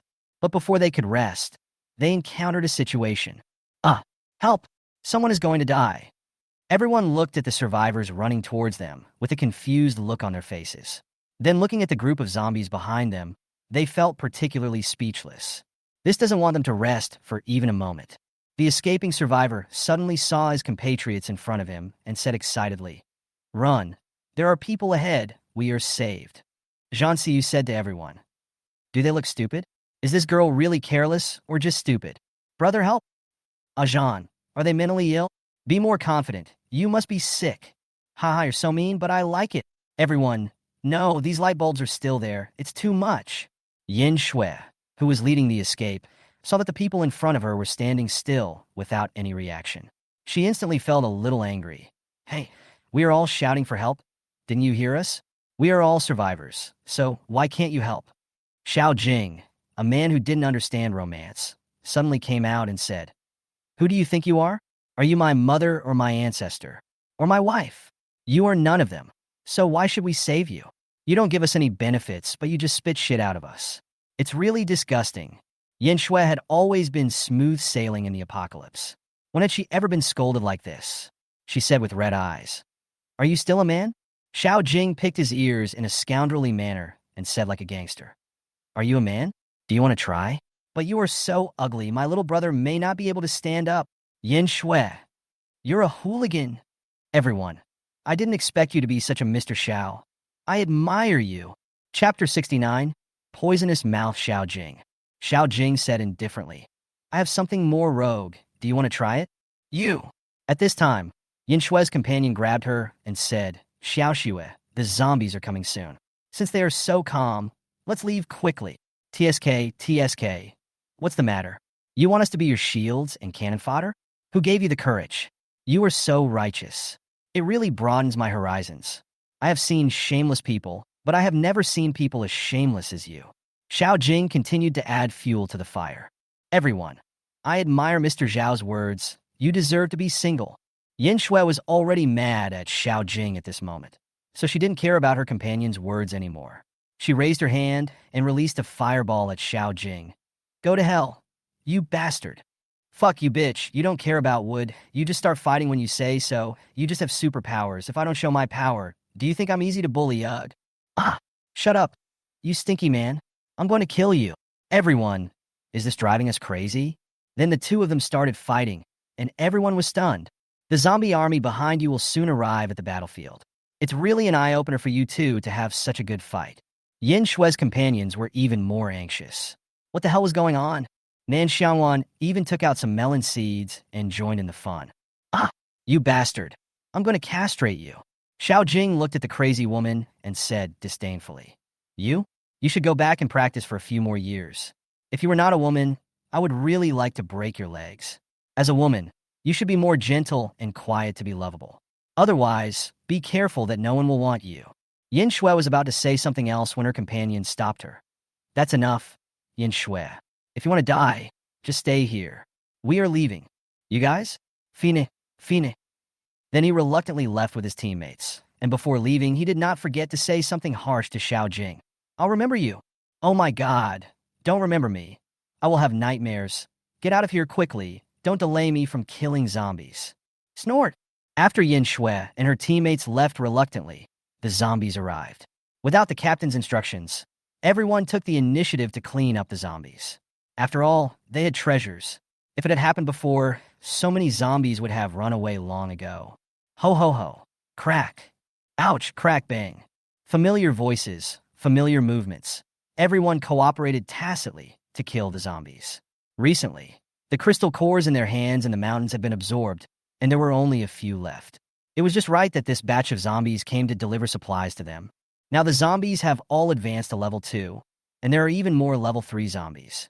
Fortunately, many of them have also reached level 3 with their superpowers, otherwise it would be quite difficult to kill them.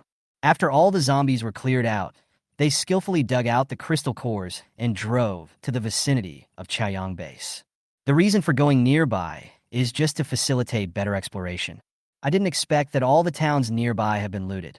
I feel like I've encountered someone with spatial abilities, otherwise who would be so ruthless. Nan Xiangwan said thoughtfully as he looked at the empty shop. Zhang Siyu replied while driving, Space abilities are not normal. There are some capable people in every base.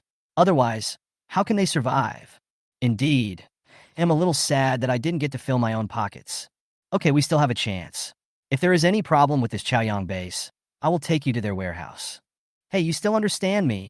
After Zhang Siyu found a relatively clean hotel, he asked everyone to go upstairs and start tidying up the room. Then he used the furniture in the house to cover up the damaged areas on the first floor so as to at least block the zombies.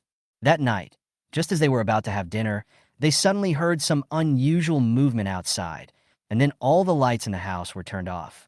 Xiangwan Yu, tonight is the day you die. If it weren't for you, Linger would have been with me a long time ago.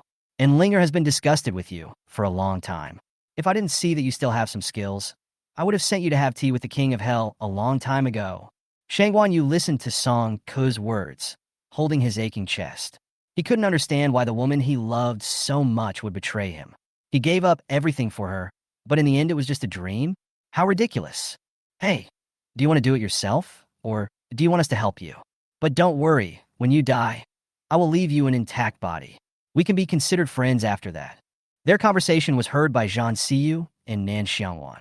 Who could have thought it was such a coincidence that this person would automatically show up before they could even go looking for him? It really saved them a lot of trouble. Xiao Jing, bring 20 people with me to rescue people. Ah, who to save? What's going on? Zhan Siyu was too lazy to explain, fearing that if he was a step late, his brother would meet his death. So he took his men to the scene of the murder. When Zhan Siyu rushed over, it was still a little too late. Seeing Xiangwan Yu covered in blood, his eyes suddenly turned red. Xiao Jing killed them. At this moment, Xiao Jing saw familiar faces, so he knew everything. Without Zhan Siyu's orders, he led his men to attack Song Ke and the others. Since Song Ke was usually a boiled chicken, no matter how powerful his men were, they were no match for Xiao Jing. Soon, everyone except Song Ke died. Zhan Siyu helped Xiangwan Yu up and asked anxiously, "Ah, you wake up, I am Zhan." Xiangwan Yu thought he was dead, but when he heard a familiar voice in his ear, he thought it must be his brother coming to pick him up, and slowly opened his tired eyes. Zhan, you're here to pick me up? How are you doing in the underworld? Bah, you're not even dead yet, but you're already talking nonsense. Come on, I'll take you back for treatment, and I'll take revenge when you're well. Xiangwan Yu murmured, "Not dead? That's good." Then he closed his eyes again. Zhan Siyu was worried about his injury, so he said to Xiao Jing directly, "Tie this man back and wait until a Yu wakes up before dealing with him." Song Ke had no idea that things would turn out like this. He immediately realized the seriousness of the situation and cried, "Brother, please spare my life. Can I exchange my life for supplies? My father is the head of Chuyang Base. As long as you let me go, I will agree to any conditions." After listening to Song Ke's words, Xiao Jing took the lead and said, "Bah, for a scum like you, your father doesn't seem to be a good guy either. You're dreaming about letting me go. If you keep making noises, I'll cut off your tongue. Woo-woo, spare my life, sir." Then, accompanied by a foul smell, Song Ke was scared to pee. Everyone, with such courage, how did he survive until now? It's really rare. Zhan Siyu had already led his men back to their residence, leaving Xiao Jing alone to deal with the aftermath. Looking at the frightened man, he said to his men with great disdain, "Water type, rinse him clean, tie him up and take him back. If you dare to hurt my brother, I will feed him to the zombies." Yes, speaking of ruthlessness, it is still Master Xiao. He feeds the zombies as he says. I admire you. Chapter 70, I can't stop laughing. When Nan Xiangwan saw Zhan Siyu carrying back an injured man, she knew that this was the brother he was looking for. Immediately, let the team's healing ability treat him. Nan Xiangwan saw the bloodstains all over the man and asked in confusion, "Didn't you get there quickly? How come you are still injured like this?" Zhan Siyu replied while washing his hands, "Those bastards acted too quickly, not to mention he was the only one there. If he had arrived a step later, they would have been able to collect the bodies directly. Go change your clothes first. I'll watch over here. As long as you're still breathing, you won't die." Zhan Siyu looked down at the blood stains on his body, which were indeed dirty. He then said a few words and went to the bathroom to change clothes. Bai Zile and Wu Ji took turns healing Xiangwan Yu's internal and external injuries, and they were so tired that they were covered in sweat. At this time, Xiao Jing and his men also came back, including Song Ke, who was tied up like a dumpling. "How is the person?" Wu Ji heard Xiao Jing's question and said first, "It's nothing serious, but he lost too much blood. He needs to recuperate for a while. If he didn't have superpowers, ordinary people would have collapsed long ago." Xiao Jing got a positive answer and felt relieved. "It's good that he's okay. If he died, we would have come here in vain." Seeing that the man was fine, Nan Xiangwan asked her brother to help clean him up, change him into clean clothes, and then went to have dinner. However, after all this trouble, the food got cold. Fortunately, it was not winter, so no one said anything. Zhan Siyu also ate silently without saying a word, and no one knew what he was thinking about. Xiao Jing, on the other hand, was cursing while eating because he was angry but had no place to vent it. The captured Songke was used as a tool to vent his anger, and finally, he passed out with a bruised face and nose. Ajan, luckily we arrived in time. Otherwise, we wouldn't even be able to find our brother's ashes. How could this woman be so cruel? You will definitely feel hopeless when he wakes up. Zhang Xiyu glanced at his unconscious brother on the bed and said calmly, if he still refuses to change his ways, I don't mind beating him up a few more times until he clears his mind. Then take me with you. I'm itching to do it too. Xiangwan Yu lying on the bed. Are you polite? I'm not dead yet. Okay, go and rest. The patient will recover slowly. Let's go now. Then everyone went back to their rooms, and the night shift continued their patrol. After Nan Xiangwan and Zhang Xiyu returned to the room, Zhang Xiyu kissed the little woman all over, as if he was venting something. Bang! Are you not done yet? If you keep kissing me, the passion won't go out, Nan Xiangwan said angrily. After being hit, Zhang Xiyu sobered up instantly, and then said embarrassedly, I'm sorry, I just lost control. I'll go take a shower first. Then he stood up and disappeared into the room in an instant. Nan Xiangwan saw that the man had disappeared and shook her head in amusement. The boss's personality was really collapsing more and more in front of her, but she liked him very much. The next morning, Xiangwan Yu opened his sleepy eyes and looked at the unfamiliar environment in confusion. Wang Hao, who was taking care of him, saw that he had woken up and immediately stood up and shouted to his sister. He's awake, but he's not talking. Did he get beaten silly? Xiangwan Yu. He's still here. When Zhang Xiyu and Xiao Jing heard that someone had woken up, they were the first to go over. How is it? Are you feeling unwell? Xiangwan Yu looked at Zhang Xiyu's familiar face, and his eyes instantly turned red. Like a bullied young wife, he burst into tears. Wow, Ajan, I'm so sad. Everyone, where did this crying monster come from? Xiao Jing was not much better, his mouth twitched. What happened during this period of time? How could a good man be driven crazy? Don't cry, it's not a big deal. She's just a fickle woman. When you were with her, the brothers didn't think it was a good idea, but you were the only one who insisted on marrying her. At that time, you said we were jealous of you. How come you can't stand being stabbed by the person you love now? Everyone, Captain, are you rubbing salt into the wound? Xiao Jing added, cry, cry, cry. What's there to cry about? You're being cheated on, and you still have the nerve to cry? If I were you, I would chop that bitch into pieces and feed it to the zombies. Everyone. Xiangwan Yu was already in poor health, and after being beaten up by his two brothers, he couldn't catch his breath and passed out. It's just quite speechless. Nan Xiangwan was almost dying of laughter watching the show. Don't these two know how vicious their tongues are? Not only was she cheated on, but she was also hurt. You didn't care about her or comfort her, but you stabbed her in the back. No one can stand this. These are not brothers, but enemies, right? I can't stop laughing. Then he said, you two are done. This guy just woke up and fainted from anger. If I didn't know you were brothers, I would have thought you were enemies. Hey, you don't understand. My brother should remember this lesson. Otherwise, he will do it again next time. We didn't agree with him marrying that woman in the first place. That woman is a calculating person. I don't even want to say that Xiao Ling also flirted with me and Ajan, but we ignored her. Only this idiot took the bait and is still enjoying it. When Nan Xiangwan heard what Xiao Jing said, she didn't expect that there was such a big melon here. She was enlightened. Then some gossipers asked, so your brother got married before the end of the world? Yeah, what's wrong? Do they have any children? No, but it almost happened because that woman got pregnant and then lost the child. Nan Xiangwan, didn't your brother's family say anything? Don't mention it. His parents kicked him out just for marrying that woman. He deserves it. Tiske, what an unlucky child. Considering how pitiful he is, you should give him some love and care. I'm afraid he might end up feeding himself to the zombies someday. Zhang Xiyu was also in tears and laughter after listening to the conversation between the two. His brother could not be described as pitiful, but really miserable. Well, we still have serious things to do. Since there is a problem with this Chaoyang base, I don't mind enforcing justice for the heavens. Everyone, Captain, are you planning to cause trouble? Well, and to help you get revenge, I will personally send Xiao Linger to find the King of Hell. Xiao Jing said hatefully. At the same time, Chaoyang base, as Song, could not been found yet. Captain, we haven't found the young master or the 6 psychics around him.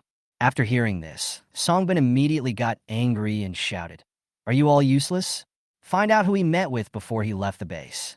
If you can't find anyone, prepare to feed them to the zombies. The subordinate said tremblingly, We will check it now. When Songbin was the only one left in the room, he angrily smashed everything in the house. He felt very distressed when he thought that something might have happened to his only son. Chapter 71 Drama Queens are everywhere. Songbin's men were busy looking for someone. Zhang Siyu was busy delivering a big gift to Chaoyang base. Sister, is this move of ours too damaging? Nan Xiangwan said as she read the novel in her hand. No, anyway, when those people are almost all killed by zombies, we can be the savior and maybe even bring back some superpowers. Aren't you afraid that the first ones to die will be cannon fodder? In the apocalypse, people who can't protect themselves will be eliminated sooner or later. It's not that I'm cruel, but there's just not enough food to feed useless people. But when the base is stable in the future, people without special abilities can be allowed to do some construction. After all, it's impossible to eat for free without working. Songbin searched for his son for 2 more days, but still couldn't find him. Finally, he arrested the culprit, Xiao Ling. Originally, everyone had expected Xiao Linger's fate, but when they saw Xiao Linger coming out of the captain's room in a coquettish manner the next day, everyone was dumbfounded. Songbin seemed to have forgotten something and never mentioned his son again. Seeing this, no one dared to say the name Songku in order to save their own lives. It was a sunny day. Nan Xiangwan used his wind ability, and holding a bloody mutant beast in his hand, he gathered all the living zombies nearby and then brought them to the vicinity of Chaoyang base little by little. When he saw that the number was almost enough, he killed a domestic pig in the space and dragged it all the way to the wall of the base. Then with a force, the whole pig was thrown in and he flashed into the space. The patrol team members of Chaoyang base heard a bang sound and found it was a dead pig. They were so happy. It was really a blessing that someone would give it to them when they were craving for meat. But before they could be happy, there was a bang, bang, bang sound coming from the wall of the base. Go and see what's going on. The patrolling psychic was afraid that something might go wrong, so he immediately climbed up a big tree next to the wall. However, when he saw the situation outside the wall, he was dumbfounded. Captain, we are being surrounded by zombies. What? Really? There are so many zombies. It was not until this time that the patrol captain realized that something was wrong. Looking at the dead pig at his feet, he was confused. This was a zombie that was deliberately lured in by someone. How cruel. Yang Wei, go and inform the psychics in the base that zombies are surrounding the base. Yes. Zhang Siyu and his team members stood on a tall building, looking at the excitement below, and thought that the little woman was really cruel and wasted a pig for nothing. Fortunately, no one saw how Nan Xiangwan retreated. When Chaoyang base received the emergency notice, the wall here was finally broken open by the zombie army. Oh no, the wall is about to collapse. Retreat. Ho ho. The zombies were attracted by the thick pig blood and went crazy. As soon as they entered the base, the dead pigs lying on the ground were eaten up. However, one pig could not satisfy the appetite of so many zombies, and soon the base became chaotic. Fortunately, the survivors without superpowers were locked in the basement, so those fighting upstairs all had superpowers. Why was it said that they were locked up in the basement?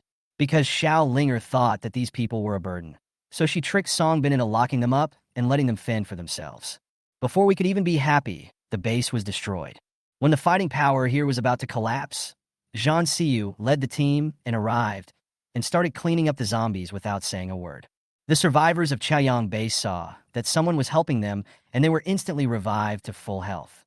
Finally, under the leadership of Zhang Siyu, everything was finally cleared up. Seeing that they were finally safe, Songbin walked out and said, "Thank you very much, brother. If it weren't for your help, we would have all died at the hands of the zombies." Zhang Siyu didn't want to talk, but Xiao Jing said, "No need to thank me. We are just passing by. Bei Mingho, you stole my diplomat job. You bad guy." No, I still have to thank you. Someone, come and get some supplies for these brothers who are helping us." Xiao Jing didn't expect to have an unexpected gain, but when he thought that all the supplies here would be theirs in the future, he was not so happy. "Well, that's not necessary, but these zombies are ours. Do you have any objections?" Everyone at Chaoyang base. What is there to steal from zombies? "Brother, you saved all of us. If you like these zombies, they'll all be yours. It was just right that they didn't have to do it themselves." "That's good. Come on, deal with all the zombies and then burn them all." Xiao Jing would not give so many crystal cores to others. They didn't even have enough for themselves. Yes. When the psychics at Chaoyang base saw them digging something out of the zombies' brains, they realized that they seemed to have lost something. In fact, Zhang Siyu let them know on purpose. After all, if you want to poach people, you have to be attractive. What's more, if their superpowers are not advanced, these people with superpowers will be doomed sooner or later. Instead of wasting their talents, it is better to recruit them all under your command and train them slowly. Song Bin's eyes widened, and he asked incredulously, "What is that?" "Crystal core, the energy for upgrading superpowers. Don't you know it?" Xiao Jing asked knowingly. His words immediately stunned all the superpowers in Chaoyang base. Who would have thought that superpowers could be upgraded? And the key lies in the zombies. No wonder they insist on those zombies. It turns out that it's not that they have special hobbies, but that there are treasures on the zombies. It's really... Ouch, look at my mouth. I accidentally let something slip. Captain, please don't blame me for being rude. Seeing Xiao Jing possessed by the spirit of acting, everyone in John Nan's team became numb and just watched him perform quietly. Only the people in Chaoyang felt bad. They had killed a lot of zombies, so why did others get the advantage? They felt like they were being taken advantage of. Songbin was even more furious. Seeing that the zombies' crystal cores had been dug out, he could only accept it. Just when he was about to ask them to stay and help, Xiao Linger came out. Brother Zhan? Brother Xiao? Why are you here?" Zhan Siyu and Xiao Jing looked at the person who came at the same time. They didn't expect that this woman lived such a comfortable life. She was full of flesh and didn't look thin at all. She was really capable. Seeing that they were silent, Xiao Linger continued. "Why? Don't you recognize me? I am Xiao Linger, a Yu's wife." "Oh, I remember now. I was wondering why she looked so familiar. Isn't this the wife that a Yu insisted on marrying even after a falling out with his family? Why are you here? Is a Yu here too?" Xiao Jing asked knowingly. Xiao Linger was stunned by Xiao Jing's question. She thought that if she had known Xiangwan Yu was still useful, she would not have dealt with him so early. It was a mistake. However, she immediately changed her expression and cried, "Wow, Aoi, he died so tragically.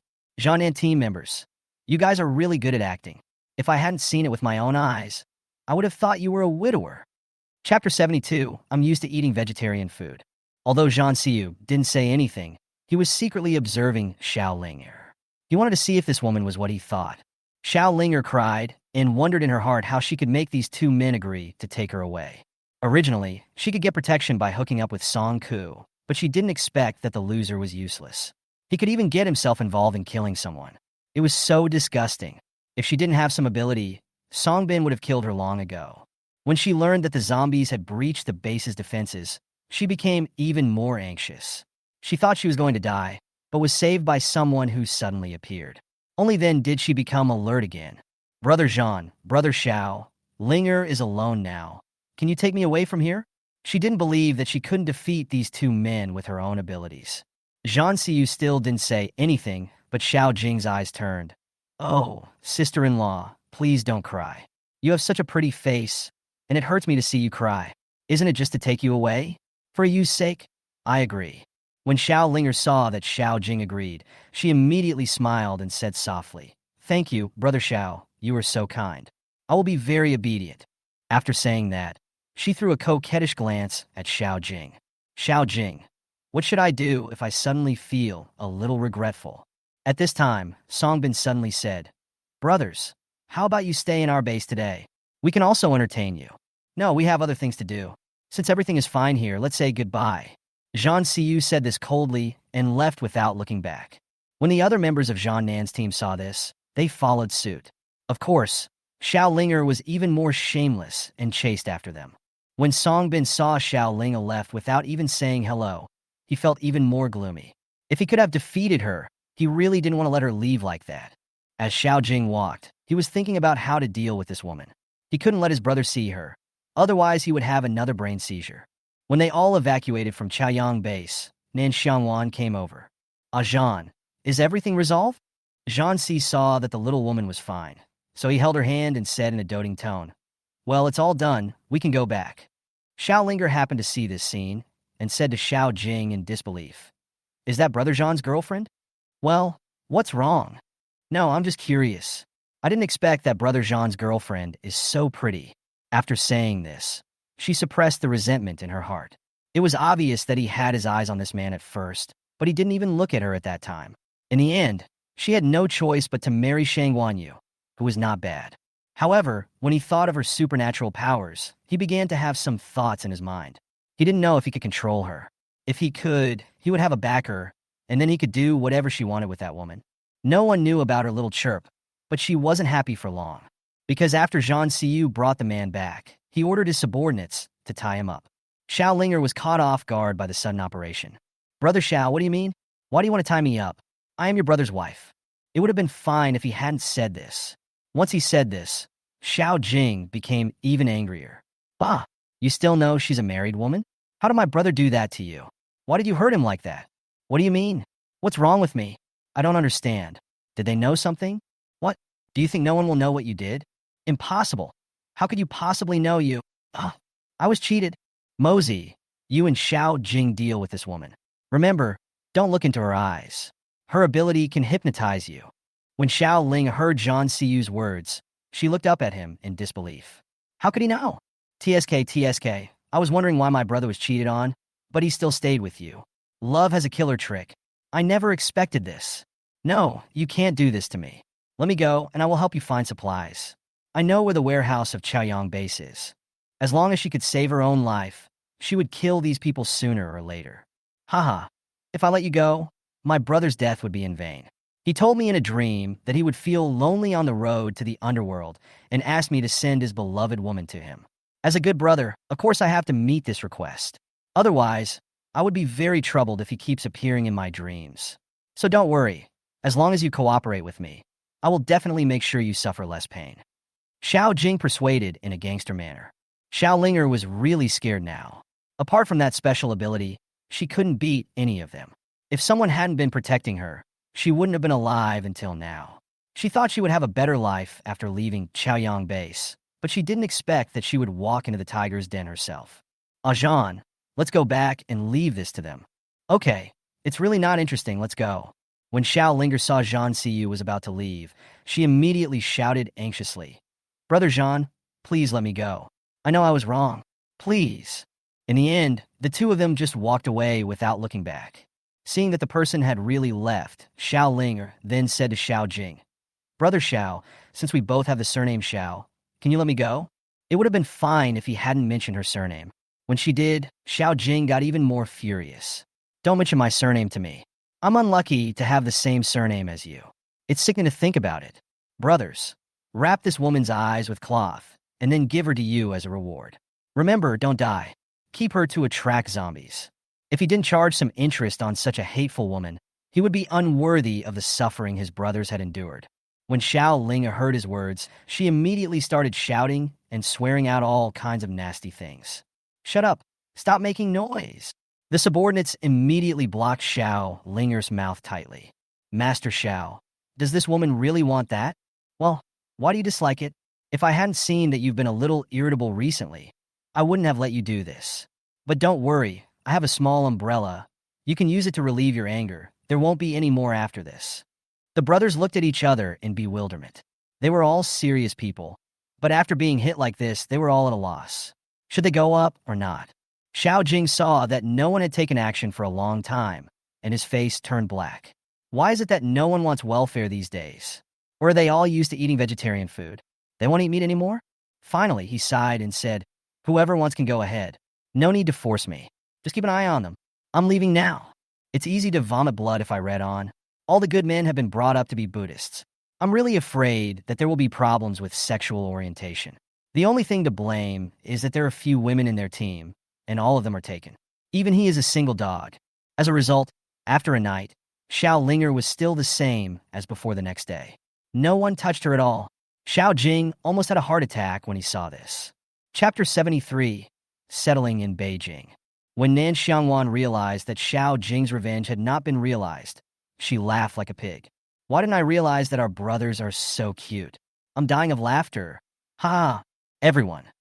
Bei Mingho was also rolling on the bed laughing. Who could have thought that no one wanted the beautiful woman who was given away for free? Shang Guanyu was even more confused when he woke up. He didn't know what they were talking about and looked completely bewildered. Finally, Zhang Xiyu said, Well, since you guys are so disgusted, then just keep an eye on the person first and deal with him when we return. Just don't let him starve to death. In the end, Xiao Linger escaped the disaster. Thinking that Chaoyang Base had not yet finished dealing with the follow-up, everyone held another simple meeting. Later, Bei Mingho and Xiao Jing, two people who were good at talking, were sent to incite rebellion. As long as the people had no problem with their character, they would be recruited. They were about to arrive in Beijing, so they had to fill in the manpower no matter what, otherwise who would do the future work? Always need some labor. While they were busy doing things here, Songbin at the Chaoyang base was also asking his men to go out and kill zombies and dig out crystal cores. However, since many nearby zombies were gathered together by Nan Xiangwan to form a zombie tide, there were only a few left. When his men brought back a few scattered crystal cores, Songbin was the first to test them out, and it turned out that his superpowers were really upgraded.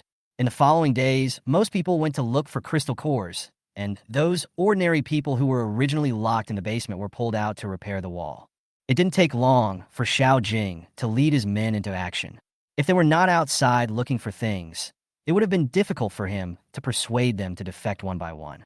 As a result, within 2 days, Songbin found that there were fewer and fewer people with special abilities around him. It would be foolish not to find the problem. But what could he do? There were only a few people left around him. It was not until Bei Mingho led his men to raid his lair that he realized the game was over. Even he was tied up and reunited with his son. When Song Ke saw that his father was also captured, he cried even more sadly. After Nan Xiangwan and Zhan Siyu confiscated all the supplies openly, they also took the ordinary people with them. After all, they were human beings and could not kill innocent people unless they were seeking death. The Chaoyang base changed hands just like that. In fact, it is called a base, but it is just a temporary shelter built up by individuals. Otherwise, the zombies would not have been able to break through the defense so easily. After resting for 2 days, Zhan Siyu took out 10 buses and started heading north. Because there were too many people this time, it was difficult to find a suitable place to stay. Each time we found an open place, started a fire and cooked, and then took turns resting in the car. Xiao Linger and the Song father and son were stuffed into the trunk together, waiting to be fed to the zombies at any time. This was their last bit of value. Shangguan Yu, the patient, has been depressed since his recovery because of a woman's betrayal. Whenever Xiao Jing saw his miserable face, he would start scolding him, but he acted as if he didn't hear anything and was immersed in his own world. Finally, he gave up. This person can only think his way out on his own. Otherwise, his whole life will be like this, no different from a walking corpse. The large group walked and stopped along the way and finally reached the outer ring of Beijing. We're finally there. If we keep walking like this, we'll be exhausted to death. Nan Xiangwan said with emotion. Brother Zhan, how long will it take us to get there? Zhan Siyu was giving Nan Xiangwan a massage while answering his brother-in-law's questions. It's almost there, but you have to be prepared.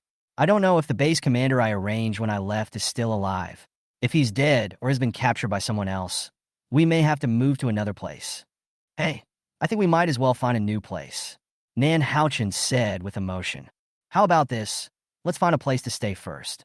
Wan and I will go find out the current situation in Beijing. After all, the apocalypse has lasted for so long, and without any means of communication, we are like blind. Only when we have definite information can we do the next thing. I think it's possible, but where can we accommodate so many people at the moment? Xiao Jing asked. Zhan Siyu pondered for a while and said, I remember there is a university nearby. When the apocalypse comes, they are on holiday. I think there shouldn't be too many zombies, so it is very suitable for our current situation. What do you think? It's feasible. Since the goal is clear, let's set off early. It's better to build the base as soon as possible. Otherwise, we will always feel insecure. After everyone had a rest, Zhan Siyu drove the car to lead the way, and they soon arrived at the university.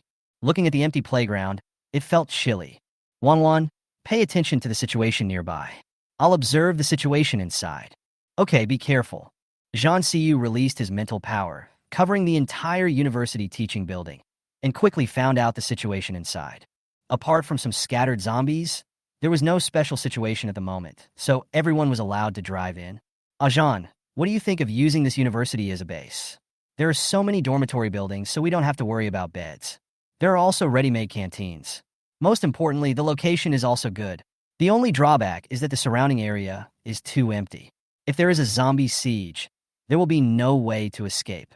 Zhan Siyu also thought about Nan Xiangwan's words and felt that it was feasible. As for the open space, it was not a problem. As long as the firewall was strong enough, He was not afraid. The only variable was the zombie king. He didn't know when he would encounter him. I just hope it can appear earlier, so that I don't have to wait until the later stage when I become extremely powerful and no one can defeat me. I think it's okay. Not only is the area here large, but the facilities are also relatively complete. The dormitory building is more convenient for living and management. It is very suitable for the current situation. We just need to build a stronger wall.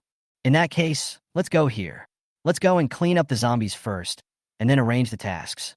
As for your previous base, if there are still people there, we'll see the situation then. Nan Xiangwan said anxiously, thinking that she will soon have a stable home. She should be too happy, because her idle life is finally about to begin. After Xiao Jing knew about this proposal, he thought it was a good idea. As long as he could get a good night's sleep, it would be fine anywhere. The only thing he needed to do now was to improve his overall supernatural powers. After all, the zombies along the way were upgrading like crazy, and if he didn't take action, he would soon be unable to defeat them. Since they were looking for a place to rest, everyone started cleaning the dormitory. Soon all the zombies inside were cleared out, and then they dug out the crystal cores and burned them all with a fire.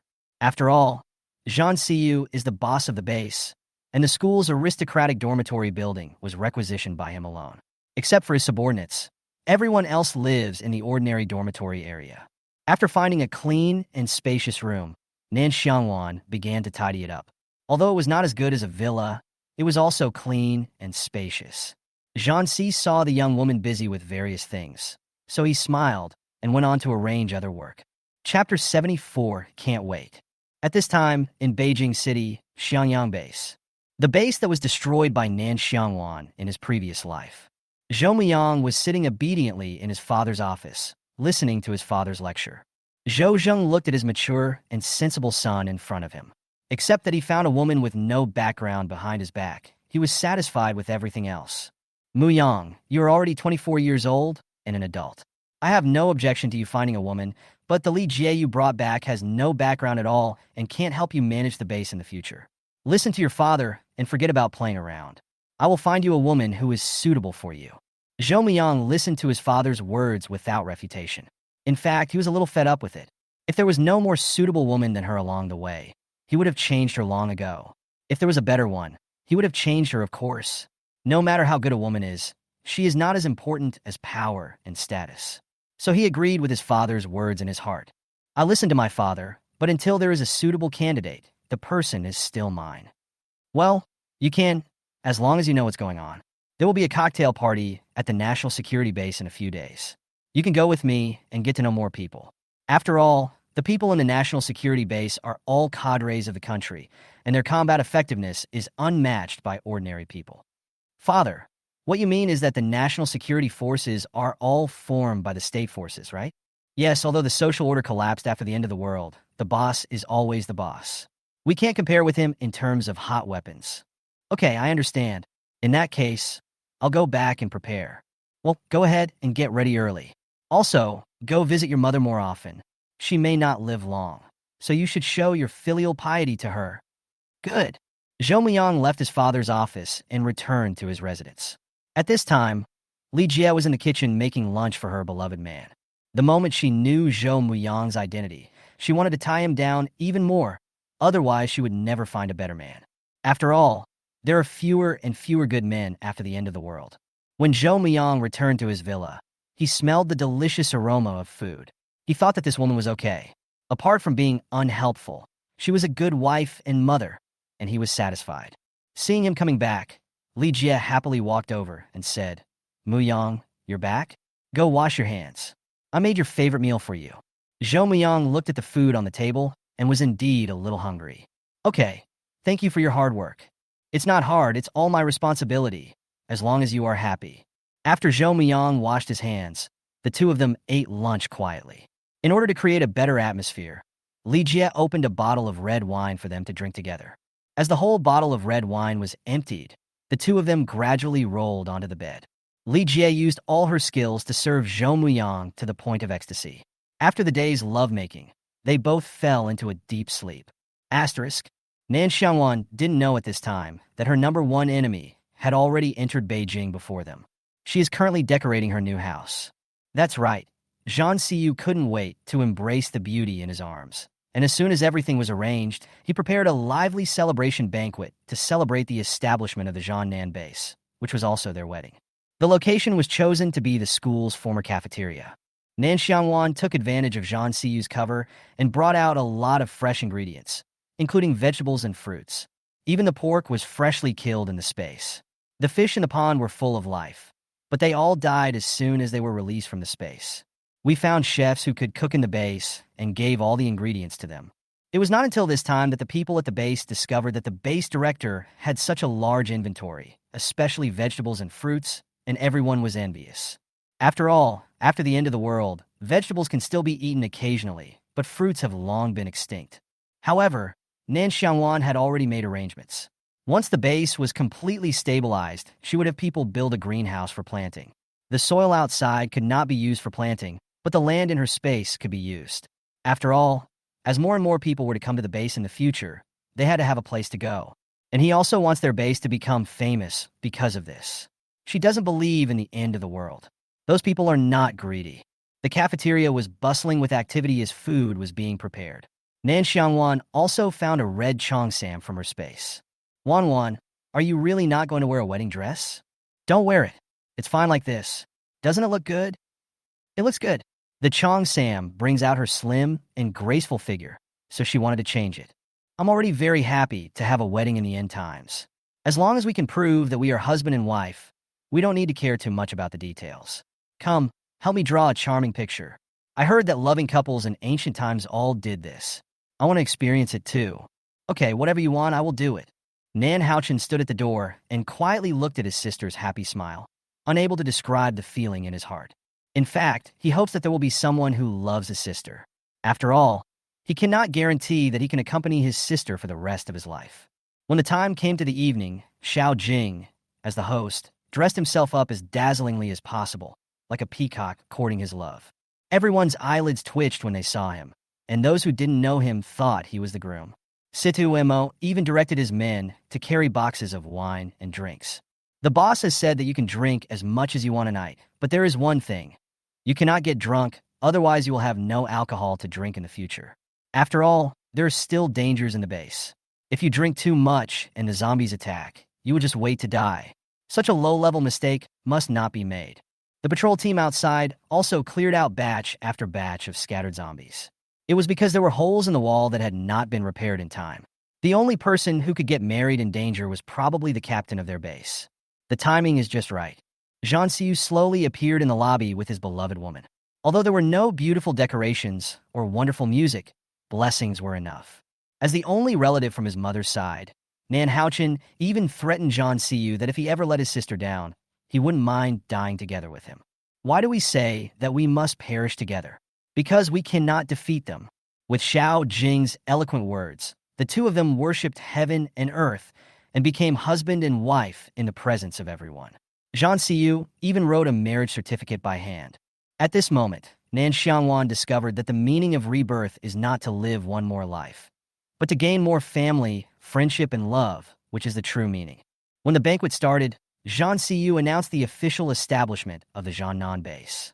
Everyone enjoyed the joy brought by this moment, and patrol teams also took turns to attend the banquet. With the blessings of his friends and brothers, Zhang Siyu soon returned to his new home with his wife. Xiao Jing was so envious that he complained to Shang Yu. Chapter 75, Wedding Night. The excitement in the cafeteria didn't last long. After all, safety at night is still very important. Only Nan Xiangwan felt uncomfortable. He returned to the room and found Xiao Jing. The two of them continued drinking until they were turned into mud. Wang Hao had no choice but to ask someone to carry them to the bed. On Zhang Siyu's side, the two of them were passionately making love in the bathtub in space. After finally marrying her, Zhang Siyu didn't want to wait even a moment longer. He returned to the room and threw his beloved woman onto the bed. In order not to disturb others, Nan Xiangwan had to enter the space. Then someone instantly transformed into a wolf. Wherever they went in the room, they left their traces and aura. Nan Xiangwan only had a man in 2 lifetimes. In the past, she always heard others say how happy they were, but when she got involved herself, she felt so regretful. At the beginning, she really liked the pleasure that men brought her, but as time went on, It became more of a torture than an enjoyment. No matter how much Nan Xiangwan begged for mercy, the werewolf who had eaten the meat would not let her go until she was full and satisfied. Nan Xiangwan stayed deep in the clouds for the entire night and didn't even know how he fell asleep. Only after Zhang Siyu had eaten his fill and felt full of energy did he not only clean his beloved woman, but also tidy up the mess in the house before going to bed and hugging his wife to sleep.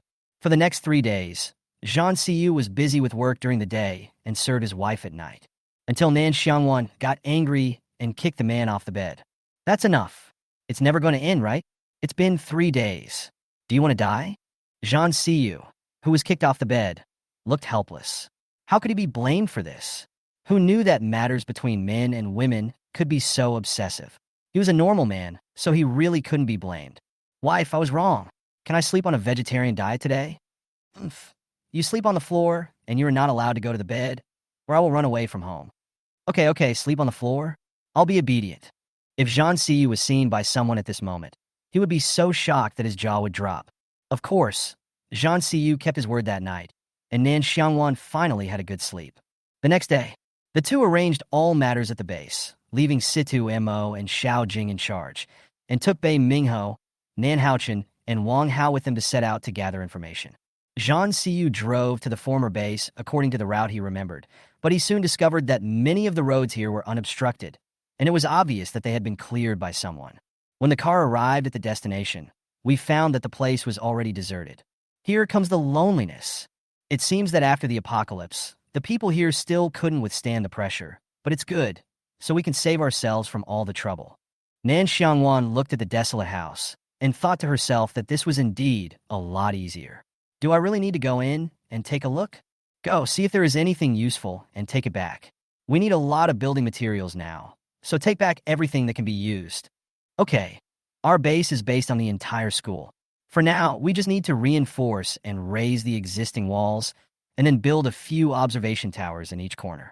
Later, we can find a way to get some cement, sand, gravel, and blue bricks from other places. Yes, but I think that under the current situation, it is unlikely that there will be any materials in Beijing. We may need to purchase them from other provinces. Then go ahead. It's best to speed up while the zombies haven't fully grown yet. Okay, I'll listen to my wife. 3 people sitting in the back seat refused to eat dog food. After observing that there was nothing inside, the couple led their people in. Looking at the places where I once worked and fought, which are now covered with dust, I realized that time flies so fast. After that, wherever the two of them went, everything that could be used was put into the space. Even the usable doors and windows were unloaded and taken away. Then Zhang Siyu took them to the old warehouse, but he didn't know whether everything inside had been taken away. However, when the door was opened, they unexpectedly discovered that there were supplies inside. Zhang, what's going on? The food I left for you. I don't know. I did leave a lot of supplies for them when I left. It's been a year now. Normally, there wouldn't be much left even if there was some. But not only is there some left, it's more than before. I'm very curious. Who cares? Now that we've found it, it's ours. If I'm not mistaken, it was deliberately hidden by the people before you. Perhaps. Brother-in-law, hurry up and put them all away. We still have so many people to support in our base. If you don't take advantage of the opportunity, you'd be a fool. Okay, I'll listen to Haochen. Since my brother-in-law has spoken, let's take it away. He really needs food. After they finished cleaning up this place, they went to other places. As a result, they met the army on the way, and they were clearing out zombies. Boss, look, they're also digging for crystal cores. Bei Mingho's sudden voice made everyone in the car look over. Nan Xiangwan and Zhang Siyu were not actually very curious. After all, it was the scientists at the National Security Base who first discovered the crystal core in the previous life. The crystal nucleus was discovered accidentally while studying the zombie virus. Sister, look, aren't their abilities very powerful? Well, anyone who is not a fool will use crystal cores to upgrade their superpowers. Otherwise, thermal weapons will be eliminated sooner or later. When you encounter invulnerable zombies, you will know that thermal weapons are just decorations, except for superpowers. Is that so? Then I should go back and upgrade my abilities. Well, you must not slack off, and you must also keep up with your physical fitness. When I return this time, I will install a full set of fitness equipment for you in the sports management department. Good. Wan, you guys wait in the car for a while. I'll go get some information.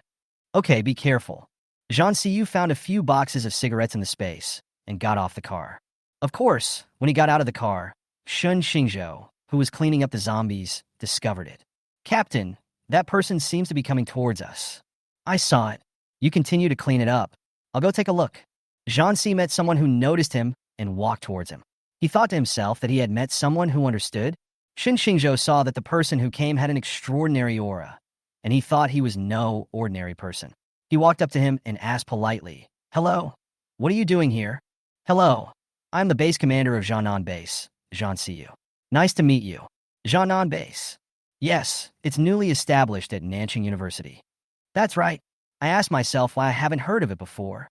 I just came here to ask about the current situation in Beijing and the city, and is there any latest news from the country? You also know that since the internet was disconnected, the news has stopped flowing." Shin Xingzhou didn't want to say anything at first, but when he thought that the people who could build the base were probably not ordinary people, he said with an attitude not to offend anyone, "Well, there will be a banquet at the National Security Base in a few days. I will talk to the superiors when I get back. In your case, if possible, I can ask someone to send you an invitation. That's all I can do. Then I'll thank you again." Then he put the cigarette in his hand and turned around and left. Chapter 76, Lone Wolf Base. When Zhang Siyu got back to the car, he didn't say much and drove away directly. After all, he didn't expect to get any important information out of the soldiers' mouths. After returning to the base, Zhang Siyu said to Nan Xiangwan, "I heard that there will be a banquet at the National Security Base in a few days. It would be best if we can get in smoothly. After all, only those in the center can control the information of the first song. Then find a way to get in. If that doesn't work, just sneak in." Zhang Siyu found it a bit difficult. Although it is the end of the world now, the country still has the talents it needs. People with status and position cannot be moved, and replacing those without status is useless. He hopes that the person today can be more capable, so that having an invitation would be the best. Who would want to do things secretly when they can do it openly? At this time, Xiao Jing walked in hurriedly. "Oh no, Zhan, there's an enemy attack." "Who?" "I don't know either. Those guys have weapons, and our people are still in a standoff with them. Go and take a look." "Zhan, let's go check it out. It might be from another base." "Okay, let's go." When they arrived at the gate of the base, they could still hear shouting outside the gate. "Hand over the supplies quickly if you know what's good for you. Why are you still standing in the south base? Who gave you the courage and confidence to build a base? What a joke. We in the Lone Wolf Base won't make things difficult for you. As long as you behave yourself, we can consider taking you in." The Lone Wolf Base said arrogantly. "Bah, you still want to take us in? We have our own base. Who wants to go to your base? What's the matter? Is there no food in your base, so you come out to rob? If that's the case, then we can't go with you. Who knows if we will starve?" Bei Mingho retorted in a bad mood. "That's right. We have the territory, weapons, and supplies we need. Is life so bad? Do we have to go to your base and lie low?" "That's right. Our base commander is so good, no one would go to join you." When the people from the Lone Wolf Base heard the disdainful words from the Jianan Base, they immediately became furious.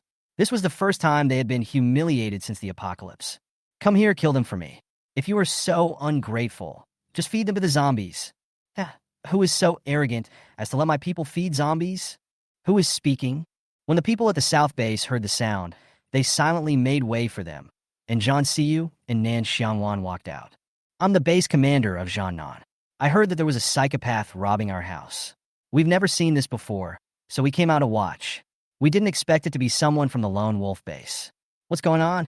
Did you drink too much horse urine today and lose your way? Everyone in the South Station, the base commander is so mean. Ha ha. The Lone Wolf team let out today is the second in command of the base, named Cheng Hu. After the end of the world, the prisoners in their prison were finally released and liberated. Then they established the Lone Wolf Base directly with the prison as the head. Apart from the pressure from his eldest brother on weekdays, he hasn't been suffocated for a long time. I came out to look for supplies today and happened to meet a lot of people here, so I had the evil idea of robbing them. Hey, Commander of the South Base, you are doing very well. Thank you for the compliment. We are indeed doing very well. I want to fight you in a duel." Zhang Siyu raised his eyebrows and said with a malicious look, "Are you sure? If I hit you too hard, you might have to go back naked." "How shameless. Do you dare to fight me purely without using supernatural powers or weapons? If you can beat me today, I will never come to harass you again." "Okay, but can you believe what you say? After all, honesty has basically been eaten by dogs since the end of the world."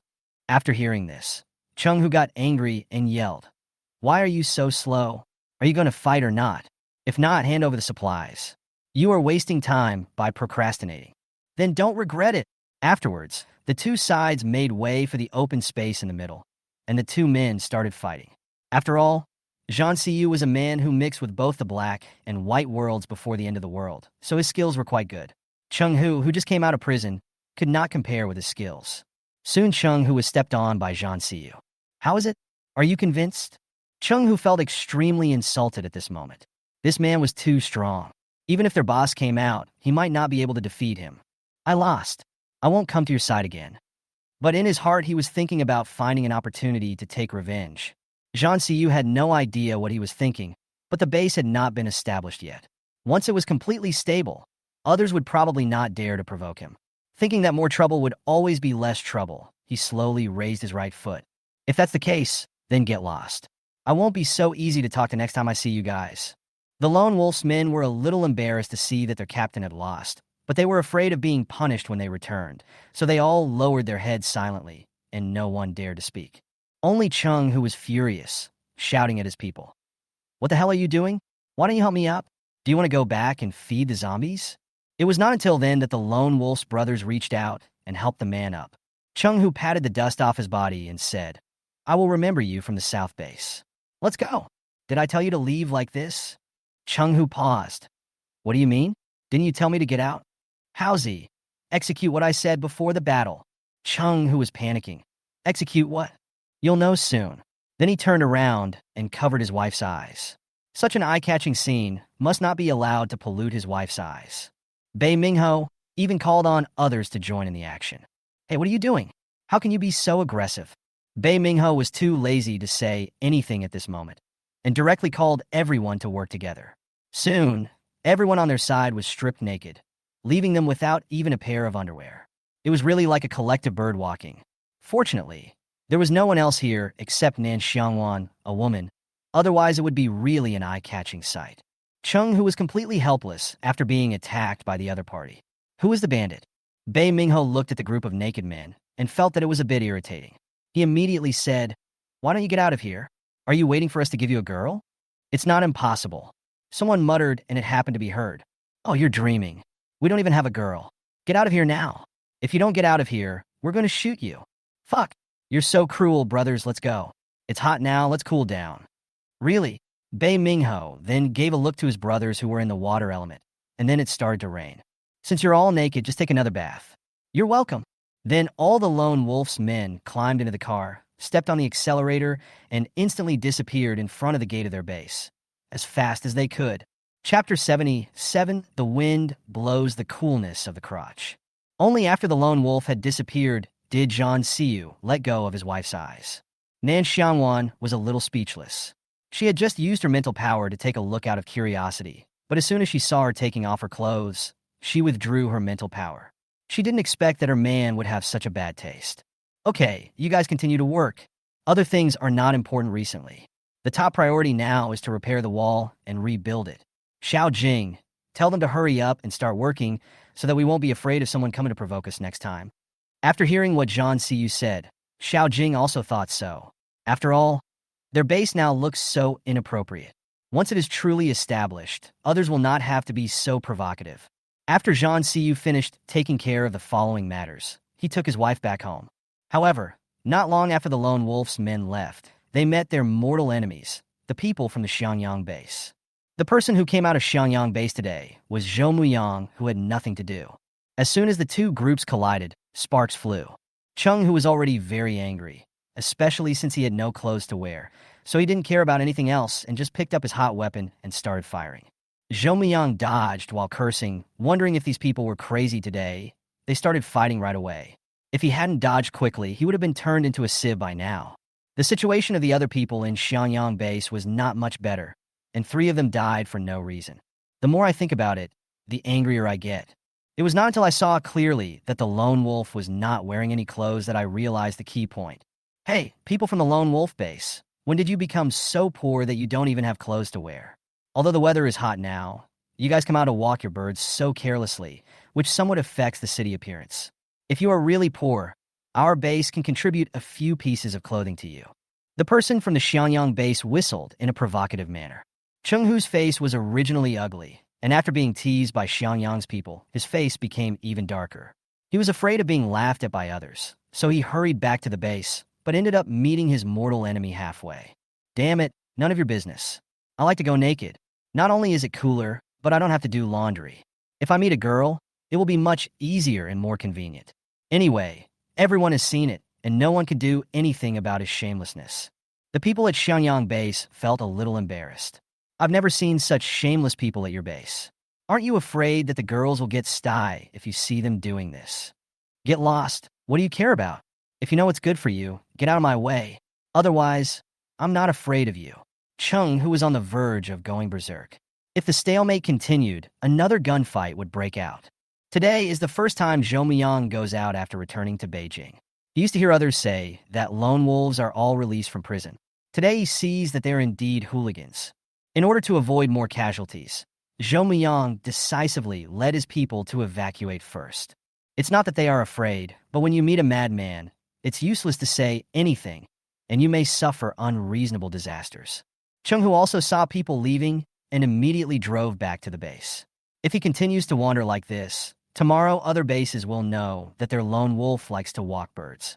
After Zhou Miyang left here, he was no longer in the mood to look for supplies. Who would have thought that he would encounter a mad dog wherever he went out and almost lose his life? It seemed that it was better to stay in the base if nothing happened. Asterisk. After Xin Xingzhou returned to the base, he reported the incident at Jianan base. After all, there was no harm in having one more safe base. It was better than having all the survivors in one base. After all, food is limited, and being able to divert the pressure will reduce it a lot. Xin Xingzhou's immediate superior knew this, and after thinking for a while, he took out an invitation and handed it over. "Go and make a trip in person and tell them that no more than 5 people can come." "Okay, I promise to complete the task." After leaving the leader's office, Xin Xingzhou returned to his apartment. After all, his current position also allowed him to have a single room. He took out several packs of cigarettes from his pocket and looked at them for a long time before carefully lighting one. Since the end of the world, tobacco has been out. He was not a slander smoker originally, but during that time he was really tired physically and mentally, and he could only relieve his fatigue by taking a puff of cigarettes. After taking a few puffs, he felt more and more nostalgic. This was also the first time someone had stuffed a cigarette into him. At this time, there was a knock on the door of the room. He immediately put out the cigarette and then put the rest of the cigarettes into his safe. "Who?" "Brother, it's my understanding." When Xin Xingzhou heard his sister's voice, he immediately opened the door to the room. "You're not in the laboratory. Why did you come to me when you had time?" Xin Ziyi did not speak, but closed the door first. "Brother, I have something to tell you. Don't be surprised after hearing it." "Okay. What's so mysterious?" Xin Ziyi smelled a smell of nostalgia just as she was about to say, "Hey, why do I smell the smell of cigarettes? Are you secretly smoking behind my back? Come on, give me one. Don't keep it secretly." "No. Why are you a girl smoking? Be careful not to get married in the future." "I don't care. Hurry up. I don't want more. Just give me one. Smoking is not allowed in our laboratory anyway." In the end, Xin Xingzhou had no choice but to take out a box of cigarettes and hand it over. It was his own sister who would definitely beep if she didn't give it to him. After Shun Zi lit a cigarette, she whispered to her brother, "I found that something is wrong in our laboratory recently. In addition to zombies, there are many people with superpowers who have their blood drawn. I don't know what the higher-ups are doing." "Shu, you don't want your life. If someone hears you, you might be killed." Xin Xingzhou was almost frightened to death by his sister's words. Nowadays, many people are protecting themselves wisely. If it weren't for someone above the family, they might have been arranged somewhere. "Brother, I'm just telling you, just to give you an idea. I always feel that the people above not only want to develop the serum of zombie viruses, but also the energy of superpowers. I think they just want to develop superpowers themselves. Work for them." While smoking a cigarette, Xin Xingzhou said earnestly, "Don't worry about the things above. You just need to know that if things seriously deviate from the track, you should find a way to leave the laboratory. Don't be targeted by those crazy people. Who knows? Those people wouldn't take advantage of one of their own people. It's not that serious, right? This is also the territory of the country, so those people won't be so crazy, right? Oh, there are not many normal people who do research, and don't let anyone know that you have healing powers. Otherwise, you will be easily carried to the laboratory for biopsy. Don't worry, I didn't tell anyone. They all know that I am an ordinary person. That's good. You'll be rotting in your stomach after saying this today, you know? Just go back if you have nothing to do. Remember what my brother said, sometimes you can live long by being a fool. People who are too smart often don't end well. Well, I understand. I'll see you again in a few days. Let's go. After Xingzhou sent his sister away, he stood in front of the window and thought deeply. He felt that something was going to change, and he didn't know whether it was a blessing or a curse. Chapter 78 confessed the secret of rebirth. The next day, Nan Xiangwan touched her aching waist and looked at the well-fed big-tail wolf on the bed with a look of despair on her face. If her body hadn't been transformed, she thought she would have died in her bed. Zhang Xiyu knew very well that he had gone too far last night, but there were some things that were beyond his control. Wan, let me rub your waist for you. Nan Xiangwan glared at him unhappily. No need, just don't touch me. Zhang Xiyu sighed helplessly. He had to appease the person who had caused the trouble. Otherwise, he would not be able to eat meat for several days, and it would not be worth it. Be good, I'll be gentler next time. Don't be angry. I'll make you whatever you want to eat. Just watch and do it. I'm so hungry now that I can eat a cow. Okay, I'll go now. You sleep a little longer, and I'll call you when I'm ready. Zhang Xiyu got up, dressed, and went to the kitchen. In order to cook for himself, Nan Xiangwan had already filled up the kitchen in his house, so it was very convenient. As she felt uncomfortable all over, Nan Xiangwan had no desire to sleep. She went to the space with just one thought. She just wanted to take a hot bath.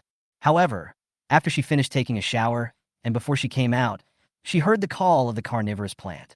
Then a thought went to the back mountain. And then, what did you eat secretly? Why did your red head turn purple?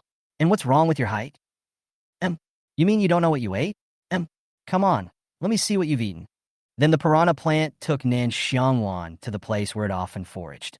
Looking at the flowers, plants, and fruit trees in the back mountain, whose names I don't know, I think they are the culprit. I just don't know whether the mutation of the piranha plant is a good thing or a bad thing. You should eat less of these in the future. Starting tomorrow, I will send you a pig every 2 days so that you won't be hungry. Oh, thank you, Master. By the way, when I have time, I'll see if I can develop some brothers and sisters for myself. It will be really cool if I have an army of piranha plants in the future. Oh, I need my husband. I can't do it alone. When Nan Xiangwan heard the reply from the piranha plant, she was stunned for a moment. Where could she find a husband for herself? However, she thought that if she could meet one, she would probably meet another one. It seemed that she could only let fate take her dreams. Let's talk about it when I meet you. You just behave yourself here, okay? I'll leave first if there's nothing else. Oh, got it? Nan Xiangwan felt that the world was very magical. Since the end of the world, she had encountered all kinds of strange things. However, there were not so many things in her previous life. She thought that it might be because she was too much of a homebody in her previous life. Suddenly, I thought of my own tragic death and my brother's tragic death in my previous life, and I suddenly felt uncomfortable. After all, my great revenge has not been avenged, and I still have some knots in my heart. As I was thinking about it, I left the space. When Zhang Xiyu finished breakfast and came out, he saw his wife looking absent-minded and asked with concern, Wan, what's wrong with you? Nan Xiangwan was brought back to her senses by Zhang Xiyu's voice. Looking at her beloved man, she suddenly wanted to share her love with him. Take action as soon as you think of it. Zhang, there is something I want to tell you, but I'm afraid you will think I'm dreaming again. Zhang Xiyu heard her say that and thought she was probably talking about her rebirth. So he spoke first. You want to say that you were reborn, right? Nan Xiangwan. I wondered when he found out. How come she didn't know anything about it? And how could he still talk about love with her so calmly? Aren't you afraid? Zhang Xiyu hugged him lovingly and said, What's the big deal? I was reborn just like you. What? Nan Xiangwan was incredulous. It was already weird that such a thing happened to her, but she didn't expect that her man would also do the same. Was it God's arrangement? What? You don't believe it? Actually, the time of my rebirth was not as good as yours. When I was reborn, I had just finished an appendectomy operation in the hospital. That day was exactly the first day of the apocalypse. But the only lucky thing is that my superpowers and the space materials I stored in my previous life came back with me. That's why my superpowers are much higher than yours. Then how did you die? Previous life? It's funny to talk about it. In my previous life, all the bases were severely damaged by those scientists. In my previous life, as the god of war with the highest military power, I ended up perishing together with the zombie king. Is that so? But you died a worthy death. At least you died doing a good deed. Unlike me. Jean Siyu obviously noticed his wife's depressed mood. It seemed that there must be some hidden story behind her death in her previous life. Otherwise, she wouldn't be so sad. Wanwan, if you don't want to say it, don't say it. You have to know that I am here in this life, and I won't let anyone hurt you. No. I want to say that I died a very cowardly death in my previous life. I didn't know how to judge people. Not only did I cause my brother to die tragically, but I also died together with the enemy in the end. Jean Siyu never expected that his wife was murdered by someone. While feeling heartbroken, a cold light flashed in his eyes and then disappeared in an instant. Jean, my enemies are all in Xiangyang base. I could have killed one of them right from the start, but I don't want them to die so easily. I want them to experience the same pain that my brother has experienced. Otherwise, I will never be able to swallow this anger. Okay, I'll help you with whatever revenge you want. They dug out my brother's crystal core, and they wanted to dig out mine, but unfortunately I blew myself up in the end and took the entire Xiangyang base with me. As a result, when I opened my eyes again, I found that I had returned to 10 years before the end of the world, or the first 3 months before the end of the world began. So you know how to use the crystal core of a mutant? Well, but that's nothing. There is a place in Xiangyang base that specializes in raising zombies. I learned about it when I was imprisoned. Those people threw some people with superpowers into the zombies, and then dug out the crystal cores after they were completely transformed into zombies, and used them for upgrades. Only the superpowers of normal superpowers need to be swallowed up and then fused. Of course, the risk factor is also very high. My brother's lightning and space crystal cores in his previous life were divided up by Zhou Muyang and Li Jie. I only found out about it when I died. Be good, don't think about it. Everything in the previous life is in the past. We will live well in this life. When our base is stable, I will go with you to take revenge. Since they like to dig out other people's crystal cores so much, let's give them a taste of their own medicine. Yeah, that's what I think of, Jean. It's great to have you in this life. I don't have to worry about being killed by others anymore. Chapter 79, Nangong Chun. Okay, don't think about it anymore. Think about it. We were both reborn and can still be together.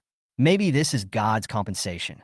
Then I have to thank God for giving me such a good husband. You have breakfast. Nothing else is more important than filling your stomach. Yeah, give me a hug, husband. Jean C. felt much better after meeting his wife. He felt relieved, but he was afraid of getting into a dead end. The two of them ate breakfast in a warm atmosphere. It would have been more perfect if Nan Xiangwan wasn't there as a light bulb. Sister, remember to call me when you cook for me next time. I always come here by myself. Nan Xiangwan didn't say anything when she saw that her brother liked her. After all, he was her biological brother, and he died because of her in his previous life. She could only spoil him, otherwise she would have kicked him out long ago. Only Jean Siyu looked at his wife with sad eyes, thinking that if there was a good girl, he should really find a good girl for his brother-in-law, so as not to have to light them up every day. Not only the brother-in-law, but also the other brothers, especially Sheng Guanyu. No one said anything about how they dealt with people on the road, for fear that he would think too much. If a woman like that doesn't die, she will be a disaster sooner or later. Just after breakfast here, Sidhu Mo came. Boss, a man named Xin Xingzhou came to see you and said he was delivering invitations. When Zhang Siyu heard this name, he remembered that he was the soldier yesterday, and then said, "You take people to the living room, I will change clothes and go down." Okay. As soon as Sidhu Mo left, Zhang Siyu said to his daughter-in-law, "I met a soldier team leader yesterday when I was looking for information. He also told me that there was a banquet at the National Security Base. Since it was said to be an invitation, I guess it was agreed to it. Oh, in that case, then go and have a look. This way you don't have to find a way to sneak in, which saves you a lot of trouble. Well, I'll give him some supplies later as payment for running errands. I always want to thank others for their help." Okay, just do whatever you want. Zhang Siyu changed his clothes and went downstairs to see Xin Xingzhou sitting in the hall. "Hello. I kept you waiting for a long time. Have you had breakfast? If you haven't had breakfast, I will have someone go to the cafeteria to bring you a meal." Xin Xingzhou was a little flattered by Zhang Siyu's question. After all, the food in many bases was very precious and would not be given to outsiders casually. "I've eaten. Thank you. I came here today to send you an invitation. Up to 5 people can come. Please keep this invitation." After saying this, he handed over the invitation in his hand. Zhang Siyu was not polite and took the invitation directly, looked at the time and place, and then put the invitation into his jacket pocket. "Mosey, hand the backpack I just packed to Mr. Shun." After hearing the order, Siduimo handed the backpack to Shin Xingzhou. Shin Xingzhou was a little confused and didn't know why he gave him something. Mr. Zhan, what are you doing? These are thank you gifts from Mr. Shun. You're welcome. Just accept them with peace of mind. Maybe I'll need your help in the future. There's no need for this. I just asked you casually. You really don't need to be so polite. That won't work. Help is just help. What's more, you came here early in the morning to send me an invitation. It's already a waste of your time. I would be embarrassed if you didn't accept it. In the end, Shin Xingzhou didn't know what he thought of, so he collected the supplies given by Zhan Siyu. Then thank you, Mr. Zhan, again. Before I leave, I will also give Mr. Zhan a few reminders. Be careful of the superpowers in your base. Don't be left alone. Thank you, Mosey. After seeing Shin Xingzhou off, Zhan Siyu thought about his words. It seemed that those scientists had started to follow the path of their previous lives again, and they would not stop until they wiped out all human beings. Then he sneered. In this life, he only needs to protect his base brothers. As for others, he has no control over them. Then he got up and went upstairs with his wife. A week later, all the security facilities at Jiangnan base have finally been installed and built, and even the base's plaque has been hung up. Only then does it really look like a base. At the same time, Nan Xiangwan also posted the base's replacement points and system. Looking at the announcement, it said, a second-level crystal core can be exchanged for 10 points, a third-level one for 20 points, and so on. There are also sanitary napkins for women, and you can exchange a pack for 20 points. This makes many women in the base very happy, as they finally don't have to stay at home during their menstrual period. After all, in the apocalypse, women's menstrual period is an obvious target for zombies, and the smell of blood cannot be covered up no matter what. So many women dare not go out during their menstrual period. Now the base not only solves the problem of women's daily necessities, but also provides many supplies that cannot be found outside. For example, shampoo, shower gel, paper towels, milk powder for children, men's razors. In short, as long as it is sold in the supermarket, it can be found in the Jiangnan Point store. Of course, some people who don't have special powers also exchange points for work every day, with 8 hours as the standard and 15 points. There are many generators in Nan Xiangwan space. In order to facilitate the management of points, she specially asked someone to make a batch of point cards, which can only be used on local computers. This also makes management easier. As the system of the Jiangnan base became more and more formalized, it also attracted many survivors wandering outside. Soon, more and more people came to the South Station. Even the team's missions are becoming more frequent. Who says that everything in the store needs to be exchanged for crystal cores? Even in the cafeteria, you need 5 points to have a full meal. The only good thing is that in Jiannan's restaurant, each person only needs 5 points to eat as much as they want. But the premise is that no one is allowed to waste food. Once caught, you will be fined 100 points, and in serious cases, you will be kicked out of the base. After all, it's the end of the world, and wasting food is definitely a death wish. That day, Xiao Jing and Shang Wanyu brought back a disheveled man. After seeing the man, they realized that it was their brother Nan Gongchun. Ajan, hurry up and save him. He was almost starving to death when we found him. I don't know how he survived after the apocalypse. Look how skinny he is. Let the medical team take a look. I can't treat it. So where can I find someone? Ew, go get someone. I'll talk to Azan. Shang Wanyu didn't hesitate and turned around to find a doctor. After Xiao Jing saw the man leave, he said, we met him at a garbage station when we were looking for supplies today. We originally thought he was a psychopath, but Xiaochen still remembered us and kept calling our names.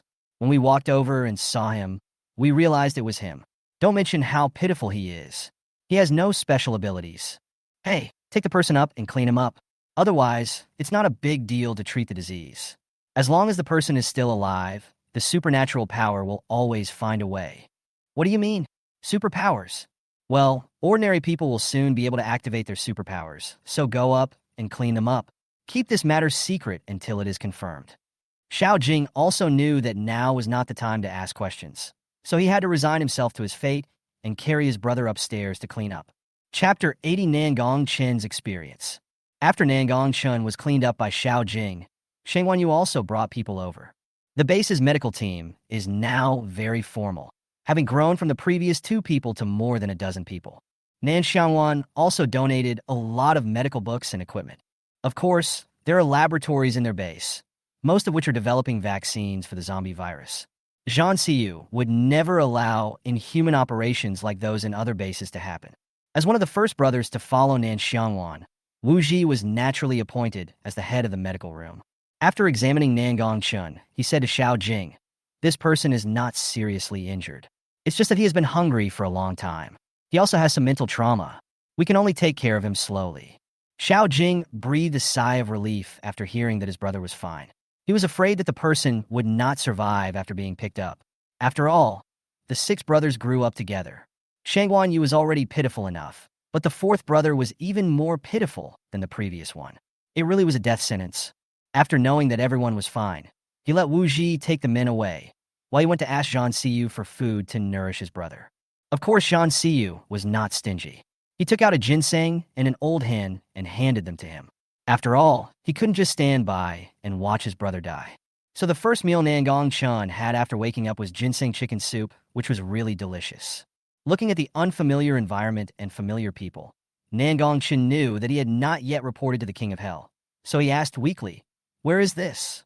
While feeding him chicken soup, Xiao Jing said, "This is the Zhannan base, the base established by a Zhan. Now that you are here, live well. No matter what time it is, a Zhan will always be the most powerful. How can I have the face to live here? I am just a useless person." Shangguan Yu knew what his brother was thinking and said decisively, "I was also saved by a Zhan. I am not much better than you. Look, I am alive and well now, so don't think too much. The most important thing is to take care of your body first. Look, a Zhan even gave you ginseng chicken soup. This treatment is much better than what I had in the beginning." Hearing A Yu's words, Nan Gongchun looked at him in disbelief. "How can you be so miserable? Where's your wife?" Cough. Xiao Jing was afraid that Shangguan Yu would think too much, so he immediately interrupted the topic with a cough. However, Shangguan Yu had already thought it through and was not afraid of losing face in front of his brothers. He said nonchalantly, "My wife cheated on me, and the adulterer killed me. If Zhan hadn't arrived in time, I would have been reincarnated now." After hearing about his brother's experience, Nan Gongchun was suddenly comforted. It is true that there is no harm without comparison. He suddenly felt less uncomfortable. Of course, the mental trauma was still not healed. But Shangguan Yu was not willing to let him go. No one could stay out of it. After telling his story, he had to know what happened to Nan Gongchun. Then he said, "I remember that boss Nan Gong has always lived a good life. If it weren't for what I saw today, who would dare to believe that the heir of the Nan Gong family would actually make a living in a garbage dump? TSK, tell me who did it, and we will help you get revenge." Nan Gongchun swallowed the last mouthful of chicken soup before talking about his own experience. "Do you remember when Zhan called us and asked us to stock up on supplies, saying that the end of the world was coming? Well, what does it matter? Of course I did. We grew up together as brothers. After receiving his call, I asked my subordinates to get supplies. But who would have thought that my family would say that I was mentally ill? Then I didn't know where my father got my younger brother back from. He said that he was his illegitimate son who was wandering outside. Then I was framed. Not only did I lose my inheritance rights, but even my mother was killed by my father and his mistress. Then I pretended to be crazy and escaped, but the world had already collapsed by then. I didn't know how I survived. I couldn't contact you, and no one saved me. So I joined a team in a daze, killing zombies for food every day. But the good times didn't last long. Since I had no special powers, I was soon despised by others. After those people went out one day, they never came back, and I became a lonely person again. What I can't bear the most is that Xiaofei died right in front of me, and I was powerless to save her. I was a waste. I couldn't protect my mother, and my only sister also died tragically when she found me. What's the point of me being alive? I don't even have the chips to take revenge. I am living worse than a dog, but even so, I am still alive today. Even zombies passed by me several times, but didn't eat me. Look, isn't it a lucky person?" Xiao Jing and Shangguan Yu did not expect that their brother would suffer such a tragic death. Most people would not be able to bear it, so it is no wonder that they were so traumatized. "Do you still remember who your enemy is? We will help you capture him, and then let them go through what Feier went through. Some people cannot be resurrected, and the living must do something for the dead. Except for Zhan, we all have enemies, so let's stick together. If I don't kill those people, I won't be happy even as a ghost." What Xiao Jing said is correct. Since we are still alive, we must avenge the dead. They are all dead, so killing one is enough. It's not a loss anyway. After listening to his brother's words, Nan Gongchun didn't feel so upset anymore. After all, Everyone has a hard life, so what right does he have to be pretentious? What's more, his brothers were right. He still wanted revenge, and even if he died, he would drag those people to hell with him. Don't worry, I will live well. And what about Ajan? Why can't I see him? He's been a bit busy lately. After all, he's the base commander, so he should be arranging work right now. Is that so? Then you can thank him for me. I will live well. And this chicken soup cost him money. Xiao Jing glanced at the dried chicken soup on the table and said with some regret, "They say, none of us is as lucky as you. Ginseng, if it weren't for Zhan's space, you wouldn't be able to drink it even if you wanted to. That's why I asked you two to pass on my thanks. I haven't eaten human food in a long time. I met you. I think God doesn't want me to die. That's right, you were lucky. Well, since you are not well yet, let's not talk anymore. When you are better, I will take you out for a walk." Nan Xiangwan also knew that his health was very bad, and it was a miracle that he survived. So he didn't say anything else and decisively lay down and continued to sleep. He really hadn't slept so soundly in a long time. The moment he closed his eyes, he thought that the feeling of having someone taking care of him and loving him was really warm, and he must cherish this rare brotherhood. Chapter 81, National Security Base Banquet. Here, Xiao Jing and Xiangwan Yu left the room and went straight to find Zhan Siyu. Then Xiao Jing briefly recounted what happened to Nan Xiangwan. After listening to it, Zhan Siyu thought that it was indeed something that happened in his previous life. At that time, he had not met any of his brothers, but after living again, 4 of his 6 brothers have gathered together, and he thought the remaining 2 should be here soon. At this time, it was a distant mountain. "Master, the gears of fate have begun to turn. Well, I understand. As long as nothing unexpected happens in this life, the end of the world will eventually pass, and then a new era will begin. My mission will be accomplished. Master, is this really okay? No, if there are any more accidents, it will really be God's will. Well, let's go and see the world today." Yes. The next morning, Nan Xiangwan got up and began to look for clothes to wear to the party in the afternoon. After seeing this, Zhan Siyu said with a smile, "It's just a banquet. As newcomers, no one will pay attention to us. There's no need to be so nervous." Nan Xiangwan looked in the mirror, trying on one piece after another, pouting and saying, "You men don't understand. This kind of occasion is not only a battlefield for you men, but also a battlefield for us women. As your daughter-in-law, the wife of the base commander of Jiangnan, how can I let others outdo me? Okay, whatever you say is right, but for the remaining 3 people besides the 2 of us, I chose Haochen, Xiao Jing, and Bei Mingho. They are all good at speaking, so they are perfect for gathering information. Yes, it's okay. Mosey and Shang Guanyu are watching over the base, so there shouldn't be any problems. Don't worry, I'll let Liang Shuzha bring a team to follow us. After all, it will be dark outside when the banquet is over, so it's better to pay attention to safety." Nan Xiangwan put down the clothes in her hands, walked to Zhan Siyu, and hugged his neck. "Hubby, it's great to have you. I don't have to worry about anything. If my body didn't allow it, I really want to give birth to a baby for you. Why couldn't we have met earlier? If we had met before the end of the world, I think we wouldn't be without children." Zhan Siyu hugged his wife tightly and said, "My dear, it is God's will that we don't have children. In fact, a world of 2 is also very good. Don't think too much. If you really like children, we can adopt a few. No, it's meaningless if it's not my own child. Only the one that crawls out of my belly is the fruit of our love." Zhan Siyu also wanted to have a child of his own, but it was just an unfortunate turn of events. The mutation of human beings could almost be said to be a prelude to extinction. There would be no new births, and when all people grew old, the world would be like the extinct dinosaurs. But he was just an ordinary person and could do nothing about it. "Okay, don't we still need to change clothes? I saw that black skirt you picked up just now, and it's pretty good. Let's take it." "Okay, I'll listen to you." The 2 changed their clothes, and it was almost noon. He just ate something in the house and then set off with his companions. Their base is in the south and the national security base is in the middle of the city, so the distance is not very far, but no one can guarantee that there will be no accidents on the road, so the banquet that was scheduled for 3 p.m. was set off at 12 p.m. Of course, at this time not only did they set off, but people from other bases also headed in the same direction. Zhou Miyang's eyes lit up when he saw Li Jie, who was dressed up today. He didn't expect that the woman who served him every day would be so beautiful. Li Jie saw that Zhou Miyang's attention was attracted by her, and she walked up to him shyly. "Mu Yang, am I beautiful today? Well, if I had known earlier, I would have found you some more beautiful clothes to wear. You are really letting your precious baby get covered in dust."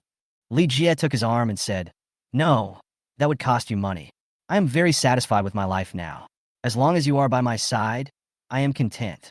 Zhou Miyang looked at the beauty beside him, his mouth dry, but he was about to leave, and he couldn't do anything else. Otherwise, he would delay his father's work and be scolded again. Then he suppressed his anger and said, "Okay, it's time to go. You are my female companion today, so don't embarrass me.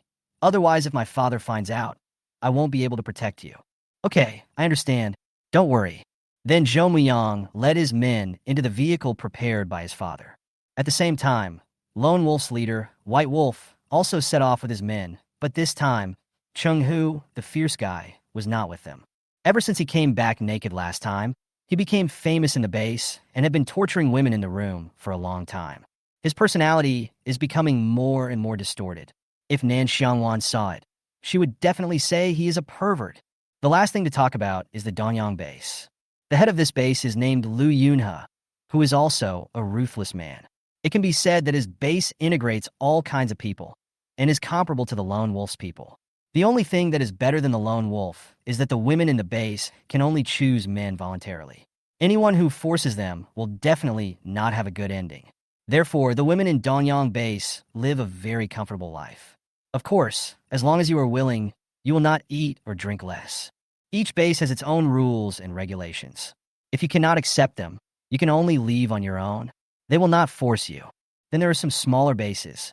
It can only be said that a base with less than 100 people cannot be called a base, but can only be called a combat team. But even so, all the famous captains were invited.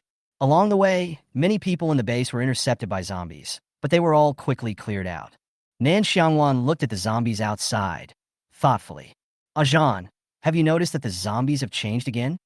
"Yes, I found it. It's even faster. If I remember correctly, there will be a natural disaster soon. The only thing to be thankful for is that we won't be affected too much. Now that you mention it, I remember that our good days will not last for many days. When that happens, our base may have to accept some more survivors. Don't worry, I will keep a close watch.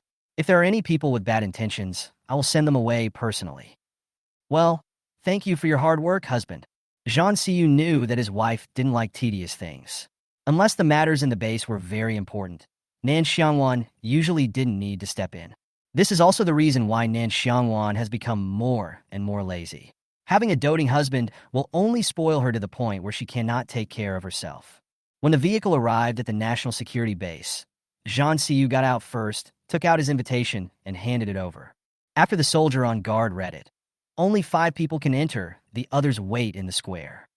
Zhang Siyu took back the invitation, said thank you, and then asked Liang Shuzhe to wait in the square while he drove to the parking lot of the banquet hall. Looking at the solemn base, I suddenly felt a little emotional. Who would have thought that even in the end of the world, this place is still as clean and holy as before? It's a pity that no one knows the filth hidden under this appearance. Chapter 82: Enemies Meet Again. Zhang Siyu parked the car, and several people got out. When the receptionist saw the person coming, she immediately walked over and led the person into the venue. Since they were new and their base was not very well known, they were seated at the very back of the banquet hall. But none of them cared. They just came there to go through the motions and get the latest news. But the more you want to keep a low profile, the more likely someone won't allow you to do so. As soon as Li Jie and Zhou Muyang walked into the banquet hall, they saw their former best friends. "Muyang, that girl over there is my best friend. I haven't seen her for a long time. I'll go over and say hello." Zhou Muyang didn't expect that his woman actually knew someone here, but when he thought about the fact that there were basically no ordinary people who could come here, he thought it would be good to make some friends. So he said, "Go, but don't cause trouble for me. This is not a place for you to mess around. It would be bad if someone caught you." "Well, don't worry, I'm not brainless, unless I've had enough of living." "That's good to know. Go ahead." After getting permission, Li Jie walked straight over. "Wanwan, long time no see. I didn't expect to meet you here again. It seems we are really destined to meet." Nan Xiangwan looked at the man who suddenly appeared and thought to herself that, as expected, he had been a scourge for thousands of years. Look at how he was living, with a rosy face. Villains really do live long. When Nan Haochen saw Li Jie, he didn't say anything, but he was complaining in his heart. Why is this woman still alive? Is she trying to suck blood from her sister? He didn't know if his sister would lose her mind again. After a moment of silence, Nan Xiangwan said with a fake smile, I didn't expect to see you here again. It seems that you're doing well. Are you in Xiangyang base? How do you know I'm in Xiangyang? Li Jie asked suspiciously. Hey, didn't you come here with the young master from Xiangyang base? There's nothing to be guessed about this. But you are really amazing. Congratulations to such a big shot on the list.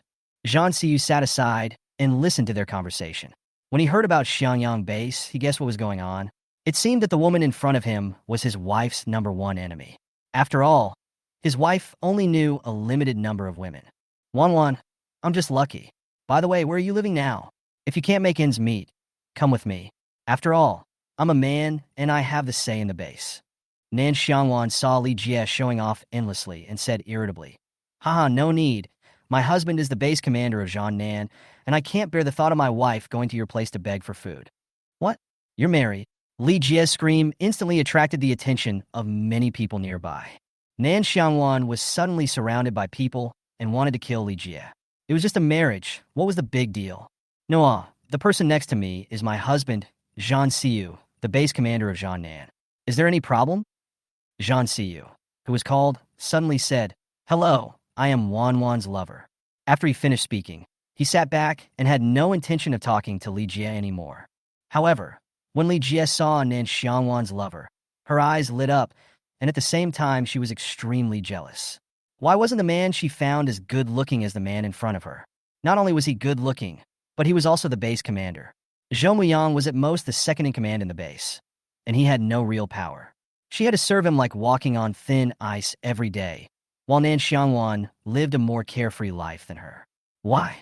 When Nan Xiangwan saw the look in Li Jie's eyes, she knew what she was thinking. After all, this woman's jealousy was about to overflow, so she didn't want to be too obvious. Okay, now that you've said hello, you should go back and be with your man. We'll meet again if we have the chance. When Li Jie heard Nan Xiangwan's words, she knew that she was trying to drive her away. In order not to embarrass herself, she had to leave angrily, thinking that sooner or later she would suppress her. Seeing that the annoying person finally left, Nan Haochen spoke up. Sister, stay away from this woman in the future. She has evil intentions and a jealous look on her face. Okay, listen to your brother and stay away from him from now on. Yes, that's right, otherwise she might suck my blood again. Nan Xiangwan found it a little funny. Her brother still hated her as always.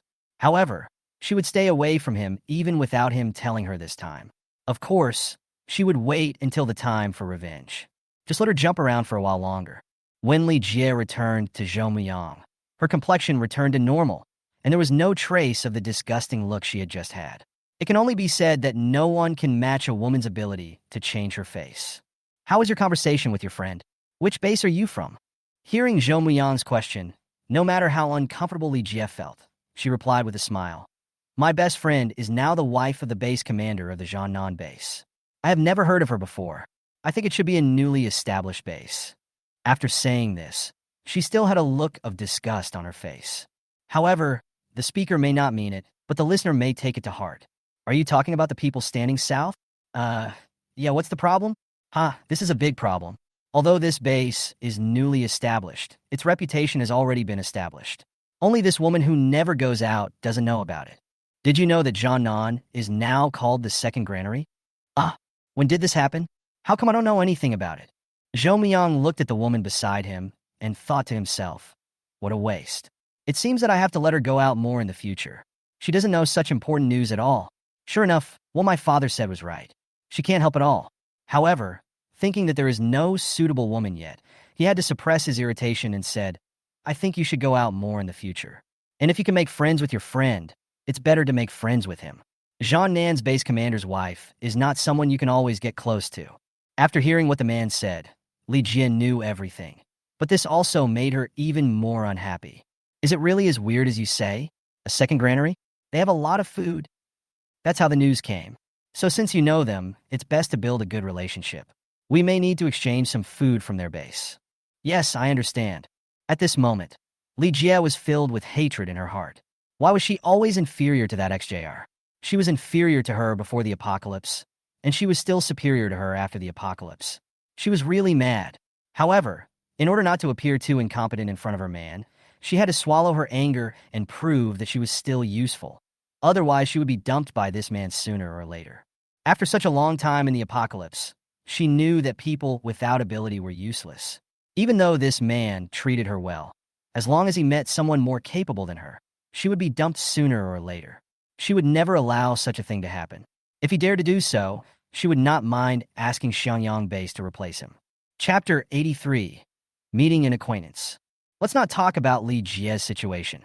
At this time, Liang Shuja in the parking lot was extremely excited because he finally met the enemy who killed his sister. Not only did this woman Jing Zichen not die, she also hooked up with someone else. It's really unpredictable. Of course, the other brothers recognized her as well. Brother Liang, stay calm.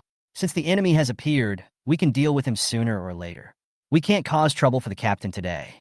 As one of the first people to follow Liang Shuja, Wang Ming naturally knew who his enemy was. Liang Shuja was originally very excited and wanted to kill her immediately, but when he was reminded by his brother, his mind instantly became clear. Don't worry, I know what's going on. I won't cause any trouble for the captain and Sister Nan, but I still need to get some information. I have to know which base this woman is in.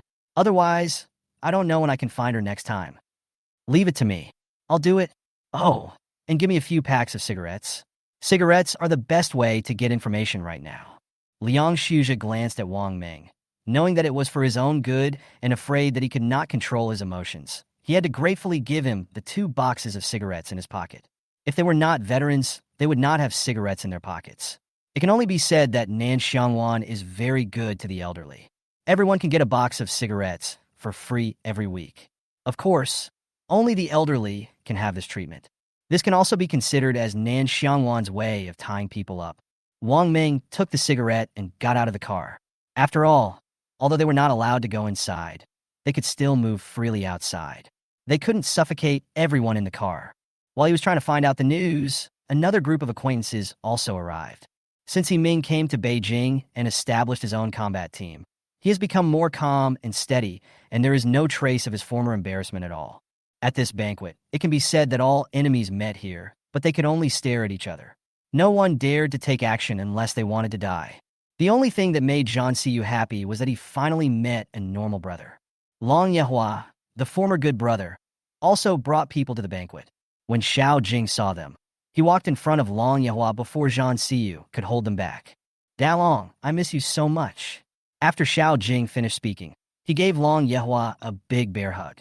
Long Yehua was confused at the moment, but he pushed the man away and saw that he was his good brother.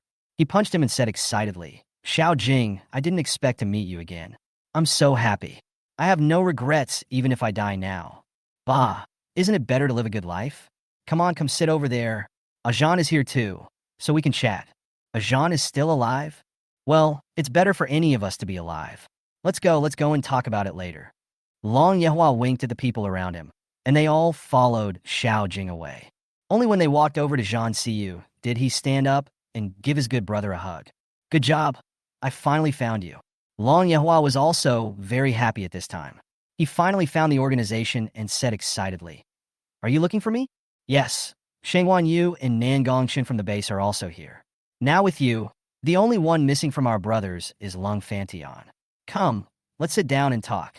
Listening to Xiao Jing's words, Long Yehua almost cried. It turned out that someone still cared about him. Then people on both sides took their seats. Xiao Jing, the chatterbox, then asked, Where do you live now? To be honest, I barely have my own combat team, which was formed by our own people. Many people died when the apocalypse came. They turned into zombies overnight. I was helpless, but I still have to thank Ajan for reminding me that I can survive until now. Otherwise, we would have starved to death in the initial weather. It's good to be alive. Now that we've met, Dalong, just go to our base. Ajan is now the base commander of Jiannan. When we go there, we brothers can work together again. At this time, Zhang Siyu also invited. Xiao Jing is right. Since you don't have a base yet, go there. Once we find Brahma, the 6 of us will be invincible. When Long Yehua heard his brother say this, he didn't act pretentiously. He really needed to find a larger base for shelter. The zombies were getting more and more powerful. Without a safe shelter, he was afraid that he would not be able to hold on.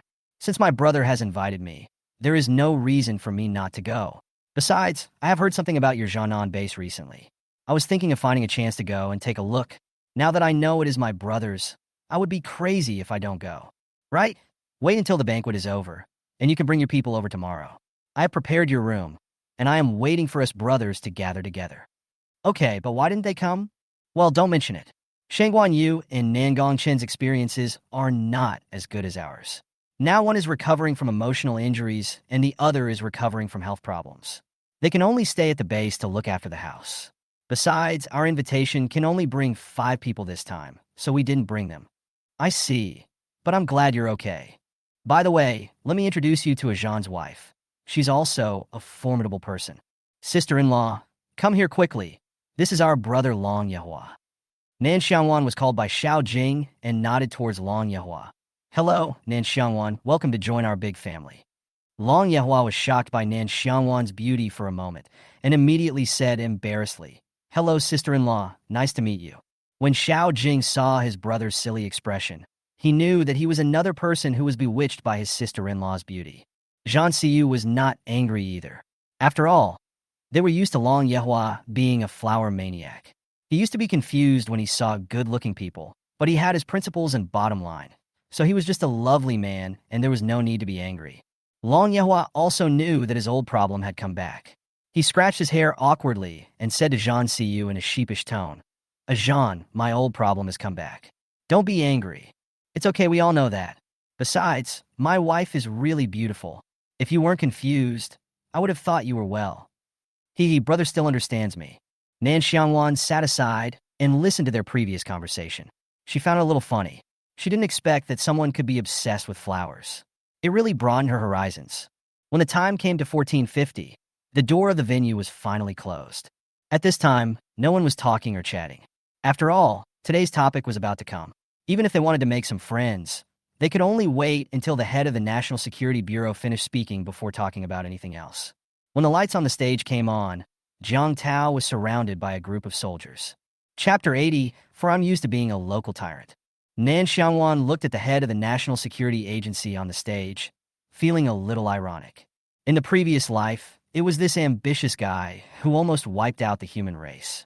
If he hadn't looked like a human, these people wouldn't have been deceived like this. Jiang Tao is 58 years old. Although he has no superpowers after the end of the world, his ambition is not small at all. The National Security Base was originally a group of 3 major families supporting each other. The main reason why he can represent the other 2 families is his brain and the powerful grandson in his family.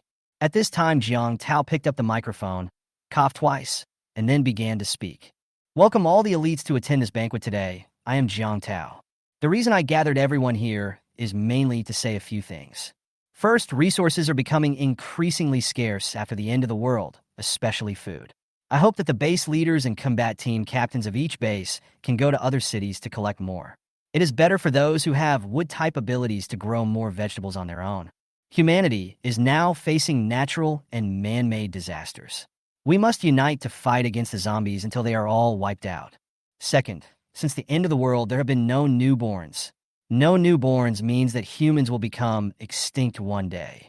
Of course, with the transformation of superpowers, human lifespan has also been extended. I hope that each of you will cherish the people around you. After all, one less person dies. When everyone around you is extinct, the feeling of loneliness will not be very pleasant, don't you think? After hearing this, everyone in the audience laughed. But no matter what, these people will not change fundamentally just by a few words. Well, thirdly, among all the security bases in Beijing, except for the National Security Base, I hope that the other 4 bases can accept as many survivors as possible. We can only make it to the end if we preserve enough strength and manpower. Fourth, you should have noticed the recent changes in zombies. They are constantly evolving and growing, and the psychics around us can only fight against them by absorbing the crystal cores of the zombies. Thermal weapons have become increasingly useless, so I hope that all the psychics in Jing City can grow up as soon as possible. The 5th and final point is this. I hope that all the superpowers will start clearing zombies on a large scale tomorrow, and strive to make sure that there are no zombies in the entire city of Beijing, and then build a solid and safe protective wall throughout the city. As soon as Jiang Tao finished speaking, someone raised his hand and asked, I want to know how the territory is distributed. It wouldn't be good if our efforts were in vain, right? That's right. There has to be a division. Otherwise, who will own the conquered land?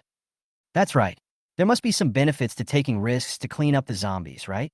Jiang Tao didn't show it on his face when he heard the questions below, but he cursed these people in his heart. Then he continued, "Your problem is easy to solve. The area within the third ring is the cleaning range of our national security. After that, the four directions are divided equally among the four of you. The individual teams will clean up the zombies in the direction they are in, but it's best to choose a base to join so that it's easier to manage. Of course, we won't force you. Do you have any other questions?" Then the people below started another discussion, but in the end, no one could come up with a clear answer. Zhang Siyu's side was even more nonchalant. As long as everyone did the same, they would just follow suit. Of course, if there were materials, they would build a wall. If not, they would just leave it alone. They couldn't just not find the materials themselves. In the end, the surrounding construction was as solid as a rock, and the cheapest one was the national security base. The location in the middle could take care of everything. They wanted the horse to run without feeding it enough, which was simply wishful thinking. However, no matter how much they thought about it, they would not speak up. After all, the first bird to stick its head out gets shot. Seeing that everyone below had no problem, Jiang Tao asked the etiquette lady to take the group to the banquet hall for dinner. Zhang Siyu and his group found a quiet place to sit down. While drinking champagne, they whispered, "Ah, Zhang, do you think the National Security Agency thinks we are all fools?" After hearing what Xiao Jing said, Zhang Siyu did not answer. Long Yehua said, "I think Goen is not a simple person. He said what he said, but you have to see if there is anyone to execute it. It's easy to say, but how can a wall be built so easily? How much manpower and time were invested in the Great Wall?" He said nothing and didn't give any materials. It's a nice thought. At this time, Nan Xiangwan also said, "This guy always thinks that this is a prosperous time and everyone has to listen to him. He is used to being a local tyrant. He doesn't even think about the fact that people nowadays only want to protect themselves. Who cares who you are? Only those who have food are the ancestors." That's right. These days, all official positions are meaningless. Whoever has the supplies is the boss. But, Jean, is the food in your base really enough to feed so many people? I heard that the cafeteria in your base charges 5 points for a meal, and it even provides enough food to keep you full. DeLong, this is indeed the case at our base. Don't worry, we have sufficient supplies, and my sister-in-law has recently built a greenhouse at the base, so we can be self-sufficient in the future. It's not that Long Yehua doesn't believe his brother's words, but the soil is now polluted. Is it sure that plants can still grow? Of course, mutated species are excluded. You have clean soil? Well, sister-in-law knows about this matter. Just take the people to our base. You won't starve. When the greenhouse in our base produces food, it will be our glorious time. I don't believe that those people won't be greedy. If they want it, they must exchange it with crystal cores. With crystal cores, we don't have to worry about lack of resources for our special abilities. What Xiao Jing said is correct, but the crops in the greenhouse still need to wait. Another natural disaster is coming soon. After we go back this time, we must not only be on guard, but also be careful of the zombie outbreak. After hearing what Zhang Siyu said, the others' hands were shaking, especially Long Yehua. He had survived because he believed Zhang Siyu and stockpiled food early on. This time his brother talked about a natural disaster, and he didn't think he was joking at all. Zhang, is this serious? It's not too serious here, but it's hard to say for other places. Oh, God really doesn't want us to live a good life. These natural disasters come one after another. When will it end? At this time, Zhou Miyang from Xiangyang Base came over with his men. Then he said politely, "Hello, I am Zhou Miyang from Xiangyang Base. Nice to meet you. I heard from my female companion that your wife is her best friend. In this way, we can be considered friends." The people from Jiangnan were a little speechless when they saw such a familiar person, but as they say, don't hit a smiling person, so Bei Mingho spoke first. "People from Xiangyang, nice to meet you. I'm the diplomat of Jiangnan. I have the final say on all matters concerning the base." Chapter 85, Unless You're Crazy. After all, Zhou Miyang was the representative of Xiangyang Base. It would have been fine if Zhang Nan's base commander hadn't said anything to him, but he was also furious that a diplomat didn't even take him seriously. But he still had to ask them for help, so he could only suppress his anger and said with a smile, "So you are the diplomat from Zhang Nan. I'm sorry, but I want to talk to your base commander about something. I wonder if we can get to know each other." Zhang Siyu didn't want to give the other party too much face, so he suppressed his impatience, stood up and said, "I am Zhang Siyu from Zhang Nan. If you have anything to say, let's talk here." Zhou Miyang didn't expect this man to be so imposing, and immediately became alert. Then he said to Li Jie beside him, "I will go and talk to Mr. Zhang. You can chat with your bestie first. Li Jia knew that Zhou Muyang wanted her to find out information, so she smiled and replied, I know. Zhang Siyu and Zhou Muyang went to a deserted place and started talking. Li Jia also started chatting with Nan Xiangwan, but of course she didn't answer the question she asked, and Li Jia didn't get any useful information out of her. Later, when Zhang Siyu came back, Li Jia was taken away by Zhou Muyang. The annoying guy is finally gone. What did you guys talk about? Zhang Siyu lowered his head and played with his wife's fingers, saying nonchalantly, it's nothing important. I just heard from others that our base has a lot of food, and I want to exchange some, but I said I'll go back and take a look. After all, although I am the boss on paper, there are other brothers under me, and it's not easy for me to make the decision alone. TSK Tisk, that's a nice thought. Everyone knows that food is in short supply right now, yet he dares to ask for it. Indeed, they are ambitious. But don't worry, even if I have it, I won't give it to them. I'll keep my enemies. Unless they are crazy, the more miserable they are, the happier I will be.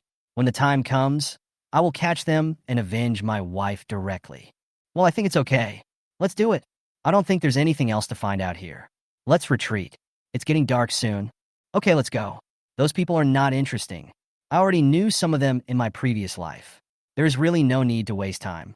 After that, Zhang Siyu left with his people. When Long Yehua saw his brother leaving, he followed him home. When Liang Shuzha saw someone coming out, he immediately started the car and followed him. When they reached the gate of the National Security Base, they met Shin Xingzhou again. They nodded to each other before driving away. Night is when zombies are at their most effective, so this journey has not been smooth. By the time we arrived at the base, the car was already filled with the smell of zombie carrion, killing everyone. After parking at the car wash and handing it over to the person managing the vehicle, they all went back to rest. Nan Xiangwan and the others didn't have anything to eat, and the big canteens were closed, so they had to open a small stove in the house to fill their stomachs.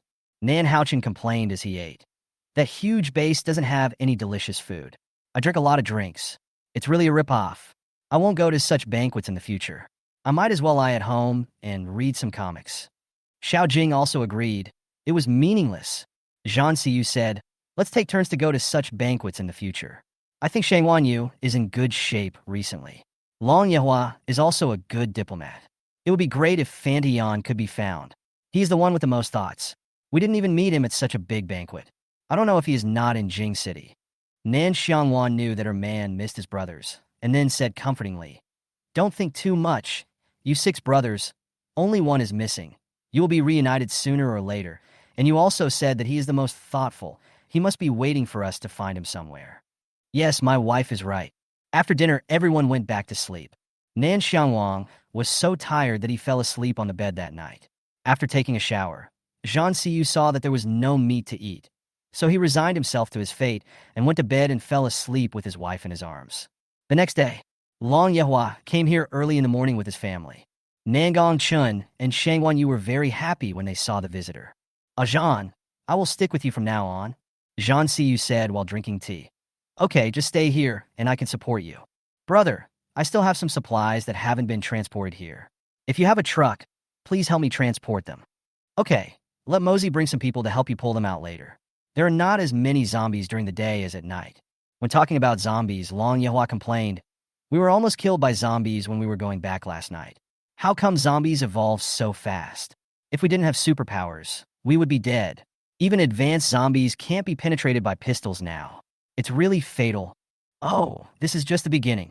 When you meet the Zombie King and the Zombie Emperor, you will be in despair. Before the big boss shows up, hurry up and practice. Don't wait until the behemoth appears, and we have no choice but to run away. Shit, you didn't scare us, did you? Is there any more powerful guy? Well, not only are the zombies formidable, but the real war will begin when the animals come down the mountain and are everywhere. If I'm not mistaken, we only have a year left at most. After a year, we'll be scared every time we go out. After hearing this, everyone in the room fell into deep thought. The end of the world really did not give humans any chance to breathe. If they relaxed even a little, they would be eliminated. Only an ordinary person like Nangong Chun felt uncomfortable because he had no special powers. Nan Xiangwan was a sensitive person and quickly noticed the man's condition. She bumped Zhang Siyu with her arm and pouted. After Zhang Si met him, he remembered that there was still someone he hadn't dealt with, and then he said to Nangong Chun, "Ah Chun, come to my room. I have something to tell you." When Nan Xiangwan was called by his brother, he was stunned for a moment, then got up and went upstairs. Coming to Zhang Siyu's room, he asked, "What's the matter with you calling me?" "Nan Gong, do you want superpowers?" "What's the meaning? Is that you who want to become a superpower?" "I have a way, but the success rate is only 50%. If you fail, you will die. It's your choice whether to try or not." After hearing what Zhang Siyu said, Nan Gongchun immediately weighed the options in his mind and then said solemnly, "I want to give it a try. If I die, please help me avenge my mother and sister. Instead of living like this, it is better to give it a try. What if he gets superpowers? This way he won't be a drag on his brothers in the future. Of course, if he dies, it will also be a relief for him. Now that you've made up your mind, come with me to the basement. But I hope you can hold on. As long as you can hold on, you'll be a freshman. Don't abandon your brothers, okay? I'll try my best." He didn't want to disappoint his brother, so he could only try his best. Chapter 86. Successfully Activating the Superpower. Afterwards, Zhang Siyu took the man to the basement. After Nan Xiangwan found out, she took out a crystal core that was soaked in the spring water. She and Zhang Siyu had collected many crystal cores from people with special powers before, but they had never used them. The special powers they had were enough, so there was no need to take the risk of fusing other powers. This can be used to inspire those who don't have superpowers, but the success rate is very low. However, it is better to have a chance than no chance at all. After Nan Xiangwan gave the crystal core to Zhang Siyu, she returned to her room. After all, activating superpowers was a bit tragic, and she didn't want to watch it. Zhang Siyu held the crystal core in his hand and asked his brother one last time, "Are you ready? Once the arrow is shot, there is no turning back. Come on, at worst you'll be a good man again in 18 years. In that case, I won't persuade you anymore. Eat this crystal core. Your body may feel a lot of pain afterwards, but just hold on." Nan Gongchen looked at the fiery red crystal core and asked, "This isn't from a zombie, right? Since you've guessed it, don't ask.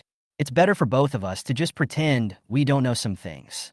Nan Gongchen held the crystal core in his hand, thinking that it was better to be a fool for such an important matter. Otherwise, not only would humans have to kill zombies, but their companions might also suffer. He didn't want to be an executioner. With a final grit of his teeth, he swallowed the crystal core.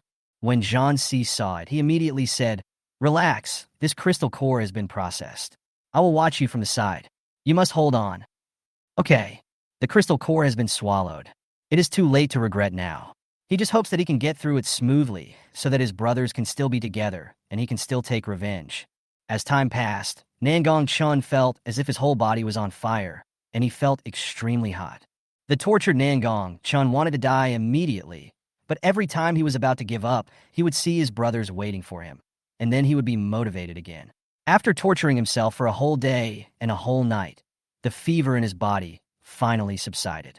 Zhang Si finally got through it when he met someone and smiled happily.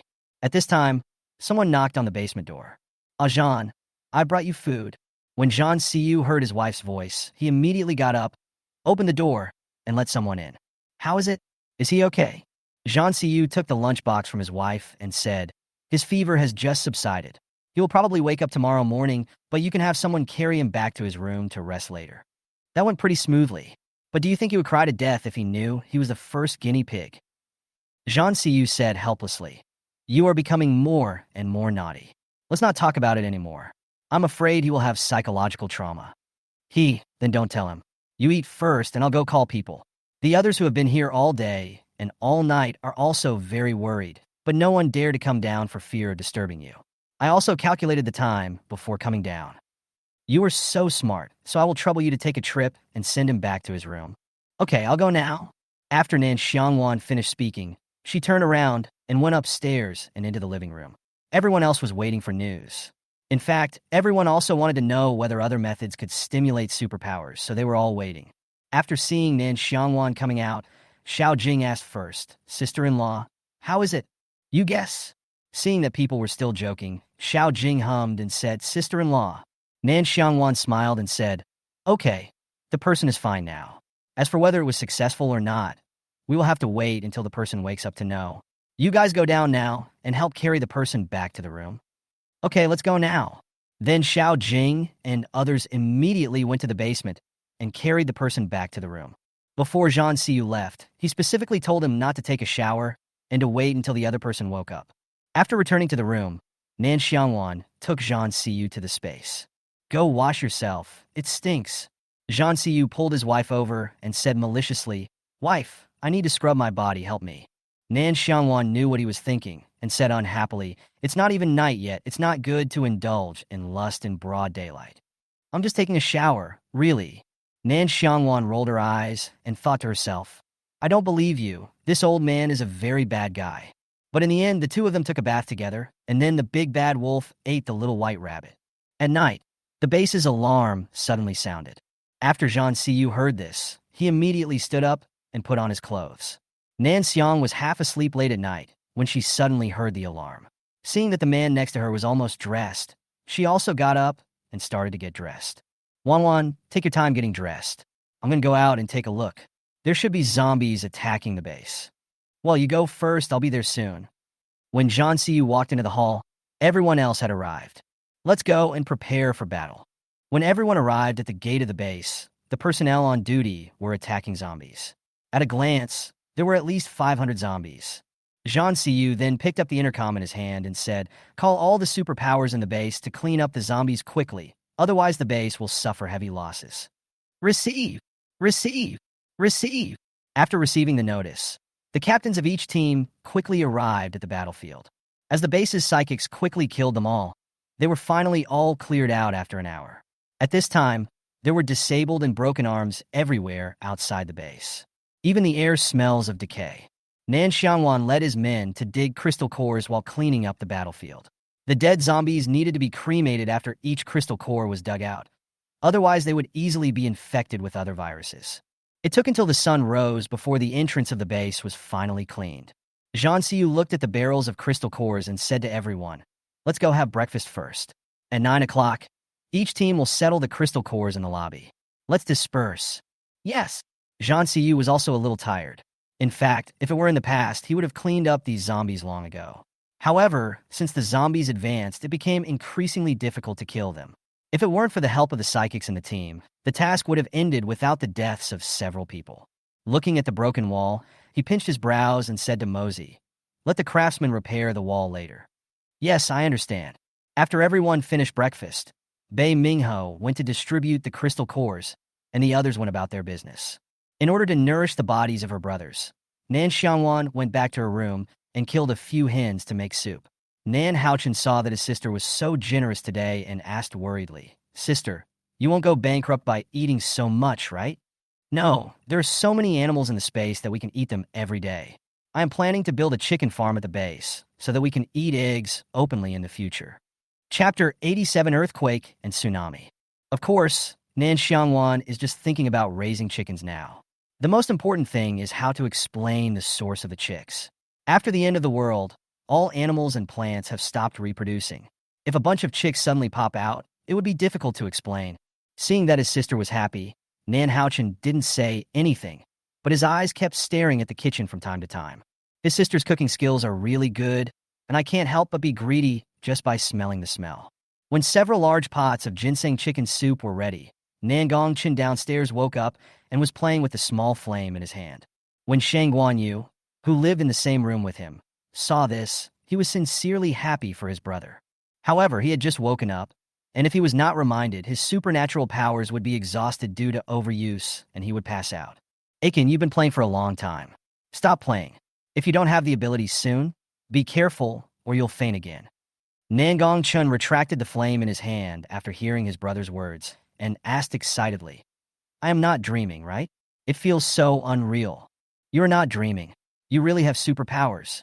From now on, brothers can fight side by side again. I can finally take revenge with my own hands. Let's go and share it with my brothers. As soon as the two of them walked out of their room, they were called to the conference room by Nan Haochen. After Nan Xiangwan saw that everyone around her had arrived, she stood up and said, Come, I made the chicken soup myself. If you do it yourself, you will have enough food and clothing. If you are slow, you will miss out on the meat. Especially you just woke up and need to replenish your body. You must drink more. Thank you, sister-in-law. I am fine now. This body with superpowers is better than that of an ordinary person. After hearing Nan Gongchen's words, Others also congratulated him. While drinking chicken soup, Xiao Jing said, "Aiken, you should be nicer to your sister-in-law in the future. Our food rations are all managed by your sister-in-law." "Yes, I know." Long Yehua, who was gnawing on a chicken leg, also sighed as he ate. "Since I came to the base, I realized that I am still a human being. The food I ate in the past year was simply garbage. This is what life is all about. Okay, after we finish eating, I have something to tell you. Sister-in-law, if you have anything to say, just talk while we eat. It doesn't matter to us. We are all family. There is no need to be so particular." Nan Xiangwan listened to Xiao Jing's words and thought so, then said, "Starting tomorrow, each of you will lead a team to go out and find construction materials. Our base wall is still not up to standard. If we encounter a level 5 zombie, it will break through in 2 hits. Yesterday's level 3 zombie had already cracked the wall. This is also the top priority at the moment. There is also the school playground at the back, which is next to a small hill. The plants on the hill are threatening us. We should find someone to clear all the plants over there and make sure they don't extend over here. Otherwise, the destructive power cannot be underestimated. Especially since there is a greenhouse at the back that will be used for planting soon. We must not allow any accidents to happen." Several people in the conference room also felt that reinforcing the wall was of utmost priority. After all, once the defense was breached, ordinary people would be the ones who would suffer. This kind of thing must not happen. Fortunately, there was still time. After drinking the chicken soup and eating the meat, everyone went out to arrange their own team members, ready to set off at any time the next day. In the following few days, everyone in the Jiannan base was busy. As the base director, Zhang Siyu was impartial. As long as you worked, you would have food. Some capable people were accommodated in single rooms. Their base not only had electricity, but also sufficient food and water. Of course, there were also some weird people, but they were very quiet after Bei Mingho and Sitomo's warnings. As for the troublemakers who refused to change their ways, they were cleared out. They were determined not to leave any trouble behind at the South Base, as they really didn't want a bad apple to mess up the whole barrel. When the base's walls were reinforced again, a new round of natural disasters came. When everyone was sleeping at night, the house suddenly shook, but it was not very serious. However, Zhang Siyu still gathered everyone to the square as soon as possible. After all, the trajectory of this life was somewhat different from that of the previous life, and no one could guarantee that the house would not collapse. Everyone was sitting in the square of the base, feeling the waves of vibrations, and those who were standing were somewhat unsteady. The shaking lasted for 2 hours before it stopped. Fortunately, their area was not the epicenter of the earthquake, and there were no cracks or collapses in the houses. Of course, unknown to them, a severe tsunami was occurring in the sea, and many cities had been submerged. The most unfortunate country was Country R. At the moment of the tsunami and volcanic eruption, it did not survive for an hour, and the entire island sank into the sea. It can be said that the country was destroyed directly. As the sun rose, Zhang Siyu sent out several teams to gather information and carry out temporary rescue operations in the surrounding areas. Ajan, after the earthquake, it will be extremely cold again. It will take at least a year for life to return to normal. It's really uncomfortable. Zhang Siyu listened to his wife's nagging, and he naturally knew in his heart that the temperature difference this winter would be similar to that at the border, so humans could still survive. Don't think too much. I'll have someone find fuel for the winter. I've also had the heating system for the entire school modified. When the time comes, we can use the boiler room to heat the house ourselves. Not only can we save some fuel, but other people won't freeze to death in the house anymore. Nan Xiangwan turned over in bed and looked at the ceiling. This is the only way. We just have to do our best. There are too many people in the world. We should save as many as we can. Also, when the weather gets cold, the cafeteria will switch to 2 meals a day, and the amount of exercise will decrease, so it's better to save some food. Yeah, I think so too. At this time, Nan Xiangwan knocked on the door and walked in. Sister, brother-in-law, I want to go to the space. Come on, the 3 of us will go together. Go and lock the door first. Nan Xiangwan locked the door, and Nan Xiangwan took everyone to the space. Looking at the small world where it was spring all year round, he really wanted to move all humans here. But she was just thinking about it.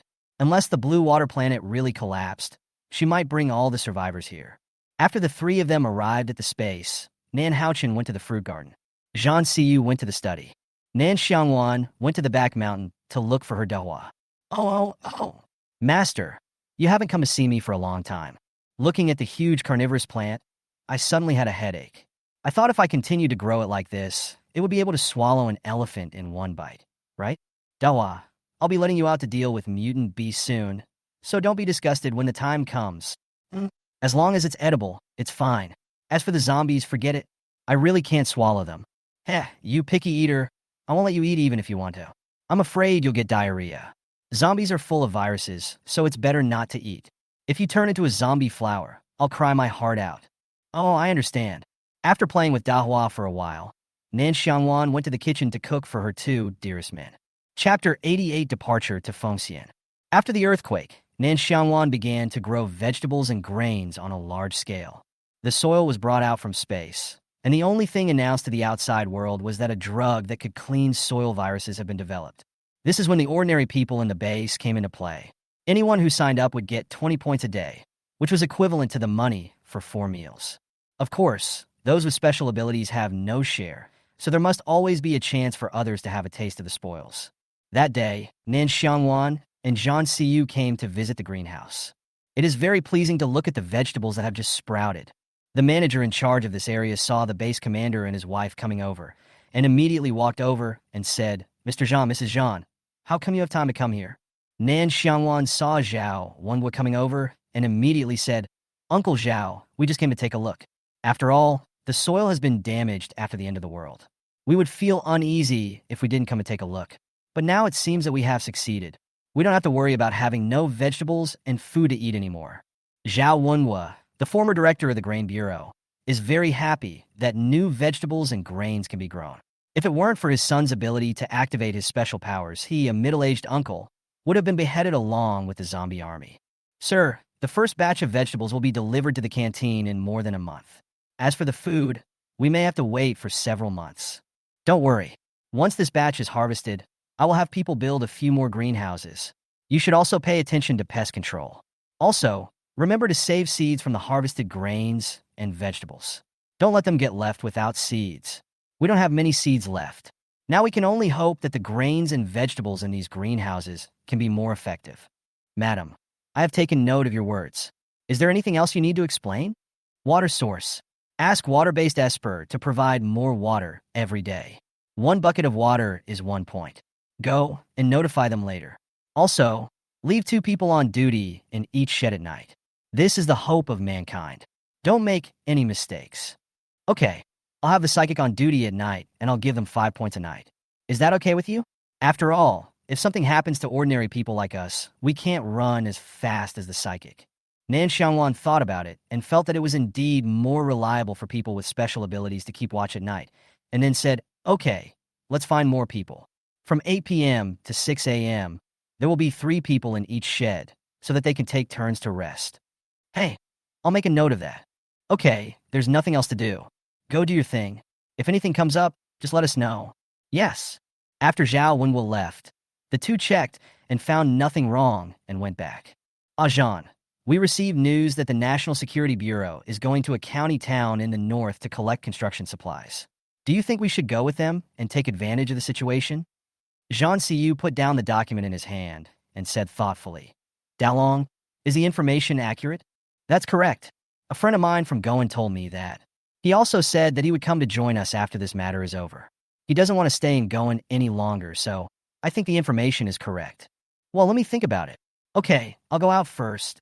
After Long Yehua left, Nan Xiangwan walked out and said, "I remember that in my previous life, the National Security Bureau did pull in a batch of construction supplies.